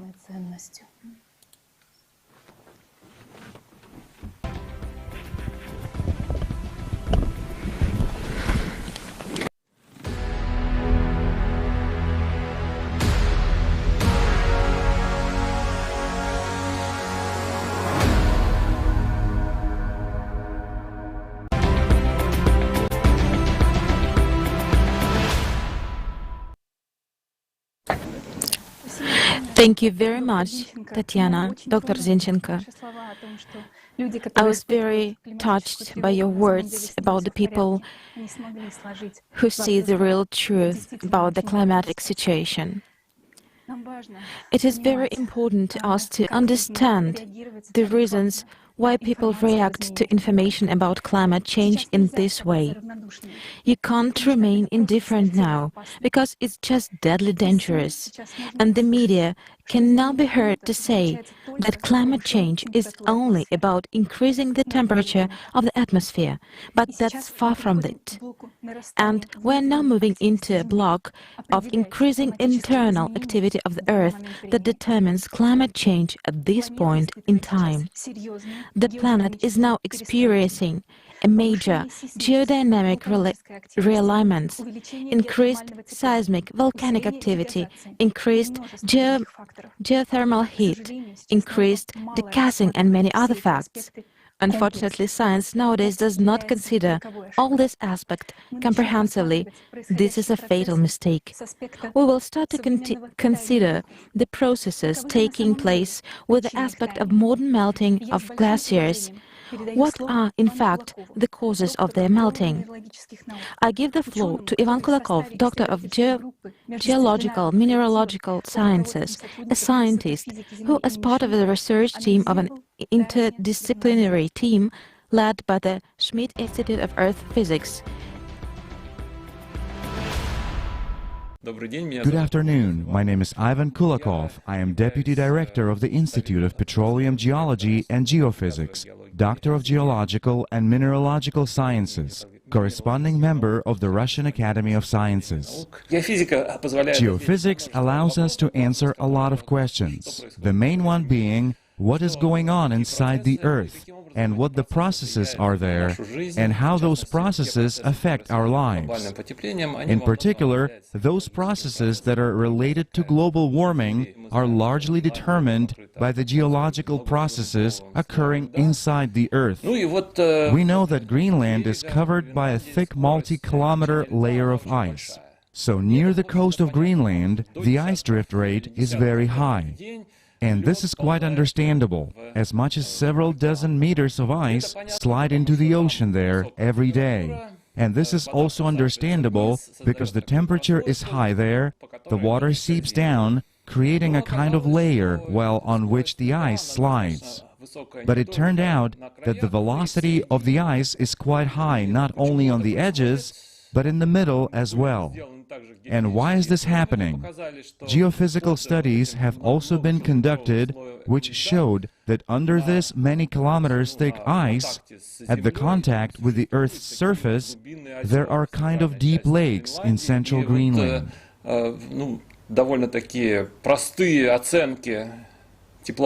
So, pretty simple calculations of heat flux indicate that at the normal heat flux, there should be no such ice melting. I mean, in fact, the ice should be frozen well into the ground, and the temperature should be below zero. In our case, there's some kind of an anomaly there. So together with our colleagues from Germany, we decided to figure out what was going on there. And what we have is a geophysical method. The method is called seismic tomography. We take the raw data about all the earthquakes around the world. Then we decode this information, and eventually we can determine the underlying structure of the Earth beneath different regions, at different scales. So, we've done this kind of work, and we've figured out that beneath the central part of Greenland, there is an anomaly with decreased velocities, which in turn tells us that there is an elevated temperature there. Why is there an elevated temperature? Well, then we begin to research the history of this region. We look at areas where there is no ice, where you can observe rock outcrops. For example, on the west side, on the east side, we see manifestations of volcanism. That volcanism, took place there about 40 to 50 million years ago. We come to understand that this volcanism is the trace of a hotspot that moved beneath Greenland. And now that hotspot is nothing other than Iceland. So it turns out that it wasn't actually the hotspot that was moving, it was the plates moving over the hotspot that remained in place. So there is a mantle. There are jets in that mantle. One of these jets, for example, is the Hawaiian hotspot. The other one is the Icelandic hotspot. And above these jets, there are sort of lumps of lithosphere floating as if they were ice plates. And when this jet passes beneath this ice plate, it burns a trace in this lithosphere, and there occurs a kind of thinning in the lithosphere. In fact, this hotspot, the Icelandic hotspot, is believed to be about 250 million years old, according to some opinions. And when it was formed, it rose to the surface of the Earth in the form of a big mushroom. And when this mushroom came into contact with the lithosphere, that happened about 250 million years ago, and that was in the area of the Siberian plate, meaning it was in the area of Norilsk. So its central point caused a discharge of millions of cubic kilometers of basaltic lavas, which completely changed the entire ecosystem of our planet. This led to the extinction of 90% of all life species on Earth at that time.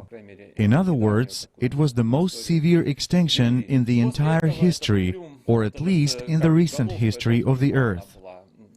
After that, this plume, or rather the head of this plume, had done its job, but its stalk, that doesn't seem to be so dangerous, remained. And above it, the plates were floating. Partly, there was an outpouring of large basalts at the junction where the Atlantic Ocean transitions into the Arctic Ocean. Then Greenland floated towards this hotspot.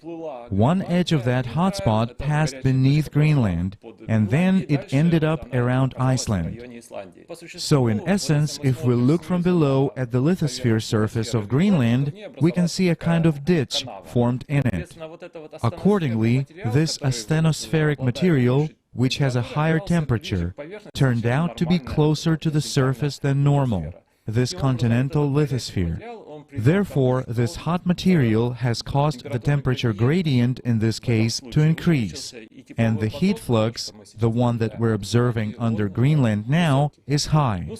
Well, naturally, the ice gets melted there. Naturally, this ice is moving faster, both in the central part and around the edge. So a question immediately arises here. Given the current global warming and all that, Greenland will melt, and this will absolutely lead to a catastrophe. I mean, naturally, the sea level will rise and so on. So this is all happening right now, as if it were caused by human activity. Well, of course, that is absolutely not true, because I am talking about processes that have been going on for tens of millions of years. And it is quite a routine process that has been going on much longer than humanity naturally has existed. And it's a very different timescale. And in fact, that ice, that snow which Greenland had accumulated in previous eras was quite enough to compensate for that rate of ice movement into the ocean. I mean, this accumulation or reduction of ice has nothing to do with our global warming problems.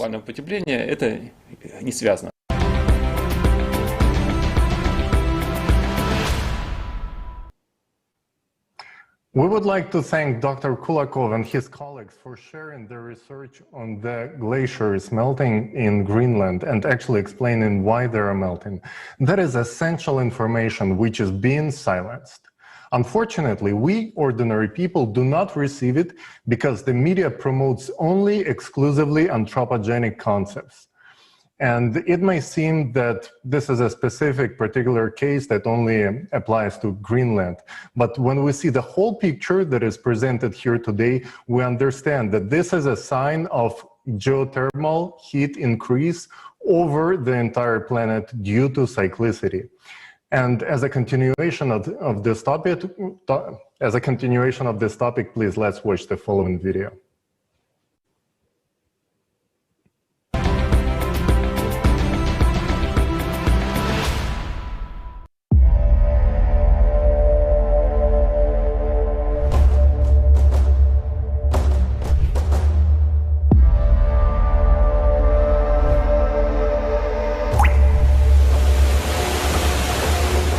Everyone has already heard that glaciers are melting catastrophically fast. But have you heard about how exactly they are melting? 90% of all glaciers on the planet are located in Antarctica, where they are disappearing the fastest. What is striking is that this is taking place solely in the western part of Antarctica, whereas in the east, record-breaking cold temperatures are being recorded. A logical question arises: why is Antarctica melting only on one side? And the answer is quite simple. West Antarctica has a totally different geology. It consists of thin blocks of the Earth's crust that are separated from each other by large tectonic faults, rift zones. And in these zones, greater amounts of heat are released. For example, scientists from Germany and the British Antarctic Survey mapped the geothermal heat flow in West Antarctica using data from aeromagnetic observations beneath the Thwaites Glacier.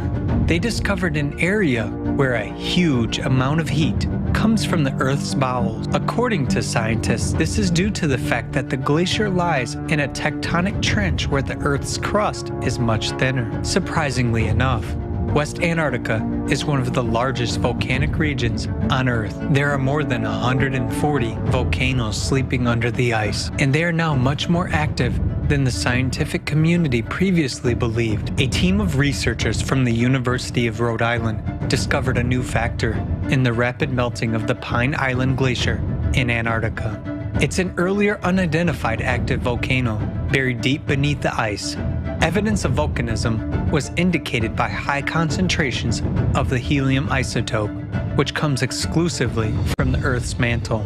According to Professor Karen Haywood, geothermal heat from the West Antarctic Rift warms the ocean water.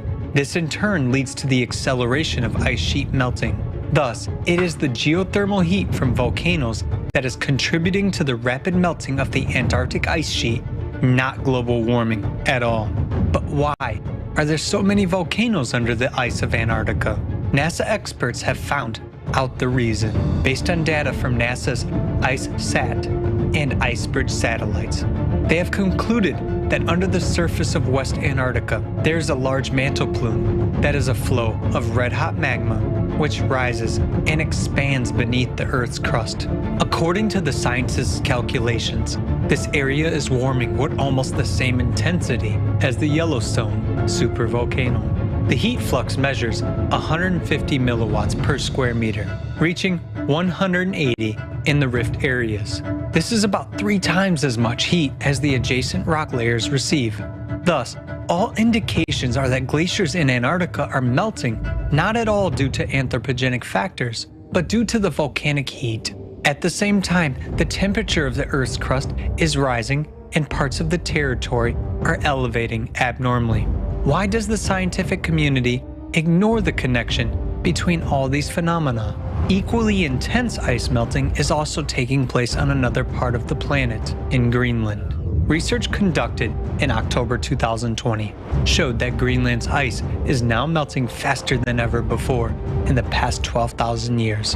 In 2019 alone, Greenland's ice sheet lost the most ice in recorded history, 600 billion tons. It is also surprising that giant lakes appear under the surface of the glacier, which is actually 1.5 kilometers thick.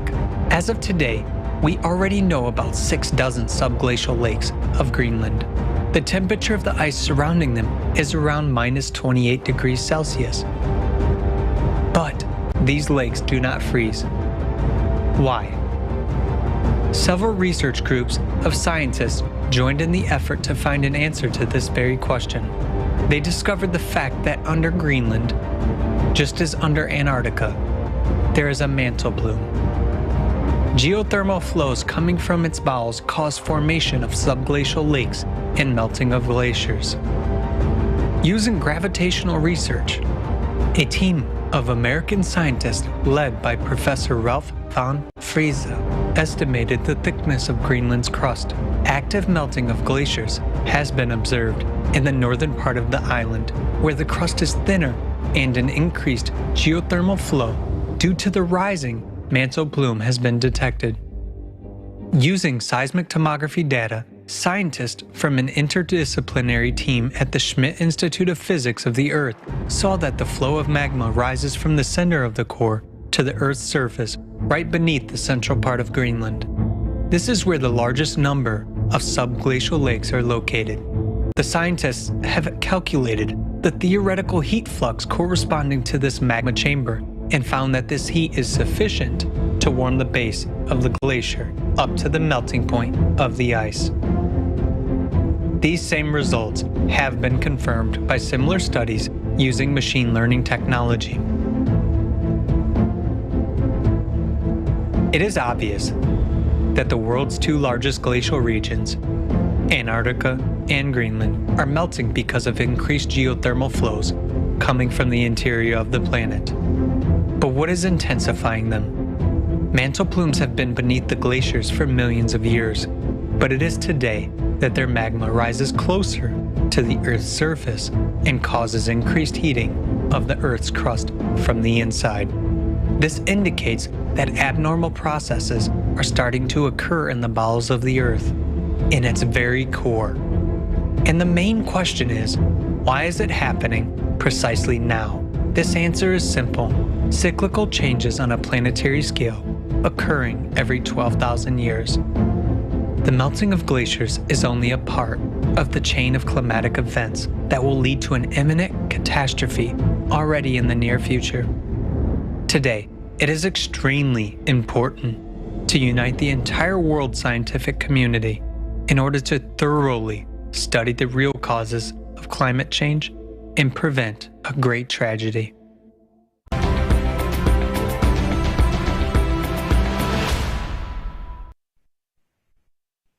Well, we just saw that the glaciers of Antarctica are melting from the bottom up due to the internal heat because hot magma rises up towards them. Under the glaciers, there is now warm water, which is heated by the subglacial volcanoes.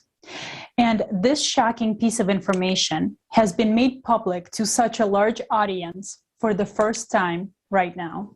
Before today, we have been led to believe that the melting is the result of human activity. But it turns out to be an absolute lie. The anthropogenic factor has nothing to do with it. Magma rises not only under Antarctica and Greenland, but also in areas of thin crust. This is primarily the oceanic crust. And Professor Arthur Vittorito has found an alarming trend in geothermal heating at the bottom of the ocean. And we give him the floor.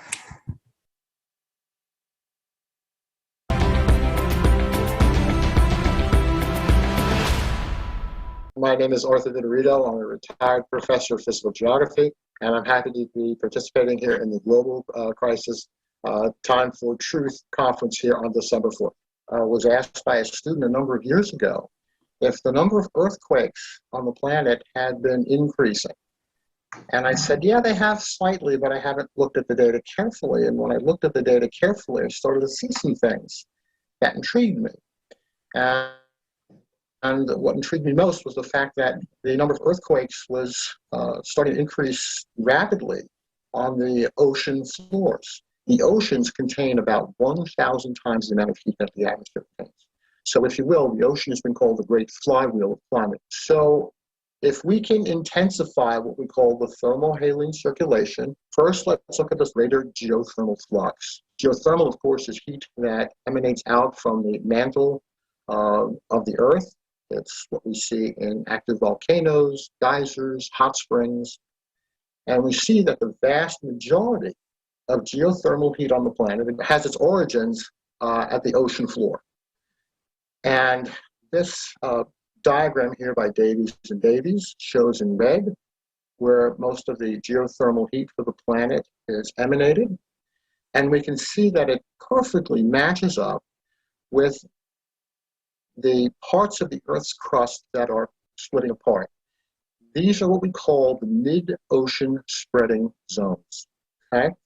And if we look at the mid-ocean spreading zones, we see that high earthquake activity in these regions indicates high flow of geothermal heat in these regions. So for the purposes of this discussion, we're going to refer to what I call MOSA, mid-ocean spreading zone seismic activity. MOSA is a good proxy for the amount of geothermal flux To this purpose, I've cataloged the number of seismic or earthquake events in the 4 to 6 range of what's called the moment magnitude range. That is, as you have more earthquakes in these mid-ocean spreading zones, you will have a greater release of geothermal heat. And I've tracked this. I've looked at the seismic activity in these mid-ocean spreading zones. And here's the chart. So we know that we have greater geothermal flux because we have a lot more earthquake activity down on the ocean floor. And what this will do is it intensifies what we call the thermohaline circulation. On the planet, the thermohaline circulation, also called the meridional overturning circulation, or MOC, is driven by these density differences of temperature and salinity. And the oceans circulate in this giant conveyor belt, and we call this deep convection. Ocean geothermal heat is a significant forcing that can weaken the stability of the water column. It warms the bottom water, and when you warm the bottom water, you strengthen the thermohaline circulation. This is a well-established fact in oceanography. If you heat the bottom through geothermal heating, what is going to happen is that this conveyor belt is going to move faster. And the faster this moves, the more heat gets pushed up into the Arctic. And this is a critical mechanism that we have to pay careful attention to. It has been shown that the overall circulation of the ocean has increased. And this is what the temperature field looks like. And you can see here the areas in red, primarily in the central and northern Atlantic, have been running much, much warmer than normal. We arrived at this state starting in 1995. That is, these anomalously high temperatures giving us what we call a positive AMO, which is the Atlantic multidecadal oscillation, has been around since 1995. Here we see a shot taken from the NASA Earth Observatory in 1979. Here we can see on a typical day the extent in 2007. We can see that it's been greatly reduced. And this is very, very important because as you melt snow and ice, you produce what is referred to as a positive feedback. So the net effect of all this, the intensification of the greater geothermal flux, which intensifies the thermohaline circulation, which increases oceanic heat transport in the Arctic, which also reduces snow and ice, results in increased Arctic temperatures. The reason we start this at 1979 is because this is the first year that satellite temperature data became available on a global scale. The mid-ocean spreading zone seismic activity plus global temperature is the bar graph in blue. Global temperatures are the curve in red. We find that the temperatures lag the mid-ocean seismic activity by 2 years. We see that these two curves match up very, very nicely. A correlation coefficient on this is 0.72, which is statistically significant, very high. 1995 was a very, very important year because it was an inflection point in global temperatures. That is, the mid-ocean seismic activity and consequently geothermal release suddenly spiked up in 1995, and we see that a number of other geophysical phenomena also changed in 1995 because it's all connected. That is well documented. A researcher by the name of James Camus, he's documented these fluxes under the ice sheets, and we do know, and we do have very good data that shows that, yes, a lot of the ice melt from Antarctic and Greenland is geothermally related. There's still a lot that we have to learn about climate change. And I believe that I have found a small piece of that. That is, I believe that seismic activity, which has been largely ignored in the literature, is one of the drivers of that climate change, and we need to explore it more, and we need to better integrate it into other understandings that we have about climate change. I believe in humans first, and I believe that we should exercise good stewardship, but that we should all try to take care of each other.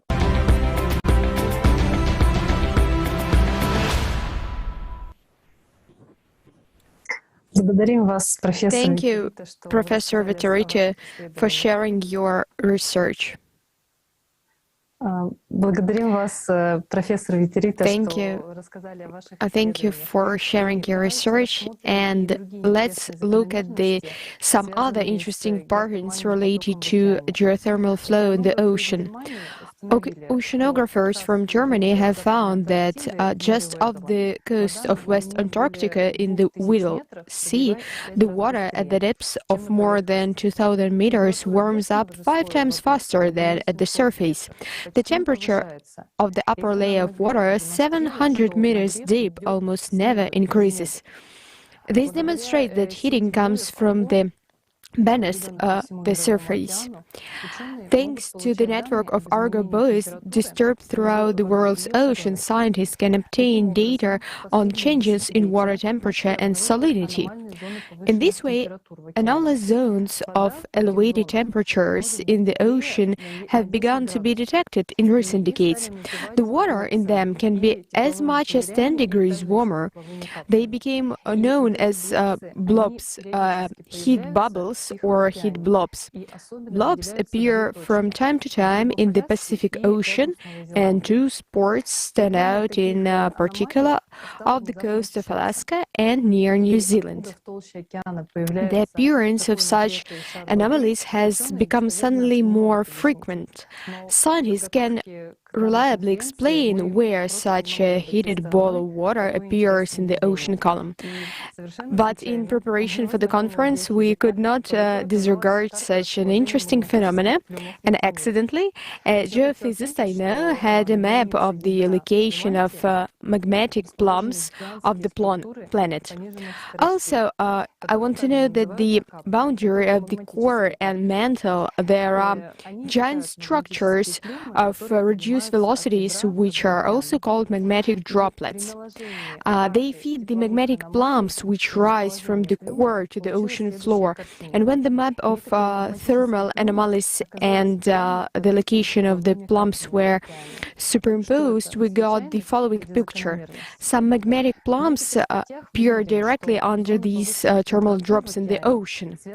In some articles, we see that areas of elevated temperatures in the ocean are associated with human activity. But it remains a mystery how that CO2, which is emitted by our factories and is very well mixed in the atmosphere, all rushed into these zones to heat the ocean locally. And there are huge volumes of water, and you have to heat it up by almost 10 degrees.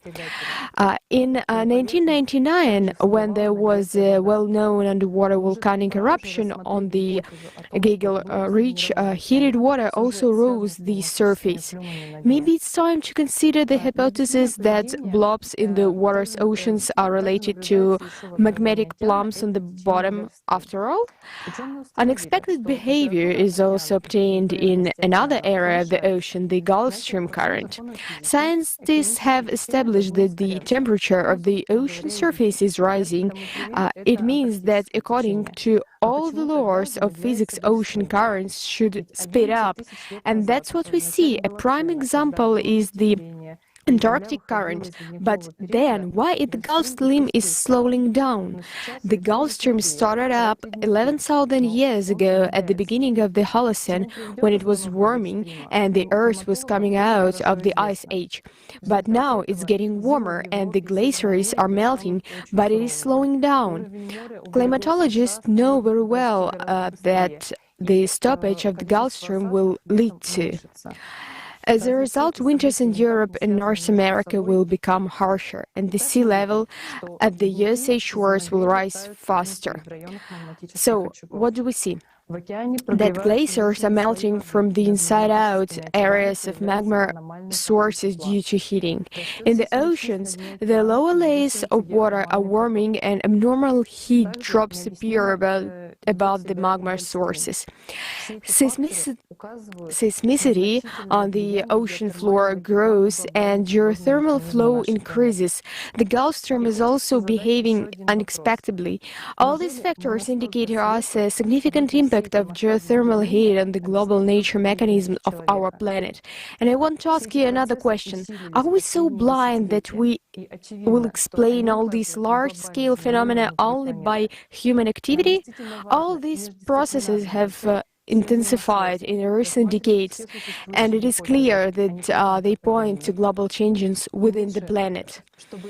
After all, we have so many smart people in science, but the consumer format of our society does not allow them to study topics that are really important for all of humanity.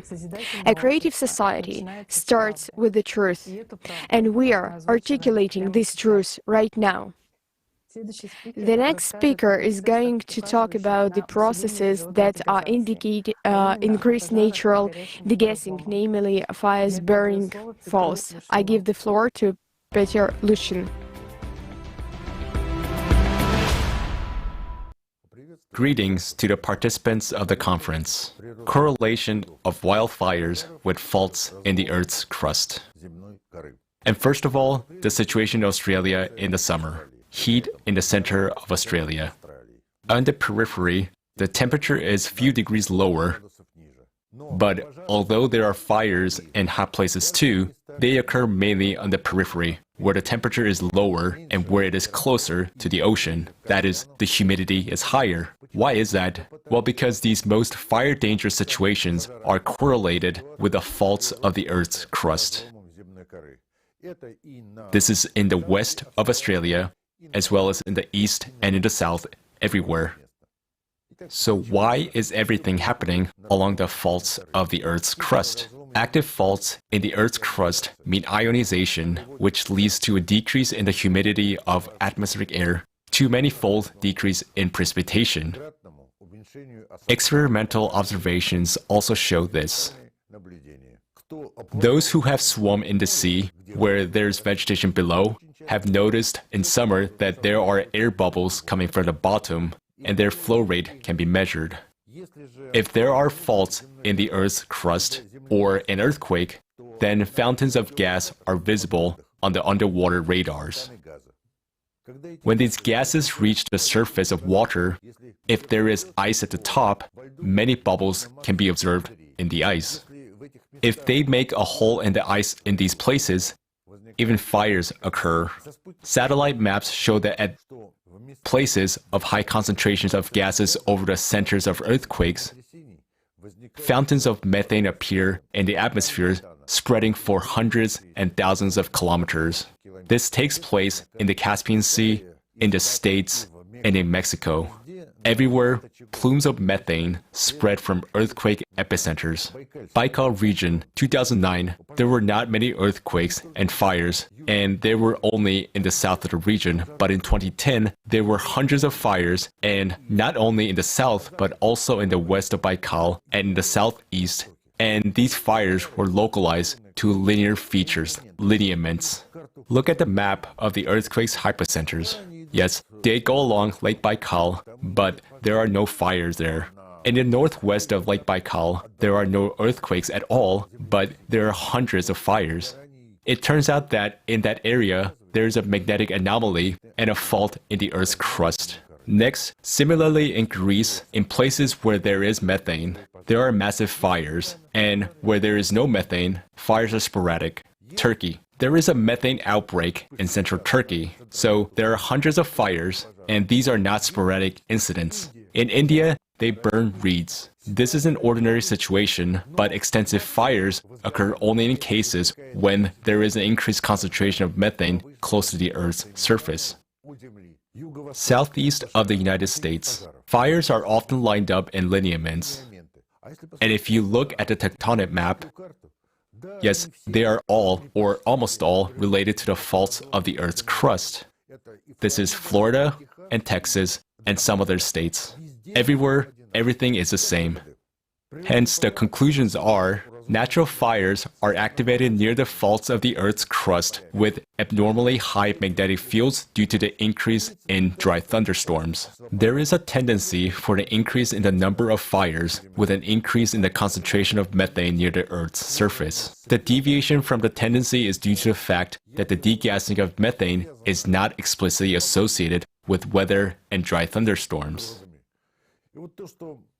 And this is what I wish to those who study and are interested in such things as earthquakes, droughts, and fires. Do not take it always unequivocally. Deal with each event individually and find out the genesis. Thank you for your attention.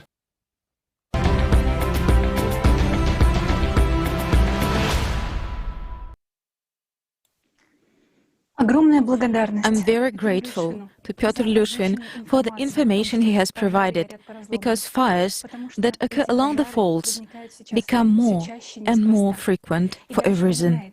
Next, you will learn why they began to increase in certain places. We've been talking for years about the causes of global climate change, about the 12,000-year cycle of cataclysms, and about what will happen. But what I want to share with you now turned out to be a shock to me personally. I naively believed that there are areas on Earth that would be less prone to cataclysms, where earthquakes or volcanic eruptions don't happen, because they are far from the coastline for a tsunami to break through here. I thought that such a safe place was Siberia. But it turned out that I was deeply mistaken, and already in the near future, a devastating disaster could happen there, which would be fatal for all humankind, and you'll understand now why. For 10 years now, people have been trumpeting that Russia is heating up 3-4 times faster than the rest of the world. But have you seen how it exactly heats up? Look at this huge red spot that shows how atmospheric temperatures in Russia have changed over decades. Isn't it weird that this spot is located in the center of the country, in western Siberia, where the age of the plates is relatively young, and the plate itself is thinner? Precisely in this area, the permafrost degrades most rapidly. Isn't that strange? So what is the reason for the abnormal heating of Western Siberia? No, not in greenhouse gas emissions. The reason is the movement of the Earth's core. Rybarkin's works showed that even with small vibrations and movements of the core, all mantle layers experience deformations. In the late 19th, there was a jump of the core in the northern direction. The core shifted along the line from West Antarctica to West Siberia to the Taimyr Peninsula. The heat from the bowels now comes asymmetrically, and this is probably the reason why the glaciers in West Antarctica are melting the fastest. What is happening in Western Siberia? Heated fluids and magma rise higher to the junctions of the lithospheric plates, to the ocean floor and to the Earth's surface in the direction of the core's pressure. Currently, beneath Western Siberia, heat is accumulating in the upper layers of the mantle. The push of the core towards the Taimyr Peninsula creates conditions for the emergence of deep magma sources. Already now, the thin lithospheric crust beneath Western Siberia starts to be eroded by magma and becomes thinner. The works by Igor and Elena Morozova from the University of Wyoming back in 1994-97 indicated the weakening, severe heterogeneity and signs of melting of the lower lithosphere, as well as the strong influence of the melts in the mantle on the tectonic processes of the central part of Western Siberia. But what's not all, the rigid basis of the foundation of the Western Siberia plate is not monolithic. These faults are now beginning to crack. Seismicity is appearing where it didn't exist before, and this begins to affect even the neighboring, ancient thick plate of Eastern Siberia. Between the blocks of the rigid foundation of Western Siberia, at a depth of 2-3 kilometers, there are deep trenches called rifts, filled with sediments of a volcanic catastrophe that happened long ago. 250 million years ago, at the turn of the Permian and Triassic periods, the Earth was splitting apart here due to catastrophic eruptions that formed nearby magnetic layers called the East Siberian Traps. During these eruptions, the Earth experienced its greatest extinction, the Permian extinction, in which 19% of all species became extinct. And now this disaster could happen again. Already now, in various regions, magma begins to anomalously heat the plate. Groundwater boils and water vapor warms the atmosphere. The hydrothermal potential of the West Siberian plate was has long been known, but the paradoxical thermal anomalies that have appeared in recent decades are alarming. Boreholes show unexpected values of water temperatures compared to neighboring areas. Look at the map. The modern increase in geothermal heat in the north is now directly above the ancient rift, exactly where the crust split 50 million years ago. About the other branch of the rift, in the southwestern part of the plate, water in people's wells suddenly starts boiling. And right now, in winter, in December, despite the frosts, peat bogs are burning under the snow. In addition, the North magnetic pole is now drifting in this direction with acceleration, and in the outer core, right under this zone, the molten iron flow is accelerating. What does this indicate? The proximity of new catastrophic eruptions. And there are still many such areas with thin crust on the planet. And it is curious that it is in these regions that the number of forest fires has increased due to increased natural degassing along faults. Current trends suggest that in the coming decades, magma will start popping up in various places around the world, saying hello to us. The solid ground beneath our feet is beginning to crumble, even where we hoped we could be safe. If it is still not obvious that the problem is in magma, very soon everyone will be convinced of it. But what is happening now? National governments are afraid to tell the truth because they fear panic. One can understand them because they have nothing to offer people, because then the question will arise, how are governments preparing for the coming events? Meanwhile, governments are raising money to fight against CO2. How's that? And scientists echo this lie and engage in some nonsense with this notorious carbon dioxide, just to make a little more money for the last time. Because of such collaborationists, we are totally unaware. Meanwhile, the inevitable is getting closer, and we have no way to counteract it. I'm also afraid of what is going to happen. But, it's even scarier if we lose our time and our chance. And the responsibility for the death of billions of people in the next decade will be on our conscience. No, we will not allow civilization to perish because of our pride, laziness, or cowardice. And we have a solution, the only one and the most effective. We need all the scientists of the world to stop concentrating on their own narrow topics and mundane problems and combine their accumulated enormous amounts of knowledge and skills. Is it really difficult to establish communication between people? Just imagine, thousands of volunteers have been preparing for this conference. If we all begin to act to achieve the single greatest goal of our time, the survival of all mankind, in the shortest time possible, we would study all aspects of the ongoing climate change, and we would already be able to begin to find a mechanism to counteract it. But this is only possible if we form part of the creative society. Otherwise, there is no other way. So isn't it time to roll up our sleeves and join the ranks? Together, we really can do anything. Join in. Thank you, Elisaveta. Your information have left me speechless.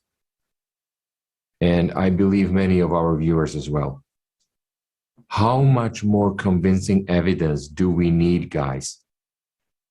We're being constantly warned by nature that we are slowly crossing the red line and that inevitable is closing very fast. And we are not ready to withstand it. Let's now watch a video with the most alarming information.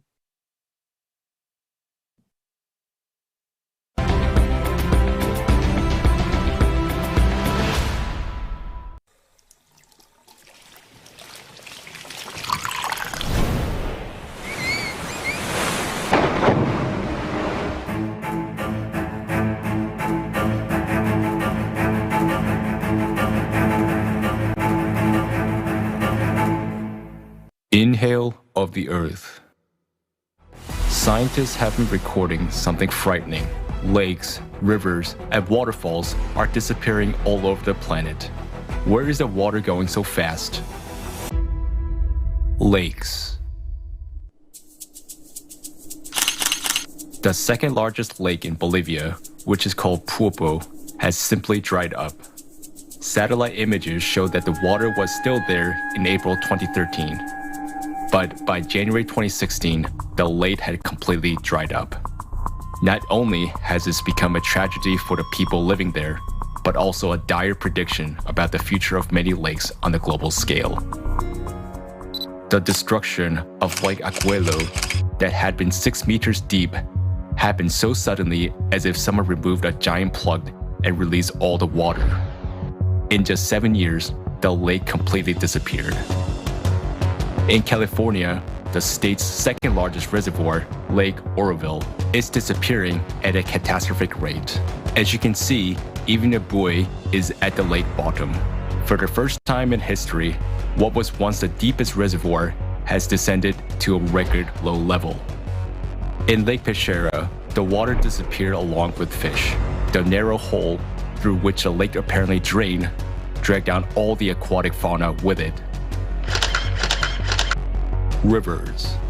The level of the Parada River, the second longest in South America after Amazon, is currently at its lowest level in 77 years. Water in the Atoyac River disappeared suddenly after a giant fissure had opened, through which the water left. The Great Indus River in Pakistan is left almost without water today. The size of its delta has shrunk by more than 5 times. Several settlements along the coast were deserted. Hundreds of people had to leave. In 2013, from a 3-meter deep raging torrent, the Sims River turned into something so shallow that it barely was above scientists' sneakers in the deepest part of the reservoir. The Rio Grande, an important river for the US residents, has begun to disappear. Despite its impressive size, its banks have already turned into a pile of sand and rocks. Many rivers in the US are in danger of drying up, from the mighty Colorado to the Gasconade. Waterfalls. One of the most majestic waterfalls in the world, the Iguazu Falls complex, which is almost 3 kilometers wide, has lately decreased by 5 times. The second most powerful waterfall in the world after Iguazu, Victoria Falls, was on the verge of disappearance in 2019. Ecuador's highest waterfall, San Rafael Falls, disappeared for good in 2020. Instead of a roaring, rushing waterfall, there is now a thin, barely visible brook flowing down the rocks. On all the continents, we observe that water is leaving, which means it's a planetary scale process. It's worth pondering. How will worldwide water shortages affect the lives of us all?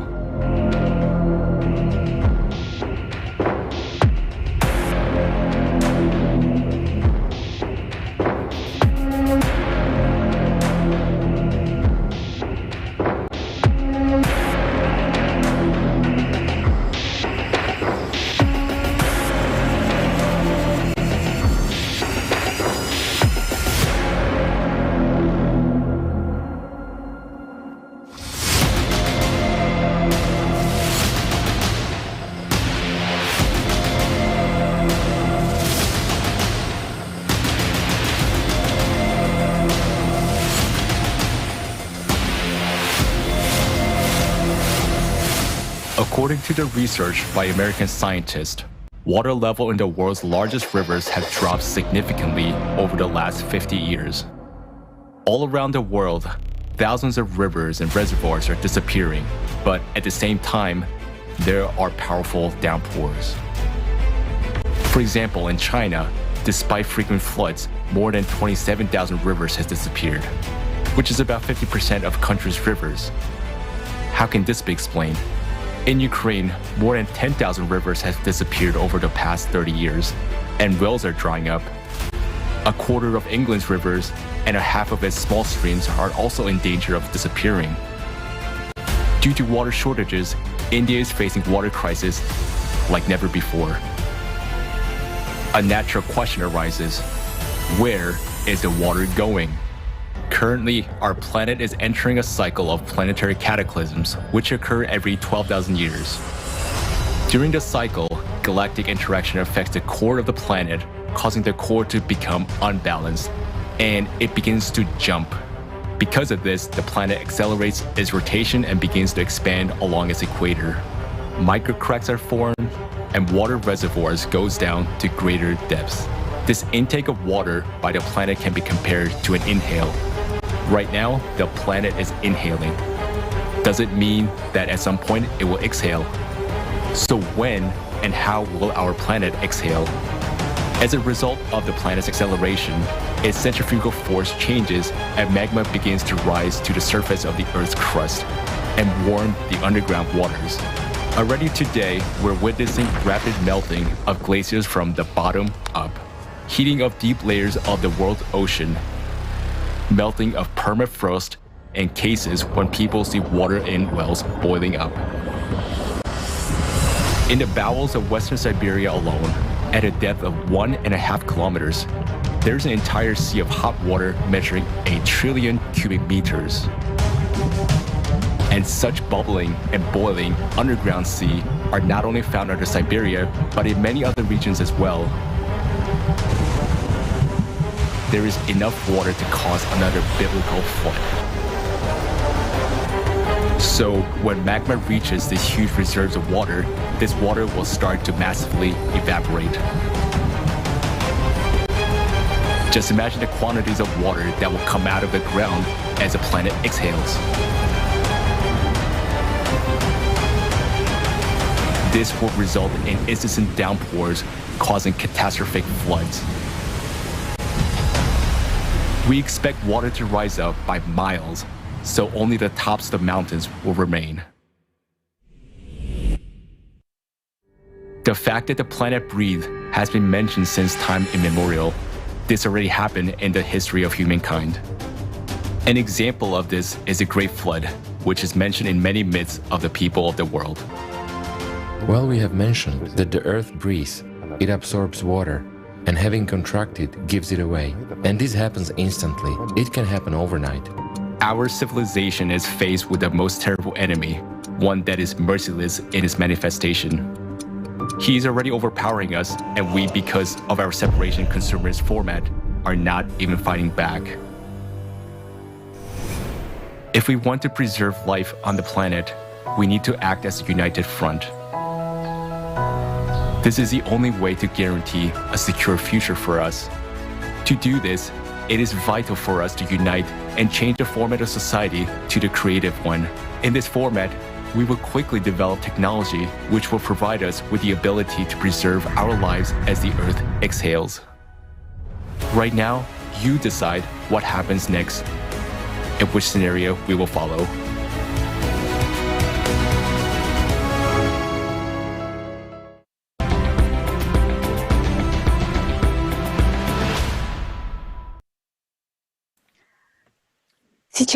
Now, during the conference, we learned that the melting of the glaciers of Antarctica and Greenland occurs from the bottom up because of the activation of magma vents beneath them.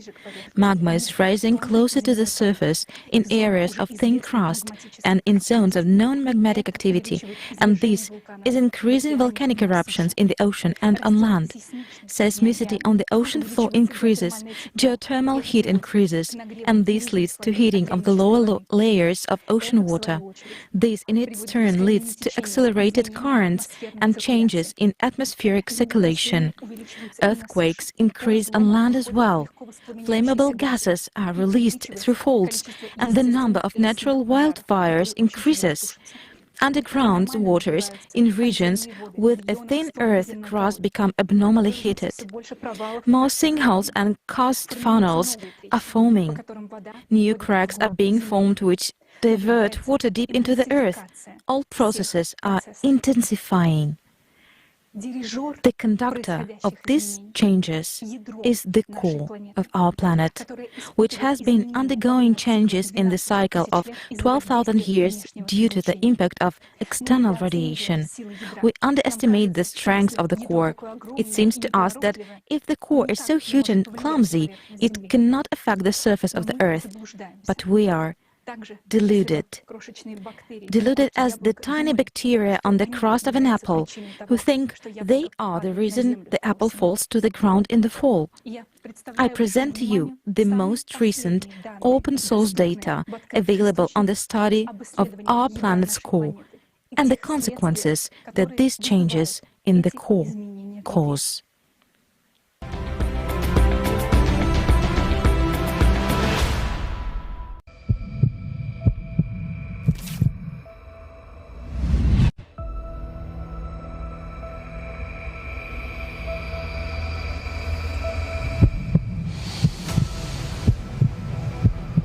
We believe that we can control a lot of things, but we forgot that there is a huge mass of molten substance bubbling beneath our feet. At the very center of this red-hot ocean is the heart of our planet. And like ours, it is beating. But now, serious problems have begun inside the core. It could soon destroy our civilization. The core of our planet has a radius of 3,500 kilometers, which is comparable in size to the planet Mars. Previously, it was believed to consist of two layers, an outer liquid layer and a solid inner layer of iron and nickel. However, new findings have puzzled the scientific community. In 2015, researchers from the University of Illinois and Nanjing University in China discovered a strange behavior of a seismic wave traveling through the inner core. Thanks to this discovery, scientists concluded that there is an inner core, and it either consists of a different type of crystal or the Earth's core is still evolving and is gradually crystallizing. This is confirmed by the research of Australian scientists led by Joanne Stevenson. What I observed is a very small kind of change, but it's got big implications for what's happening in the inner core. Recently, scientists made another staggering discovery. For some unknown reason, the Earth's inner solid iron core appeared to be asymmetrical. A new model proposed by seismologists of the University of California, Berkeley, suggests that the Earth's inner core grows faster on the east side than on the west side. According to the lead study author, Daniel Frost, the movement of liquid iron in the outer core carries heat away from the inner core, causing it to freeze and grow on the east side.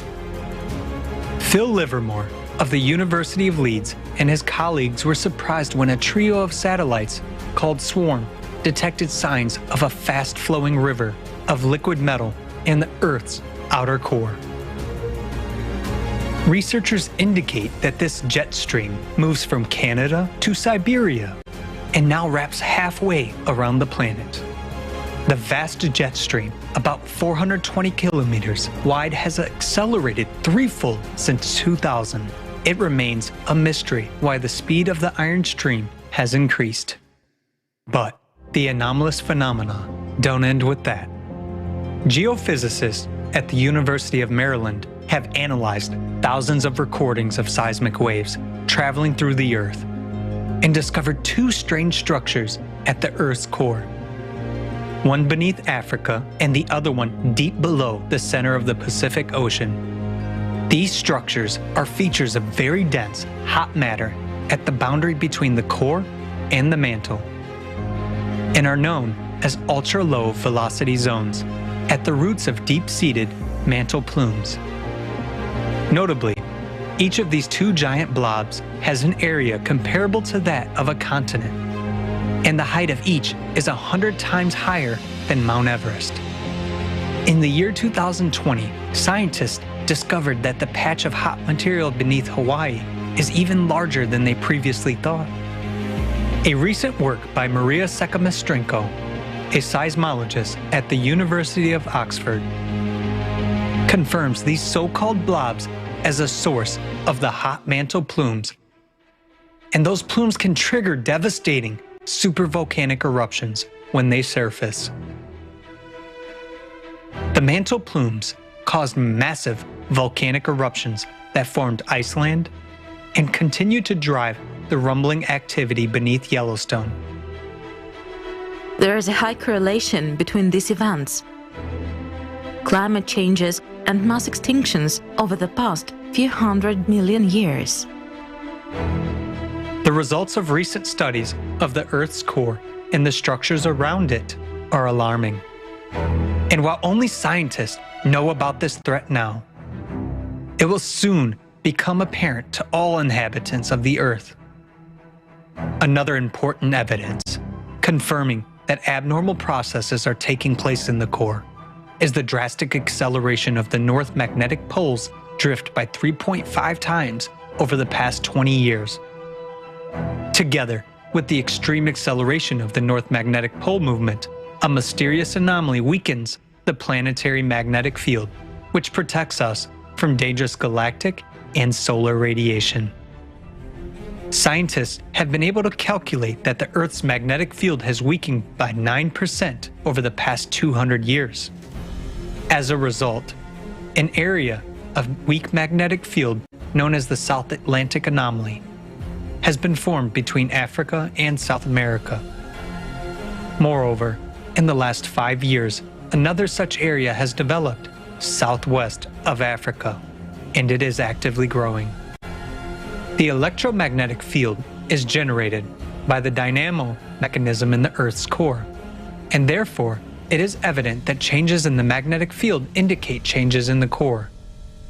Another proof of the anomalous behavior of the Earth's core is the appearance of a powerful neutrino emission from the bowels of the Earth, which was also registered in the year 2015. An even more anomalous event occurred in the year 1998. Scientists detected a sharp bouncing displacement of the core by observing the Earth's center of mass using satellites.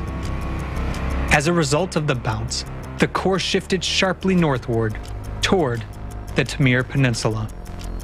At this time, scientists at the Medicina station in Italy detected a gravity burst. The velocity of the planet also increased, as well as the centrifugal force. Concurrently, there was a dramatic change in the shape of the Earth. As measured by a laser rangefinder system from the US satellites, the planet began to expand abnormally along the equator, whereas before that, the trend had been the opposite. Because of the increased centrifugal force, magma plumes began to rise closer to the surface, which increased the geothermal heat flow and the number of earthquakes. As a result, new faults and cracks began to form, through which water from the surface began to escape deep into the Earth. In the same year, there was a sharp increase in the speed of the North Magnetic Pole's drift. The bounce of the Earth's center of mass became the key factor of the system's imbalance. This event led to a dissonance among all the Earth's shelves, which caused a dramatic increase in many natural disasters: earthquakes, volcanic eruptions, tsunamis, hurricanes, tornadoes, and so on. It is worth noting that during the same period, there was also synchronous bouncing changes in natural processes on the Sun, Moon, Mars, and other celestial bodies of the solar system. And this also occurred because of the displacement of their cores. This has led scientists to believe that such synchronous bounces may be caused by the influence of external factors on the solar system. In the year 2010, NASA scientists, together with French meteorologists, established a correlation between the increase in average annual temperatures and the rotation of the Earth's core. The fact that the core affects the climate has long been known in science. Back in the 1980s, a group of French scientists discovered that the movement of liquid material in the core directly affects the rotation of the Earth, which in turn affects the oceanic and atmospheric circulation.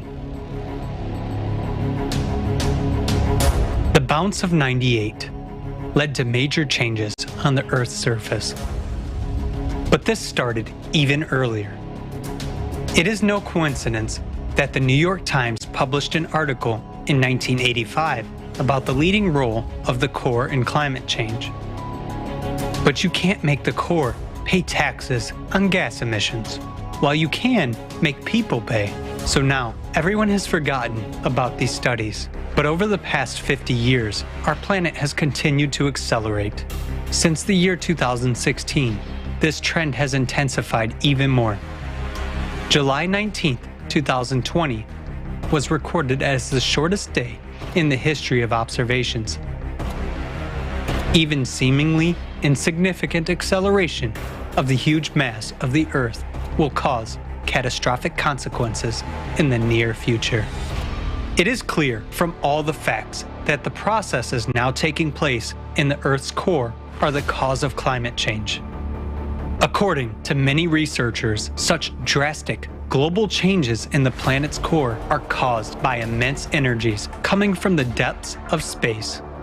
Our planet is exposed to this radiation every 12,000 years. And right now, we are on the verge of a catastrophe. Scientists have yet to answer many questions, but it is clear that extreme changes are taking place in the core. The core bounces accelerate the planet's rotation and increase its centrifugal force, which brings the magma inside the mantle closer to the surface. This causes an increase in the power of volcanic eruptions and earthquakes, the number of which is increasing. Also, the process of magma uplift heats up groundwater, causing glaciers to melt from below, which leads to catastrophic floods. The situation is progressing rapidly, and very soon we will face supervolcanic eruptions and global floods that will make conditions on the planet incompatible with life. How can humankind survive cataclysms of this magnitude? Each and every person must be involved in the solution to this problem, and we must act with full commitment. Now there is no time to shift responsibility to anyone else. The heart of our planet is already beating faster. This is causing catastrophic changes. Only by admitting the truth about the real causes of climate change will we be able to grasp the full extent of what is happening and unite the entire scientific potential to ensure the survival of all humanity.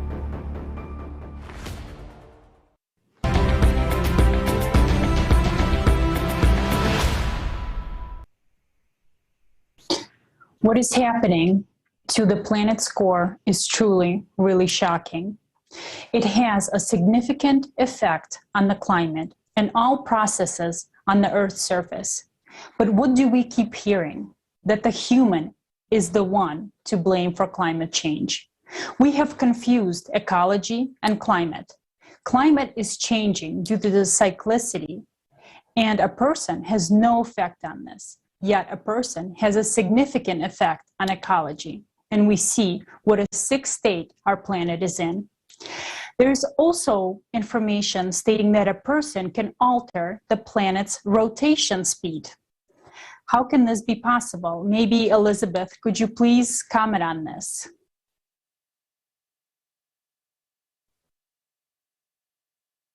Да, конечно. Yes, of course. Indeed, you can find on the internet opinions of scientists claiming that the acceleration of the planet happens due to anthropogenic emissions of CO2. Do you know this mechanism? People eat too much meat to keep cows, and cows contribute a lot of greenhouse gases, and this accelerates ocean currents, and because of the acceleration of the currents, the Earth starts to rotate faster. There is only one thing thing that confuses me about this hypothesis. It is not the mass of the Earth's atmosphere is 1,000,000 times less than the mass of the Earth itself, and it's not that the speed of the ocean currents has only changed by 3%. What really confuses me is that it seems that greenhouse gas emissions from cows are grossly underestimated by experts. They also claim that the melting of glaciers speed up the Earth's rotation, but for that to happen, the ice sheets of Antarctica and Greenland would have to melt completely. However, now you are aware of how they melt. So yes, it must be the cow's waste. Certainly, CO2 doesn't have an effect, especially on the brain activity of some people. Do you think it's funny? But we really are taken for fools.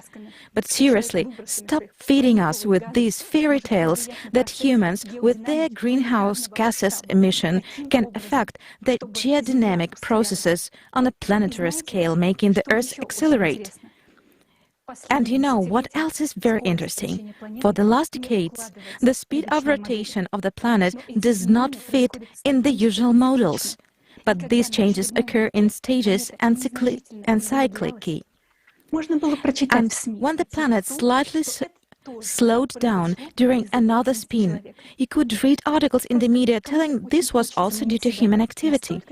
Someone really wants to think they are so great and all-powerful that even the planet is slowing down and speeding up at their will. But for all ordinary people, it is obvious that these are global processes and their trend is now abnormal.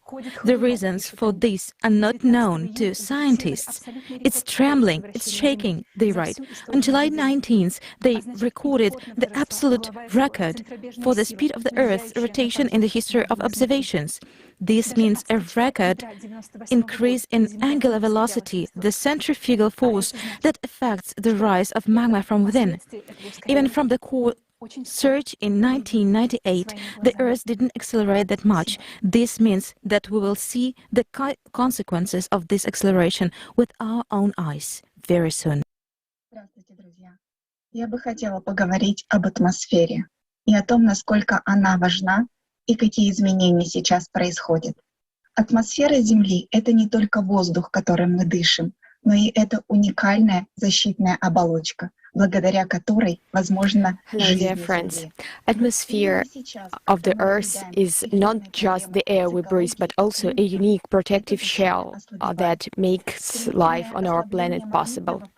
Rapid weakening of the magnetic field due to processes in the core led to a drop in atmospheric pressure, a decrease in atmospheric density, and redistribution of air currents. We have all heard about global warming. Due to the internal heating of the Earth's air, temperatures in the lowest layer of the atmosphere are increasing. However, the changes that take place in the upper layers are much larger and have nothing to do with anthropogenic impact. Scientists record the cooling of the upper atmospheric layers, that is, the thermosphere and the mesosphere, as well as the decrease in their density and compression. The temperature of the stratosphere has also decreased. There is a decrease in the volume of the atmosphere, which means that the space becomes much closer to the surface of the Earth. The chemical composition of the upper atmospheric layers changes. There is an increase of the content of water vapor and carbon dioxide. The atmosphere becomes disbalanced. The air is extremely heated at the bottom, but sharply cool at the top.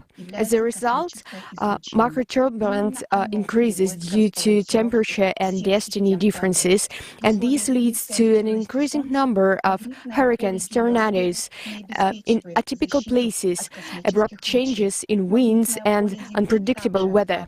The main cause of these observed changes is the cosmic radiation, which leads to the imbalance in all systems of our planet. We can see the result of their impact even with the naked eye.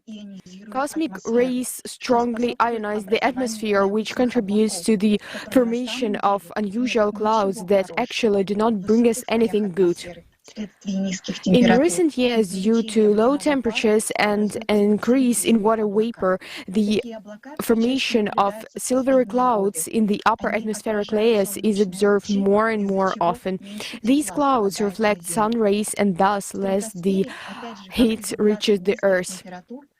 In the stratosphere, again, as a result of lower temperatures, nacreous clouds are formed and their emergence leads to destruction of the ozone layers.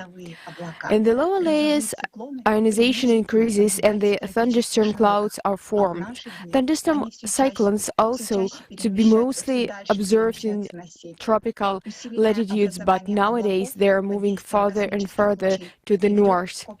The increased cloud formation due to cosmic rays impact will result in global cooling of the planet, but the most destructive effect is invisible. Cosmic rays cause additional destruction on the ozone layer, which means that the level of ultraviolet light is growing, and the chemical composition of the very top layers of the atmosphere changes. And the most dangerous thing is that cosmic rays directly affect the DNA molecules of living organisms, destroying them and provoking their mutations. We are witnessing tremendous changes in the atmosphere due to the 12,000-year cyclicity caused by galactic radiation. On the one hand, the atmosphere is unbalanced and its composition it is changing. On the other hand, due to the processes in the core, the magnetic field is weakened and its ability to keep the atmosphere increasingly deteriorates. As a result, the protective properties of the atmosphere are weakening. This has happened before in previous cycles, but now, as the environmental load of the planet is increasing, it may simply not be able to withstand it. We are human beings, we are biological structures, and we depend on the atmosphere, the temperature, the concentration of oxygen. And if we don't find a way to counteract the forces that affect the solar system and us, we will simply die. The electromagnetic field and the atmosphere were the defense mechanism against external factors, but now we see what happens to them due to cyclicity. But we do have a chance, and in order to survive, we need to act. Most people don't know what's going on right now, and that's why it's so important to inform them, to inform and not to demand a decision from anyone, but to decide for ourselves and take responsibility. The world leaders cannot decide it, they rule only small fragments and pieces. 6,000 years ago, we were divided into communities, and we still exist like this up to this day. But we all are human beings and we can change everything. It is extremely important for us to inform everyone in a short period of time to come to a decision that we want to live.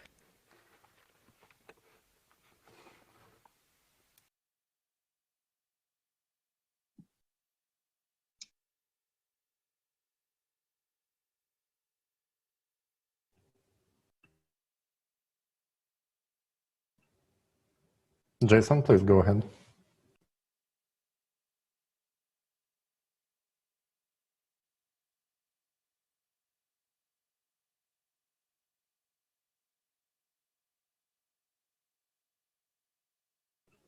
While Jason is solving some technical issues over there, I could take over with the next speech.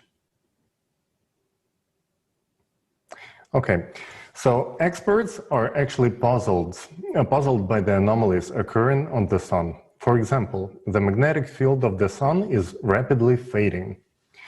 And the past 3 recent 11-year solar cycles have been unprecedentedly low, with each successive cycle being weaker than the previous one. This has never been observed during the space age. So the solar wind, the flowing outwards particles throughout the solar system that are supposed to be protecting us from radioactivity actually cannot sufficiently perform its function anymore. And at the same time, satellite data shows the increase of radiation by 20%. And the reason is a flux of galactic cosmic radiation, which enters the solar system and the Earth's atmosphere. Some scientists suggest that we are at the minimum of solar activity and that something similar might have been observed earlier in the Middle Ages.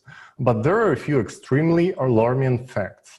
So in 2019, astronomers recorded a powerful, record-breaking flare on the nearest star to the Sun, Proxima Centauri, and that flare was 1,000 times stronger than any known flare that previously was ever observed. So something similar, strange, occurs on the other stars near to the Sun, so-called inactive star of Barnard and the star of Wolf 359. And there is the theory that low activity on the Sun is actually only calm before the storm, along with super strong flares coming up. In addition, very strong radio signals are being recorded by astronomers coming from the center of our galaxy. And the thoughts are that those are starbursts, so new stars occurring over there. What is behind this strange star behavior? These are some very harmful radioactive rays of a new kind, which our devices are barely able to detect. It is something very small that on micro level destroys planetary cores and ignites new stars. But let's go back to our planet. So how does galactic cosmic rays affect the Earth? The fact is that the harmful galactic radiation is directed at the right angle to the Orion arm, in which the solar system and our planet are located. Previously, these rays passed at a tangent, but now we are approaching a point of near interaction. Unfortunately, little is known about this radiation. The issue requires urgent study and unification of all scientific potential of our civilization, of all researchers around the world. In 2001, Russian physicist Alexander Mikhailovich Mishin made a very important discovery. An extremely powerful stream of radiation was registered in a very specific region of space. Examination carried out by astrophysicist Shpitalnaya Alexandra Alfredovna on the radio telescope of Pulkovo Observatory confirmed its real existence. And further studies of radiation patterns, its flows from so-called mission object were established. And they came up with the conclusion that this very powerful energy emanates from a very particular place in the space that Mishin himself considered as the center of the universe. Astronomers approached NASA and asked to compare this data to the data that NASA has, but unfortunately their request was just simply ignored. This radiation is probably the very same exact galactic rays that are making irreparable changes in the core of our planet, and also in the cores of other planets of solar system. And it even affects the stars up the arm, the Orion arm. And we already basically know that they are affecting the sun itself as well.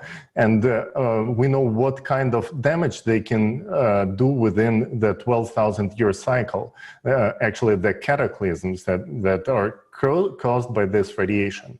So we need to figure out how to take counteraction to this radiation as soon as possible while we still can make this difference, because very soon it's just gonna be too late. And for that, we need to unite all our potential. Thank you. Let me pass the floor to the next speaker.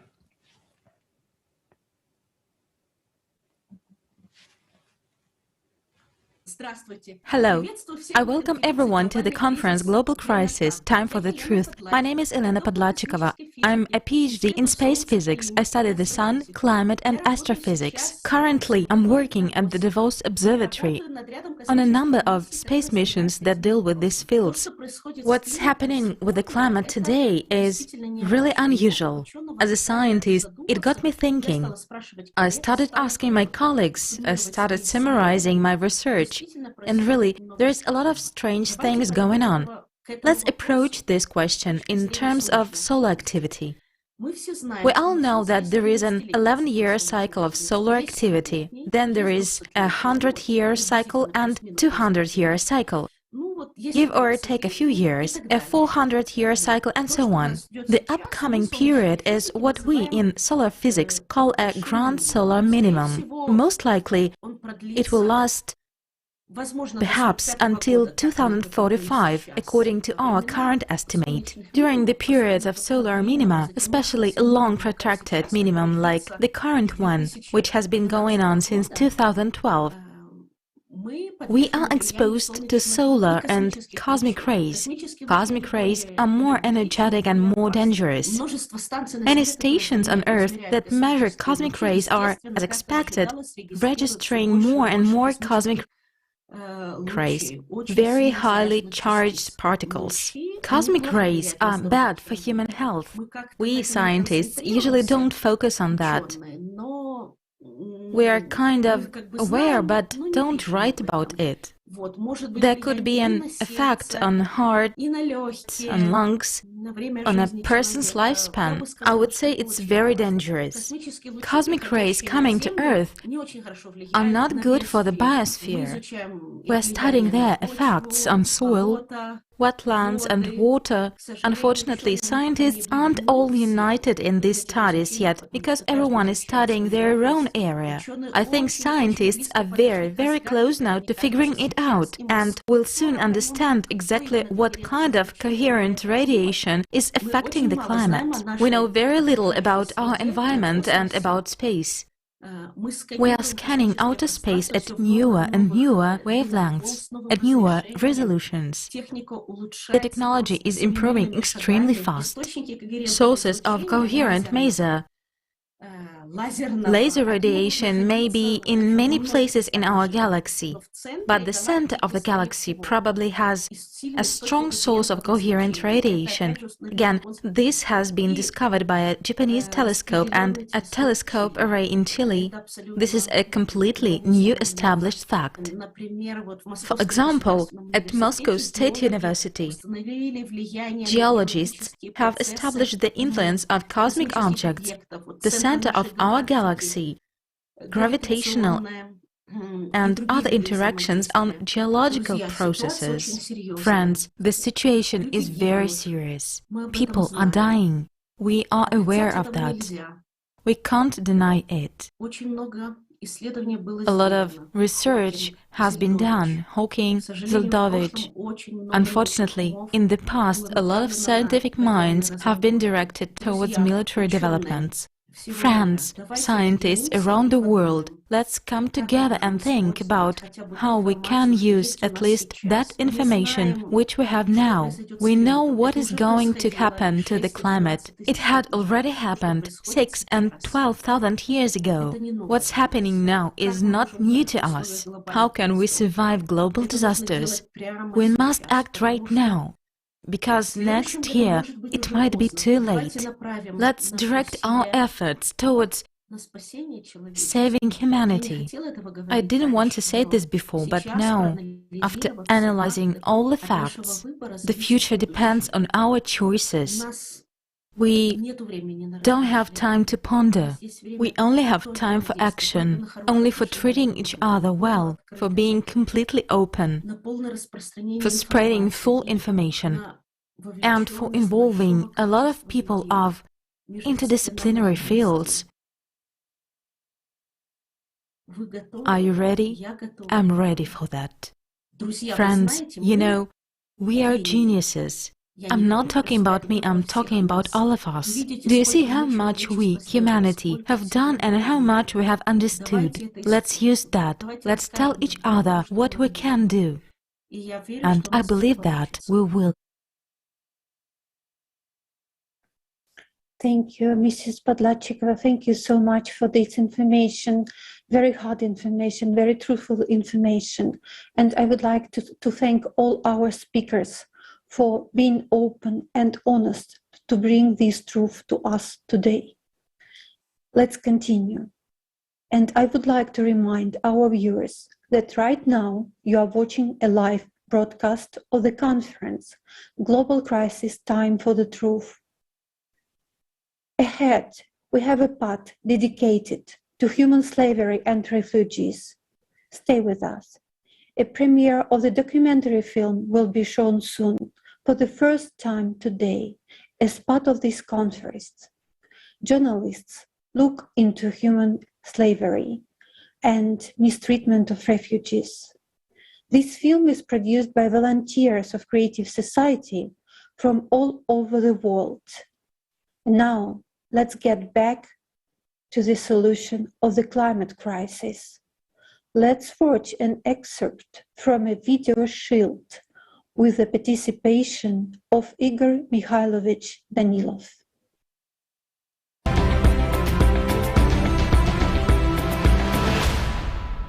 Igor Mikhailovich, by what means can humanity withstand this impact? And it's the most important question. Why do we need the entire human potential? Why cannot someone do it on their own? Because first of all, we don't have this knowledge. We don't have this kind of energy. We have to understand that the power of impact affecting our planet is enormous. So all the energy that we have on Earth that is available to us is not enough to counteract the power of impact that is taking place. There is a small nuance here too. I'll just explain for understanding. Let's not delve too much into this, it would take a lot of time. I understand that people might be curious, but the impact is taking place not at the macro, but at the micro level. In other words, it's not a direct impact of macro objects in outer space on macro objects. It's an interaction at the micro level between particles. It is an enormous energy. Again, I understand that the question will arise. But how is that? The interaction between large objects is a huge energy, but between particles it is weak. Well, yes. You see, our science is in such a state nowadays that we cannot answer many questions yet. That is why we need the combined potential to answer it. The interaction between particles, those that make up our entire universe, takes place at the energy level. It's an exchange of information as well as interconnections. That's where gravitation and many other things emerge, so these interactions are very strong. Look at what is happening to the planet. After all, destabilization comes from within the planet, while everything else is a consequence that we see. Now some people will say, what about other planets, my friends? On other planets too.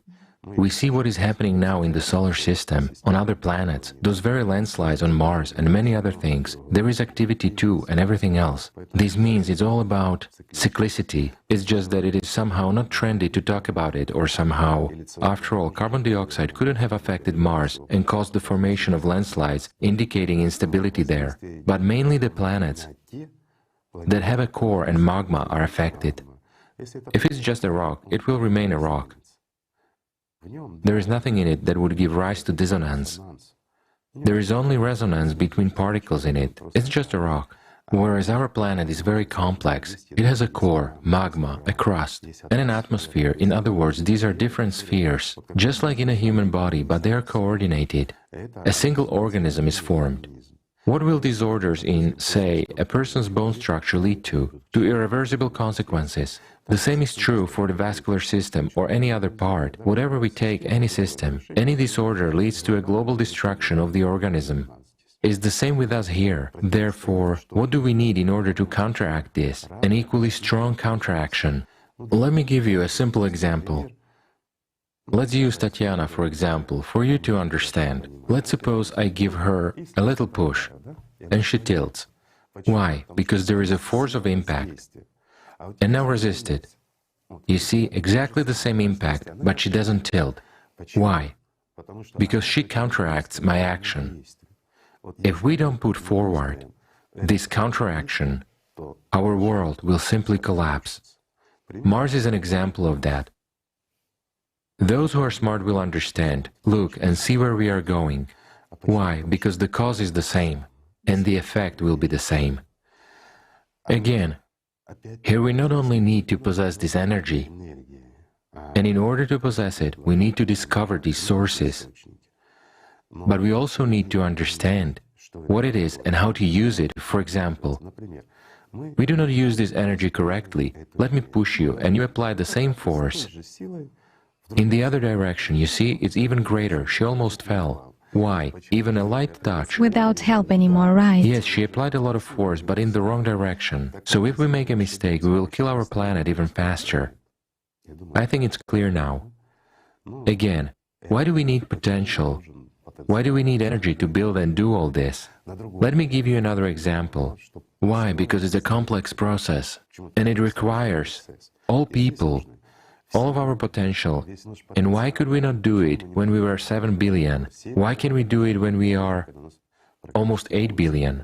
Because our potential has increased. Because the task is multidimensional and multi-level, and it has to be solved accordingly.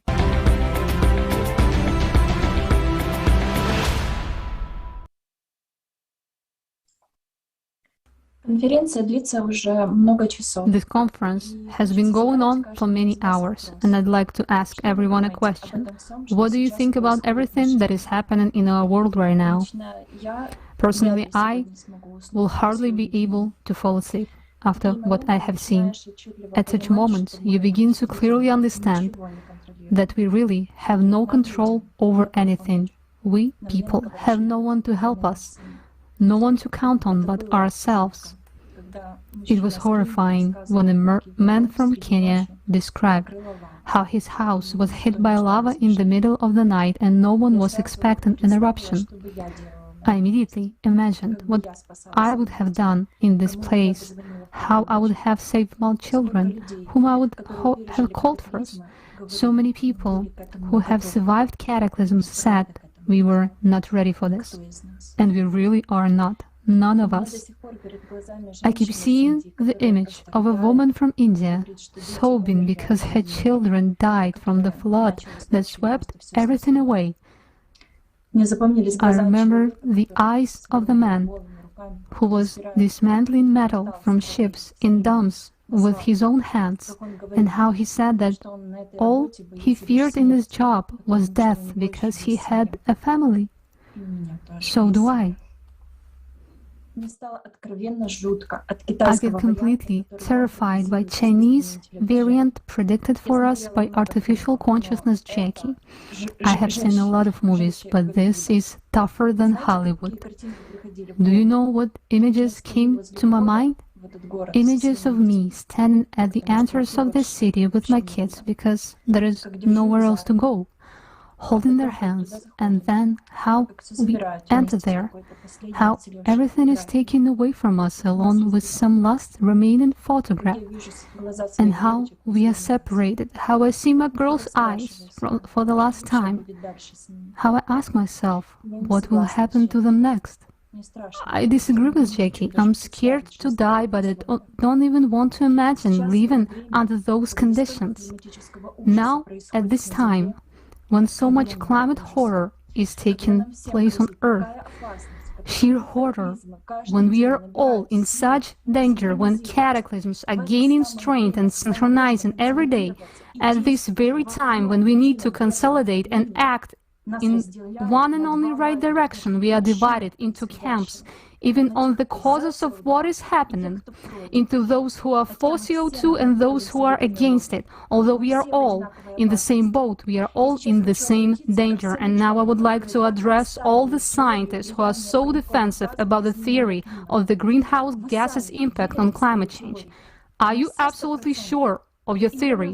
100% sure? Or does it still remain merely probable and profitable? You, scientists, can you, by your decisions to fight CO2 emissions, take responsibility for all 8 billion people?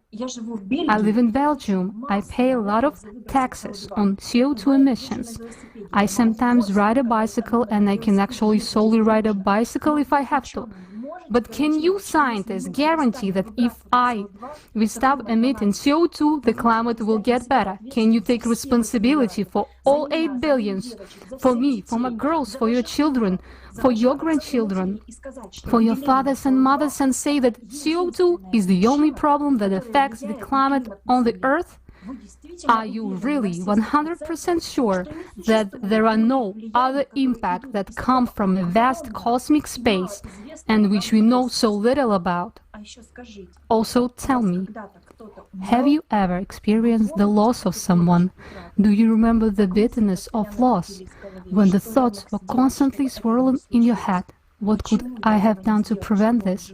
Why didn't I do that to keep him or her alive? So now we are still at the point when we can do something if we make the right decisions instead of wasting precious time on yet another pointless business. After all, today your mother is not laying under the debris of an earthquake. Today your child has not yet been raped or beaten as they do to refugees. Right now, there is still a chance to change something, because later on you would be just crying in anticipation of death. Personally, I realize that all of us really have just one chance, and it's a blessing to know that we still have it, and I don't want to miss this chance. The scariest thing I heard today was about the radiation that is coming towards us from outer space. But I remember an astrophysicist who was addressing scientists and saying that if we now combine all of our scientific potential, we can find a solution. At that moment, you realize, without me, without you, without each and every one of us, they won't be able to do it. For scientists all over the world to unite, for them to really have this opportunity to work solely on those developments that will save our children's life, we need the contribution of each and every one of us, absolutely each and every one. The world conditions in which they will live depends on us and our actions. As long as we maintain consumeristic format and science serve the personal interest of individual corporations, we have no chance. Scientists simply will not be able to unite because there is constant competition and economic race, and science is used as an instrument of domination and power. Therefore, in order to really unite the entire scientific potential, it is necessary to change the conditions of society so that human life comes first. And this can be done only in the format of the creative society. First and foremost, we need to legislatively implement the 8 foundations of the creative society in all countries, the first of which is the value of human life. Then all the developments, all technologies will be aimed only at improving human life, and in this case, at saving our civilization. But it is up to us, the ordinary people, to make the first step. I realized that I simply must tell everyone what I realized today, the real scale of the problem and the only real way out, the creative society. To tell everyone, from my friends to the people on the street, because most of them don't know the scale of danger we are all in. I've been thinking a lot about what is this unity which can really save us. What is the essence of it? What triggers such a powerful force? And I understood. People themselves trigger it. Only we, people themselves, are capable of implementing the creative society. Each of us has enormous power, enormous potential, but it's not comparable to the potential of all of humanity, all 8 billion people united by one goal. Yes, it may seem unrealistic to unite all 8 billion people. We've never done anything like this before, but all 8 billion of us are already united by one desire. We want to live.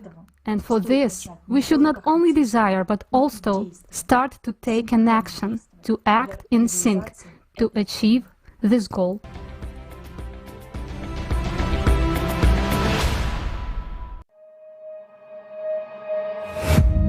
Humanity, various races, nationalities, religions, but we are all sailing in the same boat in this ocean of life.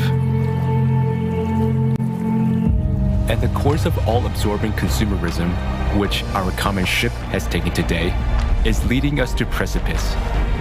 Just a little longer, and we will irreversibly fall into the abyss of economic, social, and climate catastrophes. Perhaps someone doesn't want to see and admit obvious facts, yet being afraid to turn around and see the reality. In the endless rush, in the ordinary everyday routine, in the race for success and survival in this world of consumerism. But every day, more and more people stop and ask themselves these questions. Where is this world coming to? What does the future hold for me and my children? How can I make sure that the world will be a safe, happy, and prosperous place?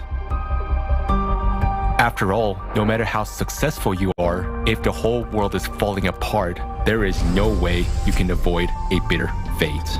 We can change the course of our ship, which is speeding into the abyss, and instead of the abyss of consumption, steer it in the direction of the creative society. But we can do this only together.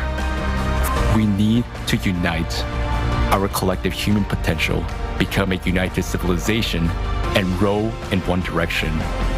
Uniting in a common goal, we need to direct our attention, our efforts, our knowledge, and our skills to charting a new course. And how quickly we can do this depends on the choice of each person. Our salvation is only in our unity. Only by working together can we build a truly decent world. A world that will have a future for us and our children. And that is the creative society. We still have a chance. So let's take it.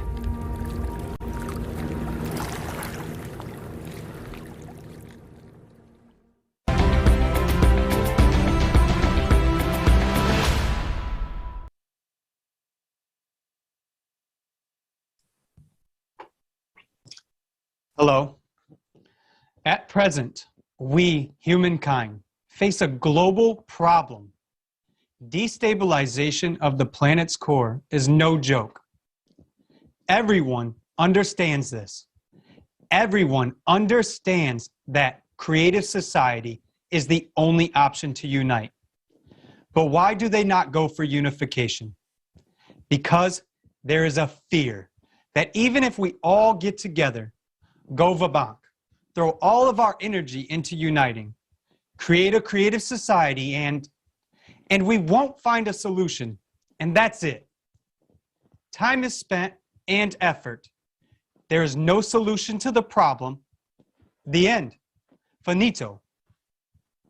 That is precisely what people have in their heads. And so they would build a bunker separately, only for themselves, because in consumer format, everyone cares only about his ass. And a small fraction of people would survive a couple of days longer than others. In that case, let's go for the Chinese model that Jackie mentioned. They will live only 4 to 5 years longer than if they do nothing. The same goes for the bunkers. Can they save everyone individually, no matter how super equipped they are? No. They can only prolong their existence for a short time, which does not solve anything. So it turns out that this issue is hugely acute. Creative society is a real chance, and the rest is absolute nonsense. We will never come to a solution if we don't unite, if we are unaware of the actual resources and possibilities. Many people are now concerned about the climate change and are starting to build private bunkers. Billionaires, heads of technology, companies, superstars, doctors, lawyers, and numerous top executives of prominent corporations are all investing in it. But everyone separately. And it's ridiculous. But that's how consciousness works. They think they can survive cataclysms there. But let's think logically.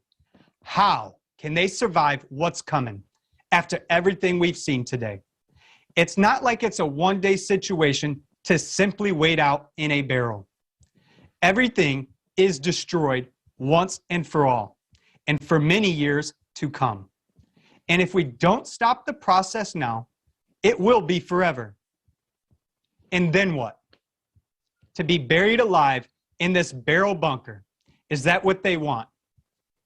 So spending millions to build a bunker is ridiculous. If these funds were invested in the development of creative society, everything would move faster. And there is a much better chance that everyone would survive. It is much better than the prospect of dying in this barrel alone. We had a quote. Unfortunately, the demand for underground bunkers has increased again. We specialize in building them, but I would much rather build something else. However, we won't build anything else as long as there is a demand in this market. We can build anything because we have tremendous production capacity, but we specifically build bunkers. However, according to the head of a company specializing in the construction of underground bunkers, the number of orders has recently increased by 2,000%. He says, we can build anything because we have tremendous production capacity, but we specifically build bunkers because there's a demand for them. So I have a question. Maybe it's time for us to create a demand for creative society. Previously, it was thought that those who build bunkers were all nuts. Now, it is considered normal. But is it? It's time to think more broadly, not in the format of digging your own grave. Thank you all. Thank you, the speakers. Thank you to all of the scientists that have stepped forward. And thank you to our wonderful host and the technical support that makes this possible for all people all over the world and our interpreters. Thank you.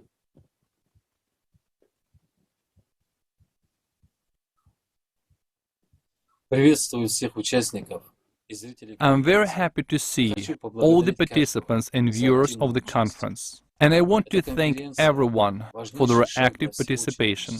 This conference is an essential step for all humanity because it provides truthful information that allows us to come to a mutual understanding. We're getting a holistic picture which allows us to make right decisions in the current critical conditions for the entire humanity and avoid a deadly global threat. And we also have the opportunity to openly ask tough questions and find answers together. And I would like to draw your attention to one of these questions. Today, a very bad trend is emerging in the internet and in the media in general, to shut people's mouths when they tell the truth about the climate situation. If any scientists, public people, or ordinary citizens scientifically refuse the theory of anthropogenic impact and factually prove that the climate problem is actually much more global and cyclical in nature, then this information gets deleted. In fact, there is an even greater restriction of our rights by the consumerist format, in which we all exist like slaves. This is an outright dictatorship. They tell us about democracy everywhere, but immediately limit it. What kind of democracy is this if some media giants, social networks, or media holdings can restrict it? Who gave them this right? Yet, as strange as it may seem, in fact, the answer to this question lies in ourselves. I mean, by our own inactivity, by our own silence, we allow this to happen. Let's be honest, we voluntarily agreed to this without even getting to the bottom of the matter. And all this is happening today. Today, when it is more important than ever for everyone to understand and accept the fact that our common problem should be solved together, Today, when humanity is really standing on the edge of an abyss, we must not remain silent, but tell the truth openly. We must open our mouths, not shut them. After all, this information will save our lives. The louder the truth will sound, the more real facts and reliable information we get from all sources, the faster we will be able to elaborate the right steps. If we sit back and pretend that everything is fine and that tomorrow it will be great, then there will be no tomorrow at all. Therefore, humanity's mouth mustn't be shut today when it concerns the survival of all humanity. We understand why it is being done, so as not to wreak panic and chaos. But why didn't they keep silent about COVID? They could have shut mouths and forbidden to speak, and people would have died quietly. But on this subject, they shut people's mouths while we're already dying from the actions of our common enemy, the climate. It is already killing us on a large scale. Such actions are unacceptable. They are a betrayal of all mankind. This is true collaborationism with the enemy. In order not to create panic, the right solution must be offered. In order to avoid panic, it is necessary to solve the problem, not to hide or conceal it. Those who give these orders are either mentally sick, if they wish death for themselves and their close ones, or they are complete idiots. After all, the climate will not spare anyone. Don't they understand that? If they are suicidal, that's their problem. But we want to live. And we want our grandchildren and great-grandchildren to be able to live and the human race to continue to exist on Earth. We want to live in the creative society, to live in dignity, to live humanly. In order to achieve this goal, all of us need to consolidate all our efforts today and not to allow these traitorous collaborationists to shut our mouths, not to agree with the lies imposed on us, but instead to be courageous and tell the truth, anywhere and everywhere to all people. Today, our strength is in the truth. The truth unites our hearts. The truth makes us stronger. The truth makes us united. The truth makes us people who are worthy of the creative society, the society that all the prophets dreamed of. Thank you. Thank you very much. And in this next part of the conference, we will show the truth of the consumer format that we live in. This information concerns everyone. Dear viewers, please share this video. Please share this conference because everyone deserves to learn the truth. And also, we would like to remind you that we'll be watching the video on the refugees very soon, the documentary that will be released for the first time today. Dear viewers, finally we came to the moment of our conference that many of you have been waiting for. Right now, we would like to bring to your attention the result of 4 months of work, which resulted in a documentary that will air for the first time right now. First, we would like to give our sincere gratitude to all the volunteers who have been tirelessly worked on this film. During these 4 months, we learned and acknowledged a lot of things. Sometimes it was really scary, but we knew that only by uncovering this truth about what is happening in society, we can change everything. We ourselves realized a lot of things, understood, experienced. Thank you all very much for everyone's hard work, for your help. The information is scary, but at the same time, you feel happiness inside from the fact that this gives a real chance to get freed from the consumer society.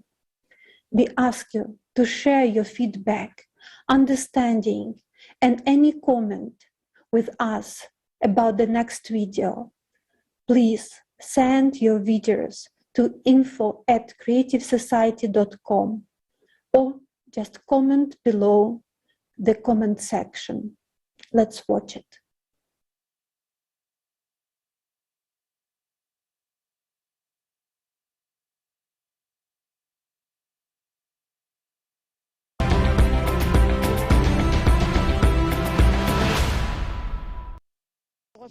The biggest wildfires climate is harder to predict. How do you feel alive? Displaced because of climate change. What I'm throwing out for another.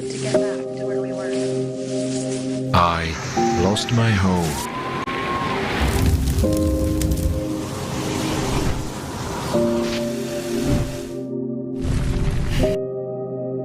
I lost my family.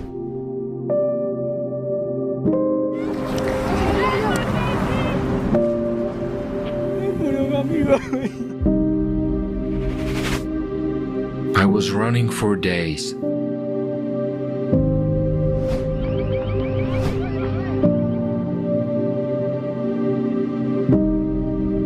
I swam.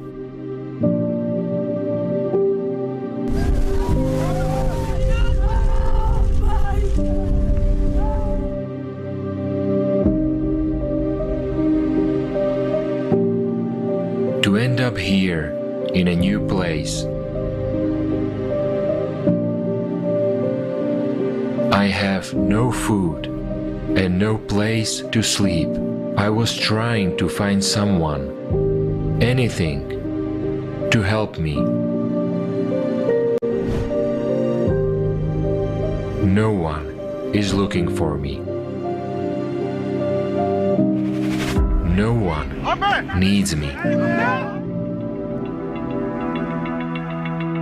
Why is there such inhuman treatment of people? I was thinking about it and decided to figure it out. I reached out to journalists around the world. Over 4 months of communicating with refugees, the host party, and experts. What we have learned was not just unexpected, it was completely beyond the scope of our understanding of the situation. It was a horrible journey. You know, only me and my husband on a wheelchair. 4 days it was tough. I will never ever forget it. I arrived on a truck, or rather, under the truck. I stayed underneath, next to the wheels, for 16 hours. It was a disaster for my spine. 7 years ago, Soma and her husband were forced to leave Iraq. They managed to cross the Turkish border, but their documents are still pending. No camp, no nothing, no be yourself. They took just only Syrians. So we depend on ourselves. We registered in the UNHCR since 2015, but they left our files aside. Almost 7 years was too hard for me because we are in unstable situation. We are struggling too much. People are forced to leave their native lands. The first answers about the reason for displacements were the military situation in the country and violence. We didn't have such an idea at all to go to Germany or to Europe. But suddenly a war broke out and we had to leave our apartments. We didn't have any other choice. I come from Afghanistan. I'm 25 years old.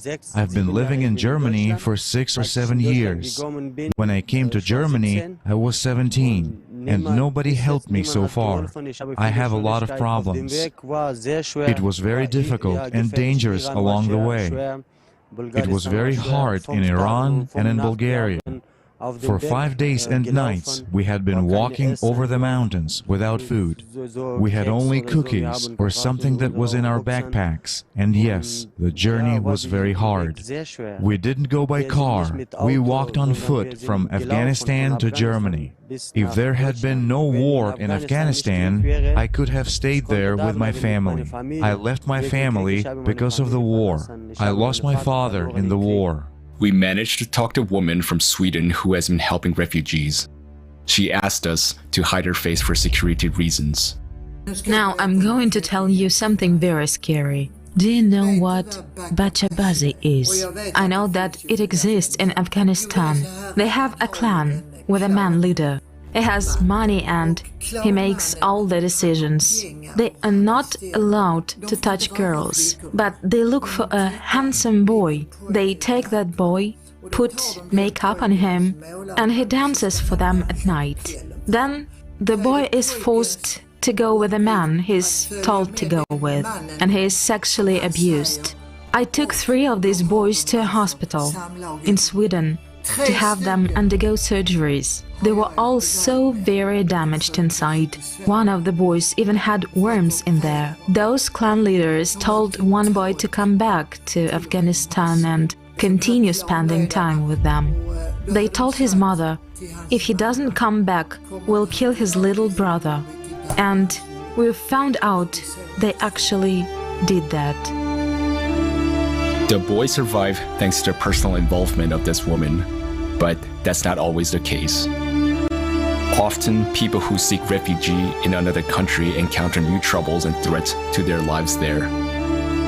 I'm in South Africa. It's very difficult here because it's a very nice country, but the only problem that I'm facing is a xenophobic attack. Because here they don't like foreigners at all. You will never spend a month without being attacked with a xenophobic attack, because they say as a foreigners you are stealing their work. I've lost that hope of being in the great society. I don't know, I've lost that hope because seeing the way that people are being killed, seeing the way that people are being shot in my eyes, and the fear that I have right now is having my 2 kids. It's like every day in my mind, it's like, hey, this can happen to my kid, this can happen to me. And it will be, it's like I don't have a peace. I've lost that peace. In the world we now live in, it is not so easy to dare to help one another. A woman in Malmö, Sweden, took children to her place when they were brought to station downtown. They had nowhere to go. So here I am, sitting in a big house where there are vacant rooms. A thought pops into my head, why can't I offer shelter to some of those kids who were at a Grand Central Station? And that's what happened. Then I started helping children who had come as refugees because I thought I could do at least a little bit. Somebody else might do something other than this, but if everybody helps a little bit, it might be a good thing overall. So I can't solve all problems alone, but I think I can do something for a few kids. And that's what I'm doing right now. It's been 6 years already that I've been hosting unaccompanied refugee children. These problems have persisted for years. It is obvious that people's help is insufficient to solve these problems. We reached out to locals from around the world to find out about the refugee situation in their own countries. In my opinion, almost nothing is being done, almost nothing. I can say this from my personal experience, as I myself took care of refugee children 3 years ago when a big wave came. They were very grateful. There were children with injuries from hand grenades. They were missing parts of ears, feet, and limbs. They were so sweet, so kind, and so happy. And then the city of Bochum assigned to us a church for 5 weeks. And then, suddenly and on the quiet, they were displaced. They had to move out because housing was too expensive. They just suddenly disappeared. We didn't talk to them anymore. They were just starting to adjust. They learned their first words in German. It really broke my heart, and I have absolutely no idea where these kids are now. Nothing is being done. Not enough is being done even for our children, the children who live in our own country. The migration crisis is increasingly affecting the lives of people who are forced to flee their homelands. Are we ready to host billions of people? What if I become a refugee myself? It was important for us to learn about the conditions for the people in the camps. Our reporter told us that they went to a camp, but they were not allowed to film.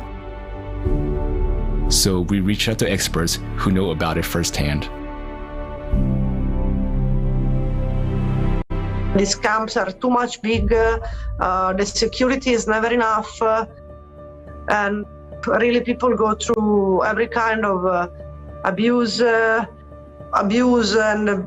violence on women, girls, teenagers is really too much. It's something that cannot exist inside a protected structure.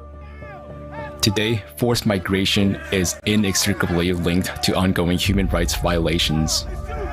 During the crossing of the borders, especially on the Croatian border, Romanian border and Hungarian border, the police take their belongings, they steal their money, and they destroy documents, sometimes the clothes.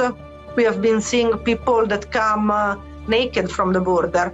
There is this kind of pushback that is illegal procedure. I think it is estimated that up to 1 billion children aged 2 to 17 years have experienced physical, sexual, and emotional violence or neglect in the past year. Today, I received information from experts that shocked me. I didn't expect us to go this far. In the International Tribunal for Natural Justice, I attended a number of sessions when we addressed the question of trafficking of women and men, some to make them into prostitutes, and the men turning them into some form of slaves.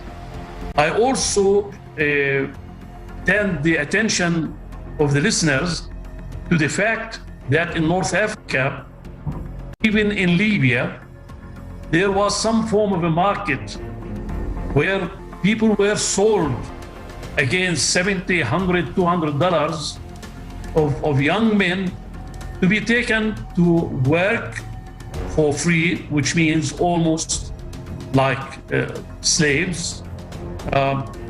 And we are not talking about hundreds of them.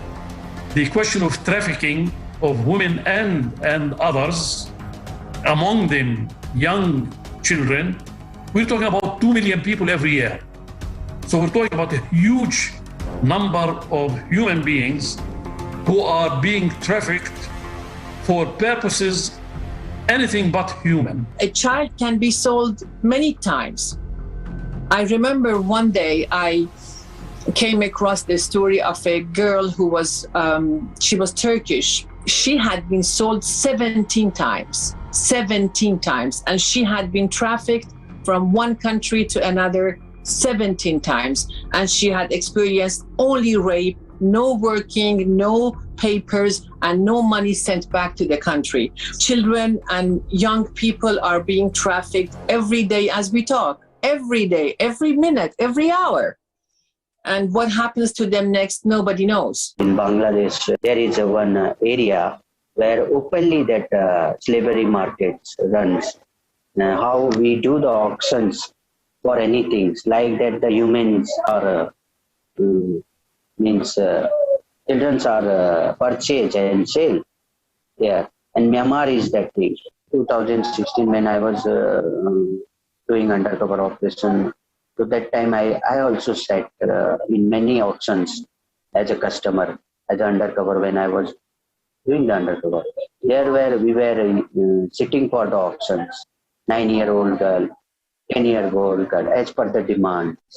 So the trade called the first time sex. So whenever the auctions will happen, new girls arrive in the trade. So they put the auctions. So who will bid the last demand, the money? That person only will use that victim full night for his choice. I'm finding the problem that the new demands is growing about the pedophile. So now there are a category of the clients which belongs to across the world. So they demand for the male child for the sex. The business that is made of spare parts, the human spare parts. How many children have been transferred from one place to another and then being operated on for some rich guys in different parts of the world to get a kidney or get something else from their bodies against their will, or because they don't have money, somebody will contribute a kidney against money. This is happening in Egypt, for example. Many people are poor. They say, well, if I can live with one kidney, I will give the other kidney against $5,000 or so.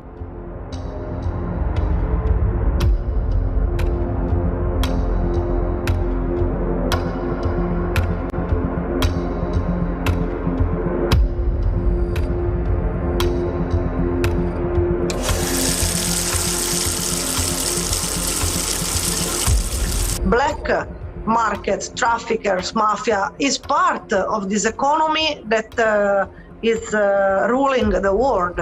So what else I can say? That I only see that the other possibility is to spend money instead of constructing walls like we are doing in Europe. In our society, human life has no value.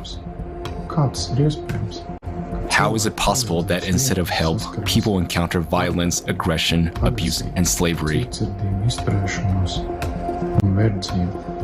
This is not a migration crisis, but this is a crisis of humaneness. A gigantic moral, political, and ethical farce has begun because this regulatory development is not supported by policies, programs, and plans to protect the rights that are set out in the declarations.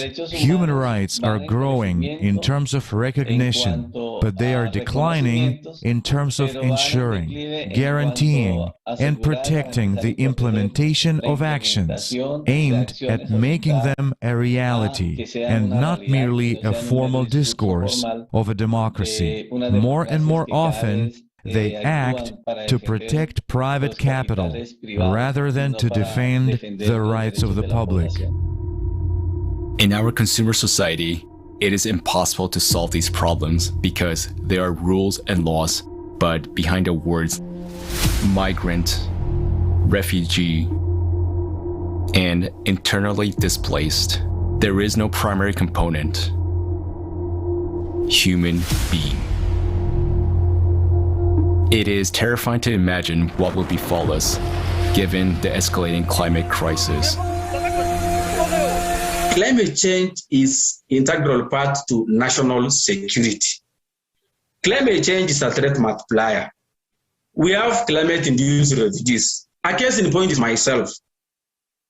I have told you I have been displaced by the rising waters of Lake Baringo.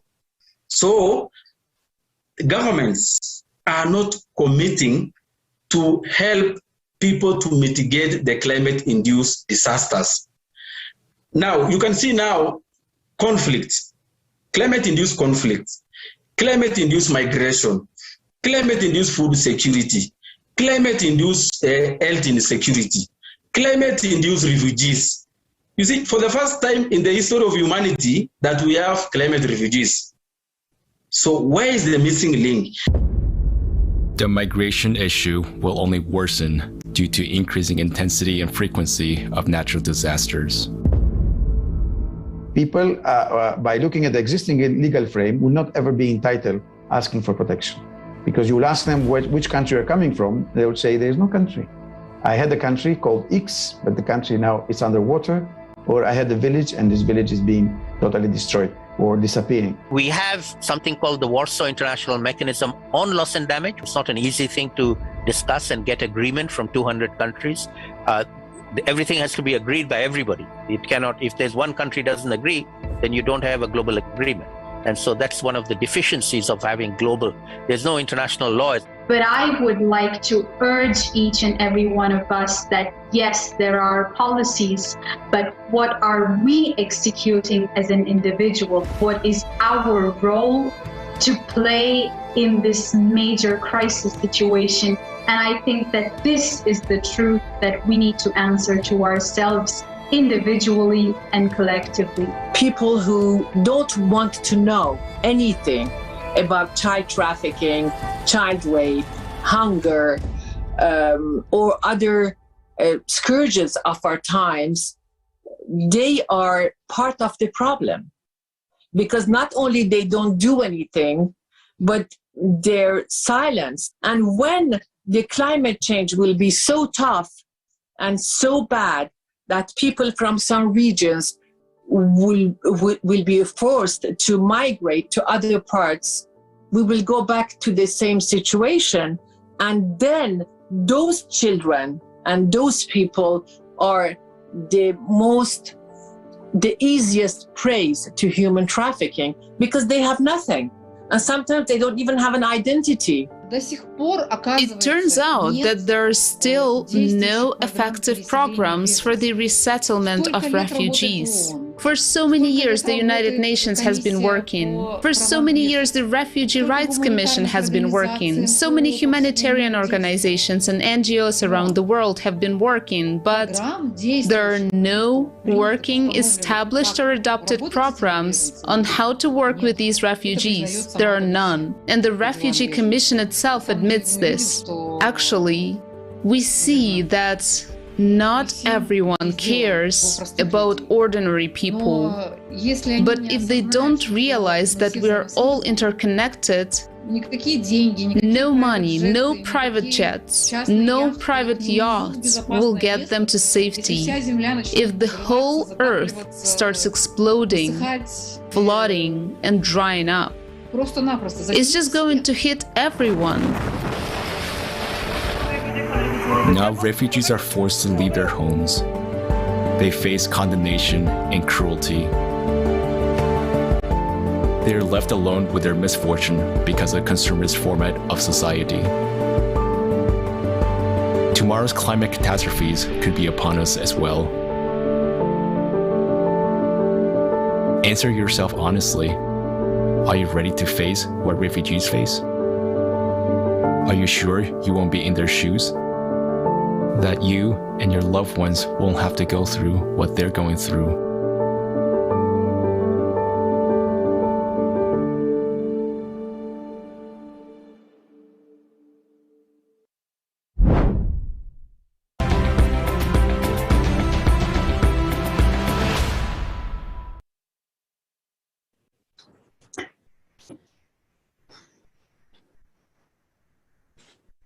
Dear friends, what can we say after watching this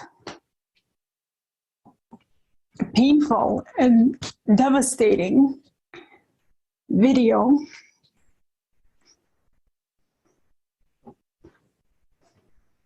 We live in this consumerist format, and if we're quiet after watching this, after knowing what's going on, then we support this. We can see that there are kids, women, suffering everywhere, and we support this. Don't you think it's time to change this format? Don't you think it's time to show that we are better than this? It is painful, but it is time for the truth. And I think we've seen the truth today. And now let's watch the next video.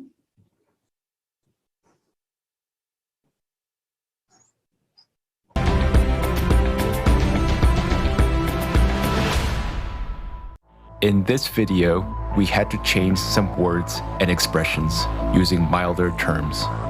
But we hope that the severity of the problems looming over our society will still be evident.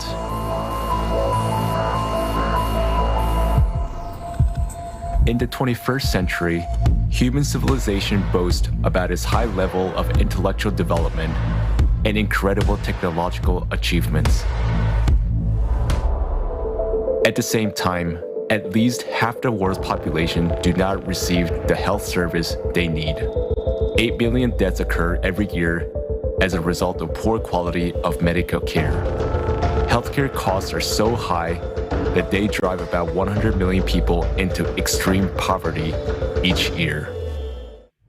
Living below the poverty line leads to an increase in child labor. Nearly 1 child out of every 10 is forced to work. Often, this work involves hazardous machinery and poisonous fumes. The list of products produced by child slave labor includes gold and precious stones, coffee, cocoa, rice, baby products, and clothing. According to UN statistics alone, more than 40 million people are victims of modern slavery. Forced labor, child labor, forced marriage, debt bondage, human trafficking for illegal exploitation, and recruitment of children for armed conflict. In the consumeristic format of society, people have already surpassed wild animals in terms of cruelty. More and more often, children are used as live bombs. In Nigeria, criminals put an explosive on a girl with a baby in her arms. After years of warfare, the economic crisis and drought have caused famine in Afghanistan.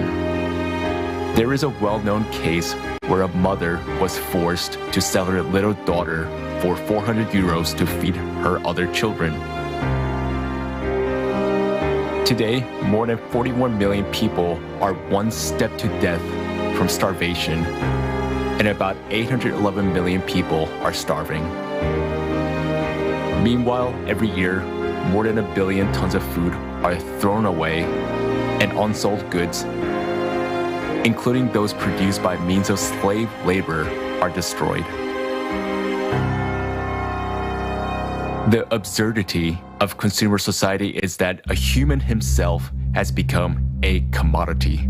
Annual income from human trafficking worldwide is $150 billion, which is the largest source of illicit profit in the world. There are 534 human trafficking flows registered in 148 countries. The number of detected child victims has tripled over the last 15 years.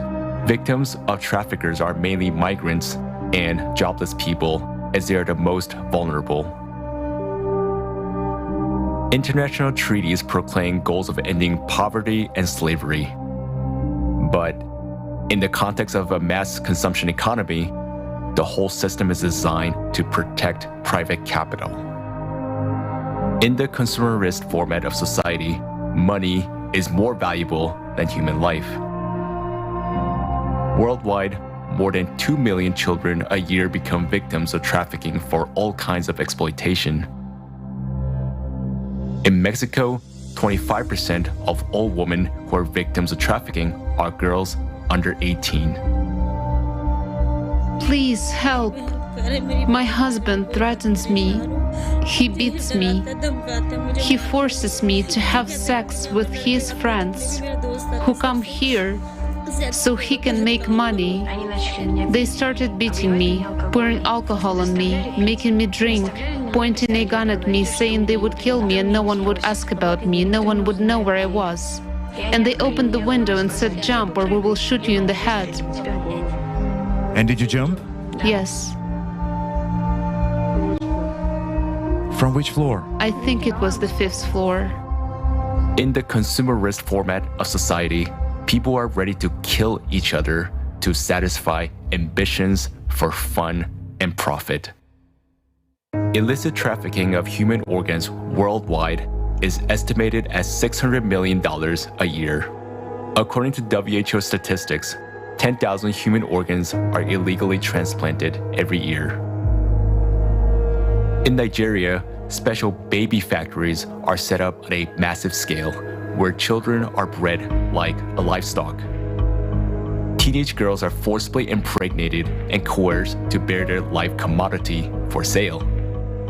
But most of them are pregnant teenagers. They were held captive for one purpose, to force them to give birth. The kidnappers were making money on selling the babies. I got a call at 6 a.m. this morning saying that there were kidnappers at the school, that all our children had been kidnapped, including my daughter. We rushed there. It was confirmed that they had all been captured. Are we human civilization if human life has no value on this planet? To change this, we all need to stop supporting the consumeristic format of society and unite in a common goal to build the creative society.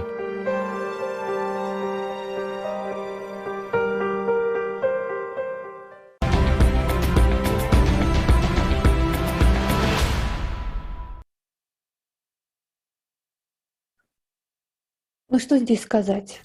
What can we say? Right now is the time to ring the death toll, because after what we've seen right now, it is very hard to stay indifferent. And I would like to express my gratitude to those heroic people who overcame their fear and made this video, and to those who left their comfort zone a long time ago and saved people from slavery literally behind enemy lines. When we were preparing for this conference, it was a great honor for us to meet such people. You've seen a lot of them from the previous videos. They are a true example of heroism. But there are still very few of them, and they have to confront the entire system built on economic gain in a society where money talks. I think that when most of us heard the title of the conference, Global Crisis, Time for the Truth, we didn't have a single idea of what a bitter truth would be discussed. But what we've seen today is our common pain. This disease of our society, which is called consumerist format, has reached a terminal stage. We must take urgent action. So, on behalf of all mothers and women, I appeal to every person living on this planet. Life is a gift from heaven. The consumerist format of society is taking away our lives and our future. If anyone hasn't figured it out yet, the consumerist format is a feast of darkness and evil. We have just seen appalling images proving that the circle of darkness is shrinking. Evil is getting closer to every one of us. It is the necrosis of humanness. It is caused by our indifference and inaction. We can continue to keep silent and hide from the truth. The truth is very painful, and we don't want to see it, right? Or we can start with the major understanding that all this mayhem is only possible in a consumer format. Lie, pain, fear, and suffering are an integral part of consumer society. We have come to the point where a person himself has become a commodity. It is already a symptom of a lethal disease. But we can make a different choice. And I believe in the hearts of mothers, as they are full of boundless love. Therefore, I'm appealing to women today. We make up the majority of the world's population. We can tell one another what we have learned today. We can tell it to our husbands, our sons, our brothers, our colleagues. We can tell them that if you choose creative society today, you are becoming directly involved in stopping slavery on this planet. If your heart and your voice are with those who unite humanity in the creative society, you are directly involved in stopping people from being trafficked for organs. If you spread the word about the creative society to those you know, then all of us will be able to quickly unite our potential in one goal, and then not a single child, not a single human in the world will not suffer from sexual or any other kind of abuse anymore. If we don't come together and agree that creative society is vital to us, we are putting the lives of all people, all the children of this world on the line, and this is important to understand. Without exaggeration, a great responsibility lies on each one of us today. But it is also a great honor to be part of the solution, because as soon as we unite our joint potential in one single goal, in building the creative society, in changing the format towards the creative society, it will take place very fast.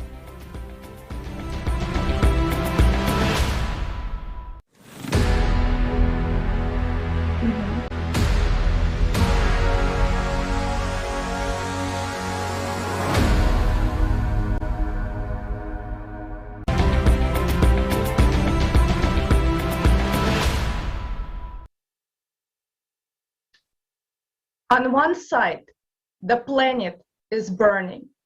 The other is engulfed in water. The earthquakes are shaking our houses. Oxygen is depleting.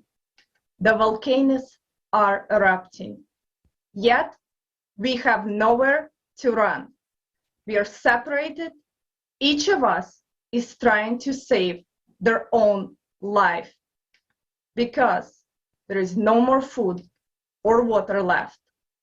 Riots are starting to happen. Imagine the destruction, the chaos, and the horror of it all. We are left alone in a crumbling world to die. The worst part is this is not a movie. It is real life. The truth is, each person living on the planet today decides the fate of the whole humanity. There is not going to be one hero to save us all. We all must become heroes ourselves. We are used to complicating everything so much that we cannot even imagine how we can all survive this apocalyptic scenario that is unfolding in front of our eyes. Yet, the solution is so simple. We just need to give up our laziness, foolishness, selfishness, and pridefulness to see it. The good news is that we already have a survival guide of our civilization. It is the creative society. The guide is only 3 easy steps. First, you have to understand what the creative society is and how it will benefit you, your family. This is the step you must take on your own. The second step is an informational stage where we spread the concept of creative society around the globe by telling everyone, your family, friends, and even your mother-in-law. So we can unite in one idea of building a creative society. Third, once the majority knows and supports creative society, we can move into the implementation stage, where we would use our full potential to build it in 2 years or less. Why is a creative society possible today? Today, we are more aware of global issues, more technologically advanced than we were 10 years ago. Also, there are 8 billion of us, meaning altogether we form an egregore. What is an egregore? It is not just a sophisticated term. It is when intelligent individuals collectively act for the good of the whole community. Good examples are beehives and anthills. Each insect remains as an individual, but collectively everyone works towards a common goal. For us, this means as soon as we decide to focus our attention on the immediate needs, then together we will withstand all the challenges. The new breakthrough possibilities will emerge in areas of research and science, because the whole human intellect and all resources will be focused on one goal: obtaining counteraction technologies that will protect us from climate crisis. Let's all get over our laziness and pridefulness, and let's follow the Creative Society's survival guide, the 3 easy steps. Learn more, spread information, and unite to build a creative society. I cannot think of better investment we all can make than an investment in the happy future, not only for you and your family, but for the whole humanity. Now, the Creative Society is a project of everyone. We do not collect any donations or funds that disappear in the deep pockets. Instead, each person acts in their abilities and uses resources they already have.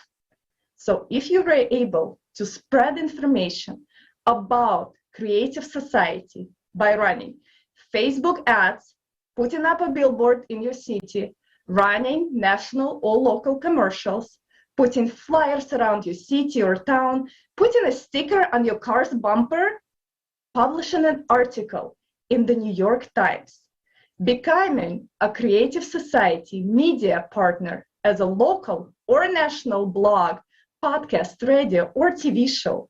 Creativity has no limit. No one will ever ask you how much you have spent or did not spend promoting Creative Society. There will be no tax benefits or deductions. In the end, we will get there faster if everyone knows about the Creative Society tomorrow. Whether you have $1 million or just $1 or simply some free time, your investment in the Creative Society will benefit you, your family, and everyone on Earth. It is your opportunity to be a part of the solution and live out your superhero potential.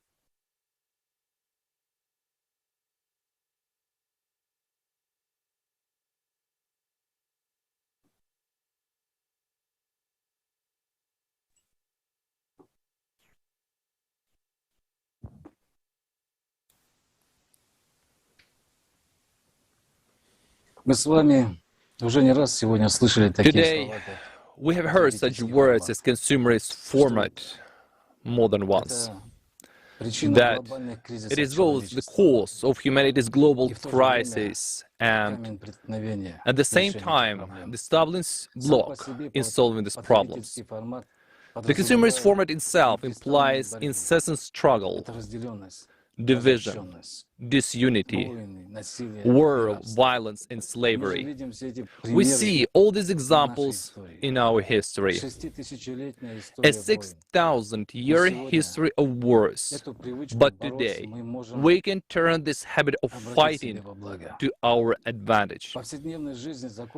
In everyday life, the laws of the consumerist format are reflected in relationships between people, in a family, between friends, At work, someone is constantly striving for domination. Everyone wants to get on top and get a better place. This is a constant self-assertion of some people at the expense of others.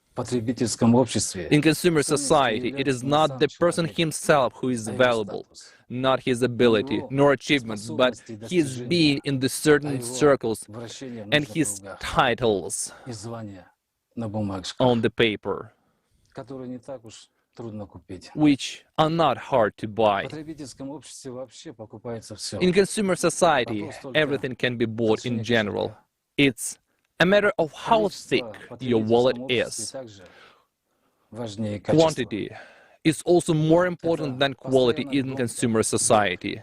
There is a constant race, a chase, trampling of one another. Everyone strives to survive. After all, there are imposed standards that one must confront to. In order not to feel like an outsider at the feast of life, but it is not intelligence, consciousness, humanness, or honor. It is merely appearance, an expensive phone, a car, a house, the opportunity to travel, and so forth. In other words, it is not a person's qualities, but the illusion of success he afford. Having satisfied one desire, he immediately gets another. The chase for illusion begets greed.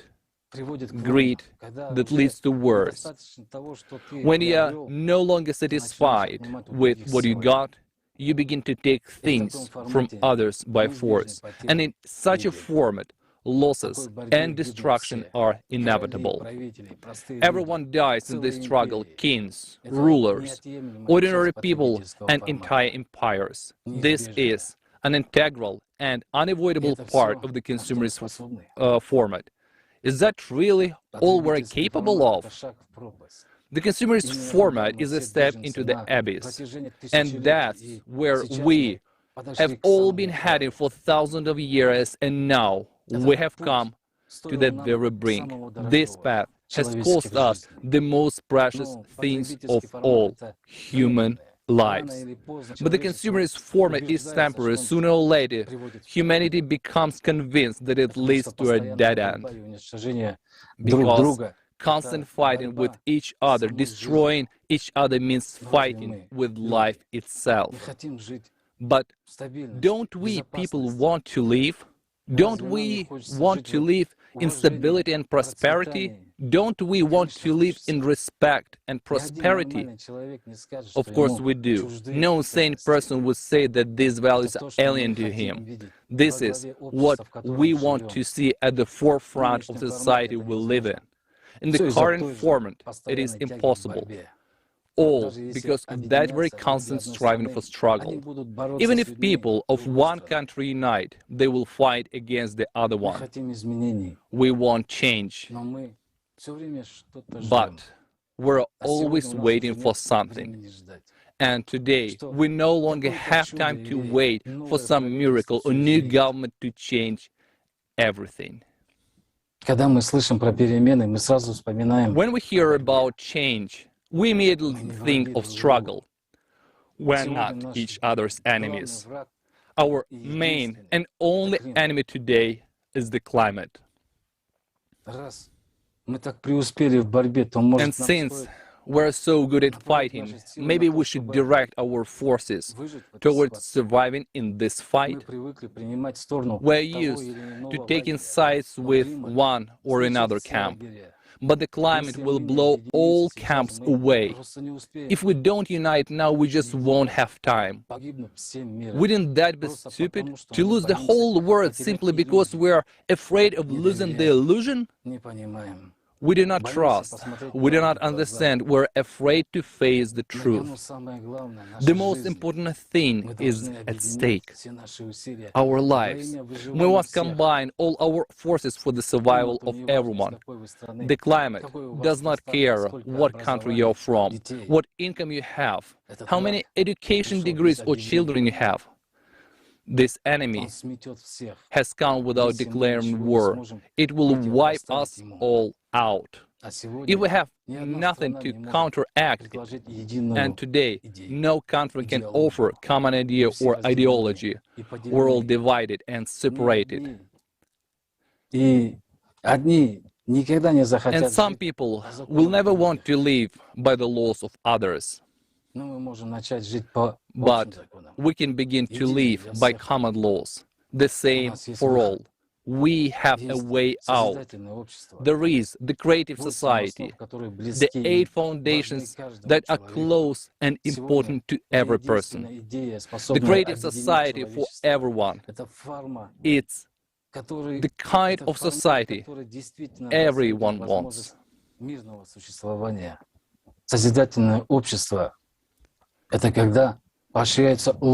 Creative society means that the best human qualities are encouraged and the worst qualities are curbed. In the creative society, no one will be poor. No one will be oppressed. There will be no enemies, no corruption or fear. And each of us can begin to build this society right now by telling everyone around us that only in the creative society people will live in security. Would we deprive ourselves of that chance? Let's think and decide together how we will implement these foundations in our life.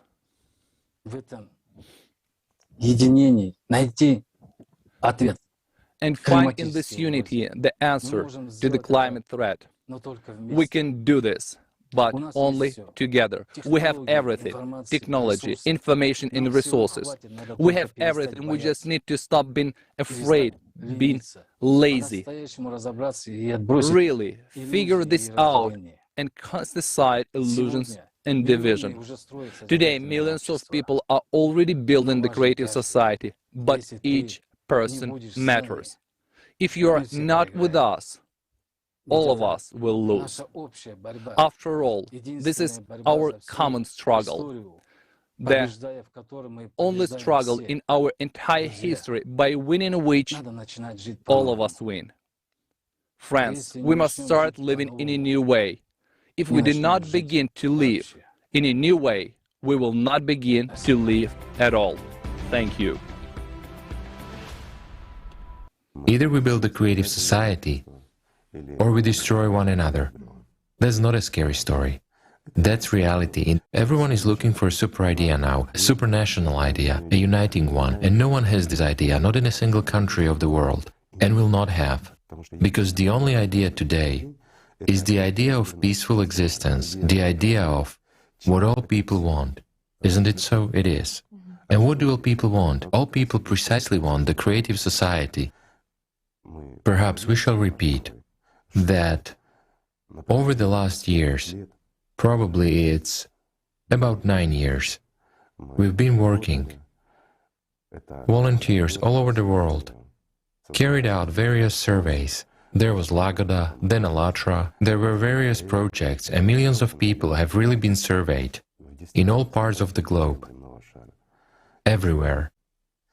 And everyone wants the same thing, and based on what people really want, the 8 foundations of the creative society have been built. It is people's desire, it is what they want, and this has to be done. All beastly qualities must be suppressed and forbidden at the legislative level and at all other levels. But all humane qualities must be promoted and developed, and this is easy. That's the most significant difference.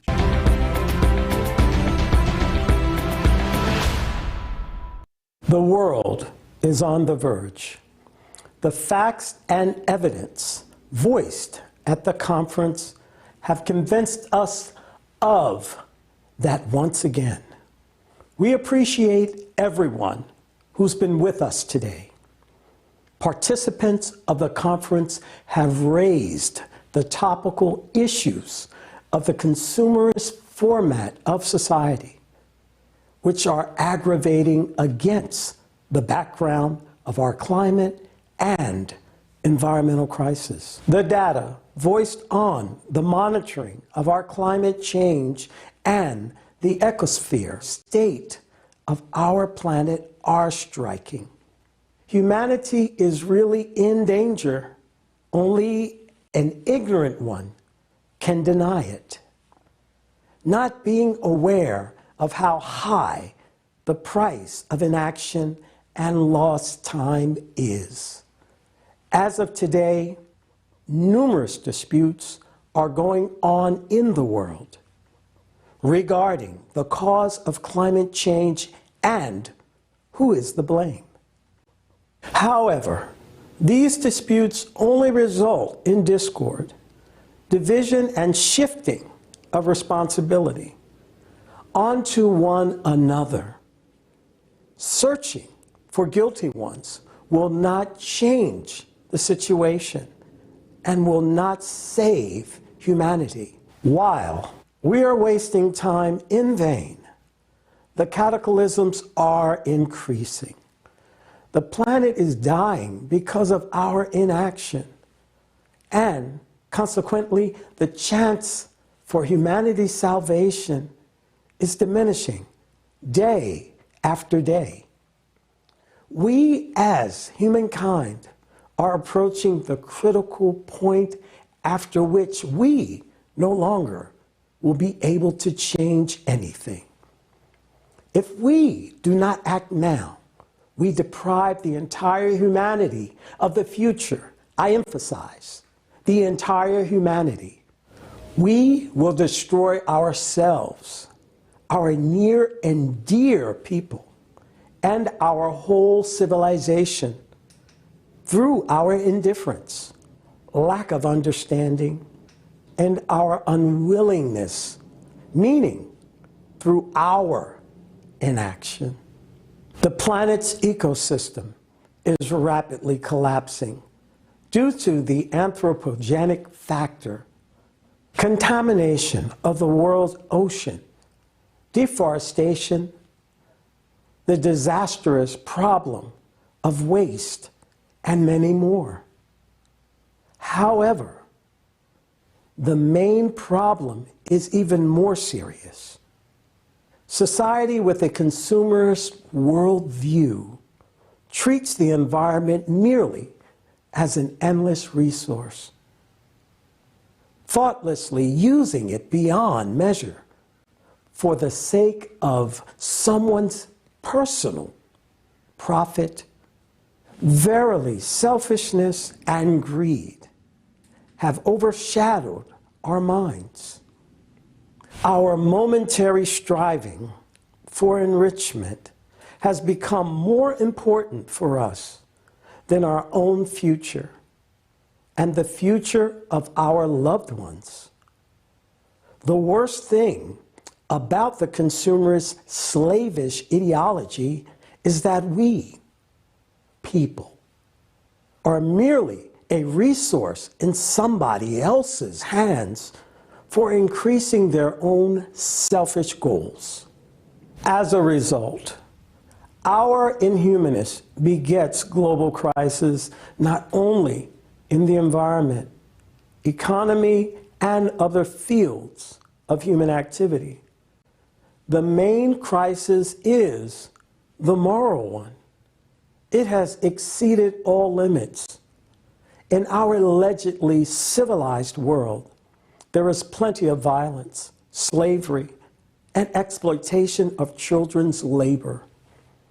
While on the background of the climate change progression, a new problem has arisen: the increasing number of refugees who need human support and understanding. People driven by the intolerable conditions of existence come to someone else's country with a hope for humanness, but encounter enmity, rejection, fear, and often even hatred. Will such humanity with a consumerist attitude to one another be able to survive in the time of global cataclysm? The answer is obvious. Many people still hope that in case of cataclysms, their government or specialized organizations will save them. However, participants of the conference have voiced real-life examples, which indicates that these organizations have proved to be incapable of protecting survivors from cataclysms and providing them with the necessary aid, even in the present day, relatively stable period. But what will be tomorrow? The answer is just as obvious. Yet, we have also seen examples of people's mutual assistance and care for each other in the regions where the trouble happened.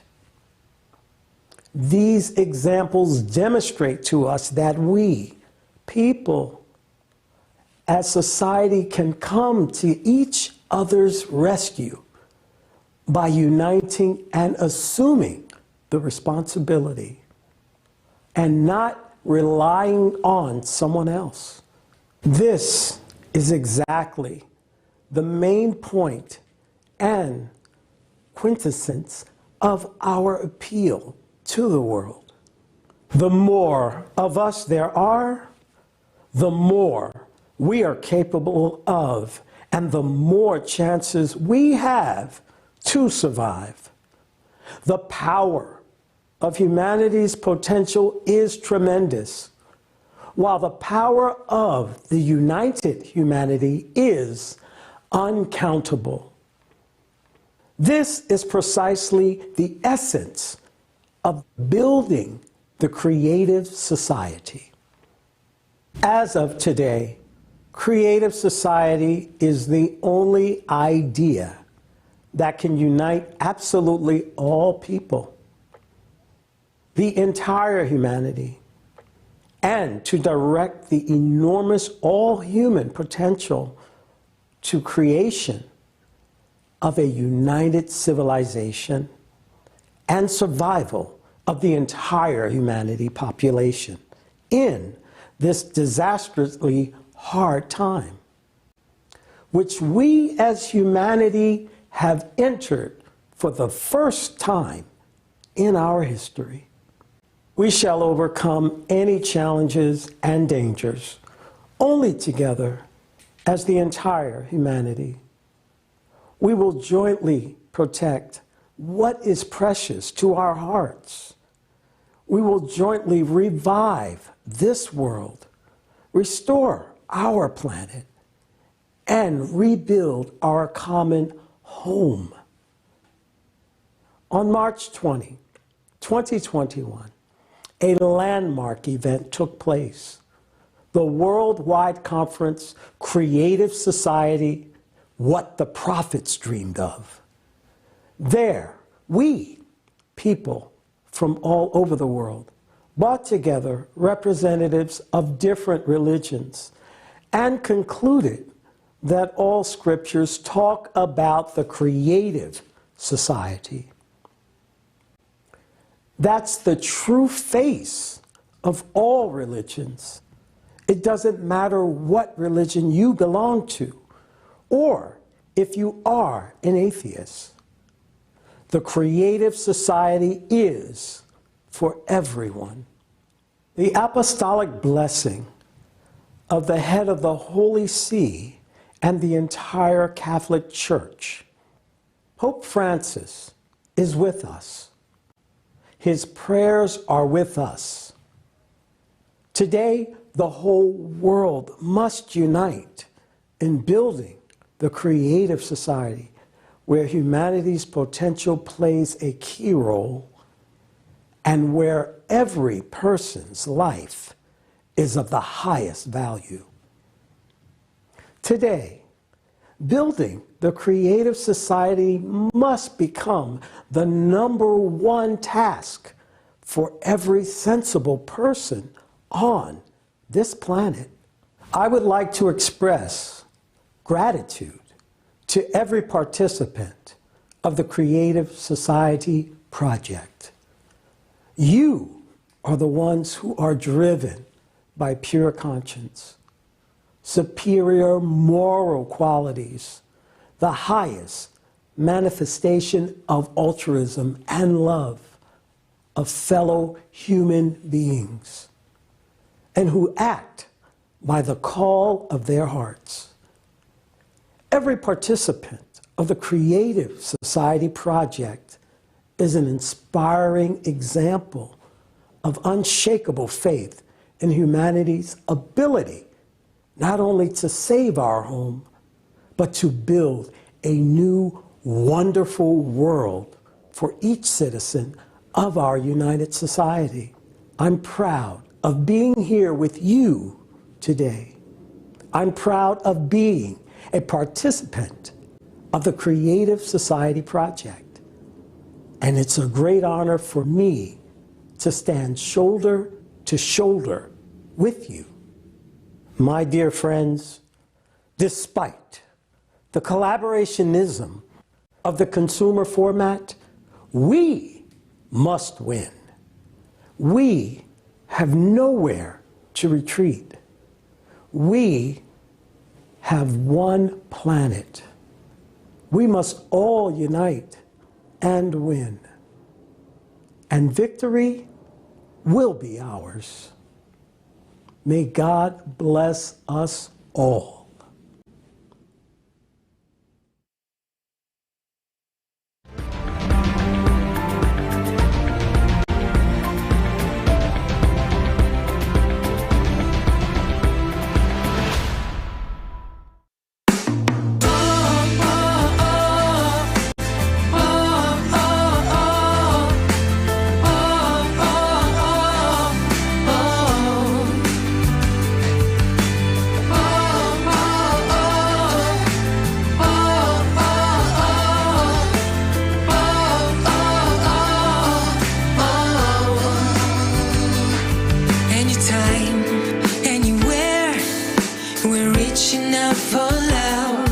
Every time, every day, we're looking up above, waiting for an answer to bring the world some light.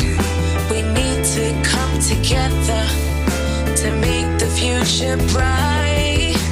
It is time for truth, nothing to fear for anymore.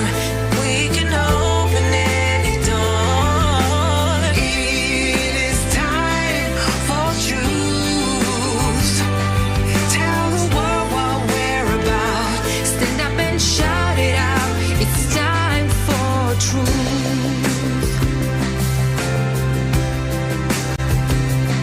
Don't we know what to do to bring the world prosperity? Only way that is true is through creative society. Let's make the change together. We're stronger if we're one. Creating peace forever. Together we are strong. It is time for truth. Nothing to fear for anymore. We can just open any door. It is time for truth. Don't hold what we're about. Stand up and shout it out. It's time for real love from above, 'cause we're all one family. We can't unite the world and reconcile humanity. Let's end the wars for profit, address the pressing topics, and get connected everywhere like fiber optic.